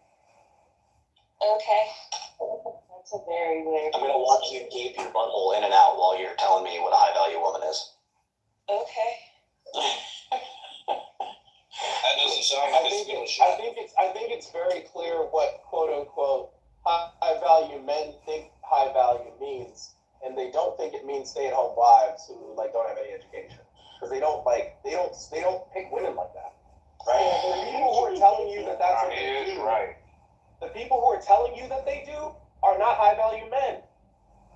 They're just like not like I mean, people in entertainment do not make up a large share of the rich people in the United States. They're only a significant share of rich people in one fucking city in the U.S., and that's LA. Everywhere else, people who are in entertainment make up nobody who is in any kind of entertainment. Make up nobody who's in entertainment. Chaco, I'm literally looking at your.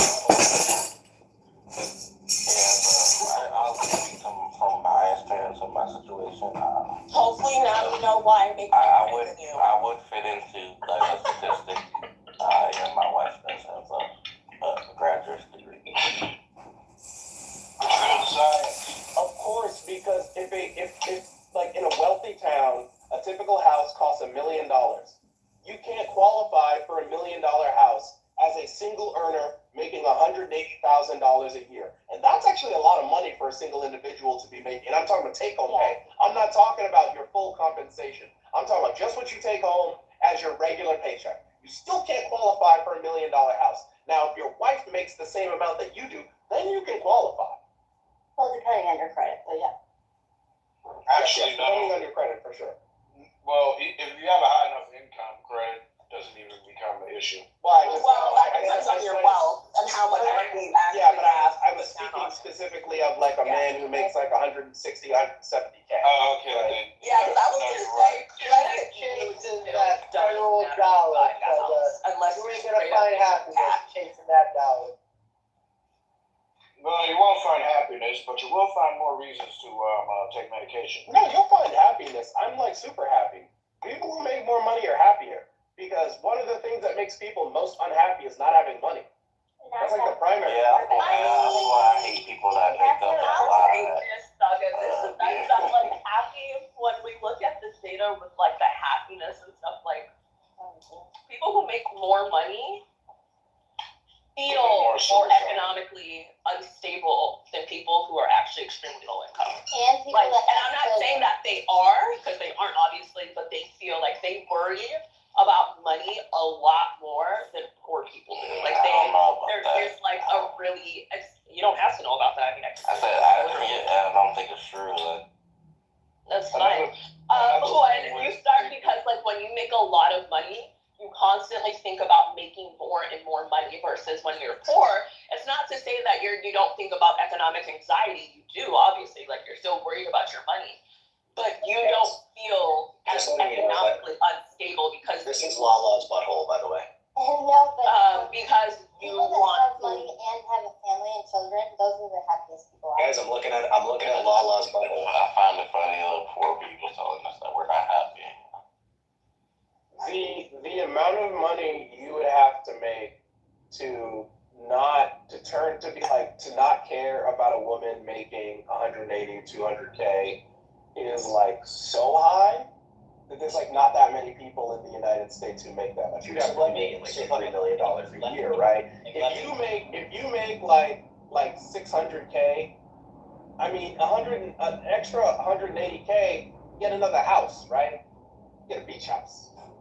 Get a ski house. People want that shit. 100%. Get a boat. 180K. You could buy a boat with that. If you made 600K, that's more than enough to take care of your day-to-day expenses, even in a really expensive place. And then you can go buy yourself a boat and a lake house or a beach house, right? So there's not really a level of income that has like more than like 100,000 people in it, that people would turn down like somebody making 200K.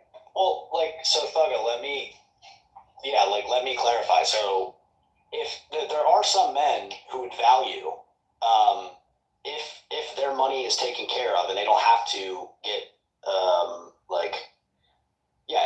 let's just be simple. Like, if they don't have to worry about that, there are some men who would rather have the woman doing other things to complement what he's doing, rather than going out and making the money. Like, there are some men who care about I didn't say that. that those people don't exist. I said that those people are not representative of the class of high-value men at all. Oh, so you're talking about people that are like, what, 326,000 and above? Is that what I'm talking about? So Yeah. do you I mean, the broader upper middle class is not organized in such a way, and they don't behave in such a way where anyone could believe that they don't care, specifically the men, they don't care about their wives' incomes or their education levels. They very clearly do, because they pretty much only marry women with high levels of education and good earnings potential.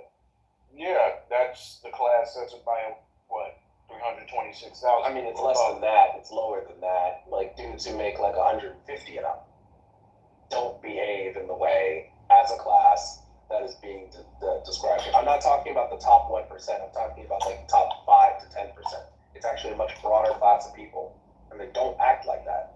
They're not pressured. There are stats that prove this, literally. I would rather have most couples date within their own class.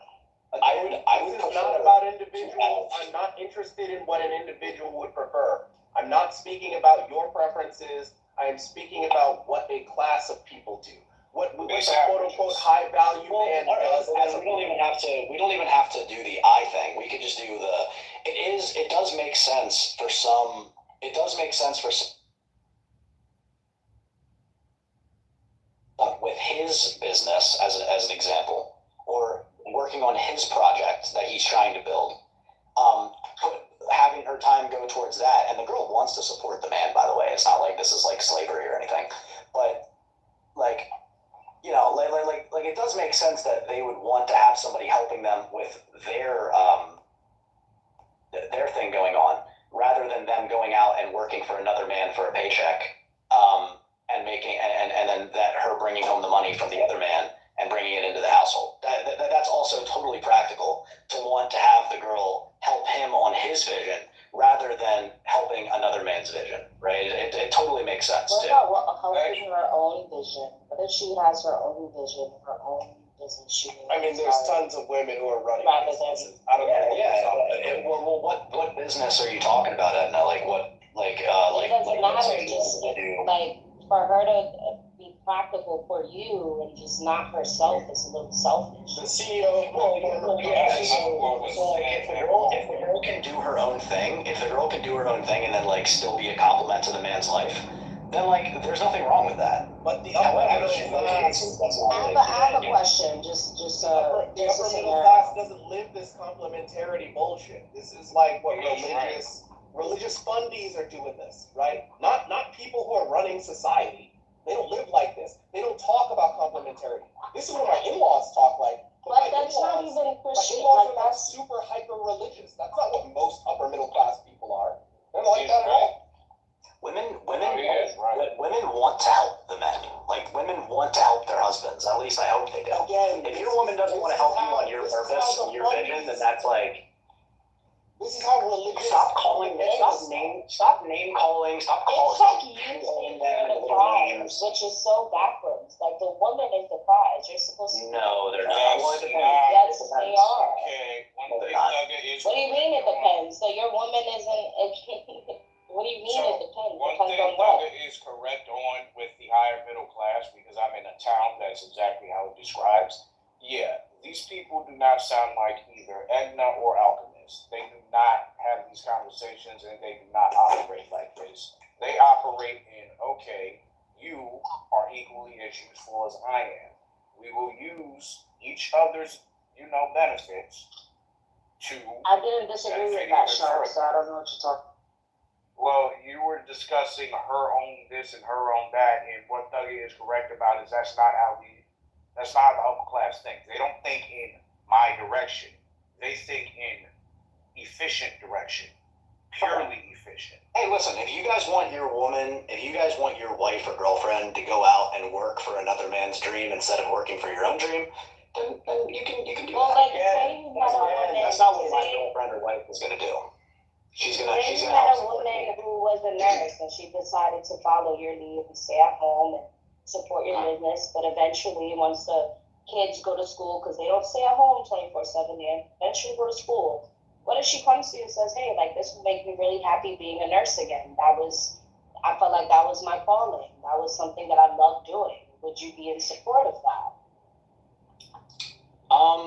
It depends on what the situation is. It depends. I mean, there's a lot of something that would make your wife really happy. I'm not opposed. Yeah, I'm not opposed to that. There's nothing wrong with that necessarily. No, but in terms of like the woman caring, like me caring about like I would prefer to have the woman help me on my vision than to go and work for another man for a paycheck and support his vision.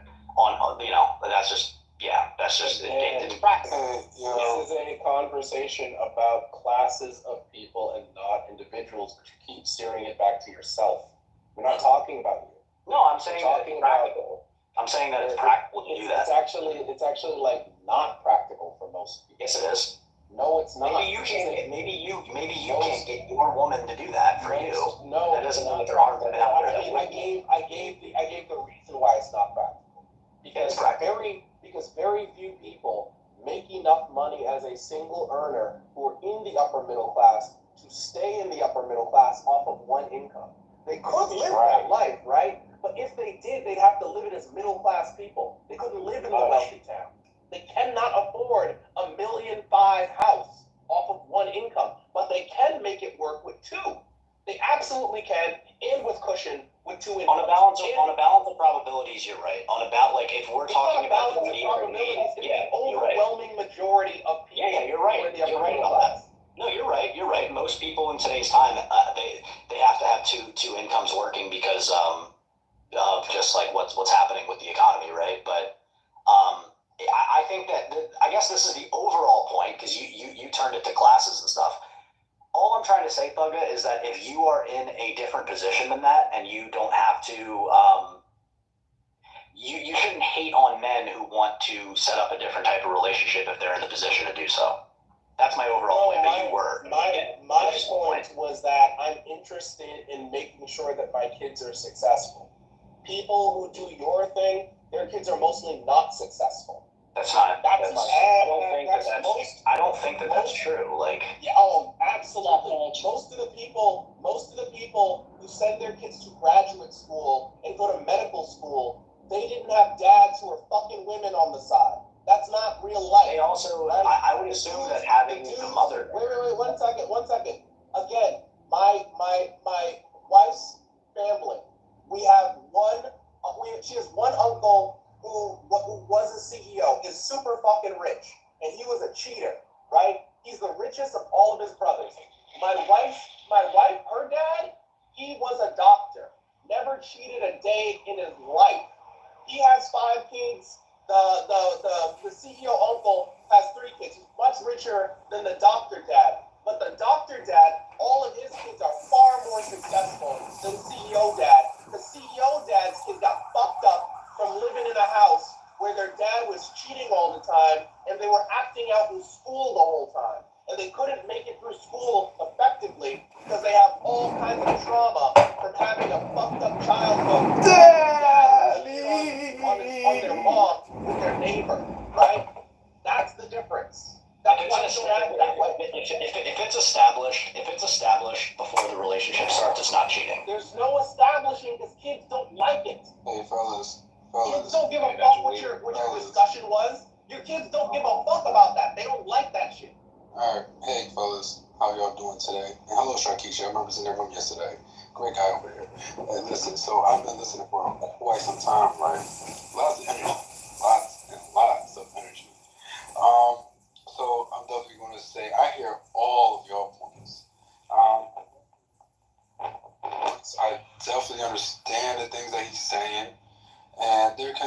repercussions for your children's growth when it comes to the relationships and how it's being handled. Now, I'm not in those situations right now, currently. I'm not. Okay? I don't have children either, even though I was once a child. And, we all know and understand how children develop. You don't got to be a parent to understand how children develop and what they think and how they feel. Because we all been there. And on top of that, we have probably some siblings, some children that we see raised going up on a daily basis. Now, if you and your spouse are smart and say, hey, we want to have this particular type of relationship, and, you're smart and wise enough to keep the children out of it and be adults about it, your children come out fine if you're smart enough about it. So that's one thing right there. As far as and also y'all kept bringing up people, higher classes and everything. Yeah, personally, I prefer my woman not to be, in the work world. I would prefer that, but in this world, it's pretty tight. It's tough. It's not as easy as anyone could just do. All right, I would love for my wife, if I had one, to stay at home. Not just stay at home. I heard Edna say, "Oh, you want her to stay at home all day?" No, I don't want her just staying at home. She's gonna enjoy herself. She might want to step out to the market, whatever, go to the gym, whatever. Enjoy her day. She's not just gonna be like no slave at the house all day. She's gonna enjoy her life,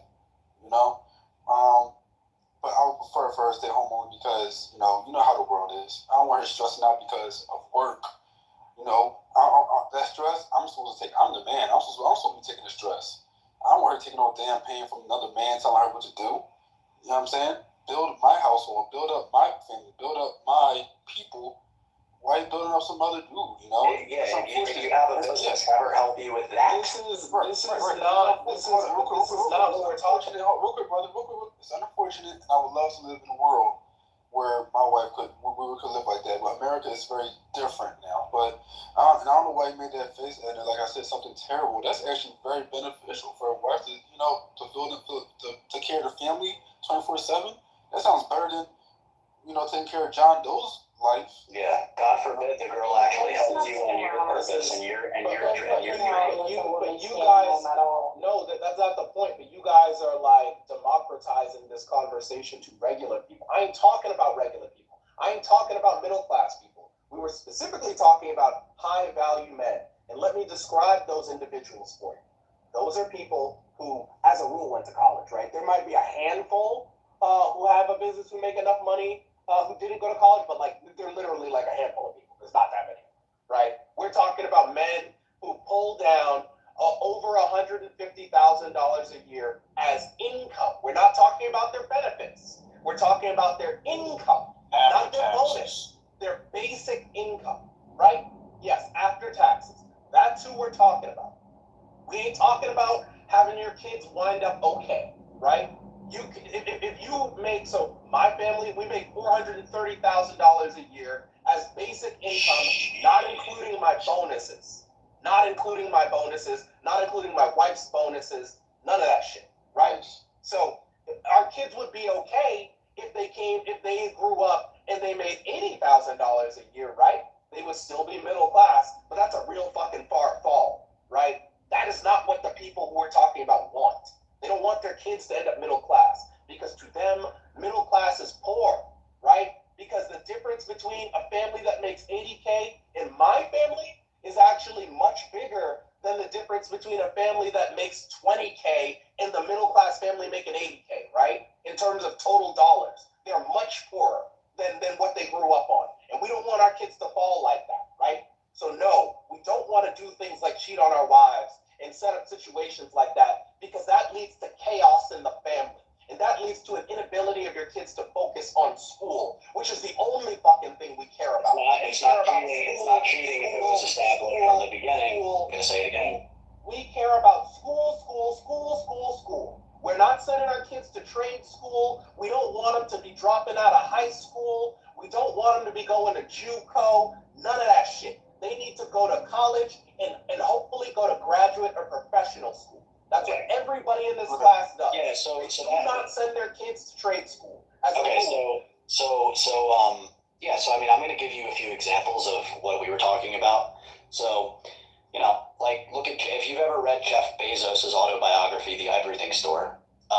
Mackenzie Bezos helped him on his business and his passion. She didn't go out and you know work for another man's dream with all of her time, right? She spent working with Jeff Bezos. Robert Kiyosaki, same thing. This is His not wife, interesting, dude. His This wife, is not a class of his people. wife, instead of going out and working for another man and making his dream a reality, Robert Kiyosaki's wife decided to spend her time and resources into you know, supporting Robert's dream and Robert's business endeavors. Another one is Grant Cardone. You know, Grant Cardone's wife decided to. They weren't always celebrities, dude. Grant Cardone was in the middle class before he started his business. So was Jeff Bezos. So was all of these. Yes, they are, because I'm saying that there's nothing wrong with the woman helping you chase your dream and your passion and your endeavors instead of going out and chasing another man's. I just gave you tons of examples. Because you said of people. Notice how you're not talking about like a neighborhood, right? You're talking about Jeff Bezos. Do you know how many billionaires are in the United States? There's like 450 billionaires. That's not a class. There's a communication breakdown. That's not. We're not. I'm not talking about them. I'm talking about the class of people. I am talking about like a neighborhood, a town, right? A town with a median income of $180,000, $200,000 a year, where there are tens of thousands of people who live a certain way, who like fill up a school. Billionaires' kids don't fill up a school. They don't have enough kids. They're like 5 people. You're talking about 5 people. Well, I'm talking about the class. No, no. There are plenty. There are countless examples of women who decided to help their men on their business endeavors or their purpose or passion, and then they ended up. I'm not saying. I'm saying that the model works. I can probably, if I find them, I could probably give like hundreds of examples. I gave you 3. Discussion.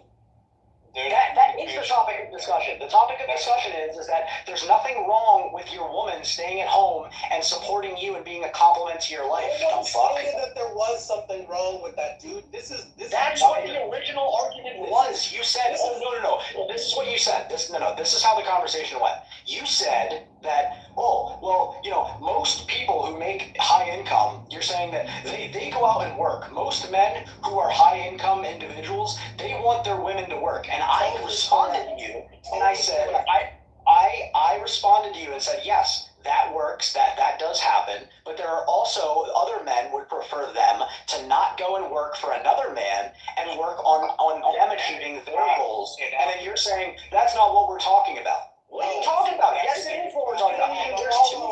There's two models. One man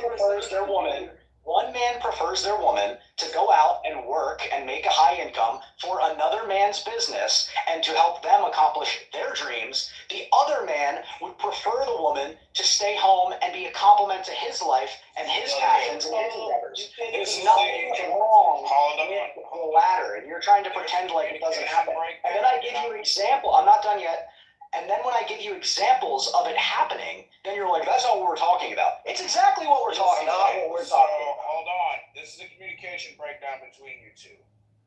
Alchemist, you're talking about middle class methods in terms of wealth, which is exactly correct in terms of the model that is used by the majority of middle class people who do earn wealth. Most don't. Very few go from middle to, you know, billionaire. Very few. Don't have to be billionaire, it just can be a successful business.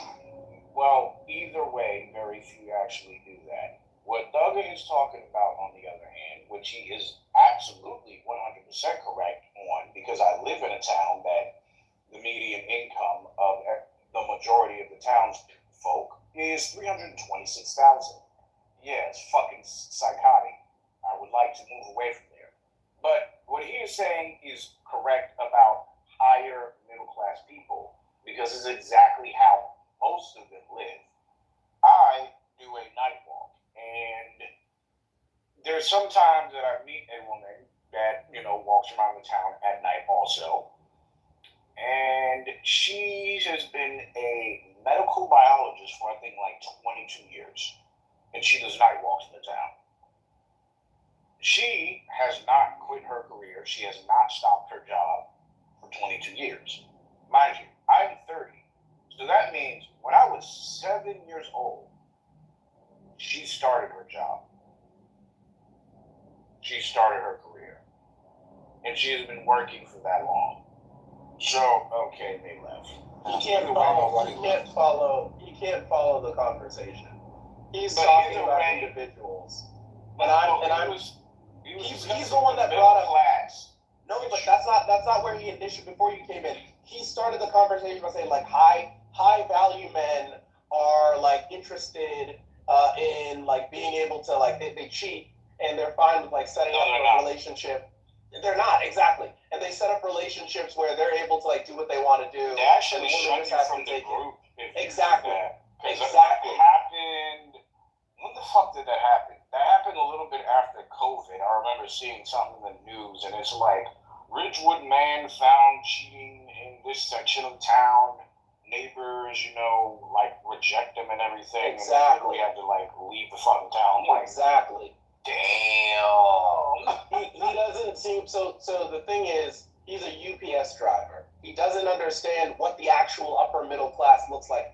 First off, because he's 25, right? And if we're talking about high earning people, almost no high earning people hang out with 25-year-olds. Almost no high earning people are 25. Exactly. Almost none of them are 25, right? They're all like they're all like late 30s or like 40s and 50s. They're not hanging out with kids who just graduated from undergrad, and they have kids.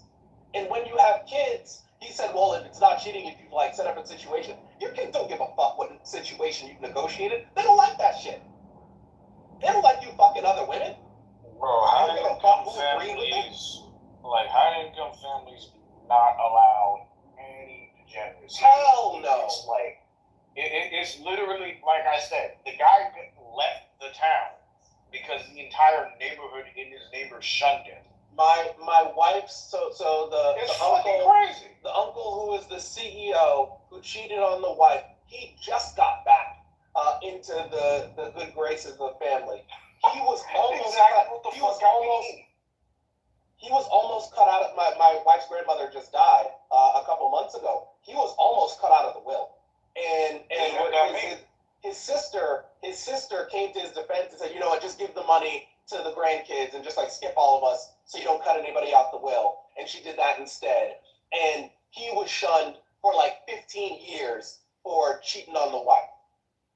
You can't be cheating on the wife. That shit is like not real life. People who make a lot. It is too hard to keep your kids up in like that sort of income. They're not trying to have the sort of chaotic life where people are fucking random people. It's hard enough to get your kids to make. This is why I don't want to make a fuck ton of money. Everyone's like, oh, you don't want to work hard. Well, I'm like, yeah, I like my time. But the other thing is, I'm a regular fucking Joe. I grew up a regular fucking Joe. I would like to get to a comfortable income, but I don't want to get to an income where I've got to start looking for black female Carltons.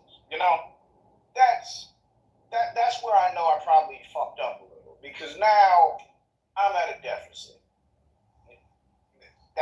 It's fucked up. Like, once you hit a certain income, you have to kind of date certain people, and if you're like, I'm not used to that, I'll be happy at 80 grand. Happy. Because I didn't grow up in that. So 80 grand is poverty? Yeah, not for the next 20 years. Not for the next 20 years, it ain't. I have a question though, Thug. So, as far as the cheating part, right, and the relationship part, like, I do understand now, it's, that's for adults, right? Like, you don't want your children getting mixed up with, your affairs, whatever, if you have one, all right? So, if you and your wife, hypotheticals, whatever, were to say, okay, we're going to live like this, we're going to do this, and we're okay, I'm okay, let's say your wife says, you have like a hall pass, like once a month or whatever, all right? Would that really be such a strain on your children? People don't live like it's this. More middle class. Okay, the people in the town are gonna find out. Okay, Big, I'll explain it because I'll explain it for you. So here is unfortunately how the how the high income earners are. everything is kind of like a loose corporation. That's kind of how it goes. So you and your wife, okay, let's say that agreement does come in, and then what else? The kids aren't involved in it. Here's a problem you got now. Other kids are going to learn about that, and the parents. 100%. 100%. So now, guess what you got to have a problem with? Now, you are known as the, I swear to fucking God, I forgot the actual term. But now you're known as, like, in black terms, the Jezebels of the neighborhood. You're the whores, the whoremongers.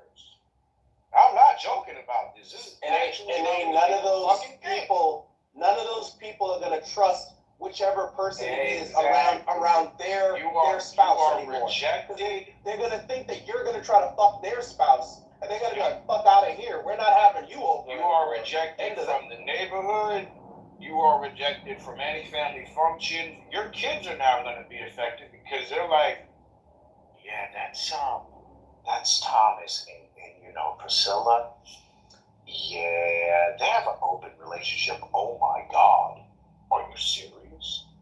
Yeah, they I mean, okay, free love, but think about the kids, and then if it's free love, is that just limited to who they're interested in? Like, you wouldn't want to be approached by her, would you? No, sweetie, no, I wouldn't. That's exactly what it would look like. And there you go. So now, Thomas and Priscilla are rejected by the whole neighborhood, and then eventually the entire town is going to learn about it, and they're going to be rejected by the town as well. So now your kids are going to school in the town trying to figure out, Mommy, why don't any of the other kids speak to us? Because your parents have an open Why can't we go over people's houses? Why don't we get invites to party? Why did when we go to the pool, everyone moves away from us? Well, mommy, and yeah, this is how high income people are. Like, when I moved to this town and I saw that shit, I was like, bro, this is some medieval serifdom crap I've ever seen. Holy fuck, this is insane. Like, they really, really do not do that shit. If they don't like it, they don't accept it. If it's seen, if they know about it, like, let's just say me. I've been with a fuck ton of women. If these people were to learn that I was a former fuckboy, even despite me not speaking to the majority of them, or maybe here and there, that'll be a problem. A whole fucking problem. Because now, guess what? Is he going to talk to our kids, our daughters at his age? I wouldn't want someone like that around me. That's how they are, man. So That's how they are. No, I can totally understand that. My thing is, I'm the type of person that say have conversation for understanding and learning purposes, right? So will we not also say that, in that upper class spectrum, that there's also a group of people who are you can say not hyper sexual, but controlled sexual, where they're like where they'll kind of almost like do as they please, but then also like they control. Like, for example, like, this might be like an off example, but like the Epstein list has popped out, right? You see the Epstein list, a whole bunch of celebrities popping over the Epstein's Island. But that's celebrities though. Celebrities are like so I would recommend you read Thomas Piketty's book Capital in the 21st Century. People who are involved in entertainment, any kind of entertainment whatsoever, in any aspect of it, right? Not just like the actual entertainers and stuff, not just the athletes, not just the musicians, but people in publishing, right? Like entertainment lawyers, all that. They represent 5% of the top 1%. Almost no one who is rich has any sort of connection to entertainment. It is not a major industry in the United States in terms of GDP. It is only a major industry. The only reason why people talk about it is because for regular people who don't work in really high income spaces, this is their exposure to rich people. That's why I pointed out that when he was talking about Robert Kiyosaki and Grant Cardone, it's evidence that you don't know rich people, because that's not what most rich people look like. It is the poor man's idea of a rich person. Donald Trump is the poor man's idea of a rich person, right? That's not what most of them look like, right? So they like, and the thing is, like, celebrities are totally different, especially in entertainers, because the way they get their money is fundamentally different, right? Oh yeah. Most rich people do not get rich at 22. They get rich at like 40, 45, 50. And they get rich because of their education. They spent years getting educated. They don't get rich because somebody discovered them when they were 19 and they had a hit single, right? It was years of sweat and work to get to that income level, right? And sacrifice in school. It is very difficult to replicate that with your kid. It is very, it's like, and a lot of it, like I have a STEM degree. I'm an immunologist. It is, you got to go to grad school. Right? It is very difficult to make a kid make it through science grad school. If you're putting the stress on them on top of having a fucked up family situation, they're not going to be very good in school, right? Like one of the towns that was in like our league when I was in high school, I went to a very wealthy town. I just bust into it. The town, like recently, since after the financial crisis, it's become a pressure cooker because it's much harder to get like a really good paying job now. So the kids in high school have to spend more time focused on their education. There's been a bunch of suicides at the high school because of grades. And that's not uncommon amongst these towns because people are very focused on education. Right. All these people telling you that like people don't care about the education of their women, these are not people who are in these spaces. That is not something anybody with money will tell you, because almost all those people got their money because of actually, Fluffy, it goes even further. So you will have the people that say, "Oh, I don't care about education," but then you'll have the opposite side that says, "I have a degree." Now here is where I have to, explain to people as a lower income individual what a degree means between us and them. To us, you got a biology degree and you did chemistry, biochemistry, and you work at like a hospital as a pharmacist. To a guy like Thugger, on the other hand, you heard what the fuck he said, immunologist. I don't think you grasp how fucking agonizing and aggravating it takes to get that specialized. We're not talking he just went to medical school. We're talking at least 14 fucking years of schooling. 14 continuous, non-stop, no income issues with the school or anything. That's all he did for 14 years straight, and then he got his specialization. That is what a degree means to someone with a high income. Not, I went to college and I got a master's. Masters don't mean fucking anything to these people. Like I said, the lady I met, she specializes in, medical biology for reproduction. I don't remember the actual name. Is she a reproductive endocrinologist? That's what it was. Yes. For both men and women at that, by the way. Yeah. 22 fucking years. That means she started school around the time I was 7, right? And then, I don't know how long it takes to get to that level, but I can't imagine that she got to that level in 15 years. Yeah. That is what the higher income people mean when they say a degree. You're the master. No, the master doesn't matter. You are specialized. Immunologist, reproductive endocrinologist, like what he said. Or, I'm in tech. Okay. Or,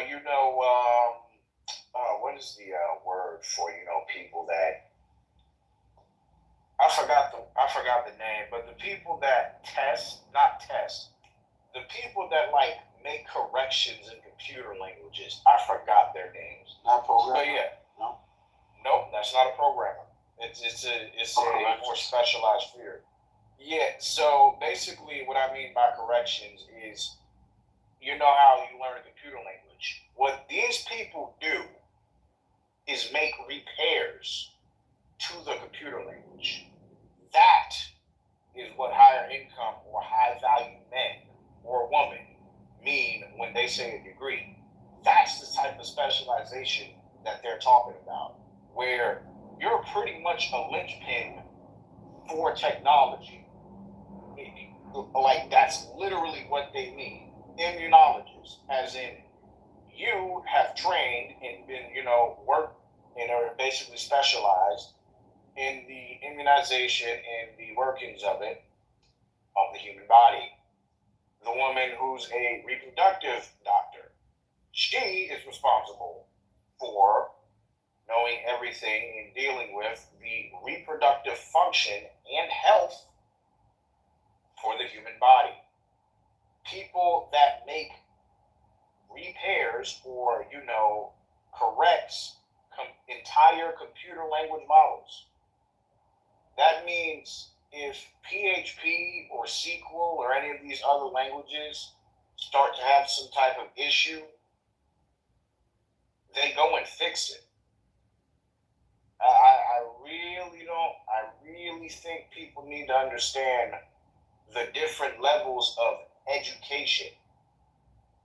Our level of education is low income. That's bachelor's, master's, even PhD. Well, the PhD is a bit different.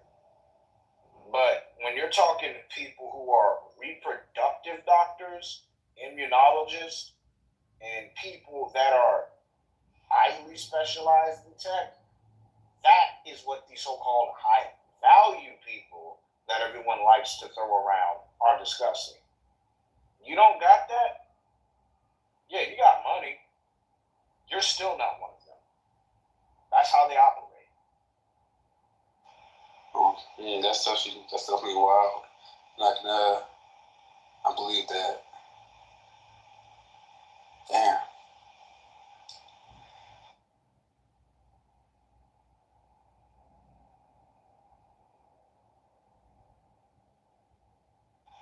Oh, the other dude left. I had a question for him too. Oh well. Oh, and the other thing about high value people, yeah, they don't have free time. A lot. They work. I believe that now. They work long hours. All of this, you don't spend time with me, you're like, I'm working.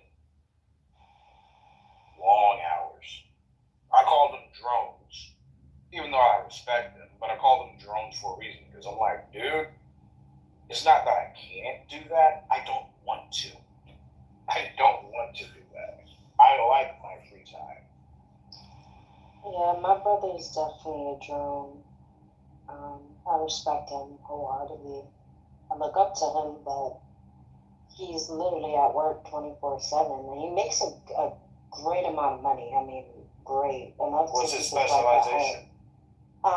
He's worked in the MTA since he was probably like 21 years old, and he's in his 40s. So he works in the corporate side of the MTA now at this point. So he's pretty good. I mean, it's not a degree, but it's the same type of hours.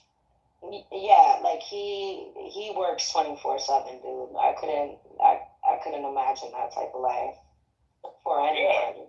Yeah, like that's what I mean. It's commendable. It's definitely respectable. Oh, I respect them for it. It's just when I met these guys like Thug and others when I was a teenager, when I was fucking around with computer programs and stuff, and I just ran into these people. I'm like, God, holy shit, you don't have any free time? None. They work and work and work and work, and I'm like, bro, I do not want to be like that. I never wanted to be like that. Like, everyone's like, oh, you don't want to make a lot of money? Not really. No. But I mean, with all that money, you could create some type of security, put your family in better positions. You know, I'm not. You're hooked to the money, though. I'm not hooked to the money. I'm not saying I'm hooked to the money. I'm hooked to how I can use it. How I can use it is security, protection. Yeah, same with them. They do the exact same thing. So now that I'm hooked to the money, though, I'll say they're hooked to the resource of it. So, for example, I'm able, to, pay off this, pay that off. Oh, mother needs medicine. You know how people are crying out here for medicine, on a daily basis just because they don't have it, So, one thing I'll say, I'm not going to discourage you from wanting to achieve that. Right. But as a person who was low income, and I'm going to assume you're not low income, middle class, it's not how you think it is. It's not, I'm just going to go to work and then clock out. That's not how these people do things. That's not how they operate. Their jobs, they're going to clock out. And they're going to go home and continue that for a couple more hours. Mm-hmm. That's their free time. Yes. Okay? Yeah. I mean, if you want to go for that, I ain't going to stop you, bro. But you understand. It does take a special type of woman to deal with that too, as well. I mean, the women are the same. No, the women are the same. I'm saying a woman. Oh, are you saying the women inside that type of household are the same? Yes, they are. They are like the woman I say I sometimes meet on my night walks. That's how she is.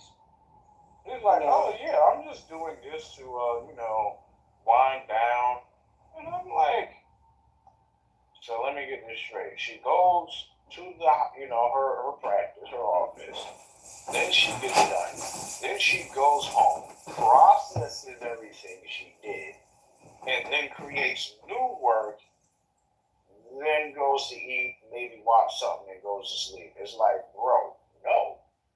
The women are the exact same. It's to me, like I said, I don't want their type of money. I don't want their type of specialization. Give me a fuck ton of skills, pay me for them, so I can have my fucking free time. That's me. I do not want that. No.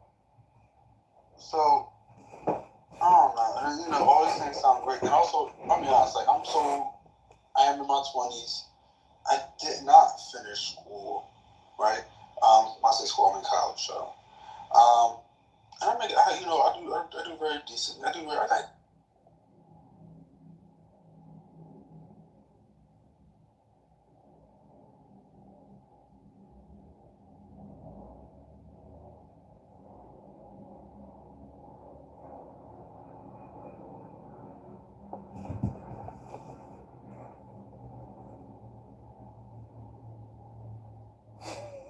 They finally clipped me.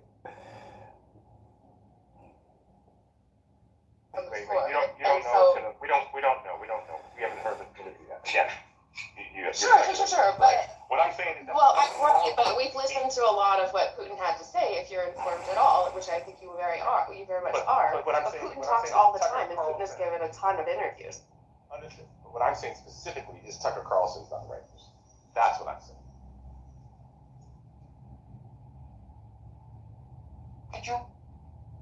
Could you repeat that, Marvin? Tucker Carlson is not what? The right person in this particular case. I don't think we get to decide that. I agree. I know.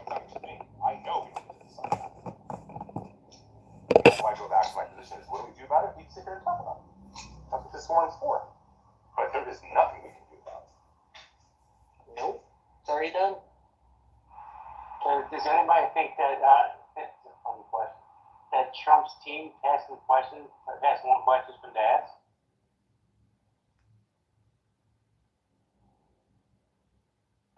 I think that as a no. I'm sorry, what was the question? That Trump's team sent questions to? Do you think that Donald Trump's Absolutely. team... Absolutely.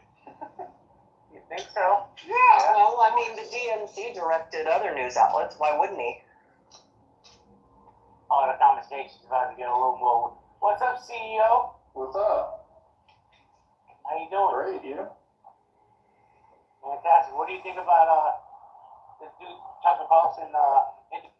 Well, I think the whole "is he a traitor" thing is silly because I'd be willing to wager anything that journalists from NBC and CBS and ABC have put interview requests in to put into office the last year. So if he had said yes to any of them, they would have did an interview. So I don't really understand the whole context.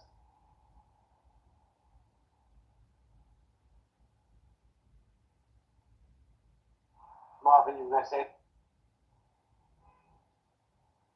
No, I mean, I'm just saying that my whole position is that Tucker Carlson is not worthy of the position that he holds.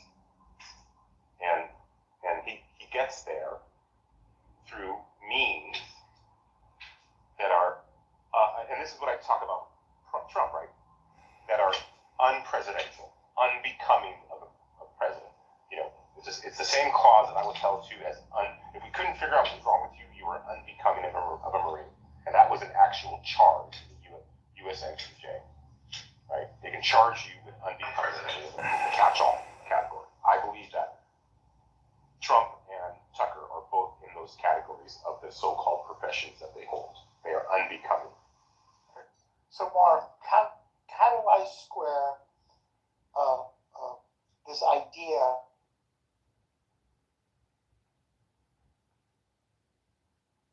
and Putin, and yet free speech and First Amendment advocates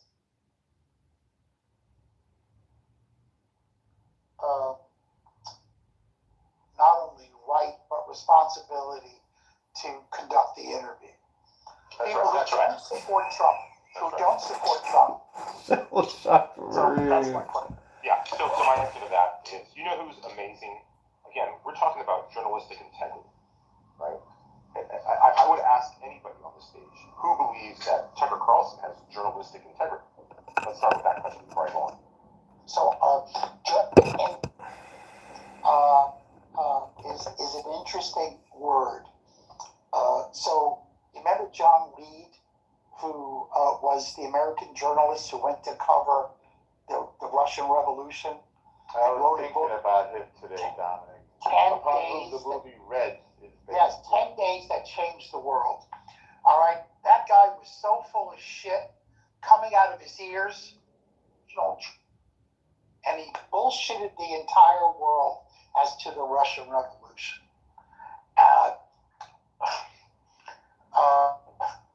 There are hundreds of other journalists who think they are doing X with integrity, but who are in fact not doing that. So I don't know if that charge means anything more than that he lacks integrity. Okay. He would argue vociferously against that. And okay, so you have to look at my standard, right? As a credentialed individual whose job was to collect, which is basically journalism. Right? Yes. Okay. Especially collection on human beings. That was my specialty. And understanding the process in which that collection had to occur, and understanding the accuracy of the collection and of the lineage and documentation and locations of those components, right? That's the standard that I expect from a journalist who is doing geopolitical work at the state of the collection. And you see what I'm getting at? Yes, I do. So when we talk about journalism, we think about people from, what was her name from PBS NewsHour? She's no longer the anchor, but she's still in the show. Hunter Galt? Something Hunter Galt? No. She just left earlier this year or a few months ago.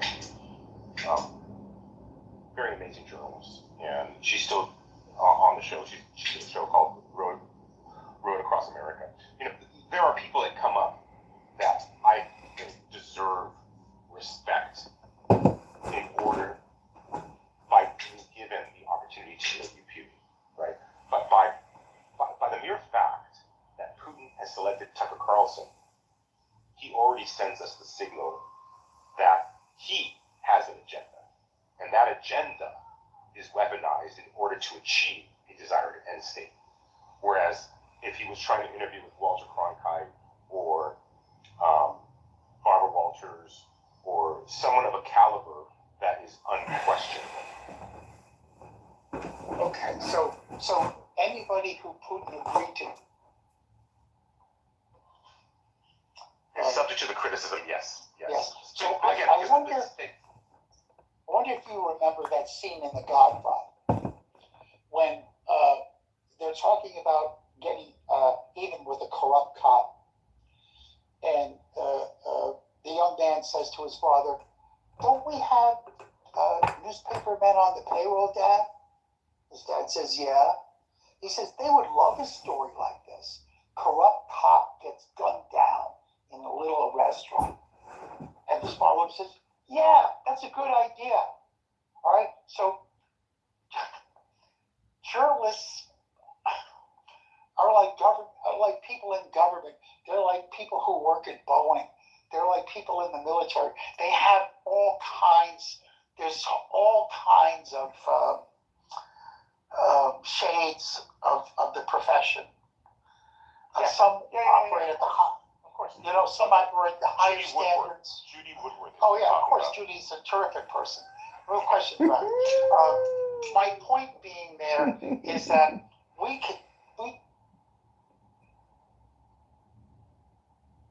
who interviews Vladimir Putin.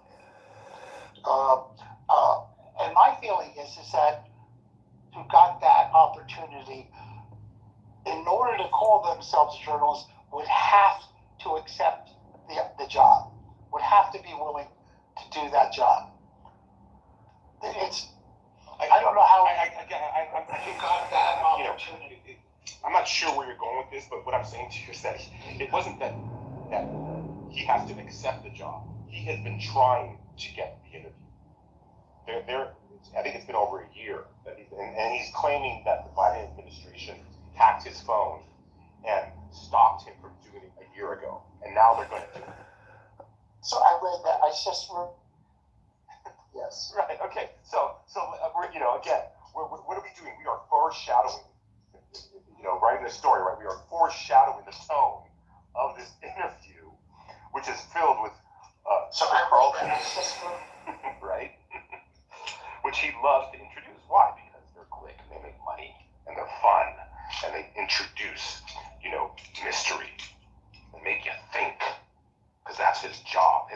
He is pro-America because he's helping you think, get to the truth. He's such a patriot. So Marvin, your issue isn't that this interview occurred; it's that Tucker Carlson did it. Is that what you're? Yeah, pretty much. Like I don't think that he is worthy to fill the shoes of a journalist that does deserve the respect of being approved by Putin to come to Moscow and sit with him, right? Just as much as every other journalism was rejected, a reporter was rejected and does deserve and respect, and only allowed Carlson to do it. Because being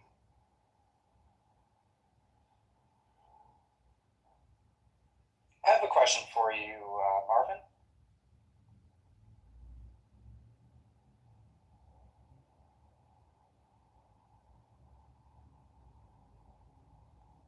Marvin? Sorry, was there a question? Yes. When we were talking about Prigozhin and the failed coup, you were talking a lot in ways very few understood. You were talking about, well, what was going on over there? What was the reason for this? Someone in this room came into this room and said that people are very hyped up about this interview in Russia. That they've been talking about it quite a bit the last 3 days. Everyone in this room had ignored what was said in this room and focused on America. Just wondering, what does this do, or what value Does this provide for Putin at all? It provides significant value because a Western journalist gave him the time. Someone who's considered, very popular in the U.S. So it does a lot for him.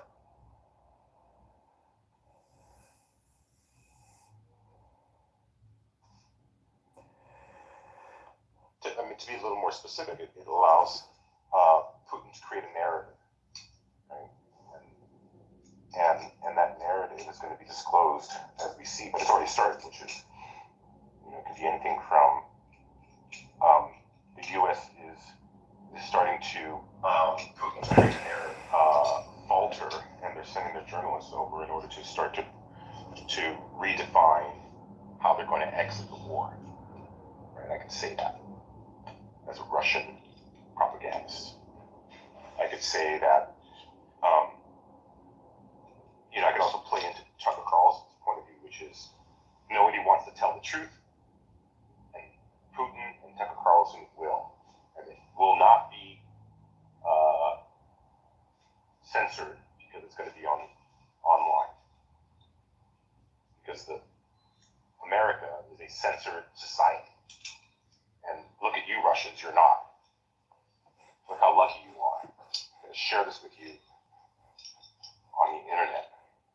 And you Russians will get it first before the truth comes out in America, which is pure propaganda controlled by the big media and the capitalistic pigs. Share this with you, right? I can say that on the internet. Yeah, thank you, CEO, for responding. And I hope that people are well aware of the value that you provide, and what comes out of your mouth, because it takes a long time to figure out how mental phenomena works in order to realize what you are referring to. And so just think about this, everybody. You can rationalize shit however you see fit. But maybe wake up and listen to the words that Marvin has shared in this room today. And sentiment doesn't require facts, nor.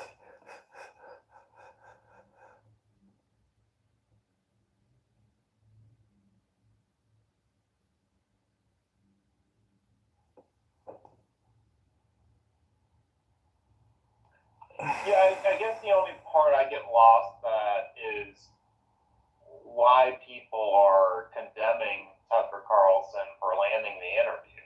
He landed the interview. Good for him. It will grow his popularity and help him with his audience. And, you get to hear from a leader you normally don't hear from in that way. I don't understand the condemnation. That's my only issue. He didn't land the interview. Right? Landing the interview said there was competition. He was given the interview because of who he is. And he is more of a propagandist than he is a journalist. And that works in favor of the Kremlin.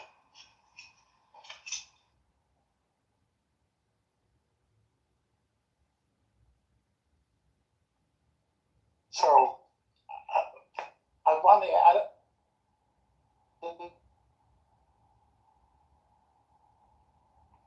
Okay, so who? Norm. Oh, Because the question, Marvin, I think that is unanswered at this moment is if we agree that the interview itself by a person who is favorable to Trump will somehow help Trump.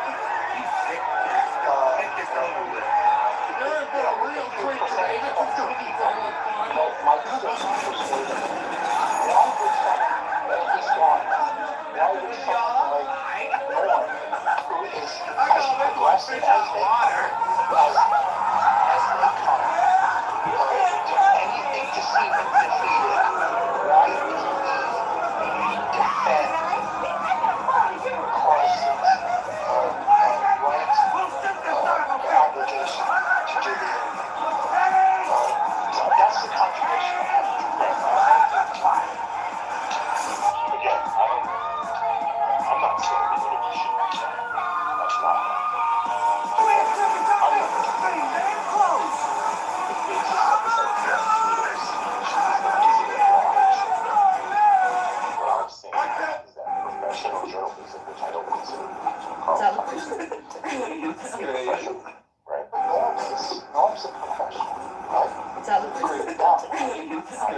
I'm not gonna pass this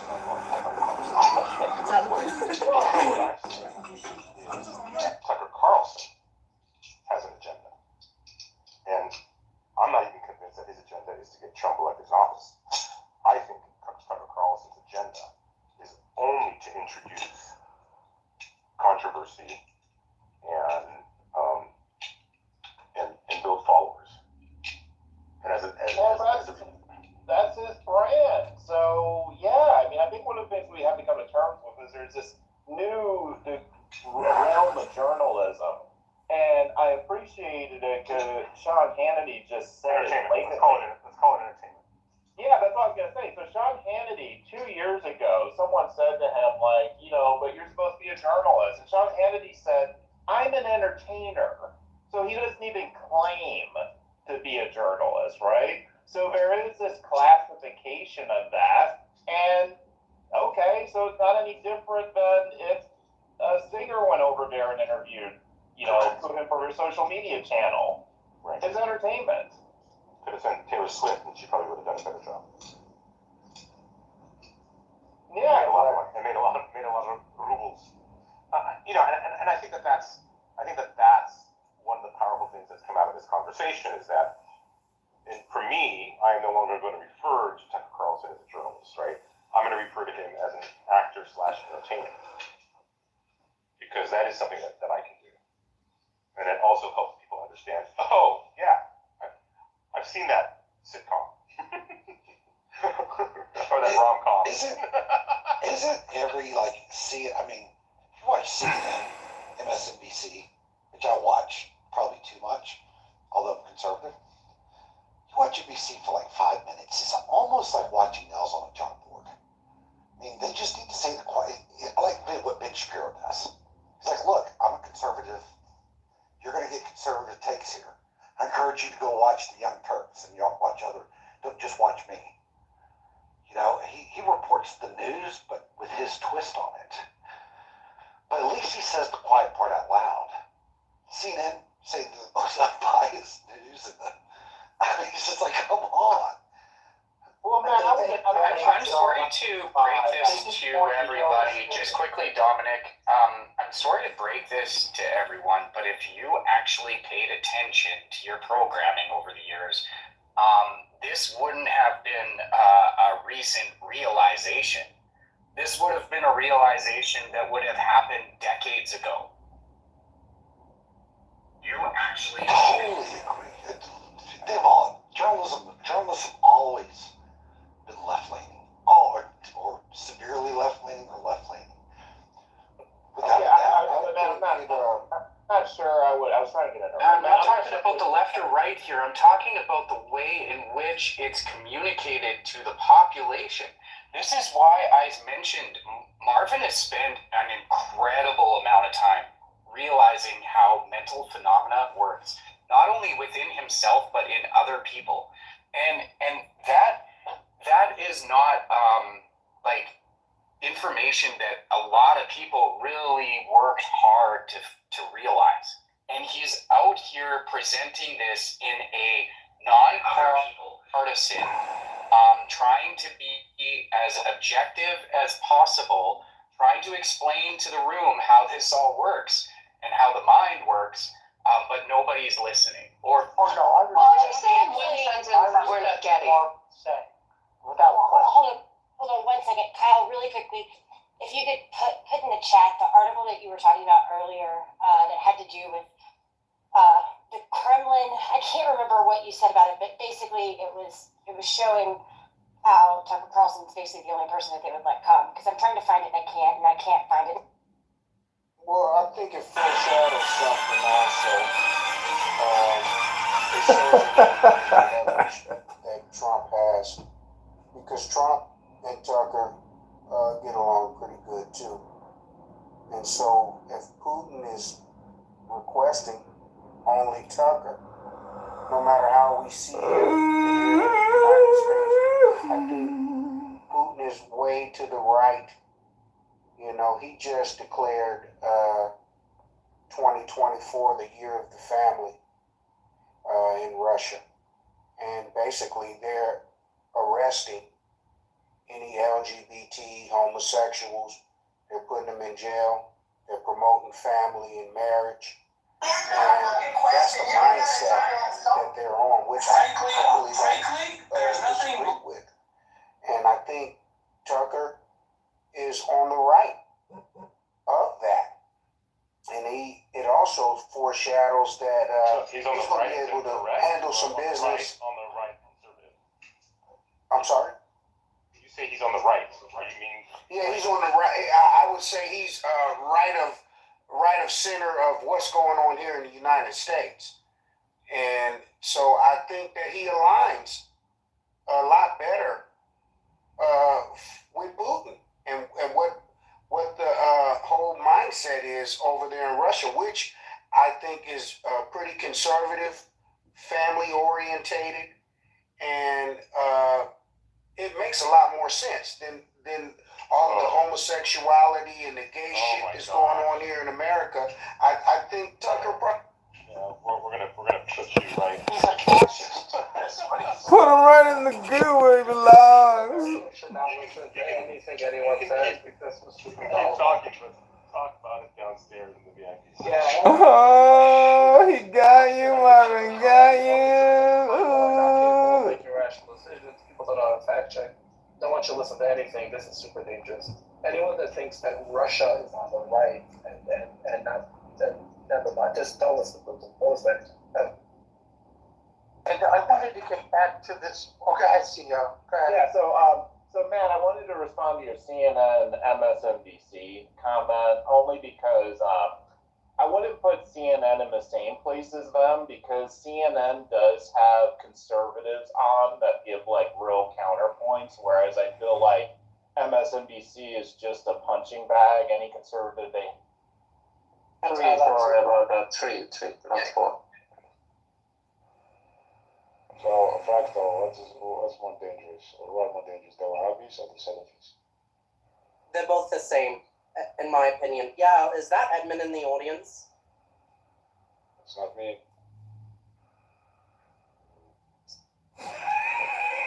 Somebody's a little paranoid. Somebody's got the gator up. Is that Edmund in the audience? Oh, that's Edmund, all right. Herpes, boy. Far away from Fox News. His father gave him herpes, kissed him on the lips, the little herpes saw. Get it, you're right. They do bring another element to some shows by bringing conservative commentators. Look, if Putin wanted to be serious, if he wanted to be like, look, I really want to talk to the world. I want to talk to heads of state. I want to be heard and taken seriously. Who do you think he's going to ask to be on the other side of that interview? Barbara Walters. A serious journalist. A serious journalist. Thank you, Marvin. Thanks, Marvin. We love you. Love you. Judy Woodward. I'm telling you. Judy Woodward is a serious journalist. Judy. She has done presidential level interviews. Is serious journalist being defined as? It's funny how all the Trump supporters left too fast to hear what you have to say, Mark. It's okay. This is tomorrow. We're going to be. Yeah. This is a great conversation. Well, it seems like they don't care about the truth then, and they should stop pretending. They care. We're The worthless major. well, But what does it mean, like a serious journalist? I think I don't know any journalist. someone who is not going to use nuance and color to manipulate or influence the observer. So in my world, I'll call non-biased journalists. I don't know man, I would love to find someone that just reports the news. Did you ever watch PBS NewsHour? I'm so liberal, left-leaning, it's sickening that my tax cut payers pay for that. Let me answer the question again. Just the other day. I caught it once a week. Okay, you watch it once a week. I like I watch it 5. I like I watch it. make Neil laugh. Yeah, I watch it 7 days a week. remember McNeil there. Of course. So that was what many consider to be non-advocacy journalism, right? They were really down the middle. They had two voices, both of which had nuances of liberal and conservative. It was a brilliant production. It was on successfully, I think, for a decade or more. I worked for the PBS station in Texas A&M for 3 years. I way back in the Third Age, but I just think. But that's. I make it with let's not 5 seconds. No, Just say this. hold on. I can't believe PBS is tax funded. That's it. Let's not. No, see, my point is that's the point, right? Let's not confuse your local PBS station with the news hour, right? They have nothing to do with each other. Oh, I don't. I just think it blows my mind that our tax dollars are funding some of these PBS documentaries and the PBS news. If I was Republican, I would cut PBS the day I got in office if I could. Okay, so give me one example of something that has caused you to come to that conclusion. Look at every one. Sorry. Okay, the Trump documentary that just released probably last week, I'll get you probably a dozen of them. You just gotta have to give me. I just want one. Let's not blow it out of the water. Let's not get away. Okay, the recent okay, hold on. It's right here. Trump. I just watched it the other day. And forget about it. Okay, now that we know what it is, what Trump showed out. Inside of it? What Trump's was inside of it? What was choice. inside of it? Trump versus Biden. Matt. Okay, what? Tell me. They don't like Trump. Okay. What was inside? No, it's not even that. What was inside of it that has caused you to come to this conclusion? Trump's it's right here. I'll tell you right now. Trump's trade war. Full documentary, Frontline. That title in and of itself is left leaning. It's not Trump's Why is it left leaning? It's his not, right? It's not. Marvin, could I ask Matt a question? Like, are you okay with state-funded media? No. He just said he wasn't.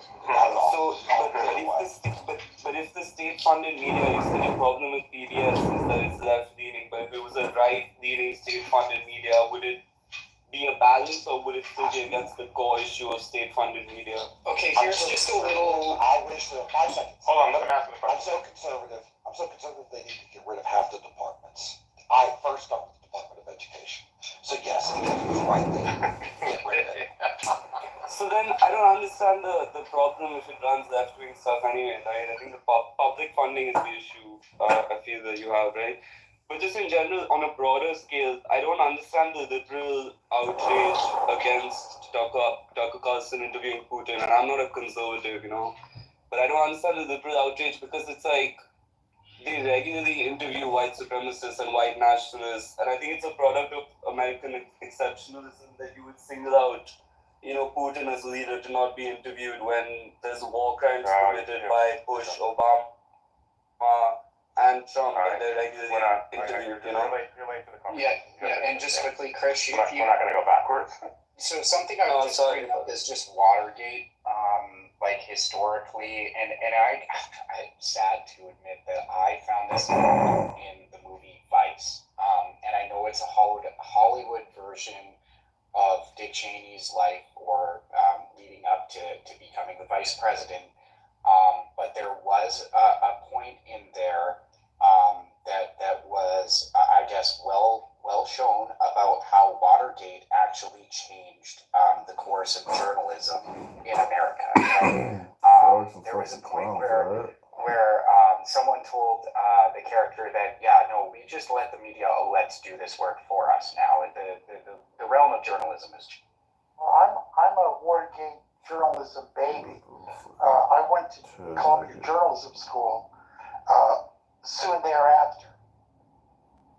Oh, shuttle, man. But if you can find them, I don't even have to shuttle. I can go on my For You timeline like right now, and I'm sure I can scroll down until I see some titties that I didn't ask to see. Not only do I block the account, but I block anyone who shares that to a timeline. Like, because why would you do that? There's the clown. There's the clown. Share that kind of stuff. I never even thought about that. Thank you. Now I have to go in and like have to bleach my eyes after I block everything. All right, worth it. Dirty algorithm. He kicked me. He inspired me. So yeah, I do remember that. And Chris agrees with Marvin or not. Marv, does he agree with you? Or is he, I couldn't. I think we were going to disagree, but then. Okay, fair enough. I think you said people had previously already disagreed, and I was kind of late to the disagreement or agreement party. Well, we'll send you an invitation next time, a bit earlier. You know, handy combs. Wait, hold on, Matt, hold on 1 second. I just want to say something. Kyle is a pain in the ass, but I wish more Americans knew about American history as much as this non-American does. It's the truth. Kyle comes in here, he drops facts, he drops gems, and half these fucking Americans don't open a book. So I just want to throw some flowers towards Kyle. Go ahead, Matt. Hey, Kyle. We need more sitcoms. There are sitcoms. We all need more handy combs. We have someone from the left, and then someone from the right, and they provide the news. Like I don't think there was a debate that just happened with Ben Shapiro and this other guy. I forgot his name. The guy from the left. Yeah, Destiny. A 2-hour debate. Never got heated. Never called words. It was great. It's like, man, why can't we all have a debate like this? Sounds like healthy debate. Well, most of the time, yes, correct. Ben Shapiro and Destiny is like 1,000 IQ points higher than Kennedy comes. Throwing it out there. I just wish there was a debate that, because it's hard to go Google. You can't Google anything. You can't find the conservative news almost anywhere. It's hard. Well, people find.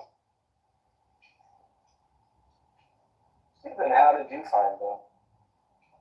Yeah, I hear this all the time, but it makes no sense. Like, so everybody knows these things, but yet they're secrets and they're.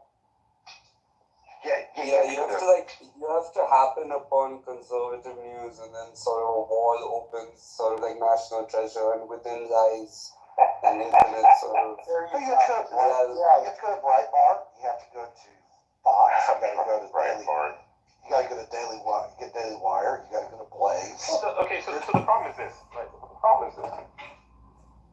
Everything conservative was lost, or I should say, is now having to be redesigned after we lost the vote position, right?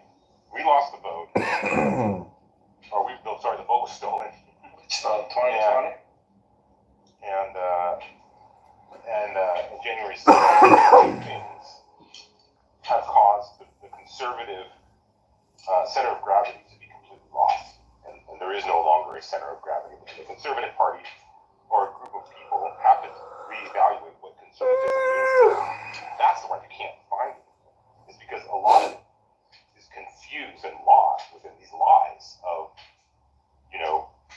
losing the vote in January 6th. Then when you do things like that, it's hard to come back from that. Yeah. Or maybe you can't. I don't think you can come back from that. I think with. Well, hold on, Dominic, hold on a second. Mama, would you consider yourself a conservative? Yeah, I am a conservative. Okay, Dominic. Okay, so I agree with Marvin on most things. So let me just say that. But I think the question about losing the election is often the narrative is captured by the title. I've always tried to describe it as as a question is, what was the impact of the COVID pandemic on the 2020 election? And then let's have a conversation about that. And all kinds of nuances can be described, state decisions, and everything that has to do with the election. But once we start talking about it as a fix, I forget the other now. Whatever those are. Yeah, so then what happens? Then the conversation loses its elevation. What the fuck is If you were to discuss honestly what the impact of the global pandemic was on the presidential election, you'd have a much more, let's say, elevated conversation about that. This is a great point, Dominic. I'm glad you've posed it this way. And I even remember, by the way, I remember what Tucker Carlson said about all this. And I think I can represent it fairly clearly, and I think he's largely correct. You do it to Wait, hold on. What did you say, Marvin? What did you say? What Marvin say? You said, could I do it succinctly? I think he said. Oh, God. So I got it. Okay. Off the wire. Hold on. A U.S. strike in Iraq killed the commander of Iran that Washington blamed for the attacks on American personnel. I saw that. Oh, yeah. SEAL Team 6. SEAL 6, Dave.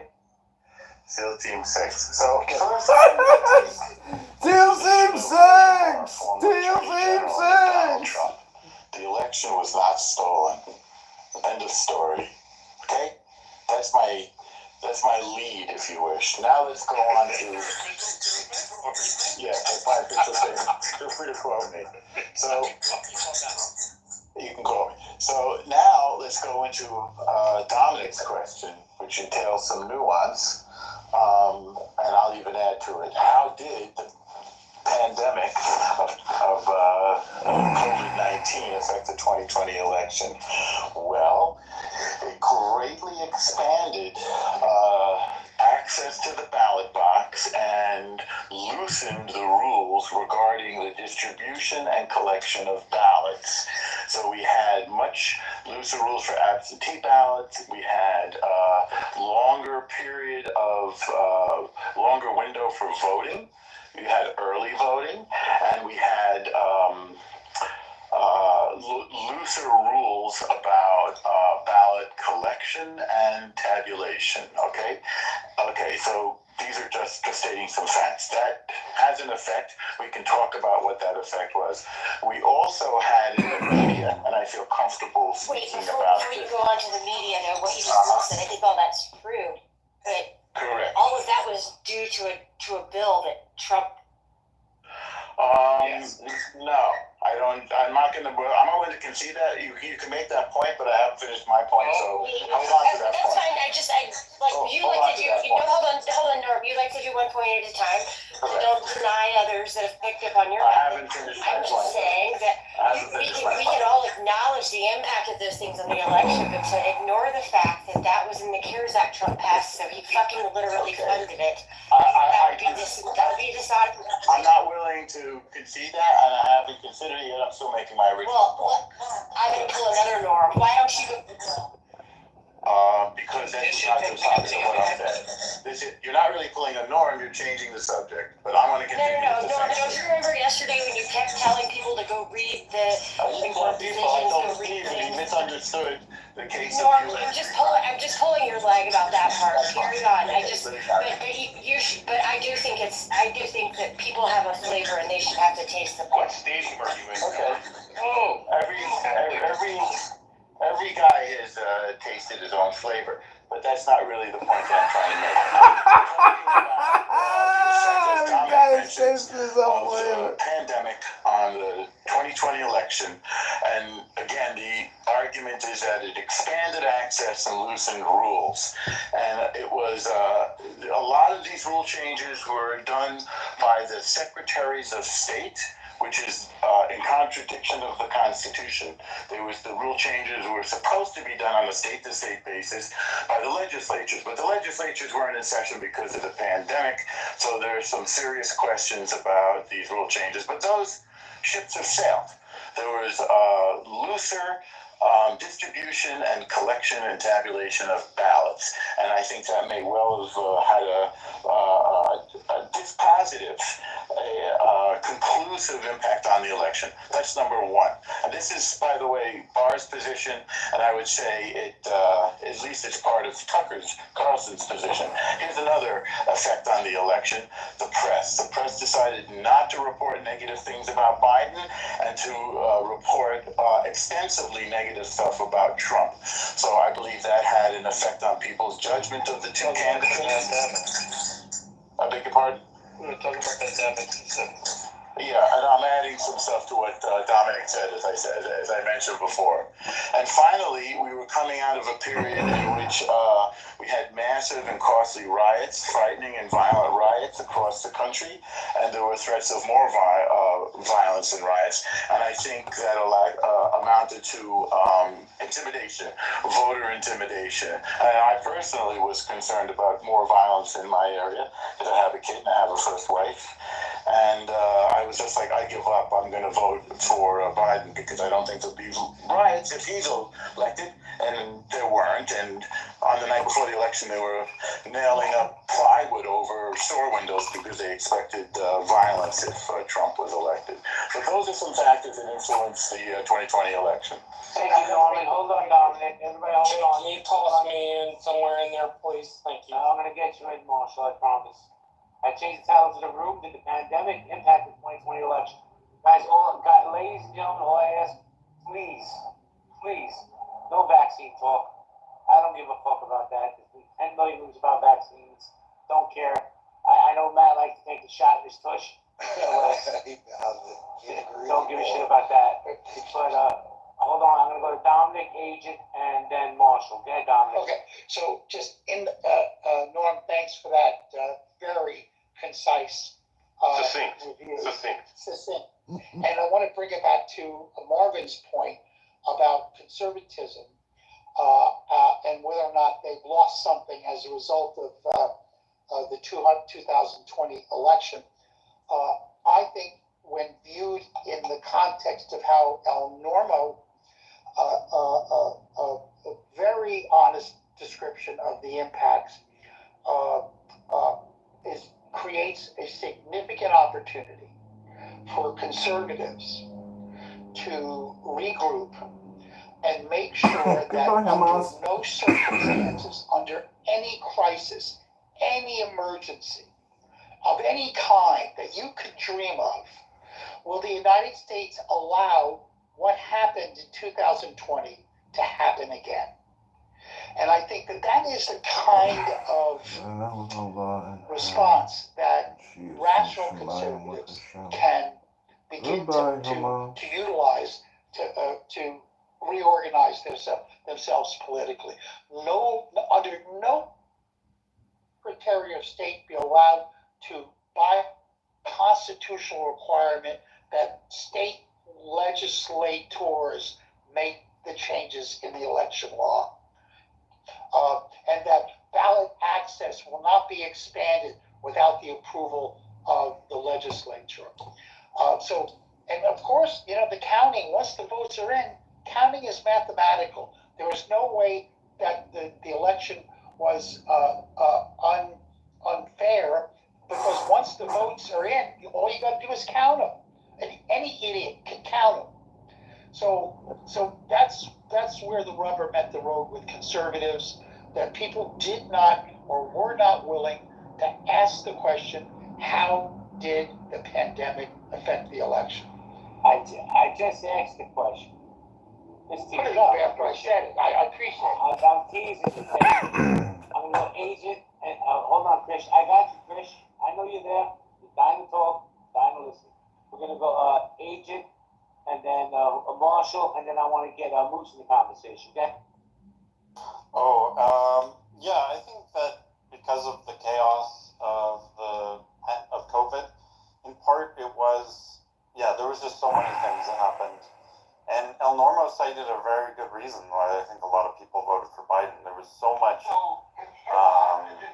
heat that happened. Like, the riots, the protests, the race consciousness, everything that happened in 2020 was in part. And you remember people saying things like, oh, well, racism is worse than COVID and stuff like that. So people were bottled up for a few weeks, and then suddenly it was like, oh, this is our excuse to people are always like, oh, I love supporting small businesses. So do it. Post this video. We can finally have fun while everyone's like locked up at home.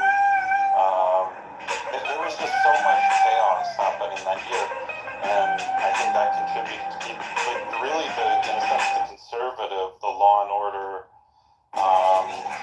what's going to lower the temperature choice was Joe Biden. And I think a lot of people made that choice, as well as, the voting from home. Just that on its own preferences Democrats, because people are less likely to go. Democrats, I don't know if it's laziness, it's a demographic issue or something like this, but people are less likely to go stand in line at the poll if you're not some elderly like Republican. Who has to work as well. So, that a lot of things tipped the scale in favor of Joe Biden. There's arguments about election interference. Obviously, some argue heavily that there was election interference or cheating or meddling with the mail-in votes, which I'm sure, obviously, it was a non-zero amount. Was it enough for Joe Biden to win the election? I couldn't say, but anyway, was any extra malfeasance that happened, especially as a result of mail-in ballots? My wife told me zero in airport I saw so much opportunity in my own personal life to harvest, quote unquote, people's ballots and send them in, and it just would have been so easy. So I'm sure if I could do it, if I could figure it out, a lot of other people. What you're saying is because there was opportunity, then it must be true. Absolutely. That's what you just said. Absolutely. Okay. People are totally mad who don't think that there was more in the election, with everyone just being given a mail-in ballot. Can you present a theory on what percentage of... I have no idea. It's just clear to me it's a less secure process. There was no biometrics to it. Like, you could have easily made a decentralized voting process that was even more secure than our current ballot, show up to the polls system. But because of Apple and all these can figure it out just with your phone, with your fingerprint, with your face scan, all this stuff, like, it's possible for sure. But yeah, they chose that was not the route that they took. It wasn't cool, man. Welcome to Venture Capital Arts. So this is my podcast. Do a lot of funny voices and do artwork. I'm an artist. Backdoor in Chicago. Decides their own mechanism for the election. So if you have an issue with it, go to that state and complain about it. It's not. It did amount to a federal consequence, but I think. Wait, I don't think it's fair to overgeneralize. I think you should take it state by state. Was there a federal consequence? They may have been. Maybe Biden would have won anyway. But I think it definitely took federal things. Consequence that occurred. I buy into the hypothesis that so that I it took things in even more in Biden's favor than it already. Right. So I think that you are a murderer, Richard. Oh wow! I have enough belief that there's opportunity that you committed a murder last night. So on that basis, that's my positioning, and I'm gonna start to claim that on social media because I have seen that before. Wow. Right.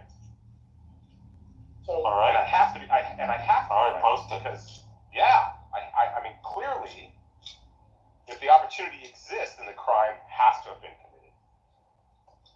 Marvin, we get back to the question. How did the pandemic affect the 2020 election? Okay, let's. I'll just plug in the queue for people too. That's fine. After Agent's murder that he did last night, we decided to have this conversation. It's all tied together. How did the pandemic affect the 2020 election? Yeah. And I don't point it in our comments, but that could actually hurt. I don't think it did. I think that the election is the election. Norm gave us a pretty concise report about how it did, and based on facts. So what is the counterfacts? Well, you know, we didn't have much facts during the pandemic. Hold on. What we forgot that we're talking about is there is no bizarro world in this conversation. The election is the election is the election. Regardless if it's raining, snowing, somebody has the flu, it doesn't matter. So to say in your question, in the way that you phrase your question, you are making an assumption that there was going to be an alternate outcome. The outcome is the outcome of the election. It's not that the election was affected. We had a once in a lifetime global pandemic in which 1 million people died in a matter of months. I'm asking the scholastic question honestly. I don't think you are. That's a good question. I'm not. Okay, fine. You can charge me with not being I'll tell you what, honest. because in a roundabout way, what you're trying to do, Let me finish the point first. I'll change the you made question. a lot of points. But I'll change the question. Did the global pandemic have any impact on the election? Yes. Okay. Did it sway it in one way or another? How could we have told? That we can't know, but we know it impacted. I mean, if you have a financial collapse, you're not going to say that it didn't affect the outcome of the election. It's a very fair question to ask. It didn't How does permit it affect people's the election? ability to be prepared or to not be prepared. Here's That one didn't way. affect it at all. See, the inability of both the state parties and the national party to not object in time, to not find novel legal issues, and then to completely miss out on a timeline that is both federally stated for a national election. Post-election. That's post-election. What I'm talking about is prior to election. It doesn't matter. Prior to election, You have to adhere. You have to adhere those statutes. No. Yeah, just you guys carry on, but like by I don't know 4 or 5 people speaking at once. I'll It's be hard to really understand. So let me have 1 second. It's not the point of was it tallied incorrectly or would it have been different? The question is, how did the pandemic affect the election? Meaning, we're going to assume that everyone that voted was counted, because there's no reason not to. But lead up to the election, the fact that there was a pandemic, the fact that there was a fragmented convention on the Democrat side, the fact that Biden didn't have to answer questions, all the things that Norm said, those all definitely impacted the election. So I think people are taking the question too contentious and saying that there was voter fraud. It's the impact of the pandemic on the election. It definitely impacted the election. Would Biden have won anyway? We don't know for sure. We can discuss it. But it's a very important question to ask. How did this national global event affect the American election? Yeah, but you don't complain about the rules later. We're not complaining. Marshall. So, hold on. Yeah. So the question that they're asking has to be answered. There's no answer yet for you to jump to rules. If the answer comes out rules, then that's where that reply is warranted. But we've got to get answered. I missed it. That makes sense. Thanks. Okay, I'll just quickly say one way that this impacted the election. My immediate reaction was to criticize Trump for criticizing the World Health Organization. But as I learned more about what the FBI was looking into, what the Energy Council was looking into, the Nature article that came out of March last year, realizing that, wait a second, there is real reasoning for criticizing the World Health Organization. But I don't know how many people actually went through that critical thinking exercise, because it was challenging to do so, to open up to not reacting negatively negatively towards Trump about criticizing the World Health Organization? I think the way that the pandemic affected the election was also that like Democrats got to make the election like a single issue thing. Like we believe in COVID, we believe in masks, and then when January 6th happened and the voter fraud stuff happened, I think it made the bar for Democrats to do good governance to be like, let's not do a coup and we're a better government. That's how low the bar was. And then for conservatives, I think the attempt to sow doubt about election results ultimately like motivated people enough. I think Dominic was saying a version of this, ultimately motivated people enough to get Trump, still in the conversation and to achieve that goal of smaller and smaller government until it's just one man. And then you can scratch that itch of being dominated by a man that is very deep in the conservative imagination of the world.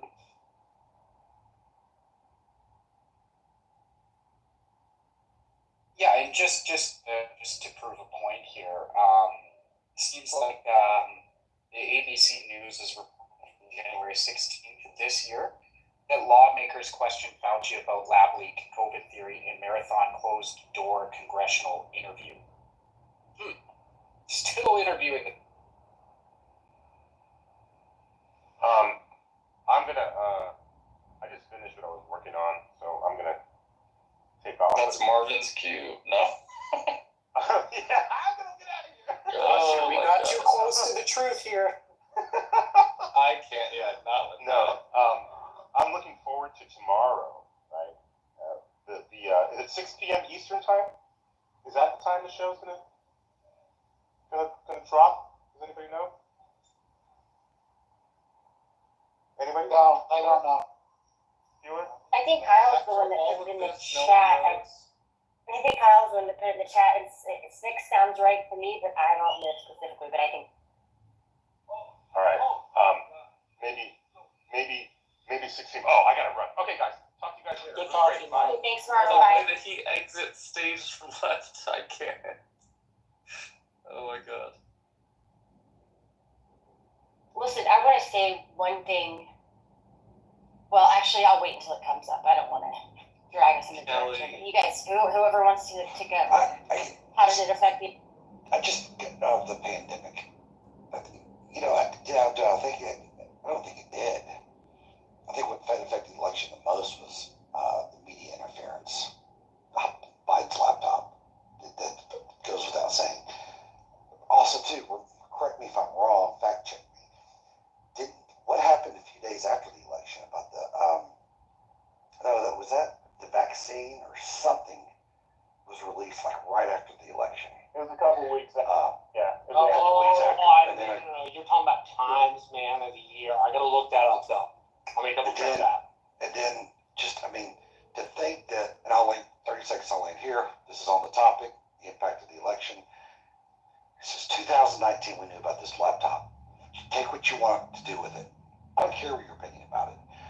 But at least we should have been provided the opportunity by our own federal government to have the debate about the laptop. We weren't even granted that. Not only we weren't granted that, you had the Democrat Party reaching out to social media, suppressing the information, shutting down accounts. That should be, in my opinion, the biggest headline of this century at this point, with the exception of 9/11, of course. But you know what I'm saying? It's a huge election interference by our own federal government. It should be alarming to all of us. Yeah, I think the thing that was the biggest impact related to COVID is more people voted because of the whole mail-in ballots. It just was promoted more heavily, and I think it was one of the bigger influences in terms of why there was so much voting was because of the mail-in ballots and how much it was emphasized. It was just more convenient to people, so I think that was a factor. And then Matt, I hear you in terms of how malicious it looks.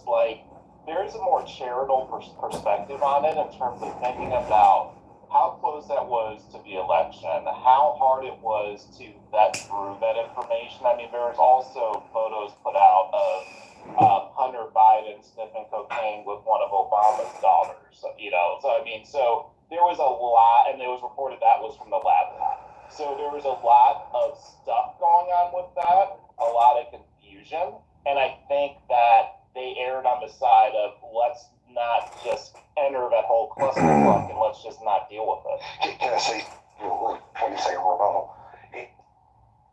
There was, 50 CIA agents or whatever it might have been that signed off that it was a fake laptop. They had it since 2019. It was a laptop from Hunter Biden, and they suppressed it. The information was there. They suppressed it. There was a lot of information there, all the way from Joe Biden now saying he had nothing to do with his Hunter and him, had nothing to do with. He wasn't involved in his business dealings. Now, 2 years later, he's changed the semantics of that. That swayed in my opinion, Trump lost. The laptop showed picture of Biden snorting with Obama's dog. The media, That's never come out in news. sole-handedly We'll have to Google that source. fucked this country by suppressing the information, and the Biden administration contacting social media, telling them to take the story down, that it was a lie, it wasn't true. So I just have a question about that. The stuff that was on the laptop, has all of that come out in the congressional hearings, and what on the laptop have we found out since that time? And I'm asking legitimately because I don't know. I'll put a link in the chat. Jay would ban me from the room, so would everybody else. I could read a 10-minute synopsis of the laptop. Put on the congressional .gov website, of course the House .gov website, the timeline of the laptop and the material and the facts that it contains. It's mind-boggling. So why we're not talking about this. have him testify openly in public? I was very confused by that. That's a great question. I don't understand why they didn't do it. I don't know. That's mind-boggling to me. But I'm sure an attorney could probably provide. They dissected the entire laptop, sex with prostitutes and minors, lots of coke and the Chinese financial transaction data. Of why it was good for him not to testify in public first, because I don't have the answer to that question. So Matt, this is authentic. I'm just going to be very succinct because I know that I've been a little bit not lately. I think that it does raise a lot of questions. It definitely did when I heard about it. I thought it was bullshit. I looked at a few things that came out of that leak. Things look a little bit strange.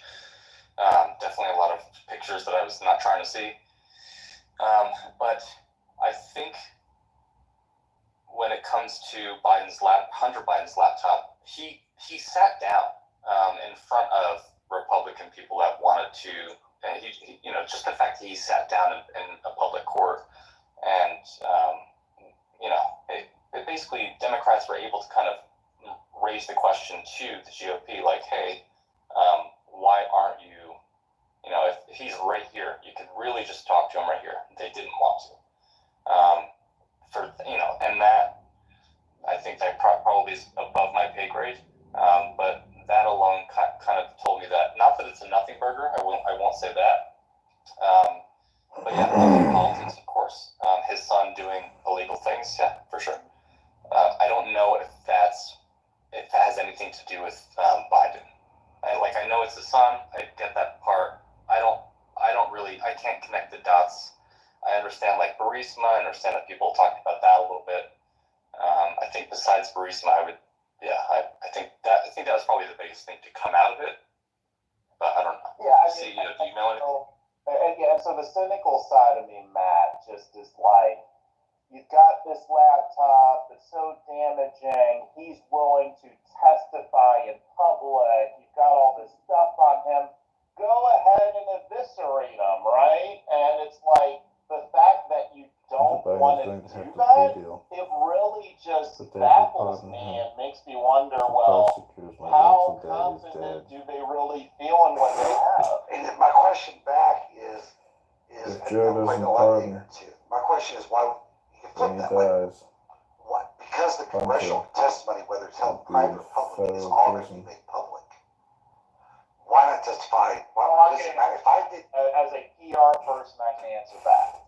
If you don't have it on video, then I can take the transcript of what you said, and I can say things about your body language. I can spin things differently, and people will go off of what I say, right? And so if you're Matt Gaetz or whoever you are, and you have an audience of people who naturally believes you, you can give a narrative, and they'll believe you because they want to, and that's the narrative. But isn't Whereas it typed out? Video, then people can see it for themselves. But isn't it typed out?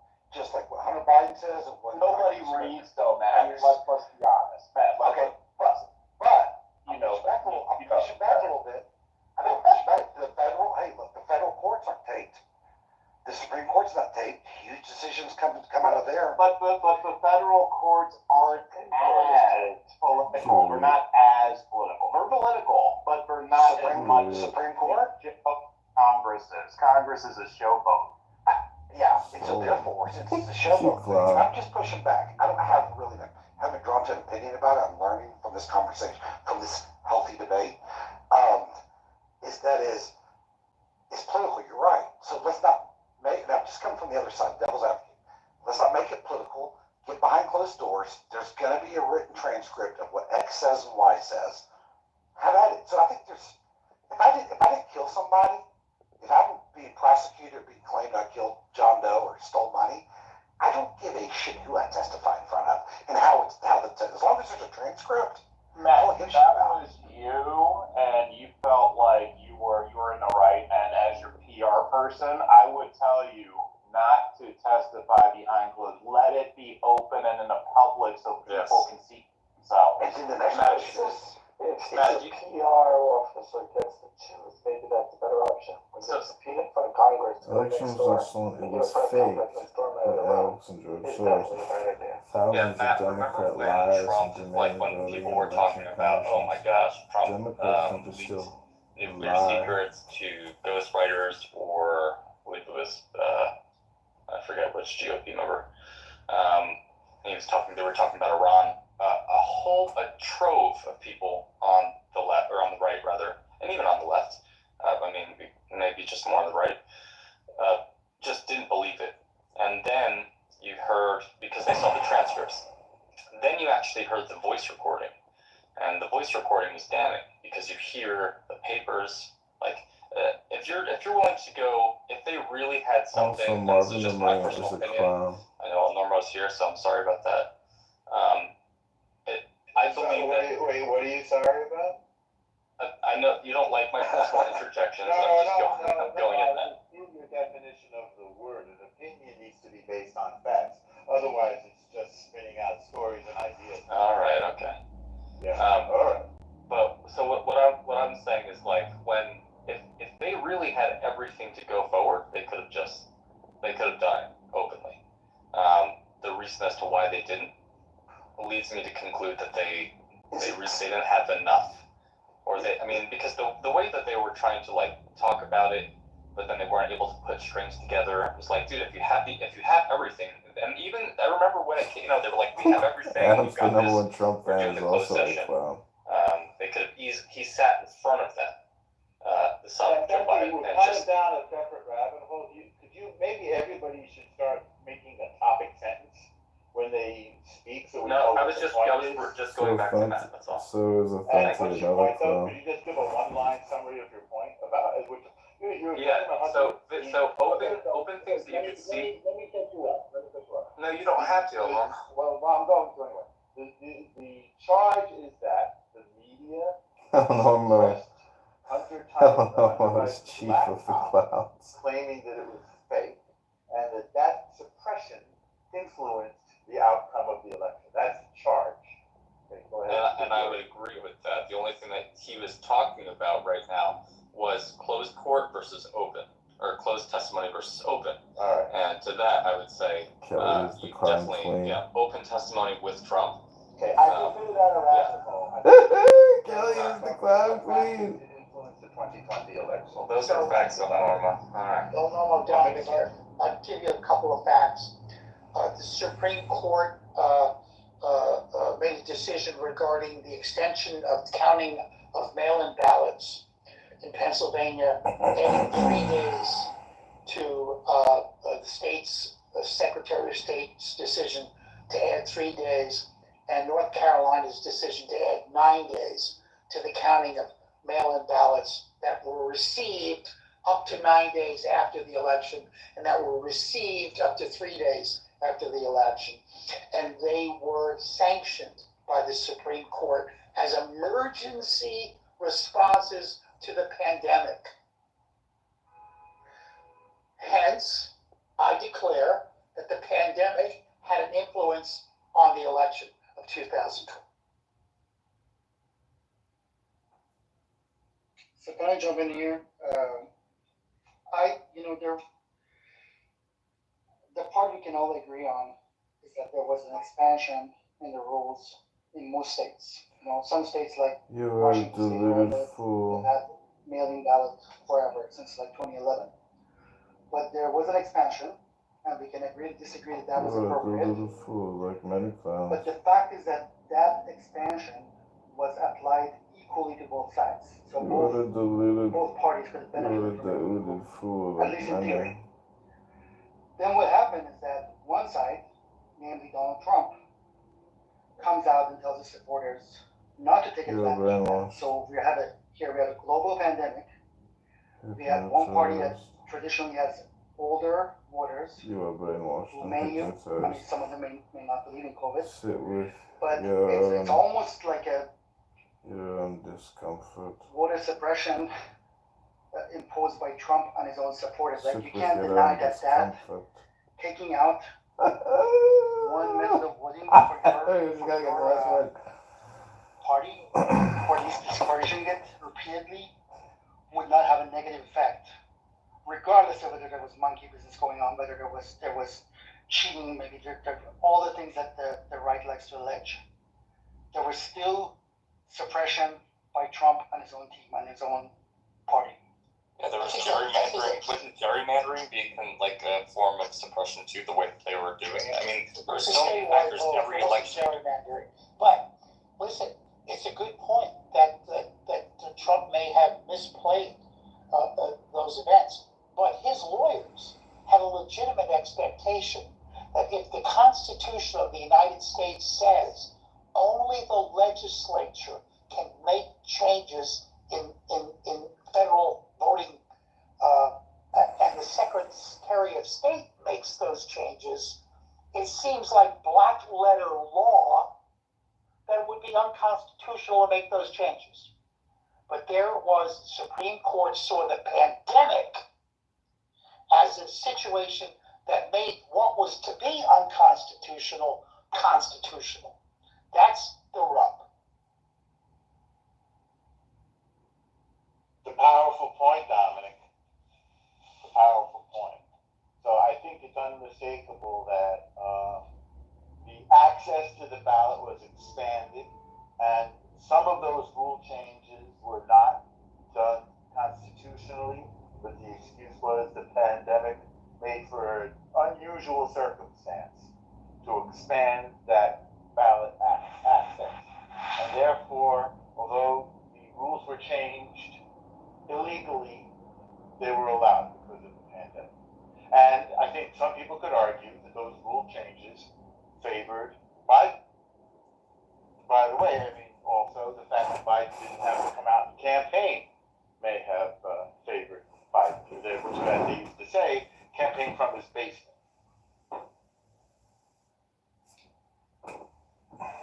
Rule changes favored I'm just trying Biden. to figure out what laws would I don't know. I'm trying, if you were to put that in court, what would you be able to do with that? I understand that the pandemic did have an impact on the 2020 election.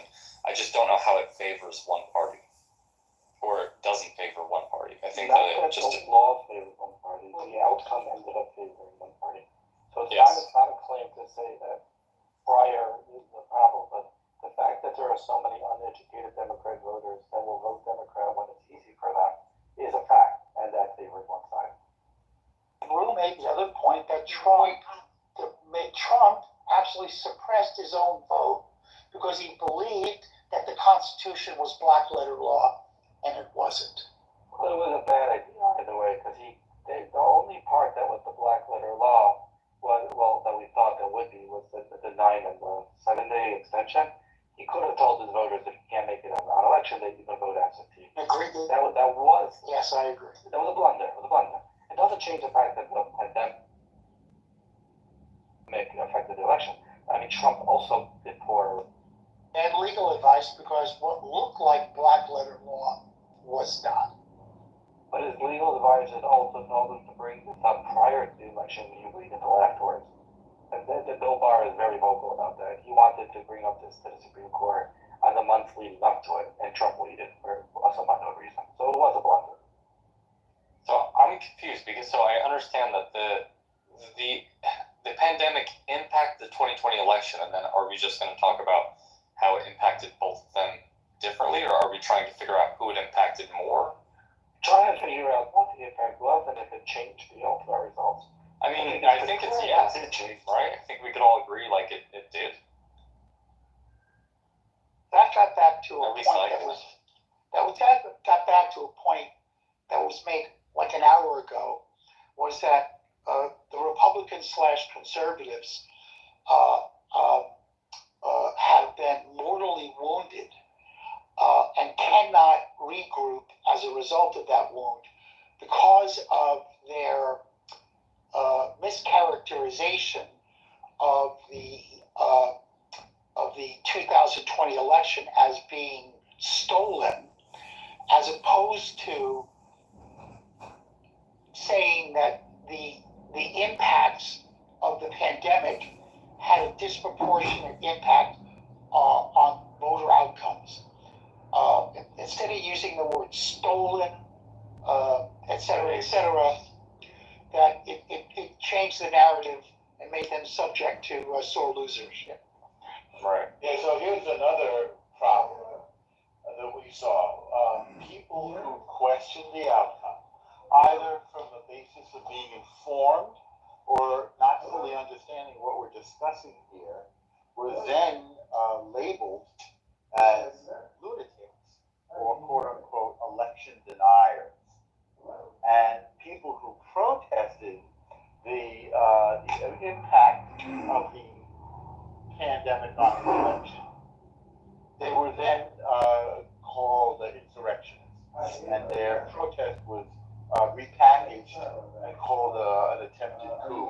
It was Norma. If I think I have my facts straight for this one, it was really just the anti-vax.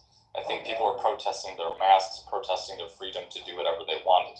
That is very, very different than protesting the pandemic as a whole. Very much so. There were a lot of not jobs. Hold on, I can't figure out what you're saying there. Could you try it again, please, Authentic? Try to say what you're saying again. Right. So instead of what you're saying is like it's not. Okay, let's hear what you think I'm saying. Okay, so what you were just saying is what do you think Norm said? Yeah, exactly. Oh my God. Kyle, just take it. I just think it's ridiculous to observe you two grown-ass men behave this way. No, I want to hear from Authentic. It's absolutely hilarious. I want to hear if you understand what I said, Authentic, and then I want to hear your response. Right. So what I heard was that you were conflating two different things. What I heard, okay. Is Kyle kicked? Okay. No, I sent it to the audience to do the interrupt. Go ahead. All right. No, I didn't want to interrupt Kyle. I'm not going to get into that. I heard you correctly. No. So what things did you think I conflated? So people's reaction against, okay, you're crazy, you're a whack job, you believe in a conspiracy theory, right? Or a conspiracy, whatever you want to say. And actually what people were doing, they were stolen.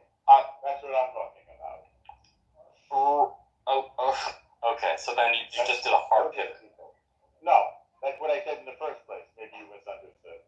The people who said the election was stolen were considered whack jobs. That's the point I just made. Yes, but the thing is, not all people that thought the election were stolen were thinking in one way. You had people thinking about the vaccine and this and freeing up the masks. What does that have to do with the election being stolen? Like, the people that Yes. I'm having trouble following you.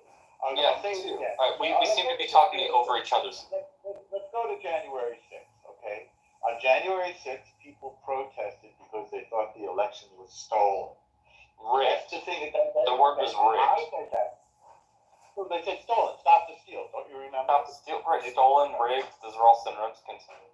No, rigging and stealing are not synonyms. Oh, who says that the election was rigged? Did Trump say that? Okay. Let's keep going down the line. You asked. No, Norma, you're just trying to like mix up. Like it's so dumb. Like. My point. I'm moving myself down to the audience, but have fun talking to yourself. You can. Okay, well, I'm not. I'm talking to a room full of people. A lot of people here. So what I said was that. Why do you keep interrupting me, Norma? Like I don't get it. I don't understand why I can't speak. Sure you understand. Yeah, but no, but you really don't let me. Okay, so give me what you're gonna say and let me. You're one of the most. You've spoken more than perhaps anybody in the room. This petulance is really baffling. So you perhaps accidentally, perhaps deliberately, you mischaracterized what I said. I made the following simple statement. There were people protesting on January 6th saying that the election was stolen. Those people were then called logomaniacs, MAGA nuts, and they were mischaracterized as insurrectionists. Whereas they were trying to answer the same question we're trying to answer in this room, which is, what was the effect of the pandemic on the outcome of the election? Even asking that question made them into nutcases, and they were marginalized and called election deniers. Okay, so an insurrection. So that's the point that I just made. Right. So what I was saying is that there's a difference between talking about the election being impacted versus a virus and people being upset with how they were going to move throughout life with taking a jab or not taking a jab. None of this has to do with what I'm saying. I'm talking about the election now. But we are talking about, right. So that's where I was confused because I don't understand how taking a jab or talking about I never mentioned jabs.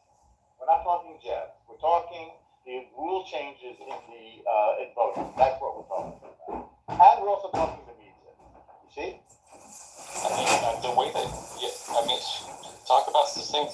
Norma, I don't understand why I can't talk sometimes. Like I feel like if we were able, and like not in this conversation, we would be able to figure it out. Just make your point. Just keep going.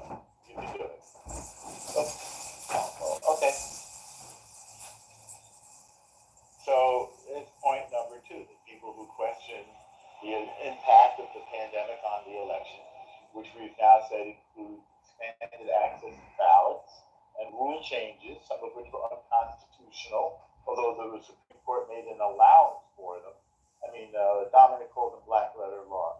But the Supreme Court said, well, because of the pandemic, you can change the rules without the legislature. That's the second thing that happened. And that's what we're discussing now. And I never said, I completely agree with that. But what I'm trying to say is that the pandemic, whether it changed all of those different things, I don't understand how it could favor, and I don't believe that it favors one person or not. And I know that no one's arguing against that. Yes, the rule changes how it would favor one person or the other. I can see gerrymandering from both sides in a regular political campaign. Mayor mentioned it before. Because expanding the access favored the Democrats. So mail-in ballots favor Democrats. How can't Republicans do that as well? Republicans can do that, but wider access and lower rules in terms of distributing, collecting, and counting ballots favors Democrats. So this is accepted by a lot of people, but I will just point out, and in a minute I'll try to look for some of these studies, but there's been a lot of research done on this, and basically the conclusion is that while this is a widely held belief that broader access helps Democrats and the opposite helps Republicans, it actually it basically only has an impact for like one election, and that's even if that's the case, because it's offset beyond that. But even the research done would support that in one election period, especially over a short term, that could be the case. But I just wanted to clean that up a little bit, because even though people accept this to be just a total truth, there's been a lot of research that shows that it's not beyond a very short. Thank you.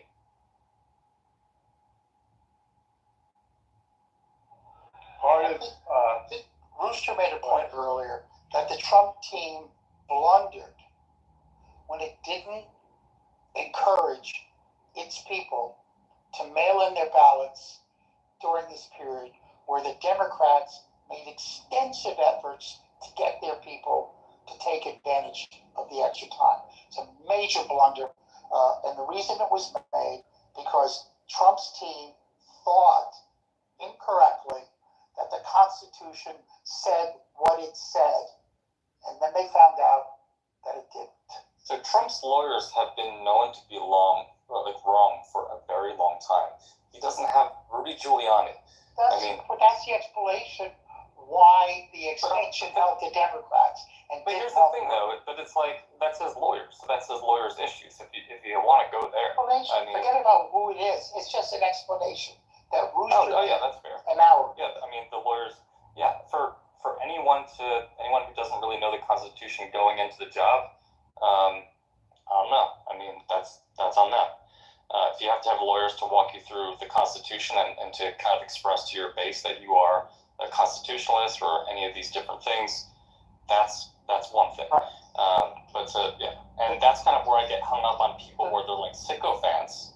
Let's just go back to the question of what the impact of the pandemic was. Right. That's the question. The pandemic influenced constitutional interpretation.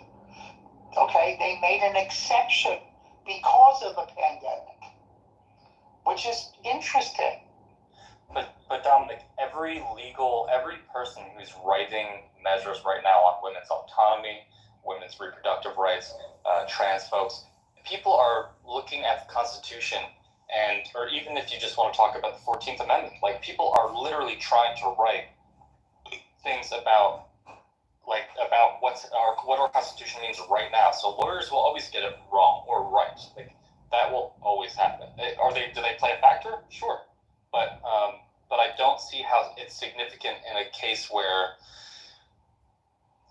I don't think that the pandemic had so much to do with the 2020 election that I think people believe. I feel like that on the right, I was looking at outrage and I understand that there are many people that believe about, with the COVID lab leak and all of that, and that it could have been not PSYOP, but like warfare.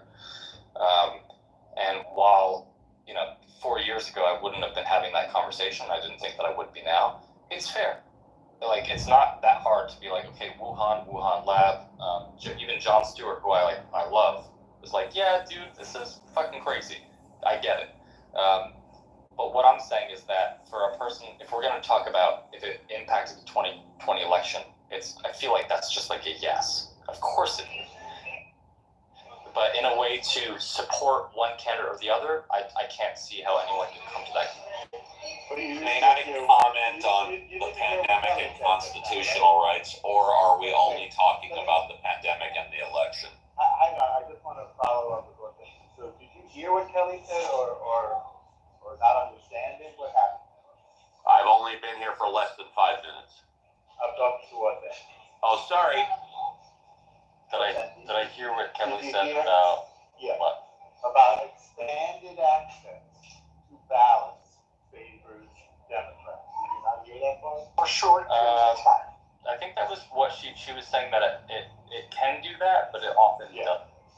I said so. Basically, the reasoning is that once those efforts are made, so like the opposing study was done on basically vote suppression, not even being specific to any particular kind.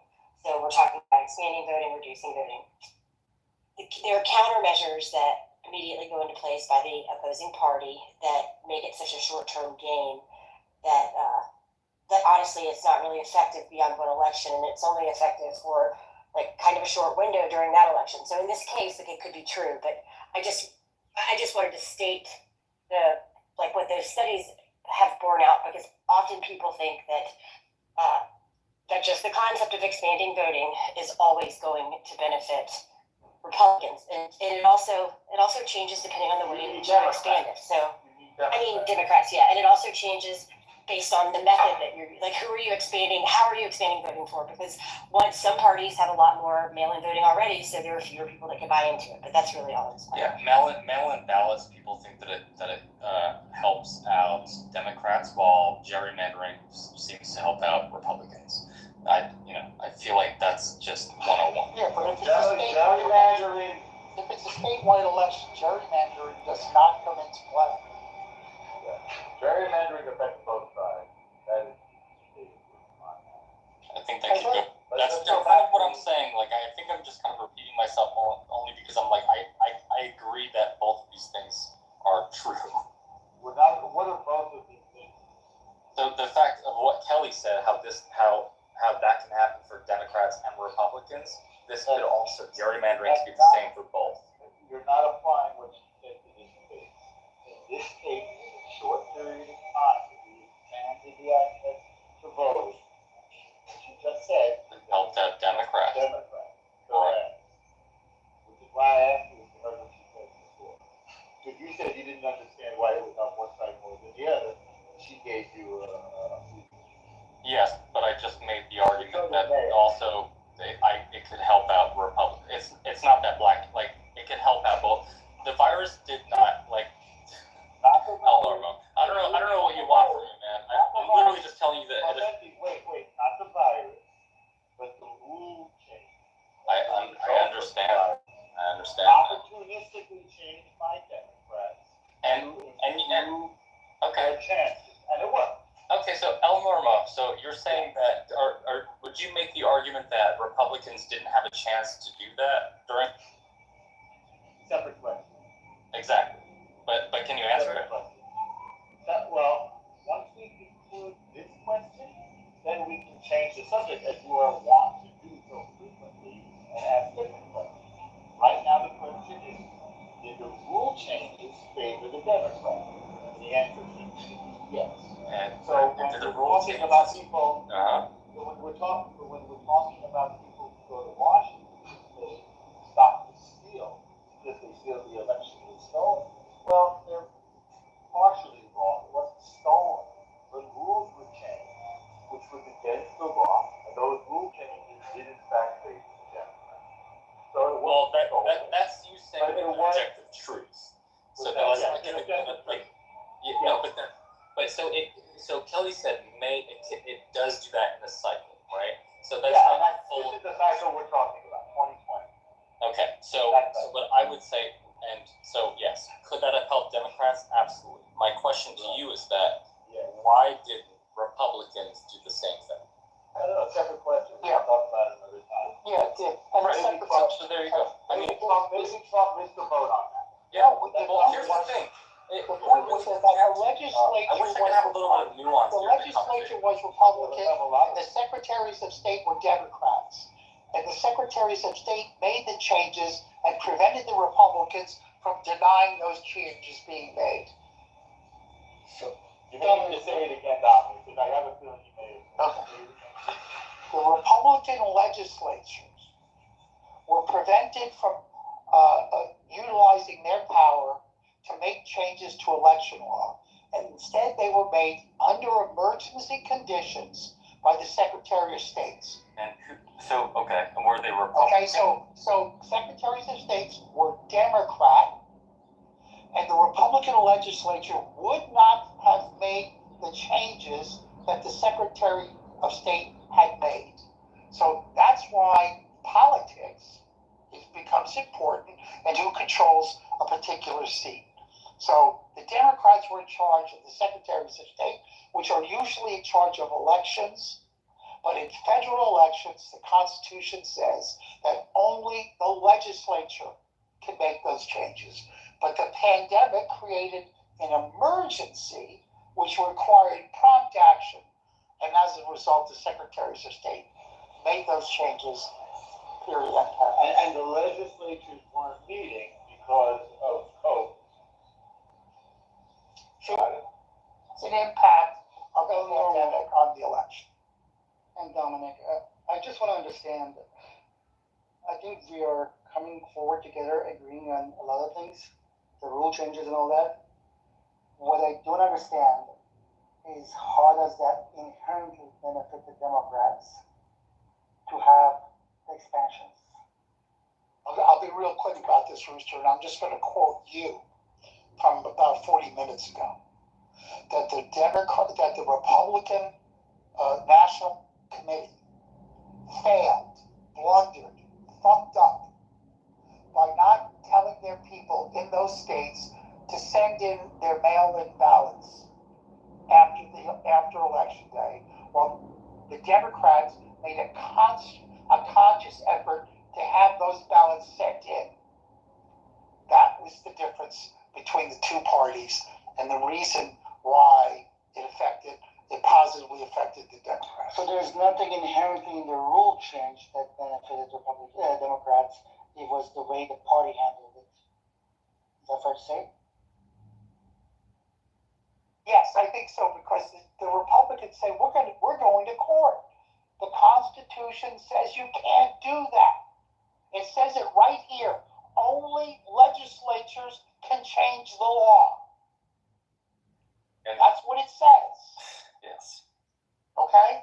And that's not what the court said. It said that the pandemic changes everything. Well, apparently it didn't change enough for the people that feel passionate about it. I don't know. What do you mean by that? What is that? I feel like that they're trying to ask me a question. The pandemic impacted the 2020 election, and I'm trying to say yes. But in the ways in which we're going to talk about how it impacts and helps Democrats, okay, we can have that conversation. I think the conversation's there and ended. Now let's talk about the ways in which it helped or could have helped Republicans, but didn't because they lost. So if the Supreme Court would have said, I don't care, pandemic, no pandemic, fuck it all, no changes unless they're done by the legislature, it would have benefited the Republicans. Yeah, I agree with you. Okay, so that's it. That's how it benefited the Democrats. Yep. There we go. I'm just letting you know that overall, this question is really just like, or who are we, like, we all know that it's, like, I've already said this, like, it has impacted. So I don't know what El Normo's trying to, like, pull out of me. No, I don't. It's totally affected. Can I comment? Because I'm going through it in my state, like, right in the middle of it now. So first of all, we have a Democratic Party controlled legislature that was part of the Harry Reid machine that pushed for, in our primaries, is what we're in the middle of right now. Yesterday we had a primary mandated by the state house that's controlled by a different party, and tomorrow we have a caucus, which is what's going to elect the the delegates into the GOP convention. But it was totally something that happened by a control of one party in a legislature voting in a law that it has to take away our caucus system and make it mandatory primaries because of people having to gather together or not gather together based on the pandemic. I mean, it's a prime example, and we're in the middle of this cluster F right now this week, along with 450,000 people deciding to visit the city for the Super Bowl. We've got this crazy primary caucus fight going on in the state as a result of the pandemic and a legislature that's controlled by Democrats that changed our law. So, I mean, that's just a prime example. Also, the ballot harvesting that occurred with the mail-in ballots and with people that generally Democrats are more comfortable just dumping their votes with in different sources, where Republicans tend to be a lot more squeamish about just handing their ballot over to anyone. So ballot harvesting affected things quite a bit as well, all happening as a result of the pandemic. I'm done.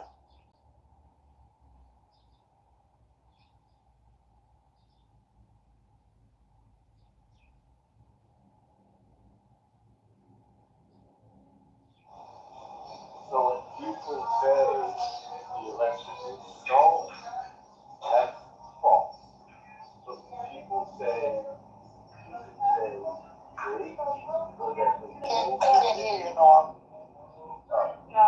is it any better now? A little bit. There's a lot of background noise.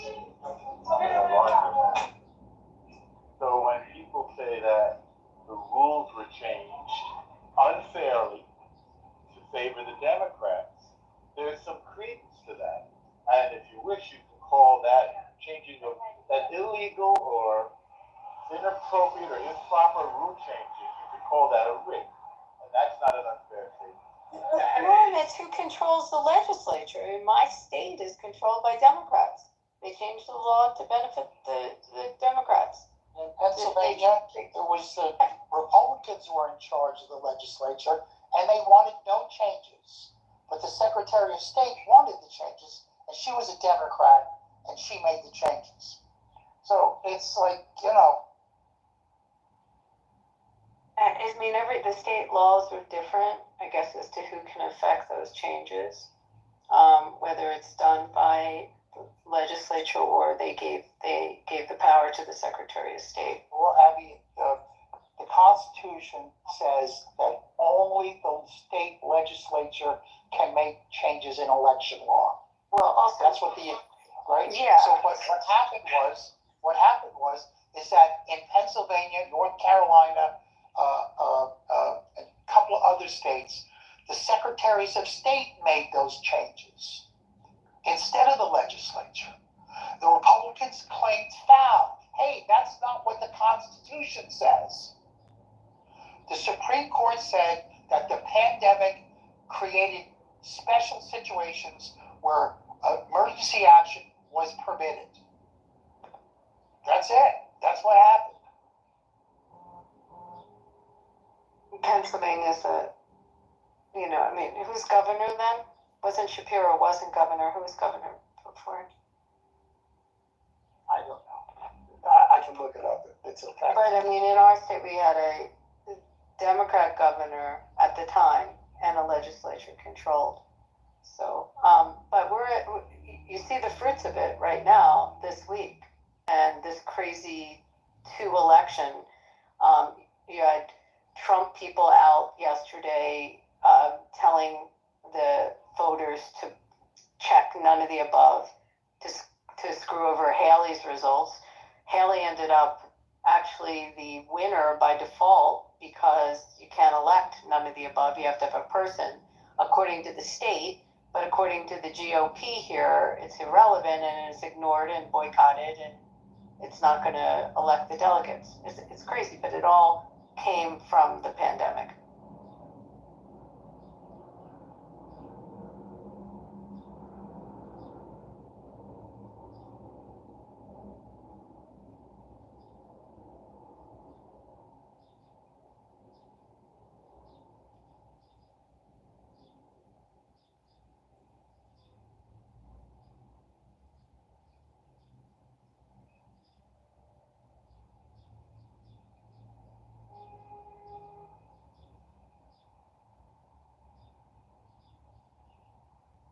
So Norm, I just want to say, I appreciate you.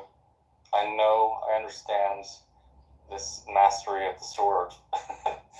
Yeah, it's just, it's been hard. So, and my feelings in this, especially when you have feelings that are like, you feel very passionate, it does cause someone to like be overstimulated and maybe lose comprehension a little bit. So I appreciate that, or at least you kind of giving a nod to that. So thank you. Look, man, it's taken me a lifetime to get where I am. It happened. I wasn't born this way. What are you doing in a laundromat, Norm? My washing machine right now, so I have to drop this stuff off.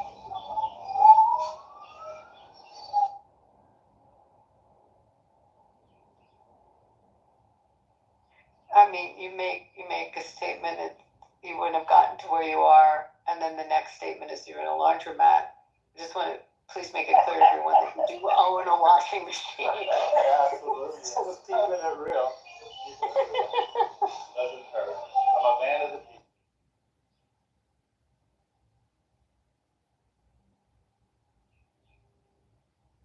New topic. Yeah, I have some great news today I can share. This is another reason why people should move to the state of Nevada and to the city of Las Vegas. Our city council, by full unanimous vote, adopted a resolution this morning defining the definition of anti-Semitism to be the IHRA definition. So unlike the city of Chicago that decided to call for a ceasefire, Nevada is protecting its Jewish population by unanimous vote. That's today. fantastic. Yeah, it was incredible. It was just great. So you can move here, be protected, and not have to pay any income tax to the state. It's kind of and the climate's pretty good. Got enough water? No, that's another issue.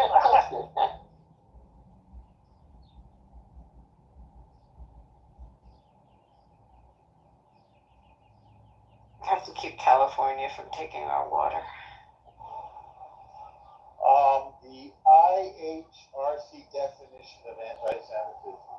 I feel like we should celebrate this. It's a big deal. I testified. I got up and spoke to city council. There was a whole bunch of us today. There was a group that came in to try to stop it on Monday, and the resolution got introduced and unanimous vote. I mean, yeah, there were people today trying to stop it, but it's a city that takes protection very seriously, and we have a great sheriff, great DA, great governor, a great mayor, and it's very strong. We're hoping now that we can get the county commission to adopt it as well. But it affects a lot of things with respect to ordinances and when you see people write graffiti, death to Jews and death to Zionists, now it's going to be viewed much more differently than in some other cities that allow some of it.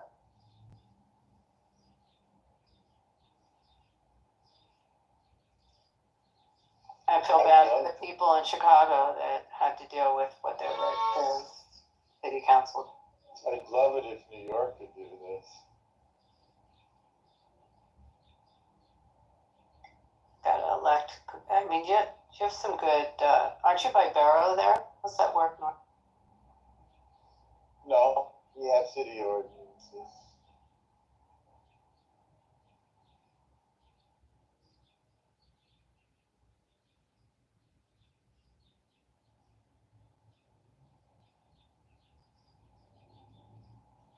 Abby, how was that covered in the press?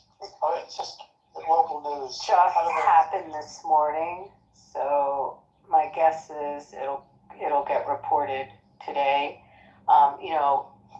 Luckily, the two, let's call two factions that were vocal about it, most of the people that were against it were there on Monday. After it got passed, there was still time for public statements, which a lot of us left, so I don't know what went down this afternoon, but it'll get reported today. I mean, it's on the heels of, we're in the middle of the GOP primary, and we have 450,000 people coming into the city this week for the Super Bowl, so there's just like other stuff that's probably getting reported much much more heavily than this, but it'll get out there. I'm curious what other cities have done this. So I do also know that our state, our Department of Education adopted this as the definition a while back, and then our governor endorsed it. So was it a simple resolution or a complicated one, or no? Simple to adopt it as the definition. No, very simple, which is great. I haven't, I watched a little bit of the press conference of what happened in Chicago, so I don't know how complicated that ceasefire resolution. I think Oakland did something like that also. But hey, in Oakland, they have to pay California tax and live in Oakland and not have any sports teams. Or they can move here, not pay tax, be protected, and watch their sports teams play. Chicago should declare a ceasefire in Chicago. That would save some lives. That's a good point.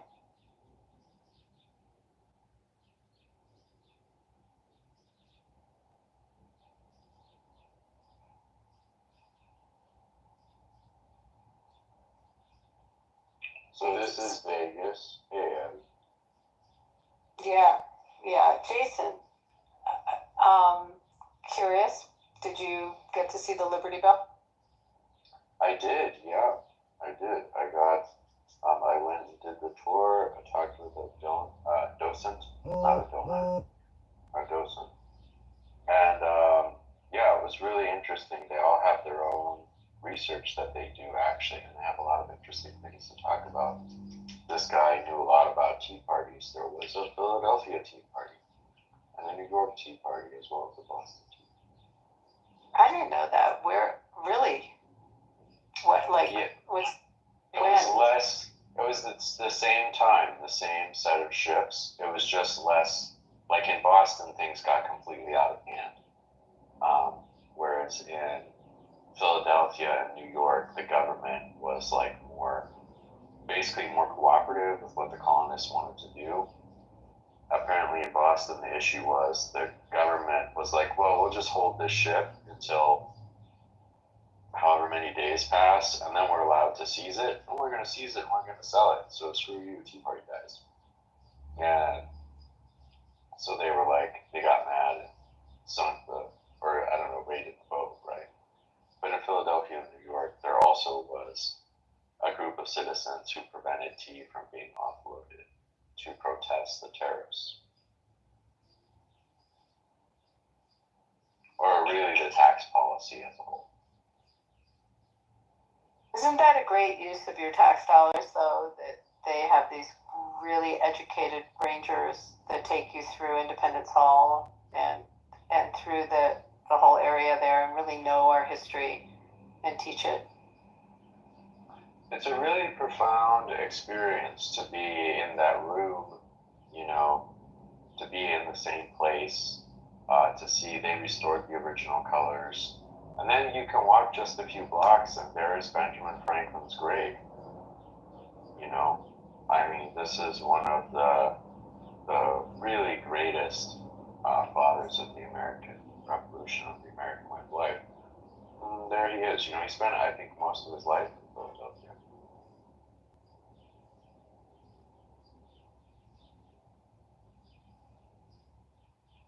Did you get over to the Museum of the Revolution? I'm not sure I got to do that. I got to the Liberty Bell, and then I crossed over and went through Independence Hall, and then I saw some other things around there.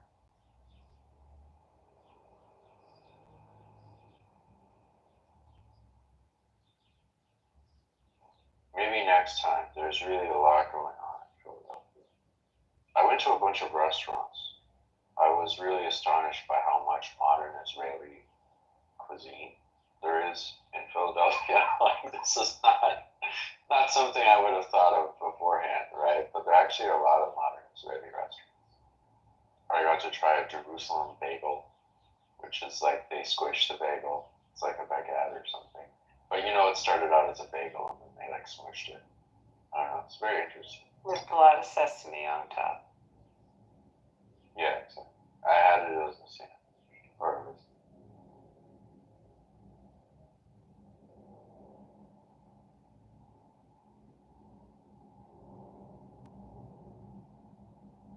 So Hob is pretty good. I'm really astonished actually about how good it is. And it was toward the end of my trip, so I had a lot to eat by that time.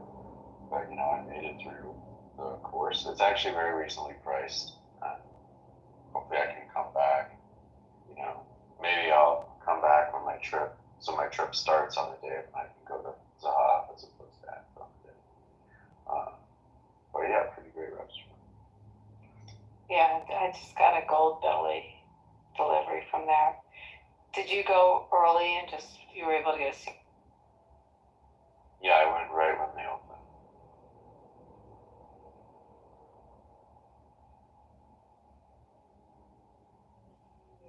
So I got to sit at the chef's counter.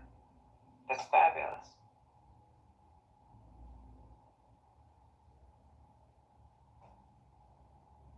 Yeah, for one person, like the sides are very generous, let me put it that way. Like, it's just a huge amount of like hummus and beets and all kinds. If you go on Gold Belly, you can order from there. And if you just get the hummus, you can't believe it. Like how big the order is, how many, it's like 10 different salads that they send with pita. It's incredible.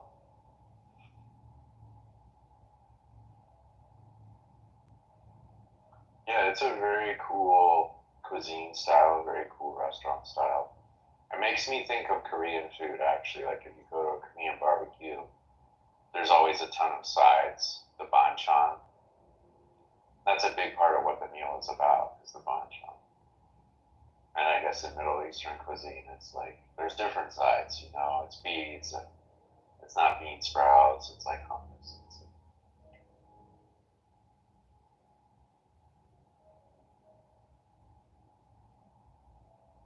Is Kelly there?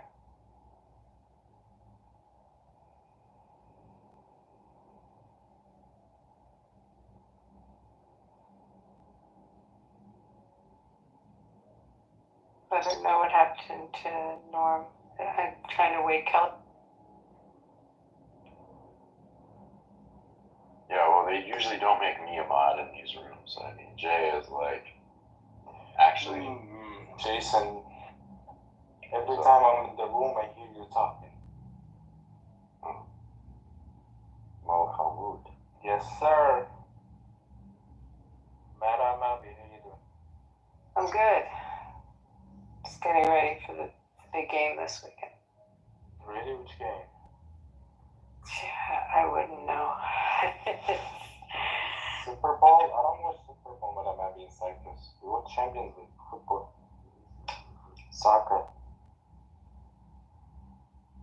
No, this is very, very crazy week here. Anyway, guys, I'm gonna run. Where you going? Because I came? Oh, Jesus. Hell, what up?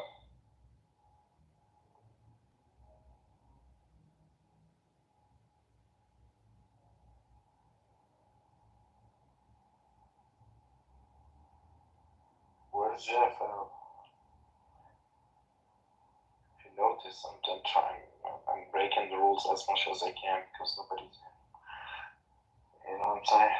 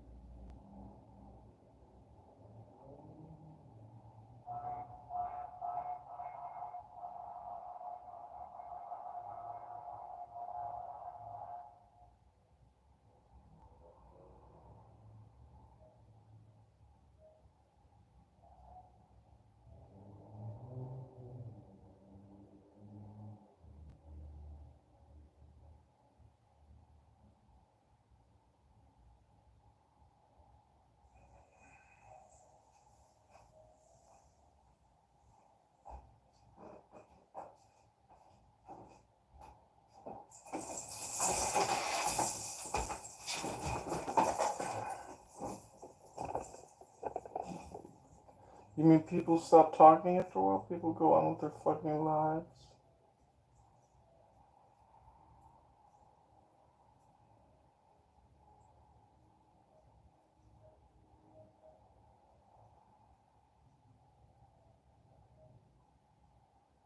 Conwell lives? I literally just was thinking of police songs, and then I have it in my Apple, so I put in police, and then one of those songs came up. It was just a catchy song. No. I went to my iTunes, my Apple. Okay, no worries. You got a system. Anyway, we're moving on. What platinum REO Speedwagon album spawned 4 top 40 hits after its release in 1981? What platinum REO Speedwagon album spawned 4 top 40 hits after its release in 1981? Nobody's gonna do this. It's crazy. Yeah, I don't know this one. It's called High Fidelity. In 1986, Janet Jackson released what chart Rhythm Nation album? In 1986. Control. Yes. Control. Alright, what 80s band had a top 40 hit covering the Supreme song, Where Do Our Love Go? Damn, nobody's gonna get this. Where did our love go?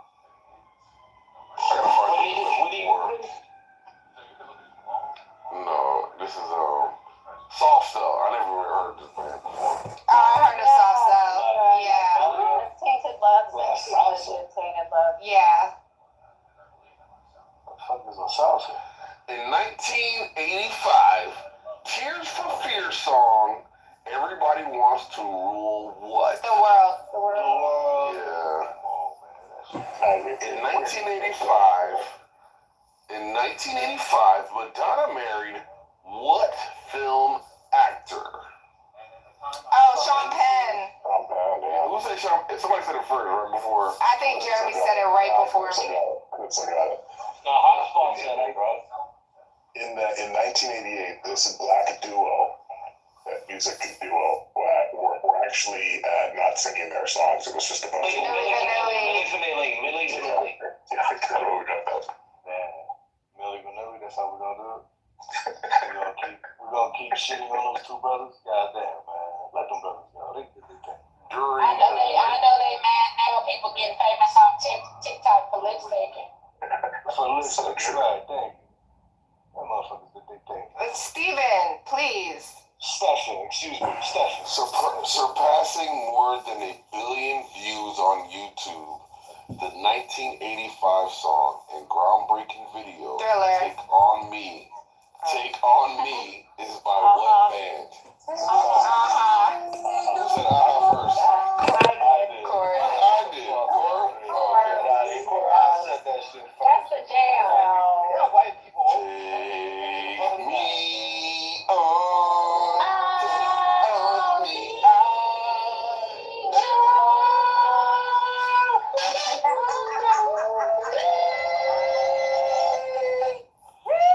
That shit is awesome. Anyway. That is the jam. During the 1985 Live Aid concert, which musician performed in both the U.S. and London? Queen. No. Propaganda. No. During the 1985 Live Aid concert, which musician performed in both the U.S. and London? Aerosmith. No. Musician. Sade. No, Sade was at Live Aid. 1985. Phil Collins.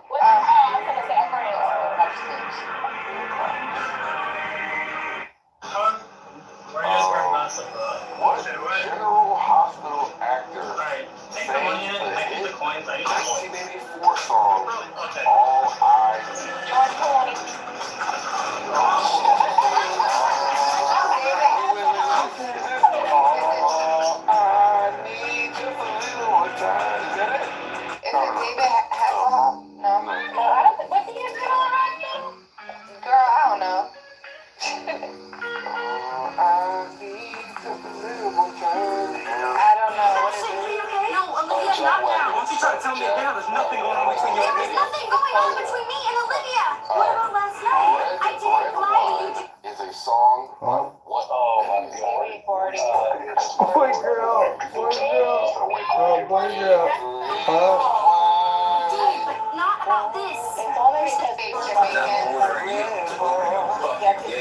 nonstop on the fucking radio. Any sound boy I can dance for. Corporal in the United States Army. You can't do this. I can do whatever I want. Hasta la vista, baby. What song did Jody Wallace sing? Prove it! Let him show it! What's your fair God? You know when you're dying? You deserve to die for what we've done. For him? He said nothing. He does not deserve this. Jesus, please, remember me when you enter the kingdom.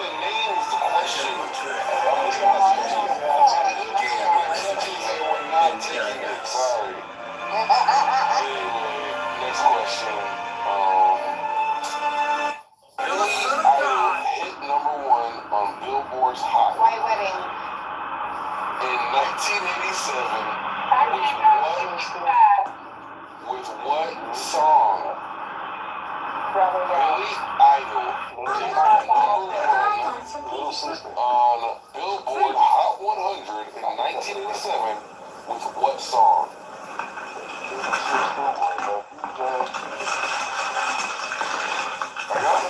What's this? Where'd you get this? Your mother found this behind your drawer. What's the name of the song? $600 you've been saving? Would you become a brain surgeon overnight, son? No. Tell your father we have money.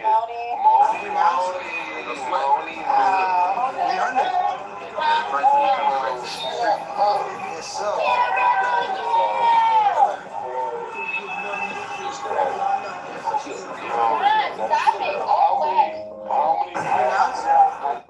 How many black people from your generation think Billy Idol fuck out of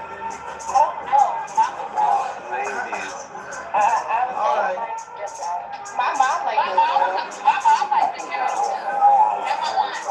Yeah, they like that.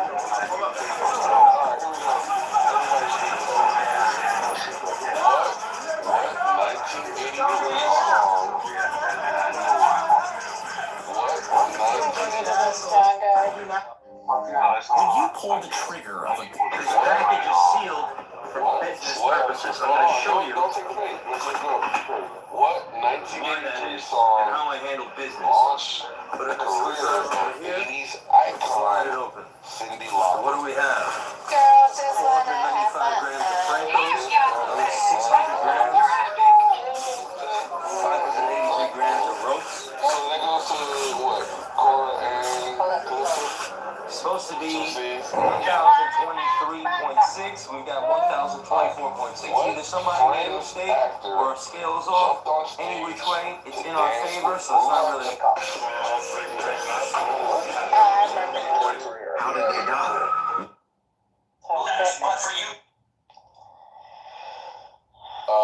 In the girls group TLC, what do the letters TLC stand for?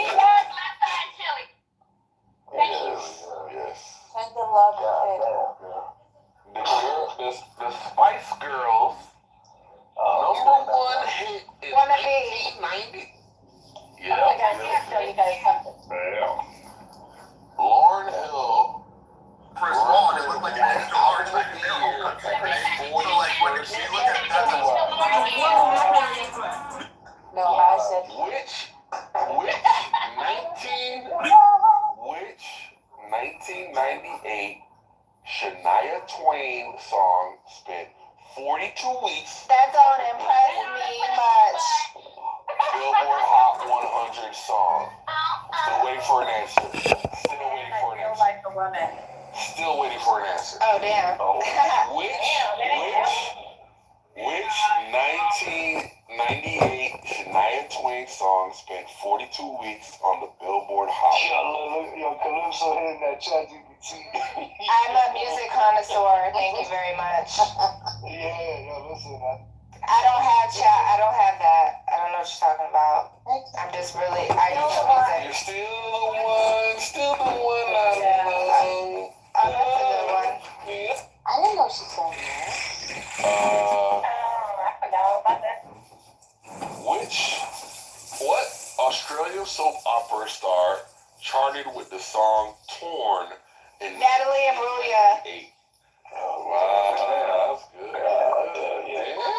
She definitely showed her white side right there. I love that fucking song. Here goes a big one. The song Don't Speak is off No Doubt. No Doubt album. Oh, God. Just a Girl. The song Don't Speak is off which No Doubt album?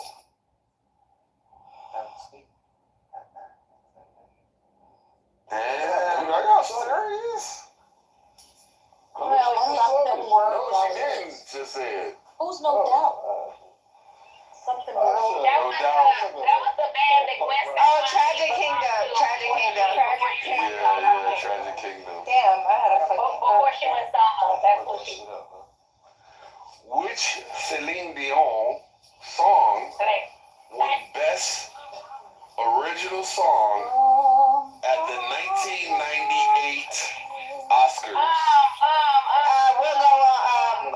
Yeah, my heart will go on. Wow, y'all are serious about this. PTR, y'all. PTR. Wait, what's that? Oh, you drew that? No, my friend Shauna drew it. She had it in a notebook at the bar. I'm like, I want that. I'm like, that's so cute. I love it. Jennifer Lopez scored her first Billboard hit in 1999 with what song? If you have my love. There you go. Yeah, my love. Oh, shit. I thought it was fucking Puerto Rican. Wasn't that about Puffy? Wasn't that about Puffy? No. It was before Puffy. She's so fucking annoying. Alright, come on.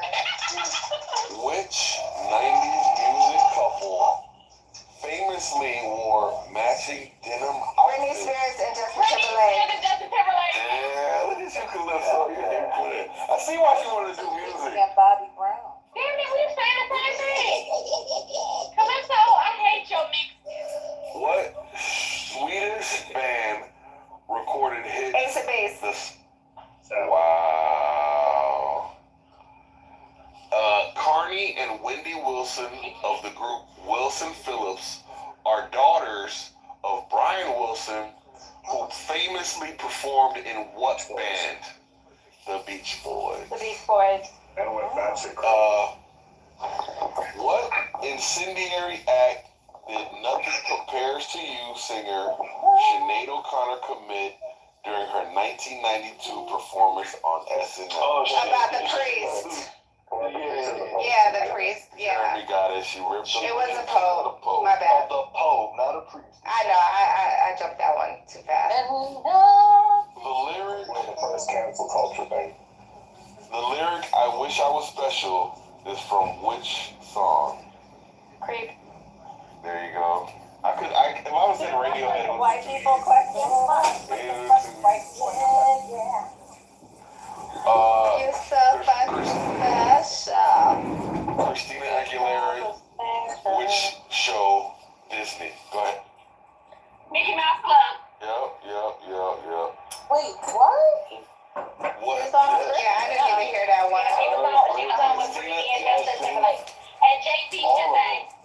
Yeah, they were all. I said Christina Aguilera with Disney.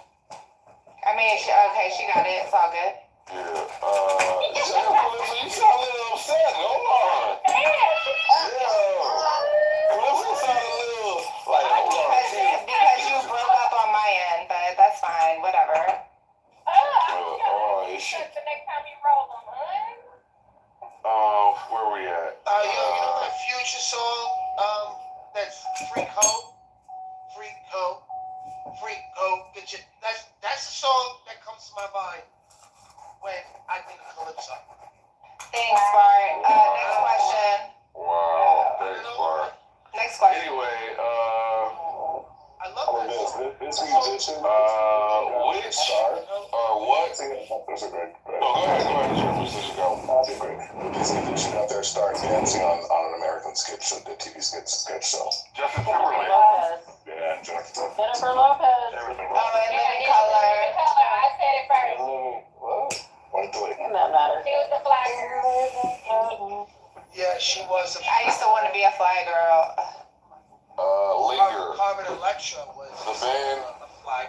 or Prince. The Cranberries. Rule 5. Damn. She got it. She got it. You said we know like Adam. Gonna do this like golf so like a handicap so we can have a 10. Which Backstreet Boys video plays homage to Michael Jackson's Thriller? Come on. Everybody. Is everybody? What is a homage? What's a homage? An homage is when you pay respect. All right, next question. Come on, hurry up. Where we going? We in a rush? Hold on a second. Actually, No, it's just you gotta have a fucking whole dialogue in between every question. Hold on. I want to know how much Calypso knows. It's kind of impressing me right now.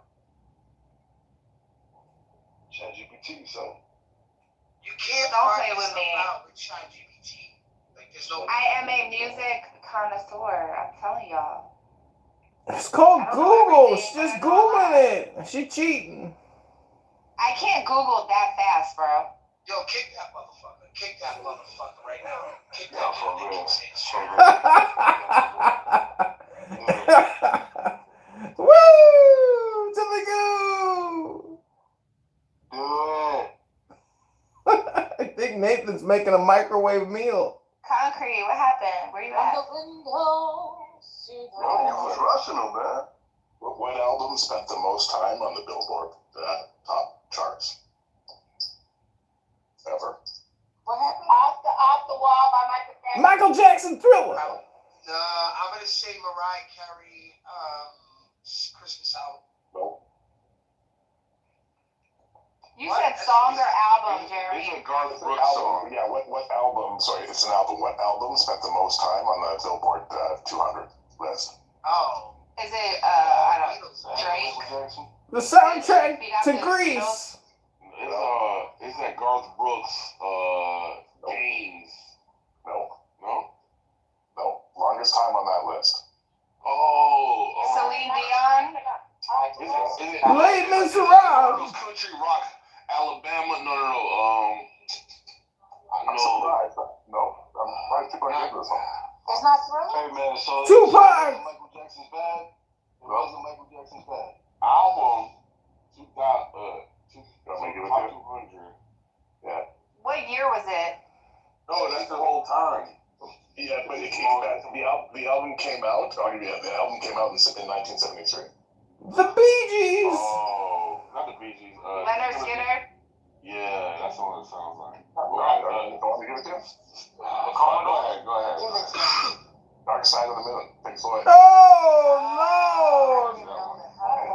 That's Number crazy. 2 was Bob Marley and the Wailers. What? Bob Marley? Did you ever take Wizard of the Oz and pair it with Dark Side of the Moon? Alright, Concrete, you back? Bop. You got another? Hanson. Yeah, sorry, got it. Yes. Oh, that was a Calypso, were you there? Backstreet Boys, all on right. my mic, bro. Hey, one of the moms didn't get a What happened? Tripping. Anyway, Don. They finally kicked me. I'm the most annoying human in the world. You gotta be careful the romanticizing though. Because if you romanticize too much, you suddenly actually do. Well, I do it in my own special way that works. Is it LARPing, just romanticizing? LARPing is Sure. I actually, to be honest, I think all religion is LARPing. It just depends on how much of it's true and to what extent do you confuse it with reality. disassociation, it's all that.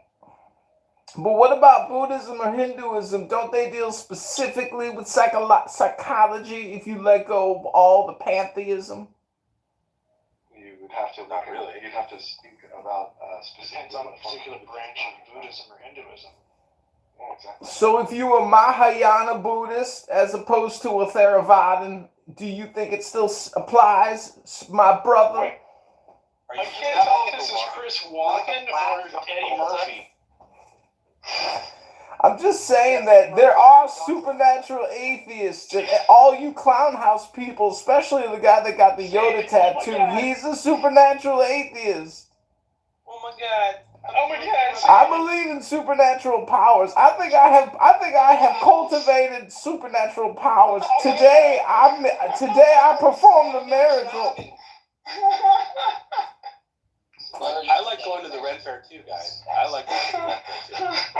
I'm a magic clown. I created the clown party, and if you'd like to join me in a different clown house room sometime, I would love to see you there, and I can teach you my clown magic.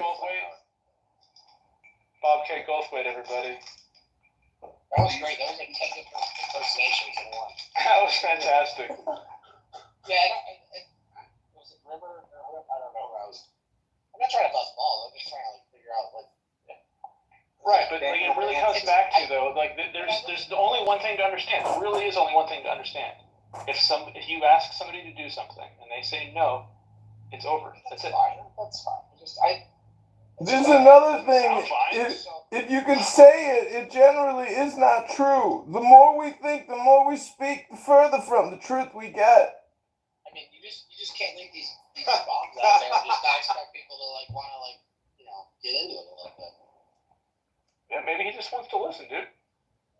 Yeah, he's fine. He's great. He's great. He's fine. Nobody's hurt. No sarcasm is fucking shot like a fucking gag. Why, dude? Hope. Why? Remember? You know what? It's hope, believing, and faith and religion. To be honest, they're only human ideas. That's all they are. They're just his ideas. They're human ideas, and that's what he wants to talk about. Then that's fine. You know, they're just human ideas. That's nothing. Unless you start a club out of it, then it becomes a religion. Yeah, or a cult, or culture. Yeah, it's a cult. Yeah, or a cult. It's like surfing for some people, you know. It's like Right, but I don't understand why people can't just respect people's choices not to do something. Why can't people just respect other people's choices to LARP? If I want to LARP like a clown and call myself God, that's my right as an American, goddamn you. Can I join your clown church? No, it's not. I want to join your clown church. That sounds awesome. Awesome. We will send you the application form. You have to dress up as a clown and appear on live stream at some future clubhouse date. Thank you very little. Honk honk.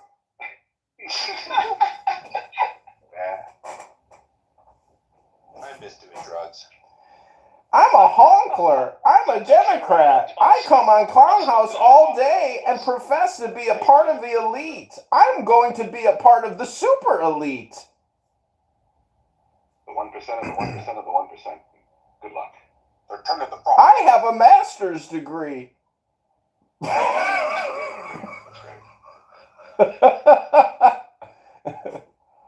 I'm an elite member of an elite club on Clown House. Why do you sound like you have Down syndrome? No, he sounds like a character from Simpsons. Which one? I live at Misericordia. I suffer from a mental health disorder and a brain rot known as Democrat Clown Party disorder. Ah, so you're a Republican. Nice to meet you. Which makes the accent much more likely to be racist. Here we go with the racism hypnosis. I would put one that we found it. We found it. He leans a little bit right. Here we go with the colorism.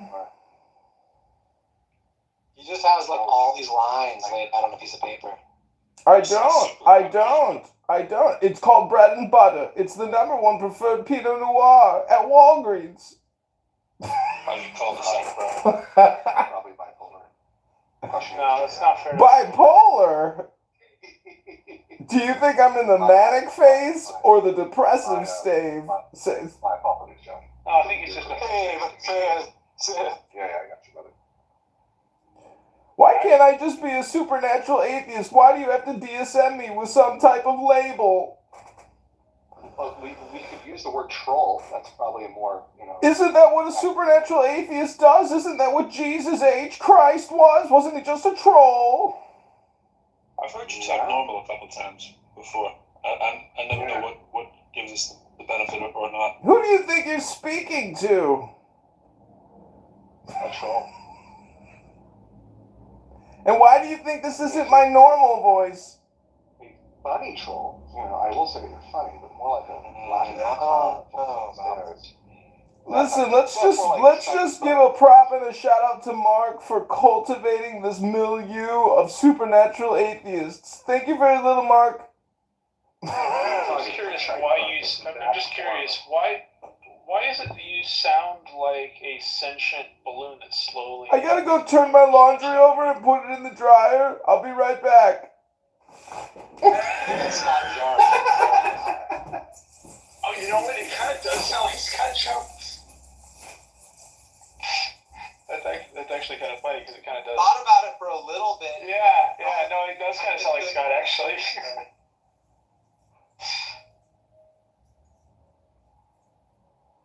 Not making any claims to knowledge. Just kind of made me think that for a second.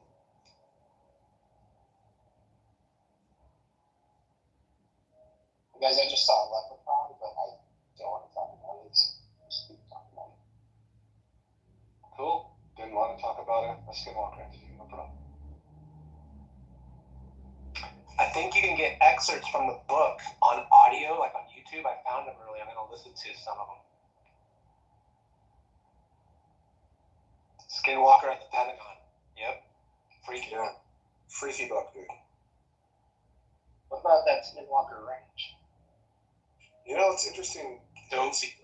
That's what we talk about. That's what the investigation was. It took place. It was a Pentagon-sponsored program that studied the activity that was going on in Skinwalker Ranch, and there are individuals, military trained, battle hardened guys who experience stuff, and you get to read the laydown of that book. Check out the authors of that book too. It's very interesting.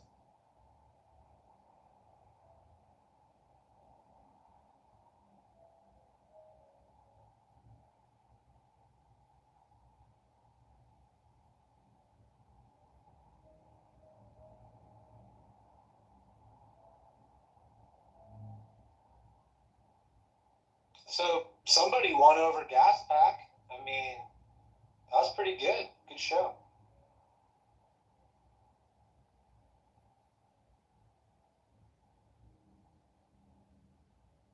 And Mole, I didn't think you were coming too hard. I think Reverend was. Well, it's just a name that you don't hear like very much here, so it's interesting. I'm like, it's not like a person that said like I don't want to talk about what Jesus. Like, okay, well, because we've all heard it before. Yeah, it's. I didn't think you were coming on hard. I just thought it was. But at the same time, too, like it was just on my end. It's, I explained it the best way I can. I'm a neurodivergent man. I'm autistic. So I talk weird. It's all based upon ways that I've learned. I don't hear you talking weird. Well, you're very articulate. I appreciate you. Thank you. Yeah.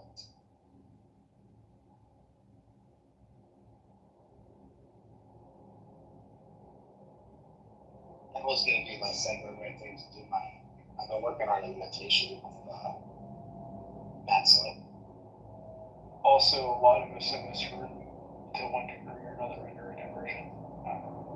Just full disclosure, I'm in the process of seeing an autistic autism diagnosis. Yeah, I might actually have my insurance be able to cover it in my particular case, but that's as much as I'll say right now. Yeah, I had a diagnosis early on.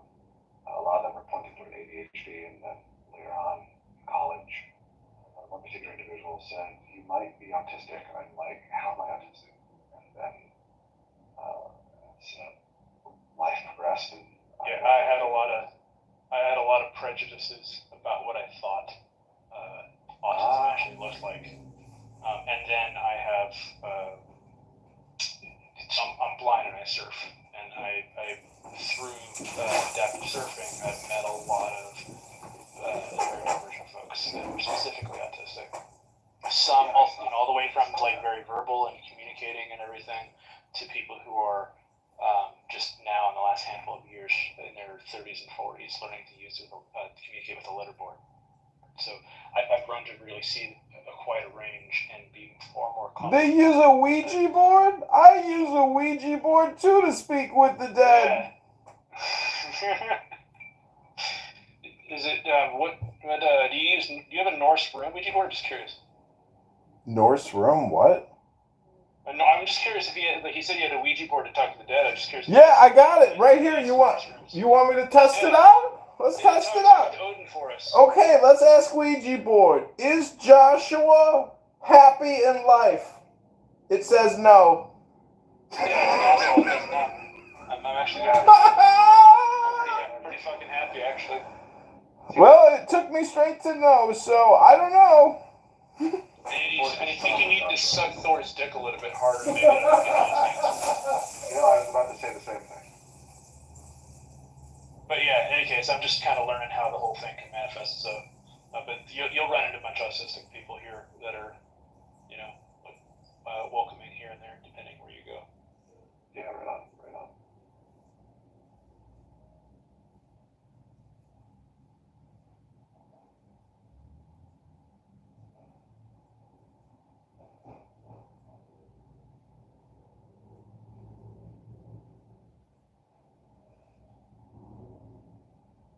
Anybody believe in flat Earth? We have fun with that. Oh my God. Is anyone else pissed off by flat Earth theory? I'm pissed off by it. I'm not really pissed off, but I'm perplexed that anybody could sincerely believe in it. And I've met some people. It's absolutely nuts. Like the things that you hear them talk about, like there's one noise, it's like they're just talking about some really interesting perspectives and sharing ideas with you. And like, oh no, this is really interesting. And all of a sudden, they mention that they believe that the Earth is flat, that space is fake, and you're like, okay, I'm done. Yeah. Have you ever seen this thing on YouTube called Secret Key Activator? I think I was telling Hermes about it one day, but it seems very plausible. Like for the first 3 episodes, each episode is like 45 minutes, and you're like, wow, this is fucking amazing. And then about the 4th episode, 5th episode, you start to realize that all communication is hypnosis, and somebody put together this production, and they're taking you for a ride, and you realize it's all just fiction. So, I mean, think about Clown House. A lot of people can barely string together sentences, and a lot of people love to say they're credentialed. There's a lot. See, Clown House to me is, if you spend the whole day here saying nothing, and you record all these different rooms, and then you analyze the psychology, I suppose, of the speakers, it's a trip. I mean, there's a lot of privileged African Americans on this app who don't work and love to play games and have fun, but they're just parasites living off of the system. And then, let alone, you have all these mixed up Democrats, socialists, Marxist, communists who are nothing but virtue signaling little cucks. Christian nationalist piece of shit spread his racist propaganda. I'm a supernatural atheist, bro. I don't know what you're talking about, Joshua. We're talking about a racist piece of shit. That's what I'm talking about. Again, with the colorism. My God, bro. Let go of your racism hypnosis. I'm speaking truth. Dude, just for the record, I just want to be really clear. I don't see color. Literally. No, try. Only do. Get a tattoo of me. Put my tattoo on your body. Yes, you will. You will learn the power of the Force. That is like the fucking worst Yoda I've ever heard in my whole goddamn life. Wait, Miss Piggy. That's Miss Piggy just now. Like, that's closer. Because at least it's a voice out here. And I fuck off. Do not do what you shall not find. That's fucking spot on. The voice was good, but your diction was off. You have to mix up the subject-object order. Yeah, you gotta go backwards. Yeah, you gotta speak like a Spanish Yoda. Yoda. That's right. That's actually pretty good, man. That's pretty good. I know where it's from. Someday you'll find it. A rainbow connection. Lovers, the dreamers, and me. Wow. That's kind of impressive, bro. That's pretty good. Yeah, dude, you need to create a new Clown House account. Got like 50 of them. Create a Kermit the Frog Clown House account and just come on here and troll people as Kermit or Elmo. I mean, it kills it. Did you guys see the shit about the Elmo Twitter account? Or or whatever, like that, like asked how is everybody doing today, and people flooded it with like the most depressing shit ever. It's just the last handful of days. What about the almost ceasefire free Palestine guy on here? I mean, are any of you green beans really ceasefire free Palestine? Like, do you want to destroy Israel and make a one-state nation? Like, what's everybody's proposals for the future? I want to see people stop dying. Wait, are you Norm Green doing a bit? Yeah, this is Norm. Hey, everybody, I made that climate change movie with Al Gore. I am a slow talker, and I like to go point by point. Can we go point by point, please?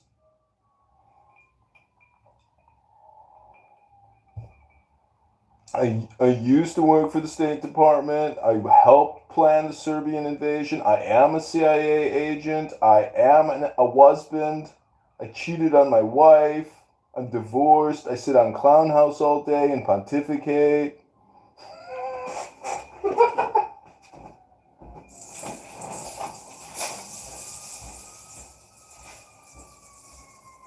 I can't tell if the bizarreness I'm experiencing is the Donnie Burger weed I've been smoking, or if it's the weirdness of it. So.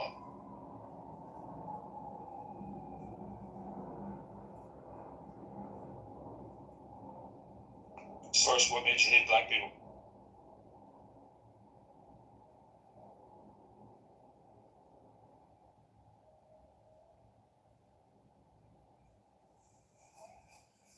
Brown people?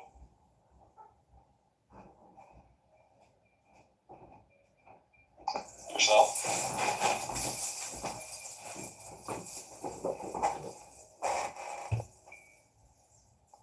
Anger, fear, aggression, dark side of it. Yoda, how do I kill my own father and free myself? How do I save the universe and defeat the Galactic Empire, aka the Democrats? So why do you hate black people, Source? Excuse me? Why do you hate black people? It's a ridiculous assertion when I'm part African American. A very small, distant part in a galaxy far, far away. Doesn't matter if it was 15,000 generations ago. Sooner or later I become black, so fuck off.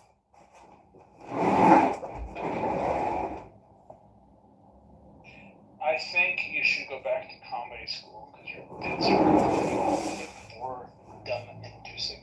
Well, this isn't a comedy show now, is it? This is a social audio hypnosis app full of supernatural atheists. You're also just boring. Like, you're so exciting, you fucking cocksucker. On occasion, yeah. You broke his exterior shell.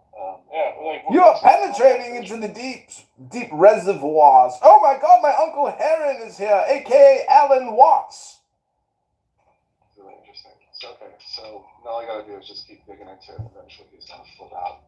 Let's have fun. Let's have some fun. Quick, dig quickly.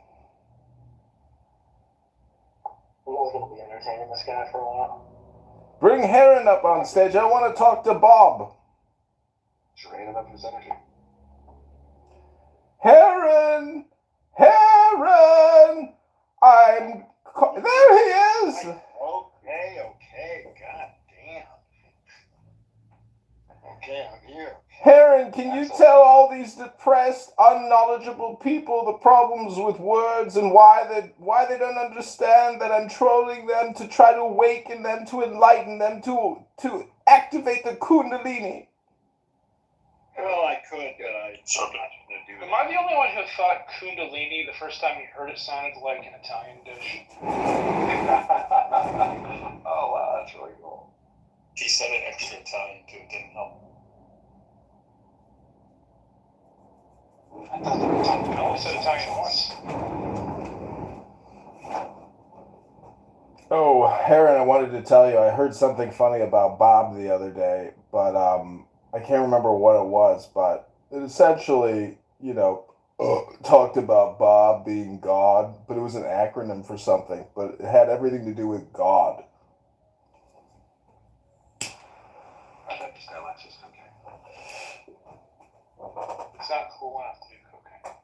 don't like cocaine. I just like the way it smells. I wish I could attribute this today. I heard this once. I heard somebody say that cocaine would be a lot more socially acceptable to do. Heroin. Anti-vaxxer? Oh, yes. Oh, yes, absolutely. Talk about, like, what is it, medicinal cocaine.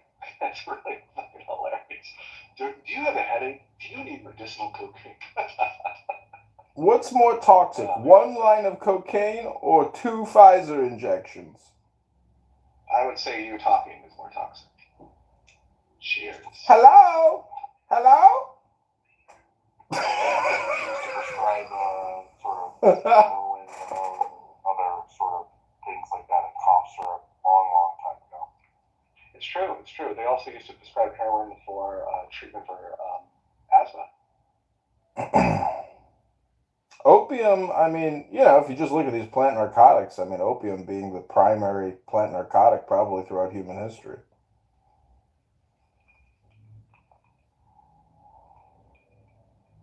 Was that why we did the war with Afghanistan? No. Wasn't it all Brzezinski's Eurasia pivot plan or something? I mean, that was the geopolitical strategy of the Bush-Cheney White House. Now you want to talk level.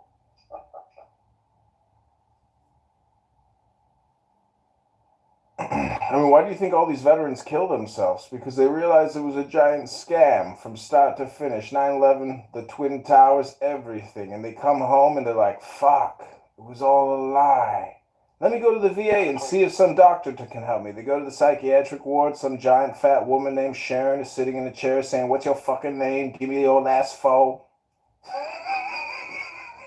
Somebody go overseas. 9/11 was fake. Is that what it is? Was it fake? Have you ever seen a thermite detonation of a building? I mean, it's controlled demolition, bro. If you think that it pancaked on its own, you live in a fucking children's dream. Yo, I got a question for the atheists.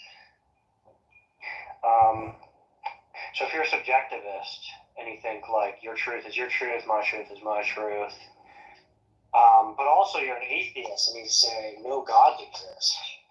How could you be an atheist and a subjectivist if God exists to me?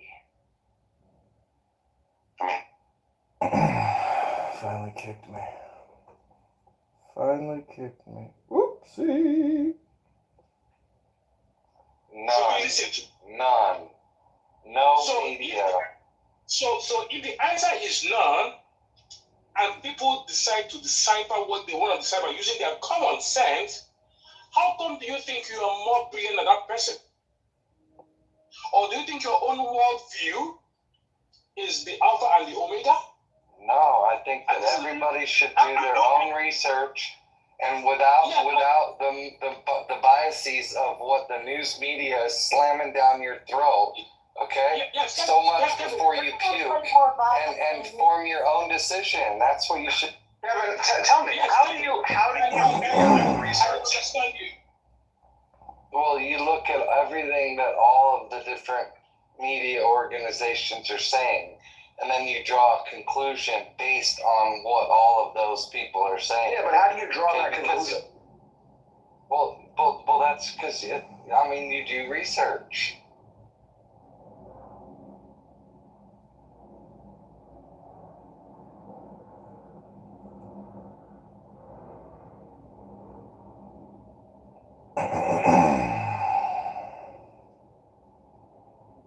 Yo.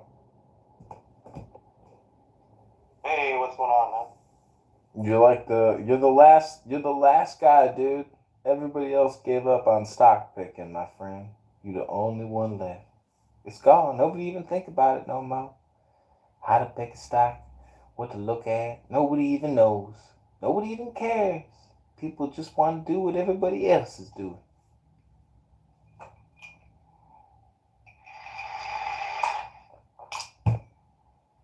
I mean, I'm 41 and I have been looking at stocks since the 8th grade, 7th grade even. I mean, I've been looking at stocks since junior high, man. I first got introduced to Apple stock, it was like trading literally in like after this, like pre-splits, it'd be like, or after a split, sorry, it'd be like in the pennies. The biggest trade I ever had was Yahoo. I bought it at $13.50 after a really shitty earnings release, and then I looked at the market cap of eBay, and it was double that of Yahoo, and I was like, that's fucking ridiculous. I was like, Yahoo is a big ad network. I was like, these market caps, I was like, somebody's gonna come in here and buy Yahoo. And I had a friend who worked at Yahoo, and then he worked at like some company that got bought by Yahoo. Like, I knew that this thing, just based on the ad network that Yahoo had, and compared it.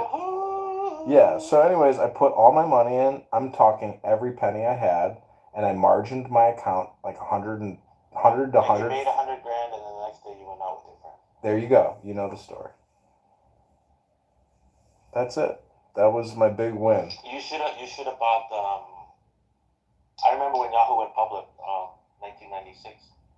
Yeah, Yahoo. I don't know how they fouled it up so bad that Yahoo was way ahead of Google. Right? Yahoo was so far ahead of Google. Google hadn't even been born yet, right? Crazy, right? It's just unbelievable. I remember I met with David Philo and Jerry Yang. You did? I met with them a long time ago. Well, I didn't really meet with them. I saw them. They were in our offices because I was working for an online broker at the time. E-Trade. I don't know if you remember. Yeah, I used E-Trade. I like E-Trade. So I was working there. I was like, I'm 48 right now. So I was literally like 18 years old. I had dropped out of UC Berkeley because I didn't know what the fuck I was doing. I changed my majors. I went to go work for a grocery store as a bagger. And then I saw this little ad said, "Oh, do you want to be a customer service rep?" Basically, I was like the 15th person starting at the company, with the company. And I see these guys, and everybody's like, "Oh, you know, the 15 people that were working at the company at the time, right?" And this is 1995, 1996. Right? They were saying, "Oh, the founders of Yahoo are coming," and you know why they came? They came basically. The only reason they came is because we wanted to put a little what's it called, little banner on their website that said E-Trade, like just a minuscule banner on their Yahoo Finance area, right? And they came just to talk about that. Yeah. And it was a beginning of like ad revenue sharing and all that stuff, right? Like the very inception of it. This is 1990. Yeah, I would say this is like 1996. So you know what's interesting about advertising? I mean, there's nothing new under the sun.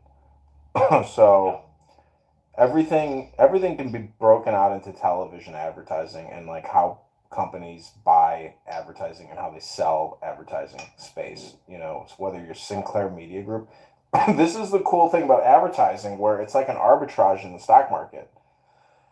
Because you can come up with some really good marketing and advertising, and you don't have to pay to run the ads. You run the ads on a performance basis, like you just said. Like, they came to E-Trade, and it's not just a media buy, it's a rev share, you know, or it's an affiliate share, so, or a partner share. So that's the cool thing about one of our first partners. Yeah, but I don't know too much about ad sharing, to be honest. It's not my wheelhouse, but it feels like, man, Yahoo just dropped the ball. I mean, if you were into Yahoo stock, when was this? This was like in the early 2000s, maybe 2006? 2006, 2007, yeah. Yeah, I remember that time frame. So I think we mentioned it. That's when Yahoo was approached by Microsoft to get bought out for $50 a share, and I think they were trading at like 32 or something at the time. And Jerry said no, we can do it ourselves. And then everything just kind of unraveled from there. It was like a slow moving train wreck, to be honest, that company. Have you followed Marissa Mayer and her little exodus? Marissa Mayer was there, right? I want to mention she was there for I don't know how many years, right? And she never really got the things squared away, right? And I know people who work there, right? Friends of friends, type of thing. That they worked there for years and years, man. While Google was just completely like face slapping them. I mean, Google stock went public. I mean, everyone who went Google. Was working for Google, they all became like instant billionaires within 5 years, and then the guys at Yahoo were so like thinking that Yahoo was the first. They never did anything. They were working there. Look at Cuban. Look at Mark Cuban, bro. Without Yahoo, who would Mark Cuban be? He'd be a nobody.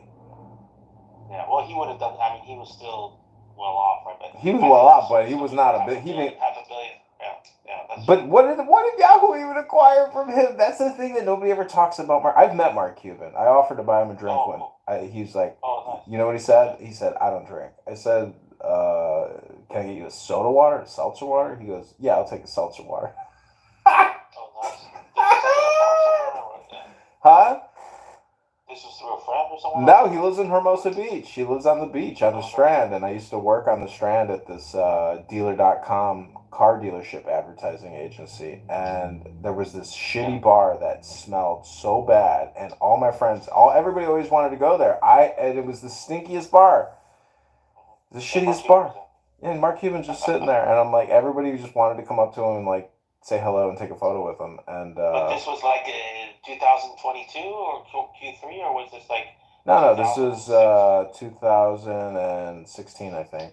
17 maybe, 18 maybe. Yeah, he's been famous for a while, but yeah, he did well. Yeah, Yahoo. I mean, he was the main beneficiary of Yahoo, I think, to be honest. Right? You know, this is. Listen to this. This is. Think about it, right? This is the crazy thing about billionaires. This is the crazy thing. Okay, this is why money is not what you think it is. Okay, so. This is the crazy thing. Like, if you're a billionaire, and you have a lot of cash, and you know people that work at all the banks, and they're not billionaires. Let's say they're worth 10 million, 15 million, 20 million, 30 million, but you're a fucking legit billionaire, and you say, "Oh, I want to buy, the Chicago Cubs. How do we make that happen?" Your friend at the bank says to you, the billionaire, "Listen, let me look at your portfolio, and we'll see if we can make this loan happen."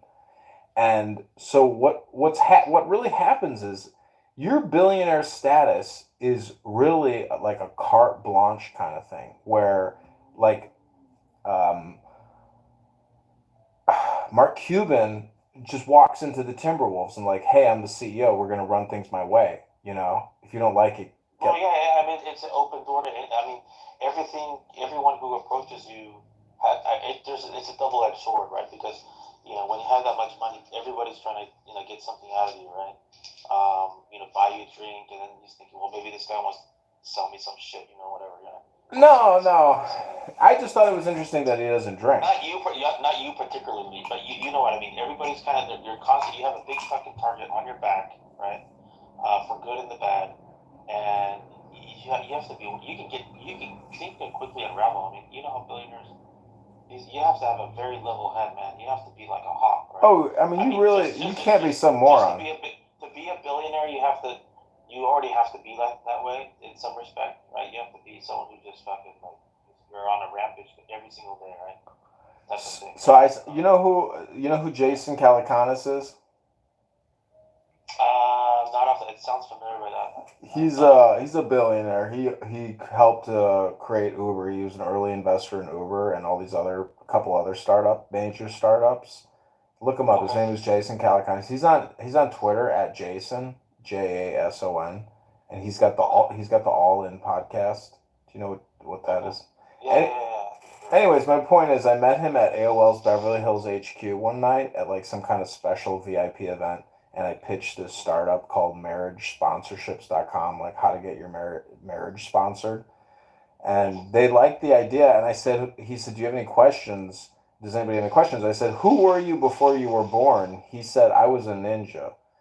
And I didn't like that response, but now I like the response. But I've thought about it some more. And technically, do you know what the difference is between a ninja and a samurai? No, I don't know anything about that stuff. A samurai is a knight of virtue, a man who roams the country seeking out justice for people. You know what I'm saying? Like a good person. A ninja is an agent of the state who infiltrates and assassinates and takes. It's more like a spy, like a rogue type Japanese. Yeah, like the Gordon Gekko and Bud Fox. Like, you need information. Information being the most valuable commodity. That's why I say money is not what you think it is. Information is technically more important than money. I mean, not necessarily, but you get what I'm saying. It's almost on par. I get what you're saying. Yeah, I mean, information nowadays. I mean, if you had information on, some earnings, from a company or information on, who's really going to win the U.S. presidential election. It's like people really know it's that. Biff Tannen's Sports Almanac. It's Biff Tannen's Sports Almanac from Back to the Future. If you got that fucking almanac, I mean, you can predict the future. So that's the essence of stock picking. I mean, and that's the scary thing, because you look at these stocks and you're like, dude, what the fuck? Like, they're just paying me out of retained earnings and they're taking on more debt. Like, they lose money quarter after quarter. Why is this thing worth what it is? Well, Amazon, that happened to Amazon for years, right? And the stock kept on going up. So there's some there's some non-traditional ways of thinking about particular companies, right? And it kind of messes up people's minds, because if you were like going by the books, like with Amazon, you would say, no way, this company, I'm not gonna invest in it. They're losing money, right? And you have to think a little bit differently, though, I guess, right? In that respect, right? But yeah, I think overall, though, traditional finance does kind of catch up the right people in the ass, though. I mean, look what's happening to Nvidia stock. I mean, it's unbelievable. I don't know if you tracked the company or not, but it's just like, it's gone parabolic, right, in the last 3 weeks.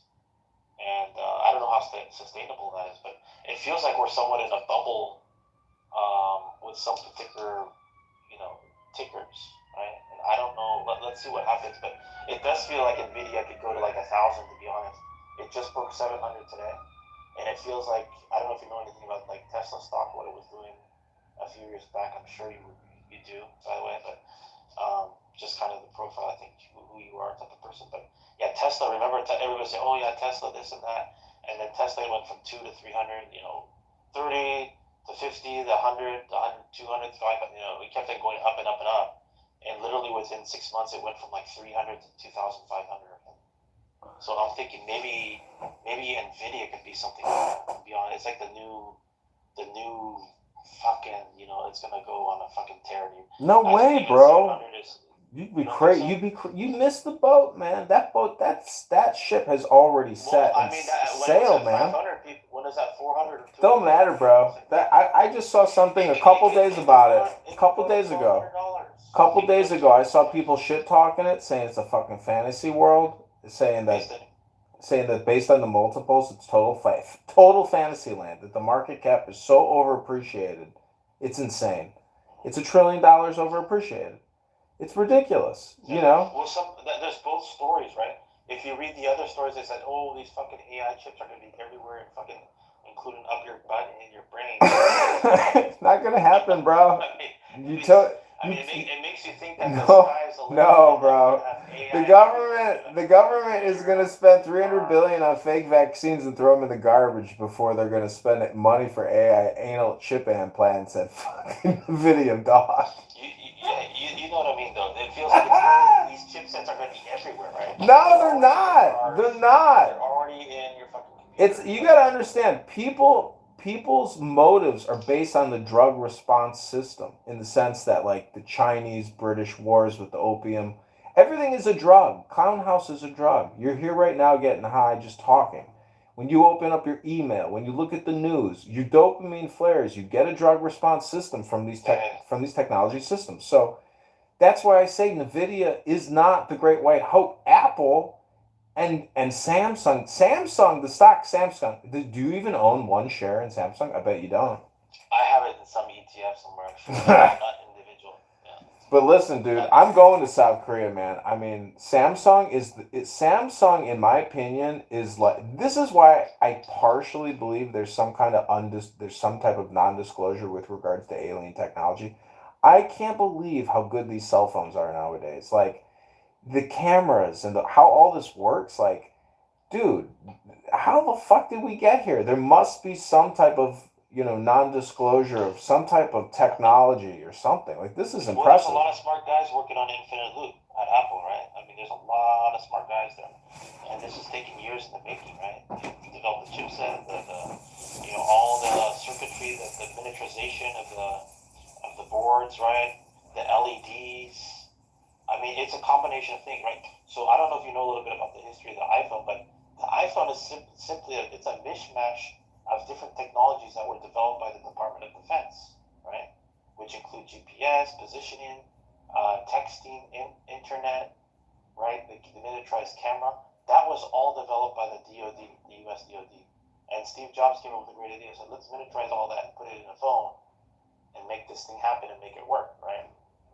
There's a YouTube video talking specifically about that, right? But it's very interesting to see how he really didn't invent anything. He's a master marketer, right?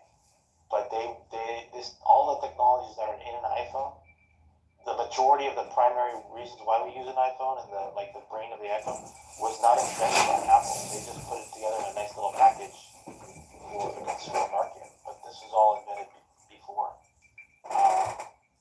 through defense research teams. All the Army research labs, the Navy labs, not so much Air Force, right? But all those guys, they did that, and they're doing that today, right? And all this AI stuff, this is all being researched by the DoD before. Now it's being commercialized. But I agree with you that I was in actually South Korea about 6 months ago. Have you ever been there? It's unbelievable. Everything is super clean. Everything I had friends that were in the Army there, working on the DMZ, and they fucking said it was the shittiest shithole they've ever been in their lives, and they hate it. They didn't go to what's the song? Gangnam. They weren't at the gangsta. They weren't at the Gangnam style, bro. Gangnam style, whatever. They were some I was shitholes. staying at that in that area. It's like a super posh area, right? But those friends of yours probably stayed at Camp Humphreys, right? Which is the largest U.S. Army base outside of the U.S. I don't even know the name of it. I wasn't there. But yeah, it's a nice city. What do you mean they didn't like it there? Maybe they didn't like where they were staying physically. No, they just didn't like the mission or the deployment. Like it was harsh conditions. It was very cruddy, nasty. Well, that's with the Army stuff, right? That's difficult, especially if they're low-ranking guys or whatever. Right? Yeah, they were fresh in the Army. Yeah, that's not. Anyways, I'm just saying that Samsung stock is not a stock that you hear anybody ever talking about. Apple, but bro, I you know how many phones I'm looking at a lot of phones right now. I got stacks of phones because I do all kinds of businesses. My point is, when I use a Samsung versus an Apple, hands fucking down, the Samsung is way fucking better than any Apple phone. Apple phones suck compared to Samsung phones. I gotta tell you. And this is from a power user of both phones. You're using an iPhone right now, though. Yeah, iPhone 15 Pro. I got two of them. And why are you using an iPhone then if you think Samsung is so much better? Because I got 15 other Samsungs. That's my point. But you always use an iPhone though, majority of the time. No, I always use a Samsung because I prefer the Samsung to the iPhone. I'm just telling you that if you're gonna base your stock picking off of consumer sentiment, I don't believe the consumer sentiment of Apple, and like this newest headset thing is just another gimmick because the drug response of that headset, nobody wants to wear a headset and do augmented computing.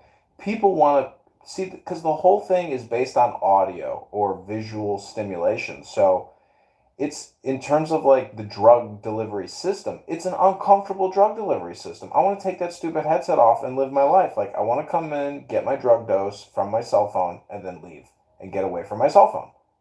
That's the thing. I don't want to be a part of my cell phone. I don't want to wear a smartwatch. I want to be totally away from Wi-Fi signal. Yeah, it's funny you mentioned that because I just got a message here from it looks like Apple just won a lawsuit against someone that was basically had sued Apple saying that Tim Cook was overpaid too many hundreds of millions of dollars or whatever. It's fine. But anyways, in any case, I think Apple's done something right, man. I mean, they're one of the leading companies on the planet. They have a great marketing team. If you travel, I'm sure you travel.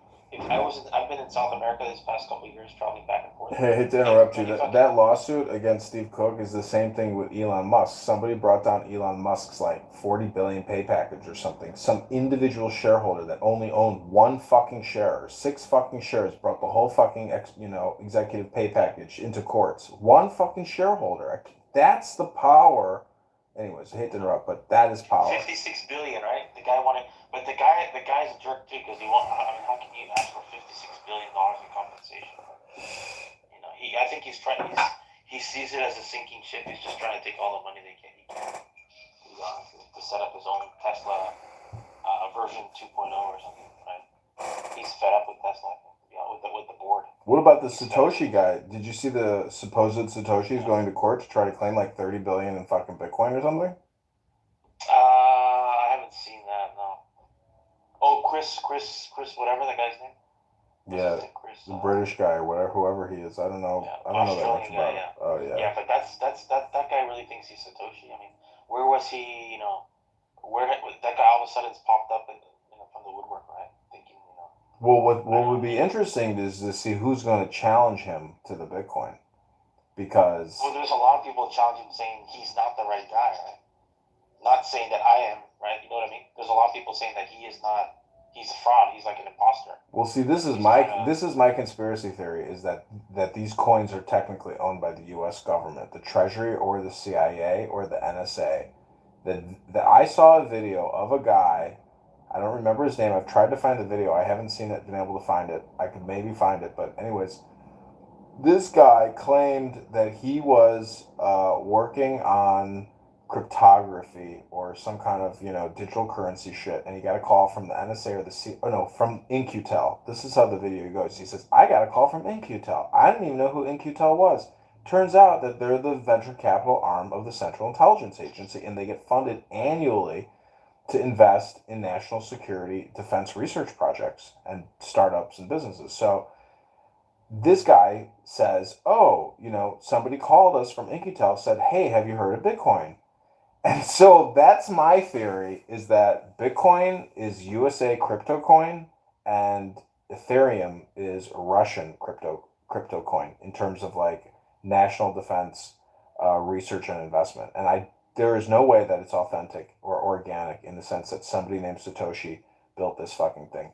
No fucking way. I guarantee you that Satoshi is some software developer, either government employee or most likely not a government employee, but a contractor of the government that created the Satoshi, lines of code within, I guess, the framework of the software. Yeah, I think so too, by the way. I work as a government contractor. I don't have anything to do with cryptocurrency in my work, right? But I think it smells weird, right? Because this thing, first of all, it's very bizarre that it's created by someone like some mythical Jesus Christ, that character. Like, oh, he knows who he is, right? Nobody knows if he exists, right? This is all very well orchestrated. Some psyop, something strange, right? Because nobody knows who the creator is. Everything, it's like the Bitcoiners. It's like a cult, right? These guys say, "Oh, there's limited supply, right? We're looking to take over this will take over future currencies," right? It doesn't make any sense at all. And I remember, like in 2016 on Twitter, they were like, I saw like thousands of bots promoting Bitcoin at the time, right? On Twitter, right? I don't know if you remember that or saw that or realized what was going on.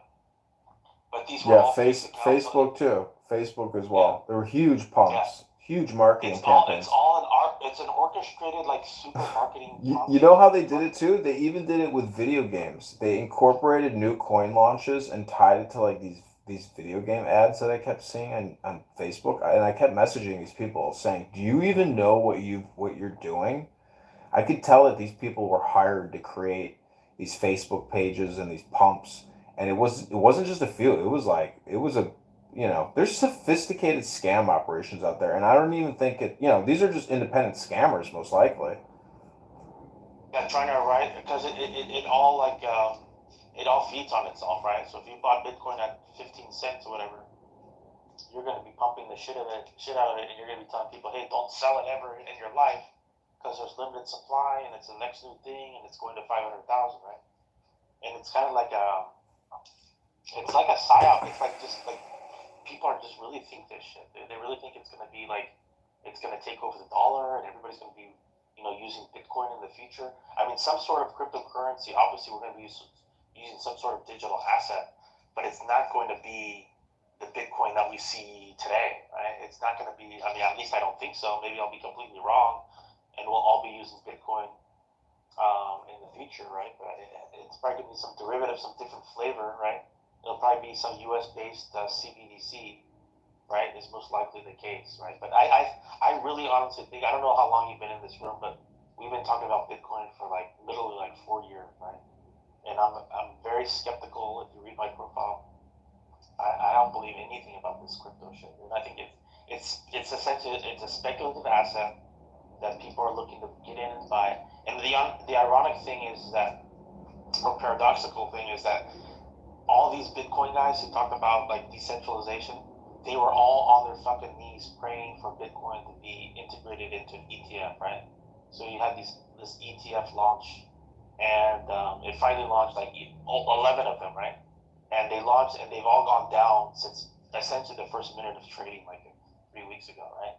And they've never recovered. And their whole, their conviction was, oh yeah, Bitcoin is going to go skyrocket. It's going to be 100,000, by February 15th, because there's going to be so much liquidity injected in the market. Everybody who wanted to buy Bitcoin is going to buy Bitcoin through these ETFs, and it's actually been the reverse. It's been a big pump up until the news, and then it's been a sell the news event.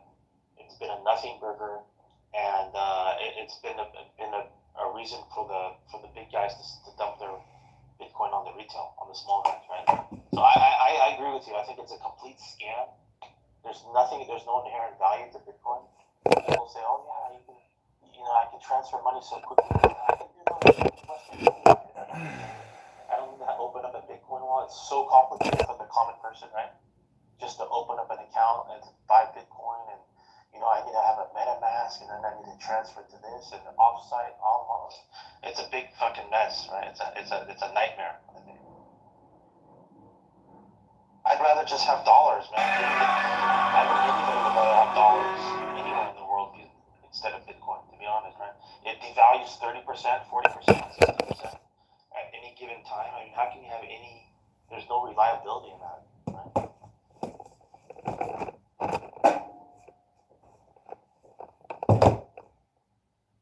Yeah, I mean, if you're an astute stock picker and you've been looking at price earnings ratios, dividends, net income, retained earnings, if you just actually look at basic accounting of, let's say, your average real estate investment trust that manages whether it's commercial or residential, that's an actual business that has cash flow, that has relationships, that has people living there, that has property managers, that has a team of, financial analysts, accountants.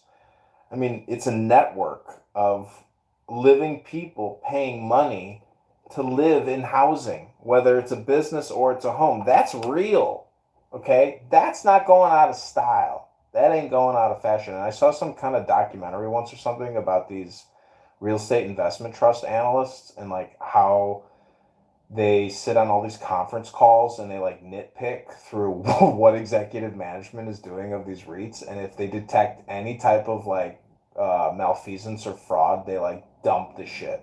But they live off of these high-end yield REITs, and they're just gaming it to where a month away they're going to file bankruptcy, but they're still going to get their monthly yield, quarterly yield, whatever it is.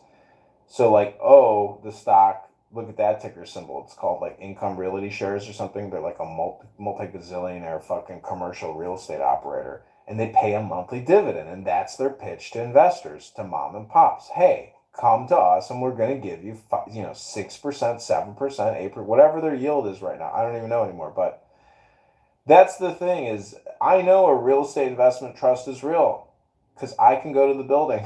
I can talk to the front desk manager and say, hey, who's the general manager here? And know that that's a real business. And I can see the customers going in and out and going to their concerts and living their lives and spending a lot of money at this hotel. And the hotel, makes a nice, revenue. But is the hotel even making money? Generally, no. This is the crazy thing. After all the administrative expenses, which is generally salary, the hotel makes no money.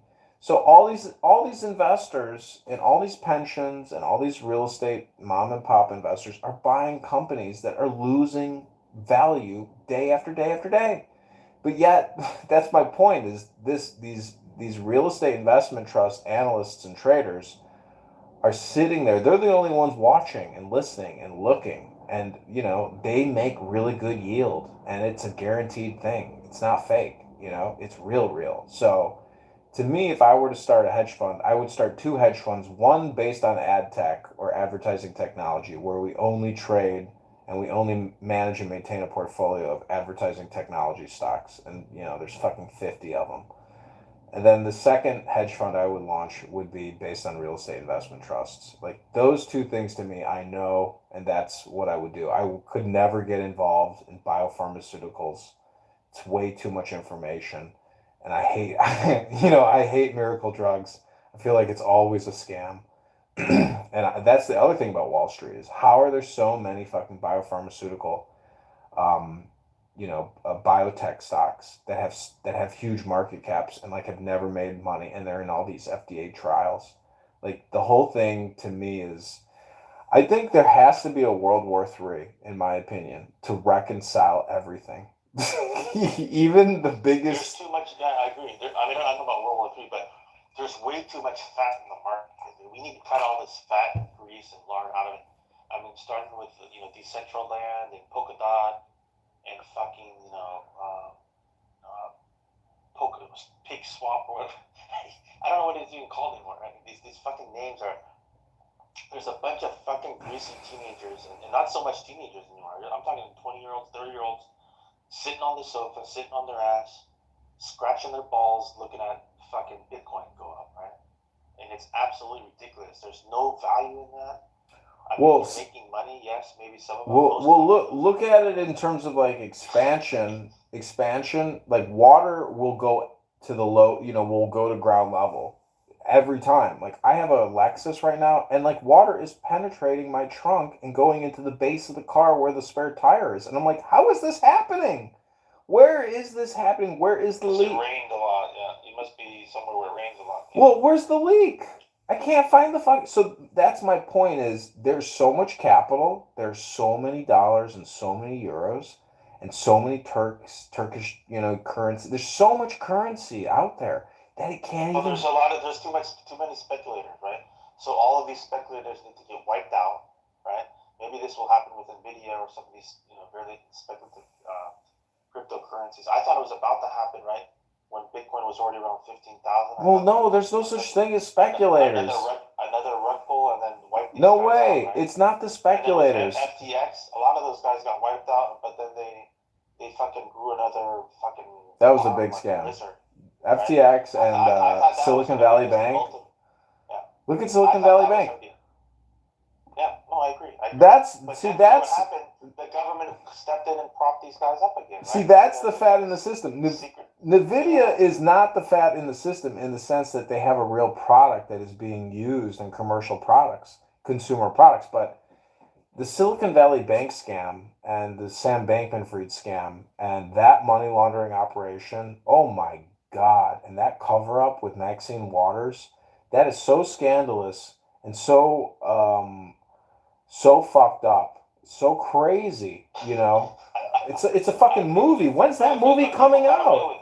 That movie has to come out. There has to be some Hollywood fucker who can play Sam Bankman-Fried, and then Maxine Waters curling her fingers and her fingernails, saying, "Bye, Max. Thanks, Max. We love you. God bless you." For the $20 million donation. God bless you, Max. Yeah, it's just. Democracy thrives on gentlemen like you. It's a rigged system, right? It feels like I sound like I'm frustrated, but because I am, because you see a lot of these people, these fuckers get away with it. Look at Pelosi. I don't know if you heard about Pelosi, Nancy Pelosi. She's been buying NVIDIA calls, right? Hand over fist. Jeez, I wonder why. She might know some information, right? And I think she's made over $2 million since November. Wow. On that trade, I get that she already has like $80 million, right? So, and her salary is like $140,000. She has a rich husband or whatever, but still, man, it's so blatant, right? It's so like in your face, fuck you type of thing. Well, see, that's the thing is she's the extremist. She is the military-industrial complex, banking, energy, political, legal extremist. Like she is no dummy. I mean, she's a dangerous person, and she should be stripped of her powers and she should be prosecuted. In fact, she should be imprisoned. But, that's why I say we live in clown world.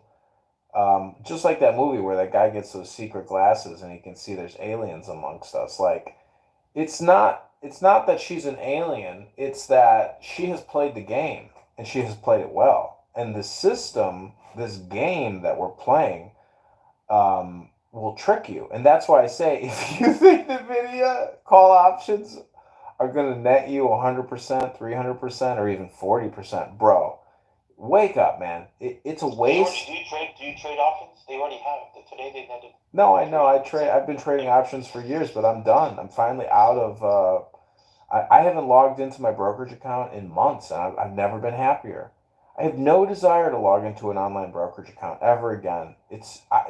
I want to get to the point where I don't have to log in. I want to say to my assistant, "Hey, log in and print me out last month's quarterly report." Even though I don't have to.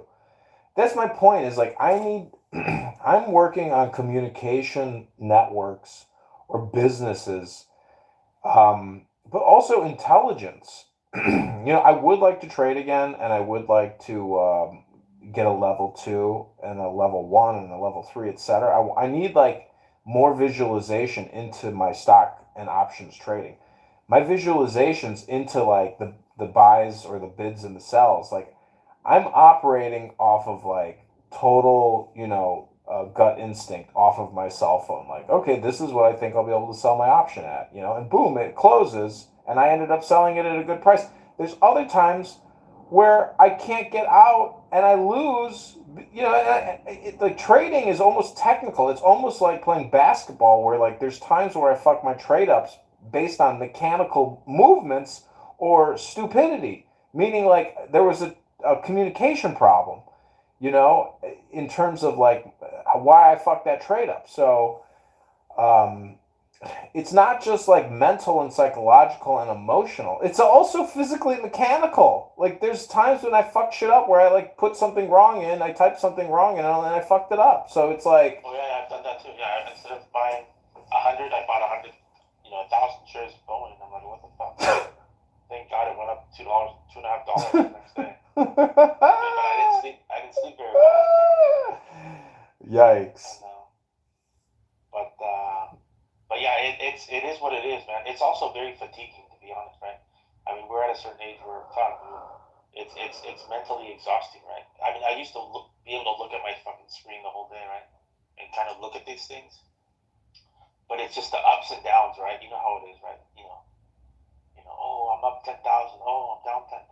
Oh, I fucking lost 10,000. Oh, I made 20,000. It does get a little bit. It's very stressful, right? Have you ever read Edwin Lefebvre's Reminiscences of a Stock Operator? No, I haven't. You never read that book? Oh, you got to read that book. It's about a guy who they used to call it bucket shops. Where people used to it was called a bucket shop. People would get together and they'd play the stock market in every major city in America at these wire places where they would have live action. The wire would come through and then somebody would go on a board and update the prices, and you'd sit there and gamble in the same way that you go to a racetrack. You know what I'm saying? So that's how people used to trade the stock market. And my point is this book, it's called Reminiscence of a Stock Operator. It's a guy pre 1929 or 39 during the Great Depression, when the Black October, Black Tuesday, whatever the fuck it is. My point is, this guy, he made a fortune, he lost it all, and then he did it again, he made a huge fortune, and then he lost it all. And but he was like, so he figured out a way how to spoof the markets, where he was spoofing bucket shops. Like he was sending out fake information. You should read this book. It's really fascinating. But guess what's it called again? I'll write it down here. Reminiscences of a Stock Operator. His name is Edwin Lefebvre. It's a pretty famous. It's probably. Oh, isn't this guy end up killing himself or something like that? Yeah, he killed himself in the broom closet. Yeah, that's crazy. That's the thing. A lot of thing. people are killing themselves today. So think about it. Even because people are short some of these equities, man, and they're skyrocketing, right? I mean, I don't know if you remember, Facebook went down to $85. Man, it was at 400. It went down to 85. Now it's back up to almost $500. Do you think Mark ever even had a sleepless night? I bet you he didn't. Not you can't, He worries dude. about other things, to be honest. I don't think he's worried about his stock price, to be honest. Yeah, but I mean, it was $100 billion. Same with Elon. He made $100 billion too on the stock, and they denied him the $40 million executive pay package, but he netted $100 billion in equity appreciation. No, but he's looking for 56 billion. Elon. That's his compensation. Well, my point is whether it's $1 billion or 10 billion or 100 billion. I mean, you know, like what is Zuck doing with the money? He's building a $25 million underground bunker in his $100 million Maui estate. Like that's power, you know. I mean, if there is a thermonuclear war and the new economy is strictly cell phone based and e-commerce based, like this is what the pandemic proved that there's only two types of people: people who purchase packages and have them delivered to their house, or the people who deliver the packages to your house, and the people at the sorting facility who put it on the truck. Like. That's the future of the new economy. I mean, restaurants, There's only three ABC type of people, right? Either you buy it from Amazon, you deliver it, or you package it up at Amazon, right? Yeah, it's crazy to think that, right? But yeah, if there's a thermonuclear war, I don't think there will be no packages being sent and delivered. What are you talking about? You're wrong. Anywhere near that. No, you're wrong. You're wrong. People It depends on the circumstances, right? Depends on where it is. And, yeah, I mean, if it's of course. New York, maybe. I'm saying there won't be much left, right? I'm saying if they scare everybody by popping 3 nuclear warheads in Ukraine and like some other states, you know, I think they should do that. By the way, they should do that to reset everything here a little bit. I think it would actually be good for a lot of people. It would freak the shit out of people, and because we haven't had anything like that for a long time, right? I'm not talking about a massive, you know, some small. There's tactical nuclear weapons, right? You know, for tactical purposes, right? It's not like you see in the movies where it fucking just rips apart, like, you know, 10 million people are dead. There are those too, right? But a small little tactical weapon, right? They can fire off from a tank or a plane. Yeah, artillery. Yeah, I mean, it wouldn't be good for. I mean, can you imagine the market to be a stampede to fucking get into your online brokerage account? I mean, everything would be collapsed, right? The market would probably shut down for at least a day, or it depends, right? It depends if they fucking launch it right at Kiev or Tehran or Tel Aviv, right? One of those three. This is the fucked up part, but it's like not going to be Putin that does it. It's going to be like some kind of top secret, like CIA, Army intelligence. No, North Korea. Spoof. It could be North Korea. No, I don't think so. North Korea.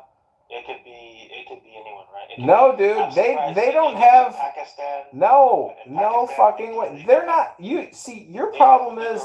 No, dude. No. You don't understand. The military-industrial banking complex, our system, if we don't spoof the system, I'm telling you that if some CIA, Army intelligence operative combined with like Treasury, Federal Reserve, Bank of America, like the system is so displaced in terms of like intelligence and even military, you know, where you have like generals sitting on the board of directors of a lot of these major energy and banking stocks.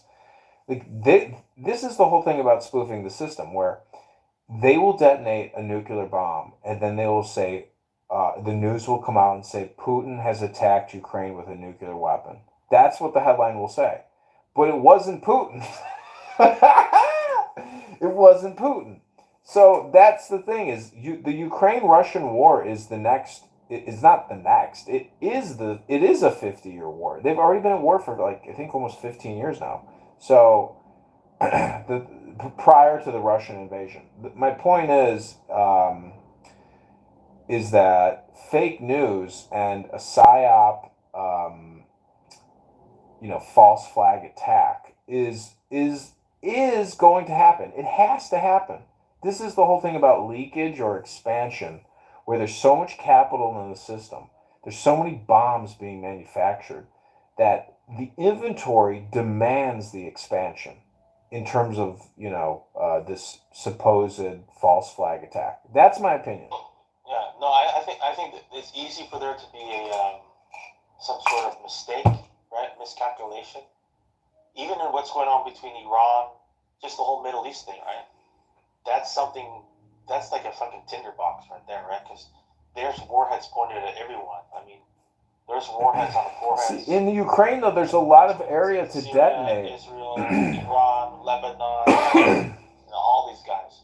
But where do you detonate the fake PSYOP false flag nuclear attack? Ukraine is the best place to do it because there's so much land to do the false flag attack. Technically, it's a nuclear detonation demonstration or test, but they will rebrand it as a nuclear strike of a Russian tactical nuclear strike. That's how I think they're going to rebrand it. This is just, hyperbolic, spy versus spy. I've been drinking wine, conspiracy theory talk, but, this, I just can't foresee anything else based on the way that I've been observing things over 40 years.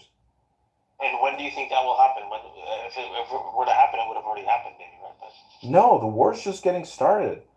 Like, Ukraine is getting another $100 billion worth of weapons. They just recruited 1 million soldiers in the country. Like, the war is just getting started. Yeah.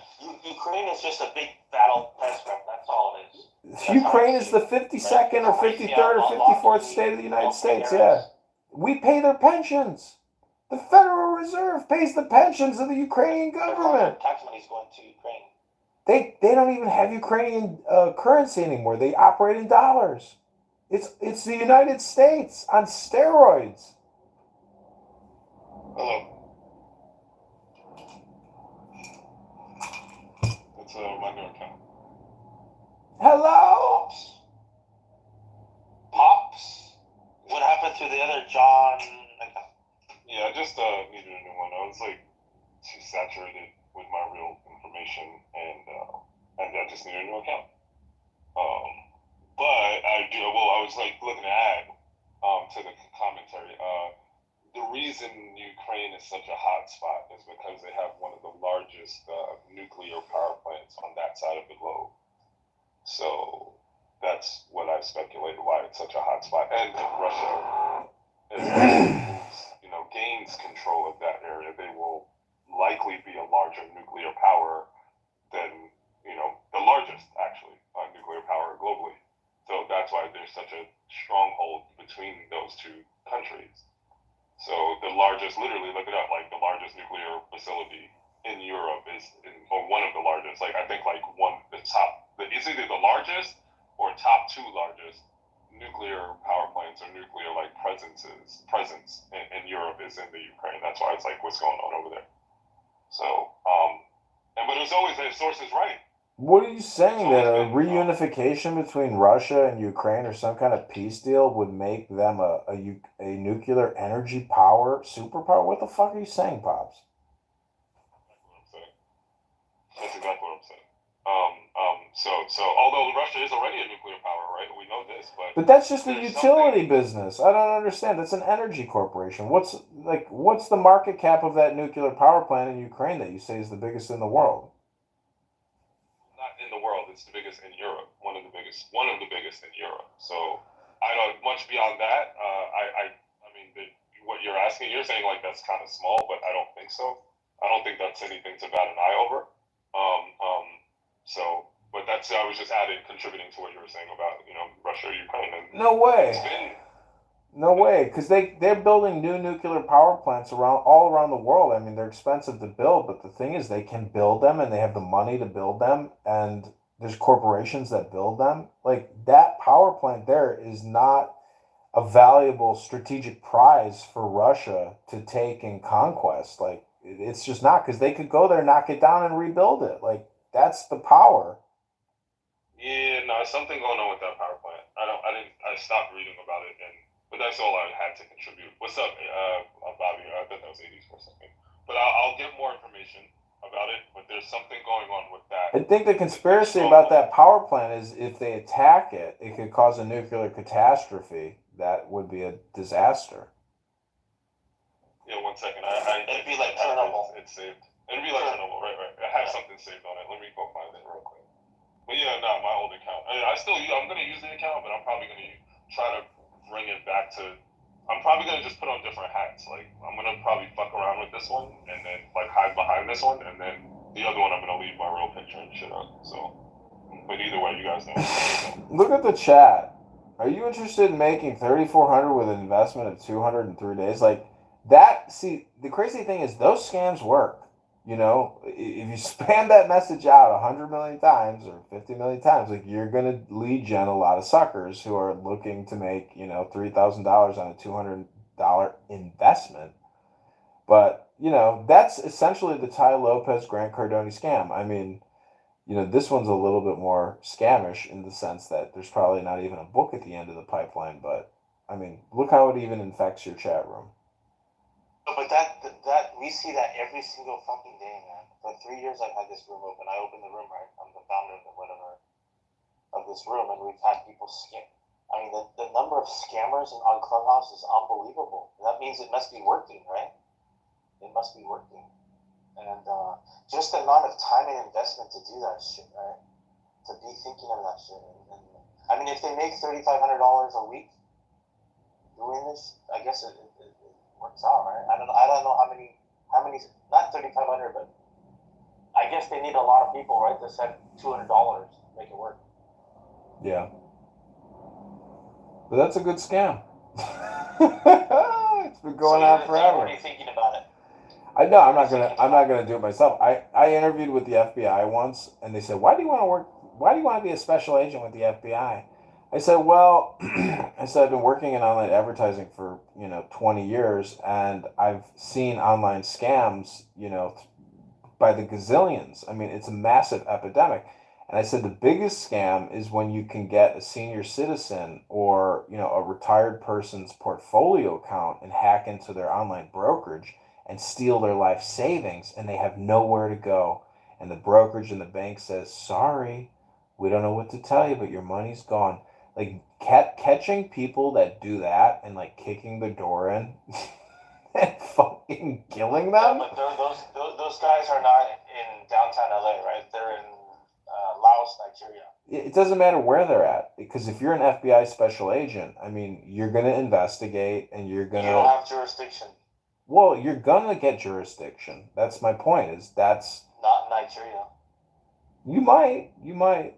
I saw a video of some guy who got his car recovered in Nigeria, and the recovery agent got inside of his car and called him. It's like, "Hey, I'm in Nigeria. I'm inside your Mercedes." He's like, "Oh my God!" They were on a Zoom call. He's like, "You found my car." Yeah, I saw that too. We see the same news. Everybody sees the same news, right? Yeah, that's the cool thing about the algorithm. Everybody does see the same shit, but nobody ever talks about it. Videos. You saw the same video of the guy wearing the Apple Vision Pro in the subway, right? You saw the same. Right, exactly. That's the thing, is they pick and choose what we see. They pick and choose what we see. The algorithm is not basing it off of, what the algorithm is programmed to do. The algorithm is showing us content based on what somebody at Apple or Facebook or Microsoft or Google, etc., or TikTok picks and chooses. There's a big TikTok article about how somebody at TikTok individually fires what content is gonna, get mass posted that day. It's a cyclical thing. They have internal lever controllers. Yeah, it's a daily cyclical choice where they say, "Ooh, this is good. Let's show everybody this." There's actually a team of people. I used to date. By the way, I'm back to the Ukraine thing. You used to date a TikToker? No, one sec. So I used to date a girl who worked an engineer. At Google. And that's even worse. Right, and then for like 9 years we were off and on. It's there's a thing that, like, there's mad conspiracy theories out there, but she would attest to some of them, like, being erring on the truth side. So, like, white people have better internet than black people. That's not there's some truth behind that. That's number one. Number two, that's an example. Number two, like, the daily viral stuff that we see and all the Vision Pro media references and TikTok, there's a small team of people who agree, on a quarterly, or daily basis for that matter, on what they're going to fire off to show that everyone's feet. And it's politically tied. It's tied to media, so like your Fox News tied, and it's also tied to government agencies. So all of it is tied together. It's like a team of people like, "Hey guys, this is where we're going to shoot off to the fucking masses." And back to the Ukraine. Wait, hold on, Pops. Before you go to Ukraine, look at the Twitter employees. Look at the Twitter employees that Elon fired. All FBI agents, former CIA agents, There you go. all of them. So that's this. He was able to clear out the rat's nest only at Twitter. But that's just Twitter, baby. You're talking Clown House, Clubhouse, Facebook, Google, everywhere. Federal, former intelligence government employees. Like you said, it's a milieu of political correctness or political messaging or propaganda ministry messaging. There are cabals of employees at these organizations that determine what we consume in these algorithmic moments. When Stock just said, "Oh, you saw this, I saw this," we all see the same shit. So it's all fucking political. It's fucking a bunch of rainbow flag, purple-haired, Democrat, Marxist, fascist, communist, virtue signaling, wealth redistributionists. I hate those liberals. Listen, liberals are fine, but at least be honest that you're a hypocrite. Don't walk around Google or Facebook and make $250,000 a year with a Black Lives Matter T-shirt on and call yourself a political revolutionary, theoretician. Like, fuck you. You're living very well. People have no idea how bad it is for people who don't live in tech world, which is technically clown world. There's like a liberal affirmative action too in some of those dude, there are a lot of people, and I'm not just saying this just because I'm hating, because I've been doing my own thing anyway. But there's a lot of people that make $250K at Google that are not that technically, but they still make that money. Yeah, for sure. I mean, bankers, same thing. I mean, if you're a software developer and you didn't major in mathematics or engineering of some sort, I mean, fuck you. All you are is an advanced English literature person. You can read very well and write very well. Congratulations. You don't know shit about math. You're an actual fucking idiot. I got a friend like that, but he's super duper successful. He works at a private equity firm. And he works in intelligence, and he served overseas and he killed a lot of people, and he's a crazy guy. He's a killer, but he's an A type of personality where if you want something done, he's going to get it done. It doesn't matter what it is. Like he's. I'm just saying that. He works at a hedge fund though? Yeah, he's he's big league, dude. He's big in the government. I mean, big as he's got real estate secrets. He's a real. He's a skull. Can you tell him to come into the room and we want to ask him questions? No, he would never come here. But he's a skull and bonesman, basically. He's a legit skull and bonesman. But he wasn't. He wasn't born into that. What I'm telling you is, you don't have to go to Yale and get into the fraternity. You can get into the skull and bones yourself by joining the Army, the Navy, the Air Force. Just go overseas and collect your skulls and collect your bones. You will be in Skull and Bones. It's true. You come out and you go work at Raytheon, Boeing, Northrop Grumman, Google, Facebook, Microsoft, or even Twitter. See, Elon is not opposed to good people who have killed a lot of people. You had to go in that house and try to find out if there was a weapons cache there. Oops, we killed the whole family. Oopsie. Just a glitch in the Matrix, George Bush. Why are we in Afghanistan? And why are we still in Iraq today? We have the world's largest embassy and military base, bigger than the Vatican. It's huge. There's nowhere else to go. It's a great place to go. It's a great place to be. It's near Europe for the guys. If you want R&R, you just fly to Germany. You fly to Italy. Listen, I'm not saying that, we shouldn't keep what we got. If they built a giant base, keep it. There's a weird echo when I talk to you. I don't know. Are you on like a Joe Rogan speaker? I'm on a cheap, Samsung, or actually this is a Motorola. It's even cheaper than the Samsung. Rajoth looks like a killer. He wants to say something to you. Are you there, Rajoth? Rajat, whatever your name is. Are you there, Rajoth? Up! You scared him away. You scared him. I speculate that Source is also that Republican guy. Unless you know him. I have no idea who this guy is, but he has a blabby mouth, man. That's what I'm telling you. I'm about to knock him down the dog. He's Republican. Yeah, I mean, I got a lot of accounts. I've been trolling on Clown House for almost 5 years now. So you are Republican? Yes. My other account is called Republican Chicago. Love it. I'm happy that you seem like the realer version of yours. You seem like you are more yourself. This is John. You usually hold like ceasefire rooms.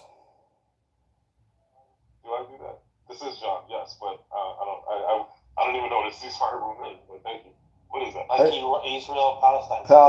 You're pro-Palestinian. You know everything is a white supremacy, genocide, colonialist. That's not the same John. But I got that you're a Republican. I'm not that guy. I'm not the John. My name was John, or is John. My name is John too. It's So. Pops now. It's Pops. Are you a JOHN or a JON? JOHN. Good, because if you were a JON, you'd be a Jew. So it seems like it's the more real version of you. And I knew you were like, this kind of I gathered that this was. He's a right-wing gunslinger. Yeah, but he's got info, bro. He's got intel. I don't think you should, unless he starts clowning, then kick him out. No, but I mean, think the echo comes from him recording and gathering data too. But still, you probably have to bear through. No, I'm not. Why you have an echo? I'm not so sure. I don't know. I don't know why it would be me. Maybe it's just because I'm not muted up. Yeah, Stock. He's recording your voice, Pops. Yeah, I don't care. Like they don't know. I don't care. He's gonna broadcast and telegraph on YouTube. But he's got some stuff. He's got data though. He's like kind of like this fringe encyclopedia. So yeah, he's met Mark Cuban. He was telling me. I wouldn't detest that. Yo, Steady is John. What's up? He left. Look at him. Steady's in the building. Steady's back. I thought Source left. I'm out. Yo, try to make Source is cool. Yeah, Source is cool, man. Republican comes here and fucking fuck shit up, bro. Like this dude. Oh my gosh. So Steady's a Democrat. You're a Democrat. Hold on, no. Who said I was a You're a Democrat. You're pro Biden, man. You worship Kamala Harris, right? I'm a fucking liberal, man. You're a liberal. You're worse than a Democrat. Then you're fucking all the way on the left side of the spectrum. I don't give a fuck. You can't be far to the left and Steady, man. Yo, I'm a registered Republican, by the way. Hey, listen. I don't give a fuck how this country run. Just fix it. You feel me? Just fix it. I'm not. Who's gonna fix it for you? Kamala Harris? Yeah, but there's no fixing it. You can't fix it. All you can do is just create more plans, but like nothing gets fixed. I mean. Yeah. Hey, listen. I'm not Democrat or Republican. I might be both. I don't know. Just fix You're a Democrat, dude. You're a Democrat. No, blacks are all Democrats, man.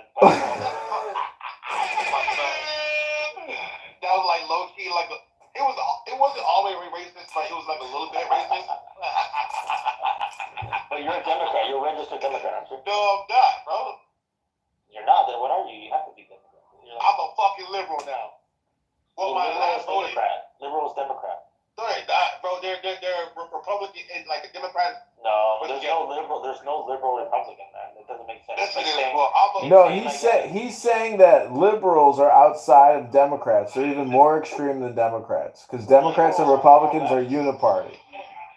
Yeah, you have to study the political spectrum. It's like saying I'm a Nazi Jew, right? I'm a Jewish and I'm a Nazi. There's no such thing, right? It's like either you're a liberal or you're a right winger or you're a Democrat or you're a What's the right winger? What's the white winger? Let me ask you. Right winger. Yo, Steady, it's me. Follow me, Steady. It's me. I got it. It's me, Pops. I got you, brother. Hey, listen, bro. I'm more Republican right now than you can't be liberal. I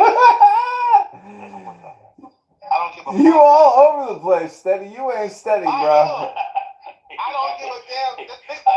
I've never heard anyone say I mean, you said you everything and nothing. I mean, goddamn. I'm a Democratic and I'm a damn Republican. Steady, where do you stand on reparations? Where do you stand on reparations? Nowhere. I stand right in the middle. What if every descendant of an African American slave got $1,000 a month?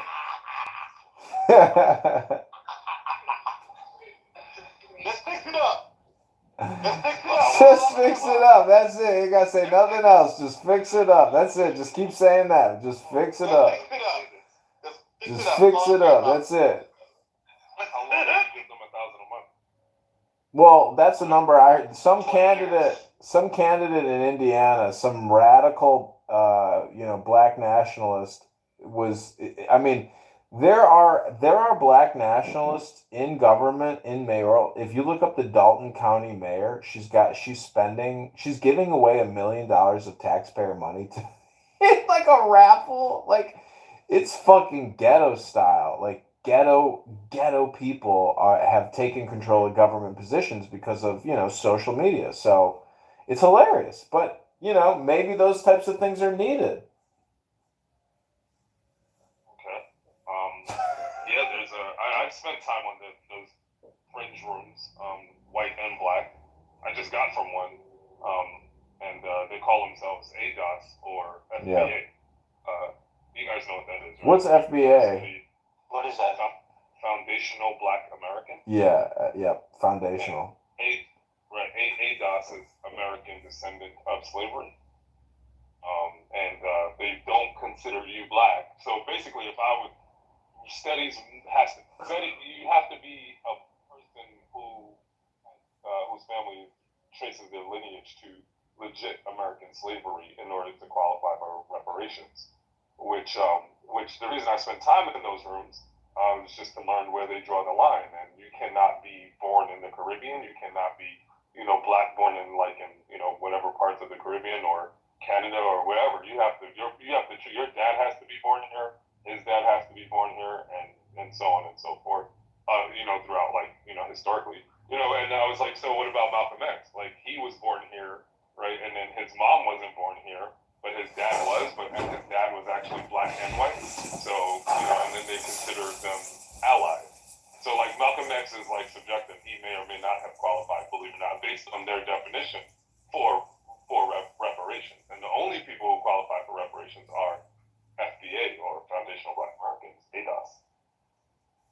Rachel may have some things to contribute.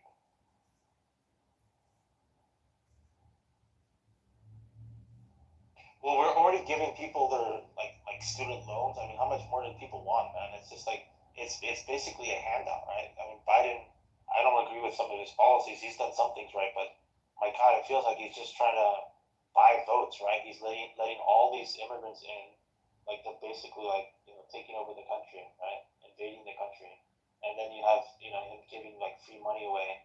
So these young guys, they're gonna say, oh yeah, he basically they're basically giving like 10,000, 15,000, wiping out student loans, right? Who wouldn't you vote for Biden, man, if you had student loans and you wanted to wipe out? It's federal student loans, so it's yeah, sure, I agree. But there's this federal student loans are capped. Like, you can't go free, right? I think all federal student loans are capped at like 20 or 30,000 or something, right? There's a cap on it, and then that's where the private student loans company comes in and whatnot. So to forget federal student loans, that was the thing, and I see why that could and could not be a problem. But I don't know what I would have done. I'm not big into politics, so it's like I don't know, but I do know that there are fringe groups, and there are fringe groups growing, and ADOS and FBAs and Proud Boys, and there's a divided line, and it's peeking its head out of Clubhouse as of late. A lot of them, since for a while now, but they're rearing their heads again.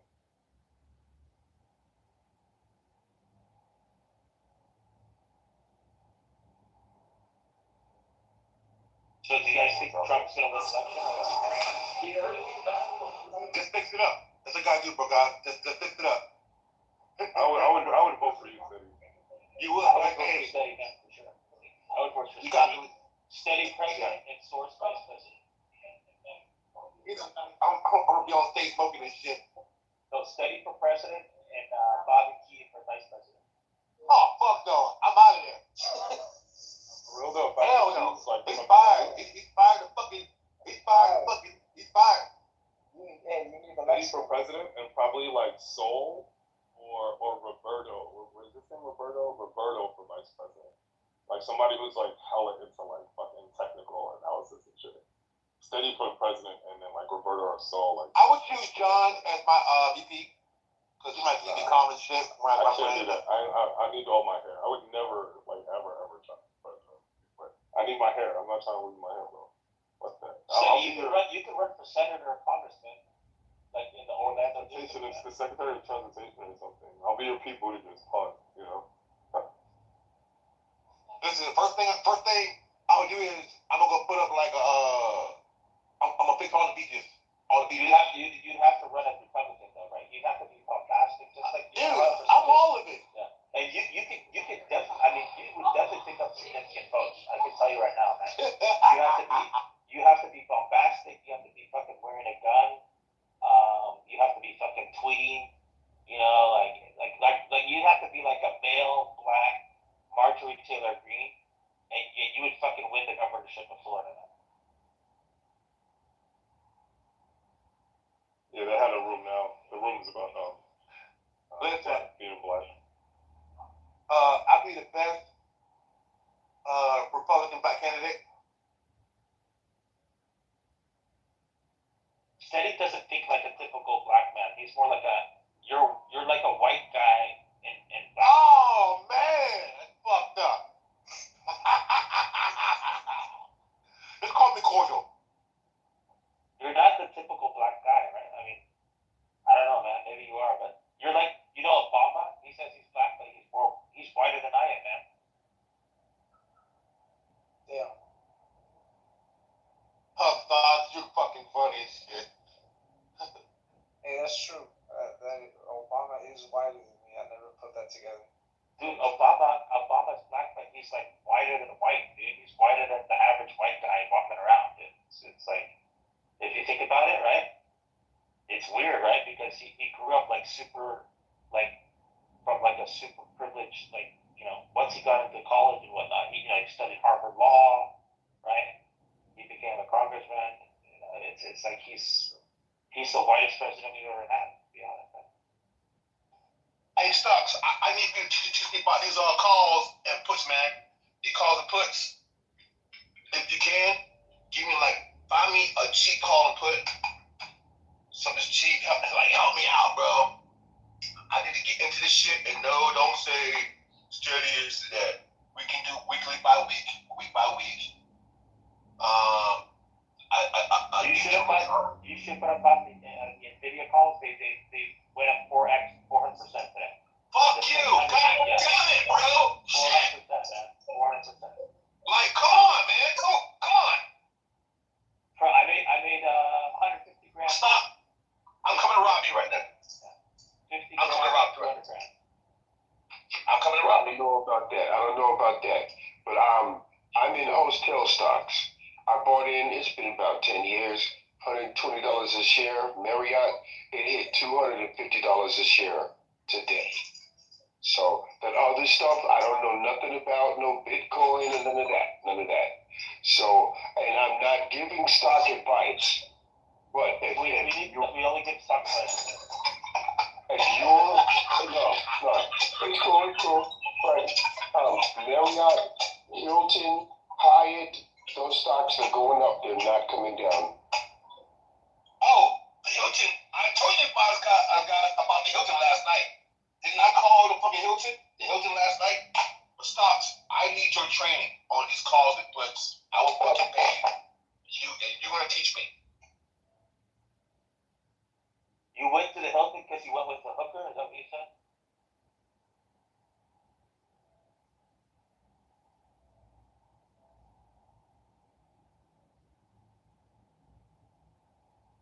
Hey, Bobby G. Where can I get a good Mexican hooker, man? Where can I get a good Mexican prostitute, man? What do you recommend? Yeah, that's gonna make me emotional, man. I don't know. I avoid emotional? That. Yeah. Cause bro, some of these hookers are hot, but by that point they're kind of ruined. You have a sister or something, or what? Hey, Stocks. Hey, Stocks, my girl. Well, my homegirl, not my real girl. She had to put you on mute, bro, and turn this shit all the way down because we just walked outside of the bar and she was Mexican. She said, "Who's that?"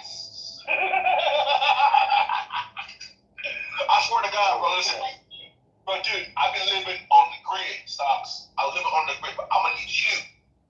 I want to have a course with you if you can help me. Dude, I will buy you a steak lunch, whatever I need to buy you for real. But I understand, dude. These options and these calls, bro, are really serious, bro. Like, if you want to get an extra 100 shares, dude, by the time you buy in, you're just liquidating your fucking American money. I don't want to liquidate my American money. I want to make some American money. So I got like enough, but I'm not like, I need to know about like strike prices more. I'm trying, dude. I play on YouTube, but these guys are so fucking dumb. They really can't explain to you, right? They're so fucking stupid. Bobby G knows about options too. Bobby G. No, I need stocks. I need stocks. Options. Yes, options. And doesn't Pop know about options too? Now you work in the banking sector, right? Yeah, I don't trade options. I never. I had a Series 7. I have a Series 7, a Series 63, Series 66. And then my next test, I was supposed to do my Series 3, which is my options exam, but then I stopped managing and trading, and then literally slowly died a death of becoming just a buy, super conservative buy and hold guy. I was trading crazy trading, so I stayed economically. There's a course on this shit. So you need your licenses, and basically it's to sell these products, to recommend them and charge a commission for it. And obviously, in order to recommend something for a public institution or a bank, like a big bank, you need to be knowledgeable in said product. These tests basically give you all the knowledge you need to know. It doesn't give you strategy, right? So it just tells you, it gives you strict definitions. But Steady, I will tell you, if you have, I think, it's safe to assume or infer that you have a Charles Schwab account. And the best part about Schwab is that, after their transition from TD Ameritrade, the Schwab guys, they get paid hourly, right? And they actually are like, I don't want to get, too winded, but you just call a Schwab guy and they will love to spend time on the phone with you, giving you definition of things you may or may not understand. And it's free, so you don't got to pay for them. And they're not advisors; they're just there to serve as a point of education and reference. So they literally will spend 3 hours on the phone with you. They don't give a fuck. Like they get paid hourly. So they don't get paid they're not advisors, but they still need to be licensed and knowledgeable in the field and great representatives of the companies. And they need to walk you through shit that you can leverage them as a source. However.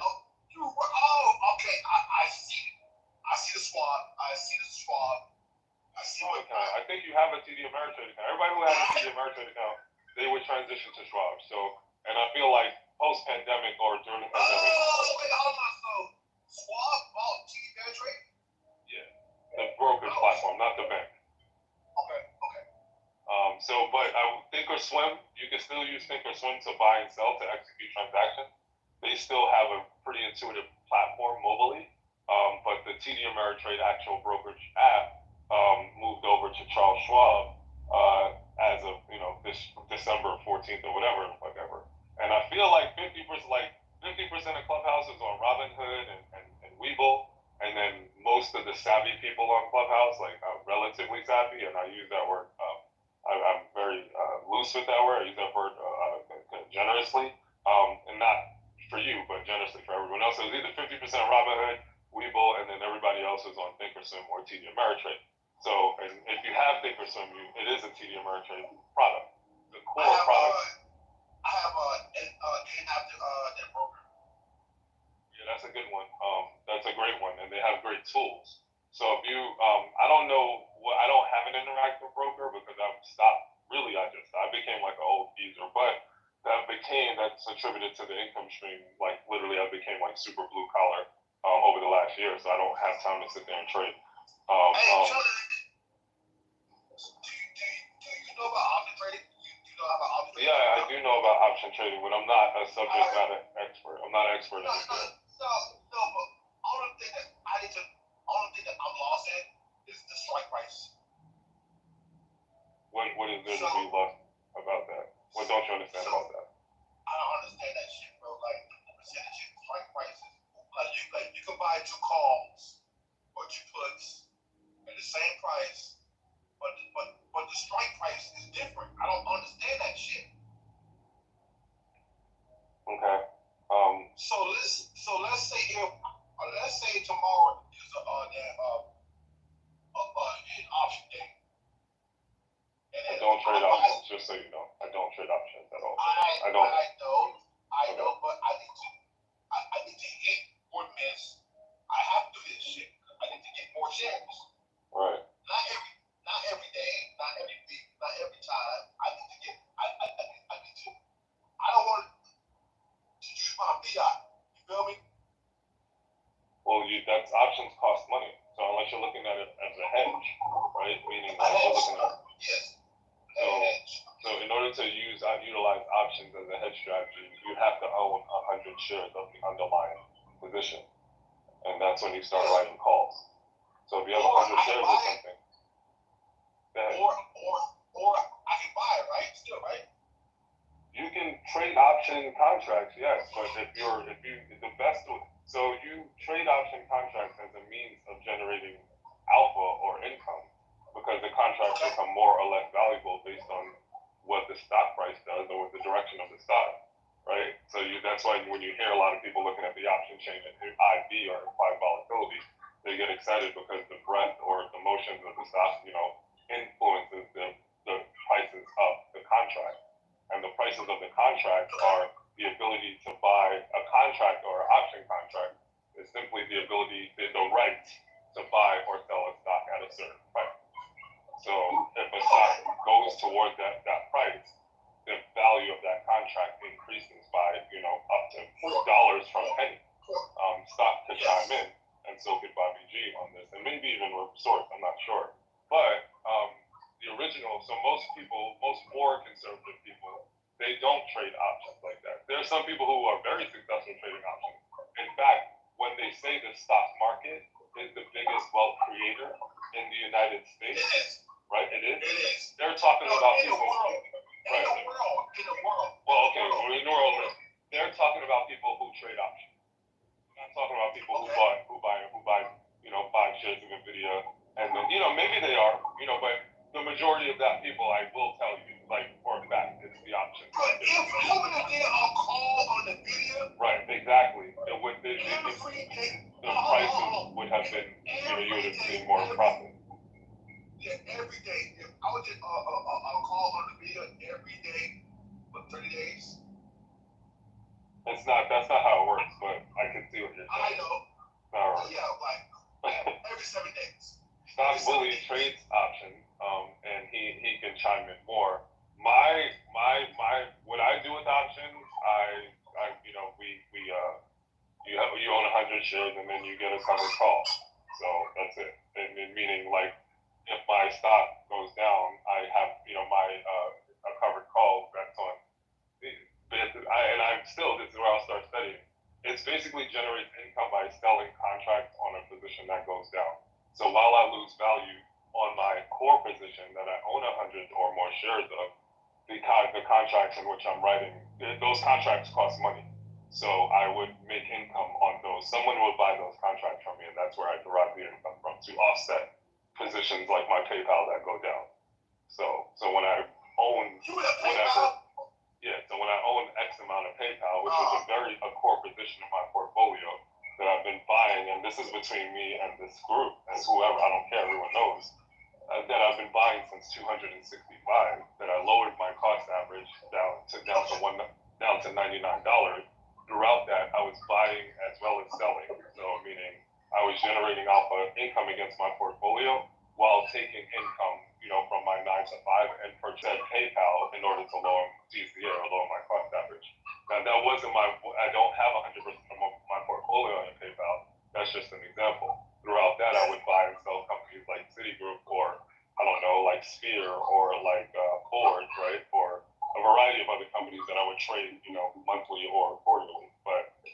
I'm not glued in front of my screen. I'm literally have to work with my hands for this income stream that I created over the last year. So along while we're working, I'm not. Hey, dude, I would have just did a call on a tech stocks to any one of the motherfuckers. I would have made money in 30 days. Any tech stock, I would have made money in 30 days. So, but I see that you are heavy with the banking. So I was a VP for 2 banks before I was 30. Yeah, I'm very. Not much to say. It really just means that I was licensed. And in order to qualify for that title, you need to have certain credentials. I'm looking for my headset. Hold on. Well, actually, don't talk too much about the banking system because I don't want 155. This shit real, man. Like, you go into the banking system, bro. Like, this shit real. To make the banking, it's like the only thing that where I know where to go is like JD Morgan or Citi. They're offering money, but listen, Goldman Sachs right now. Do you know what the market going on right now for tech? Goldman Sachs doing that shit. Goldman Sachs playing Apple. Goldman Sachs has a hand around Apple. He basically almost damn it own Apple. These are called underwriters. So in order to list on an exchange, you need to have someone to underwrite your security, and you need to have people to. Right, you need to have people to say, hey, this company is going public, we are going to issue the shares, and all that money and all that paperwork needs to float through an underwriter. The underwriters are banks. So these big banks are the underwriters for these big companies. And oftentimes... I got you, dog. Well, see, the part is they're writing on the paper, so when you IPO, you get A-rated, B-rated, C-rated paper, whatever whatever bracket you purchase. And the underwriters from the banks basically write on your. If you can imagine it being similar to like mortgage paper or what have you. And then the banks also help you leverage them, or brokers, investment firms help you leverage and trade those instruments. So it's everybody just scratching each other's back, because just because you have $500 million worth of A-rated paper, you still have to get somebody to write on it and leverage it on your behalf as well. Pump and dump. That's basically what it's called. Like, it's just glorified pumping and dumping. We create a product for a person to buy, and we just tell this person that this product is going up. Throughout that, there's something called derivatives, which are instruments that are tied to those products, options, ETFs, or alike. And throughout that, there's crypto, which is not a derivative, but it emulates traditional securities or stock market investing. What I do, I stopped trading, so I don't trade anymore. I look at my portfolio every day, but I sort it. I've established a watch list of things that I talk about and read about. Hey, John, I'm very proud of you, John. I'm very proud of you on this shit. Like, hey, this is not insider trading. This is not financial advice, guys. It's like the tech sectors. Excuse me, John. I'm out of way. The tech sectors and the communication sectors. I'm watching those communications sectors. I'm watching Verizon come out the woodworks. Verizon's up again? I haven't seen it. Did it bottom out? Did it finally find the bottom? Did it finally find its bottom? It did. I was at my bank watching the Spring TV because my bank is Verizon has been on a 30-year downtrend or some shit. It has been. They following shit. You know what I'm saying? But the communications the sectors are doing good for the past 2 days. So I'm kind of confused right now with energy, communications, and the home builders. I'm trying to find my new portfolio besides tech.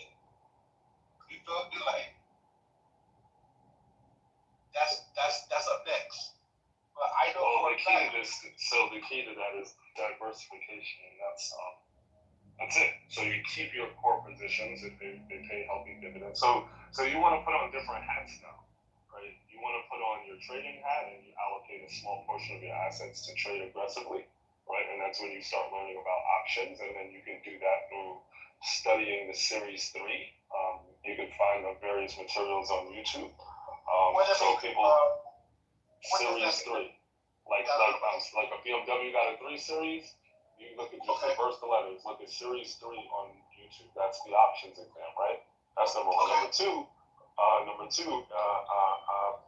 that's the trading hat. And you want to take a portion of your money and trade aggressively with it. So, and you don't want to do that with your entire portfolio. The second hat that you put on, because you're going to take off that trading hat, you put on another hat. You put on your core investing hat. So you put on this hat where it's like, okay, I think this position is going to do well over 10 years. I'm only 30 some odd years old, so I have a long-term time horizon. I like this position. I only own 50 shares. Your goal is to get 1,000 shares of this position, right? No matter where the price is. Actually, you want to buy it as low as possible, but you hopefully, for example, my position that I'm describing in this manner is Intel. I think Intel is a screaming buy right now. I want to own much more under $40. I think it's it's a stronger. You think that Intel gonna make it? Like, yeah, I do. I personally do.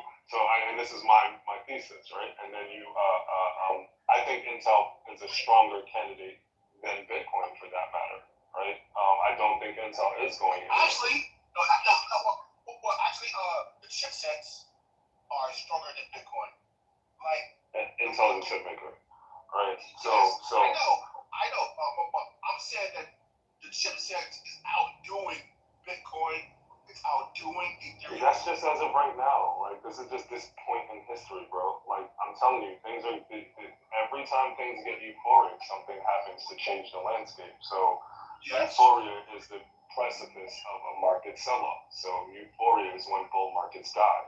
I don't think we're in a euphoric state right now, market-wide, but I do think we're nearing there, and not market-wide, but I do think we're nearing there behind the semiconductor space. The only thing that I do think is going to wake up the euphoria is Taiwan and China. As far as that's concerned. Yes, because they are in the red. They're in the red, and they need help. Right. So once that sorts itself out, then I think the tech sector is going to balance out. But tech leads everything. We have the Magnificent Seven, and it's all technology. So. I like that, sir. I like that, motherfucker. But the second hat you want to put on is find a sick core position that you think will buy it cheap and you think it's never going to die. You really want to own 10,000 shares of all your favorite stuff. That's the goal. You want to, because every dollar goes up, you make $10,000, right? You really want to own 10,000 shares of your favorite position over whatever time. And then this position will pay you, if it's a decent enough position, it will pay you dividends against yours. So it will pay you just to own it. And if it's like, I don't know, McDonald's or an Apple, you have a longer term time horizon. So the dividends will hold whether it goes up or down. Sorry? I said Apple or an orange. Orange, right. So you start with the 500 shares, then you get to 1,000 shares, and then you try to get to 10,000 shares. That's it. That's the second conservative hat. The next hat are your retirement accounts, right? You want to have, you actually also need a second set of eyes on your shit, right? You need like more, I would say, commodities in your portfolio. You actually do need Bitcoin too, just based on its asset allocation. Yes, you're right, because I've been adding once I pick my portfolio out, I said, this is where we're going to be at. This is what I'm doing, do my IRA, and let me put like a little bit grayscale in here. What I would tell you to do right now, though, full stop, talk to one of your brokers. Like, talk to one of your broker shops. They offer you free advice. No, but they can't lie to you. So if you ask them, okay, hey, tell me what a call option is, they literally have to give you a definition and an example of a call option. And if you don't understand it, they give you another one. And if you don't understand that one, they give you another one. They get paid so I can tell my broker to put in like a call? Yes, you can. They will charge you for that. So for transactions, they will charge you for it. But for information, they will stay on the phone with you for hours, and you can What's the use percentage? it. What's the percentage? It's usually a dollar amount. It's not a percentage. It's usually a dollar amount. Okay, that's awesome. But what I'm saying, for someone who's seeking knowledge on a specific investment vehicle,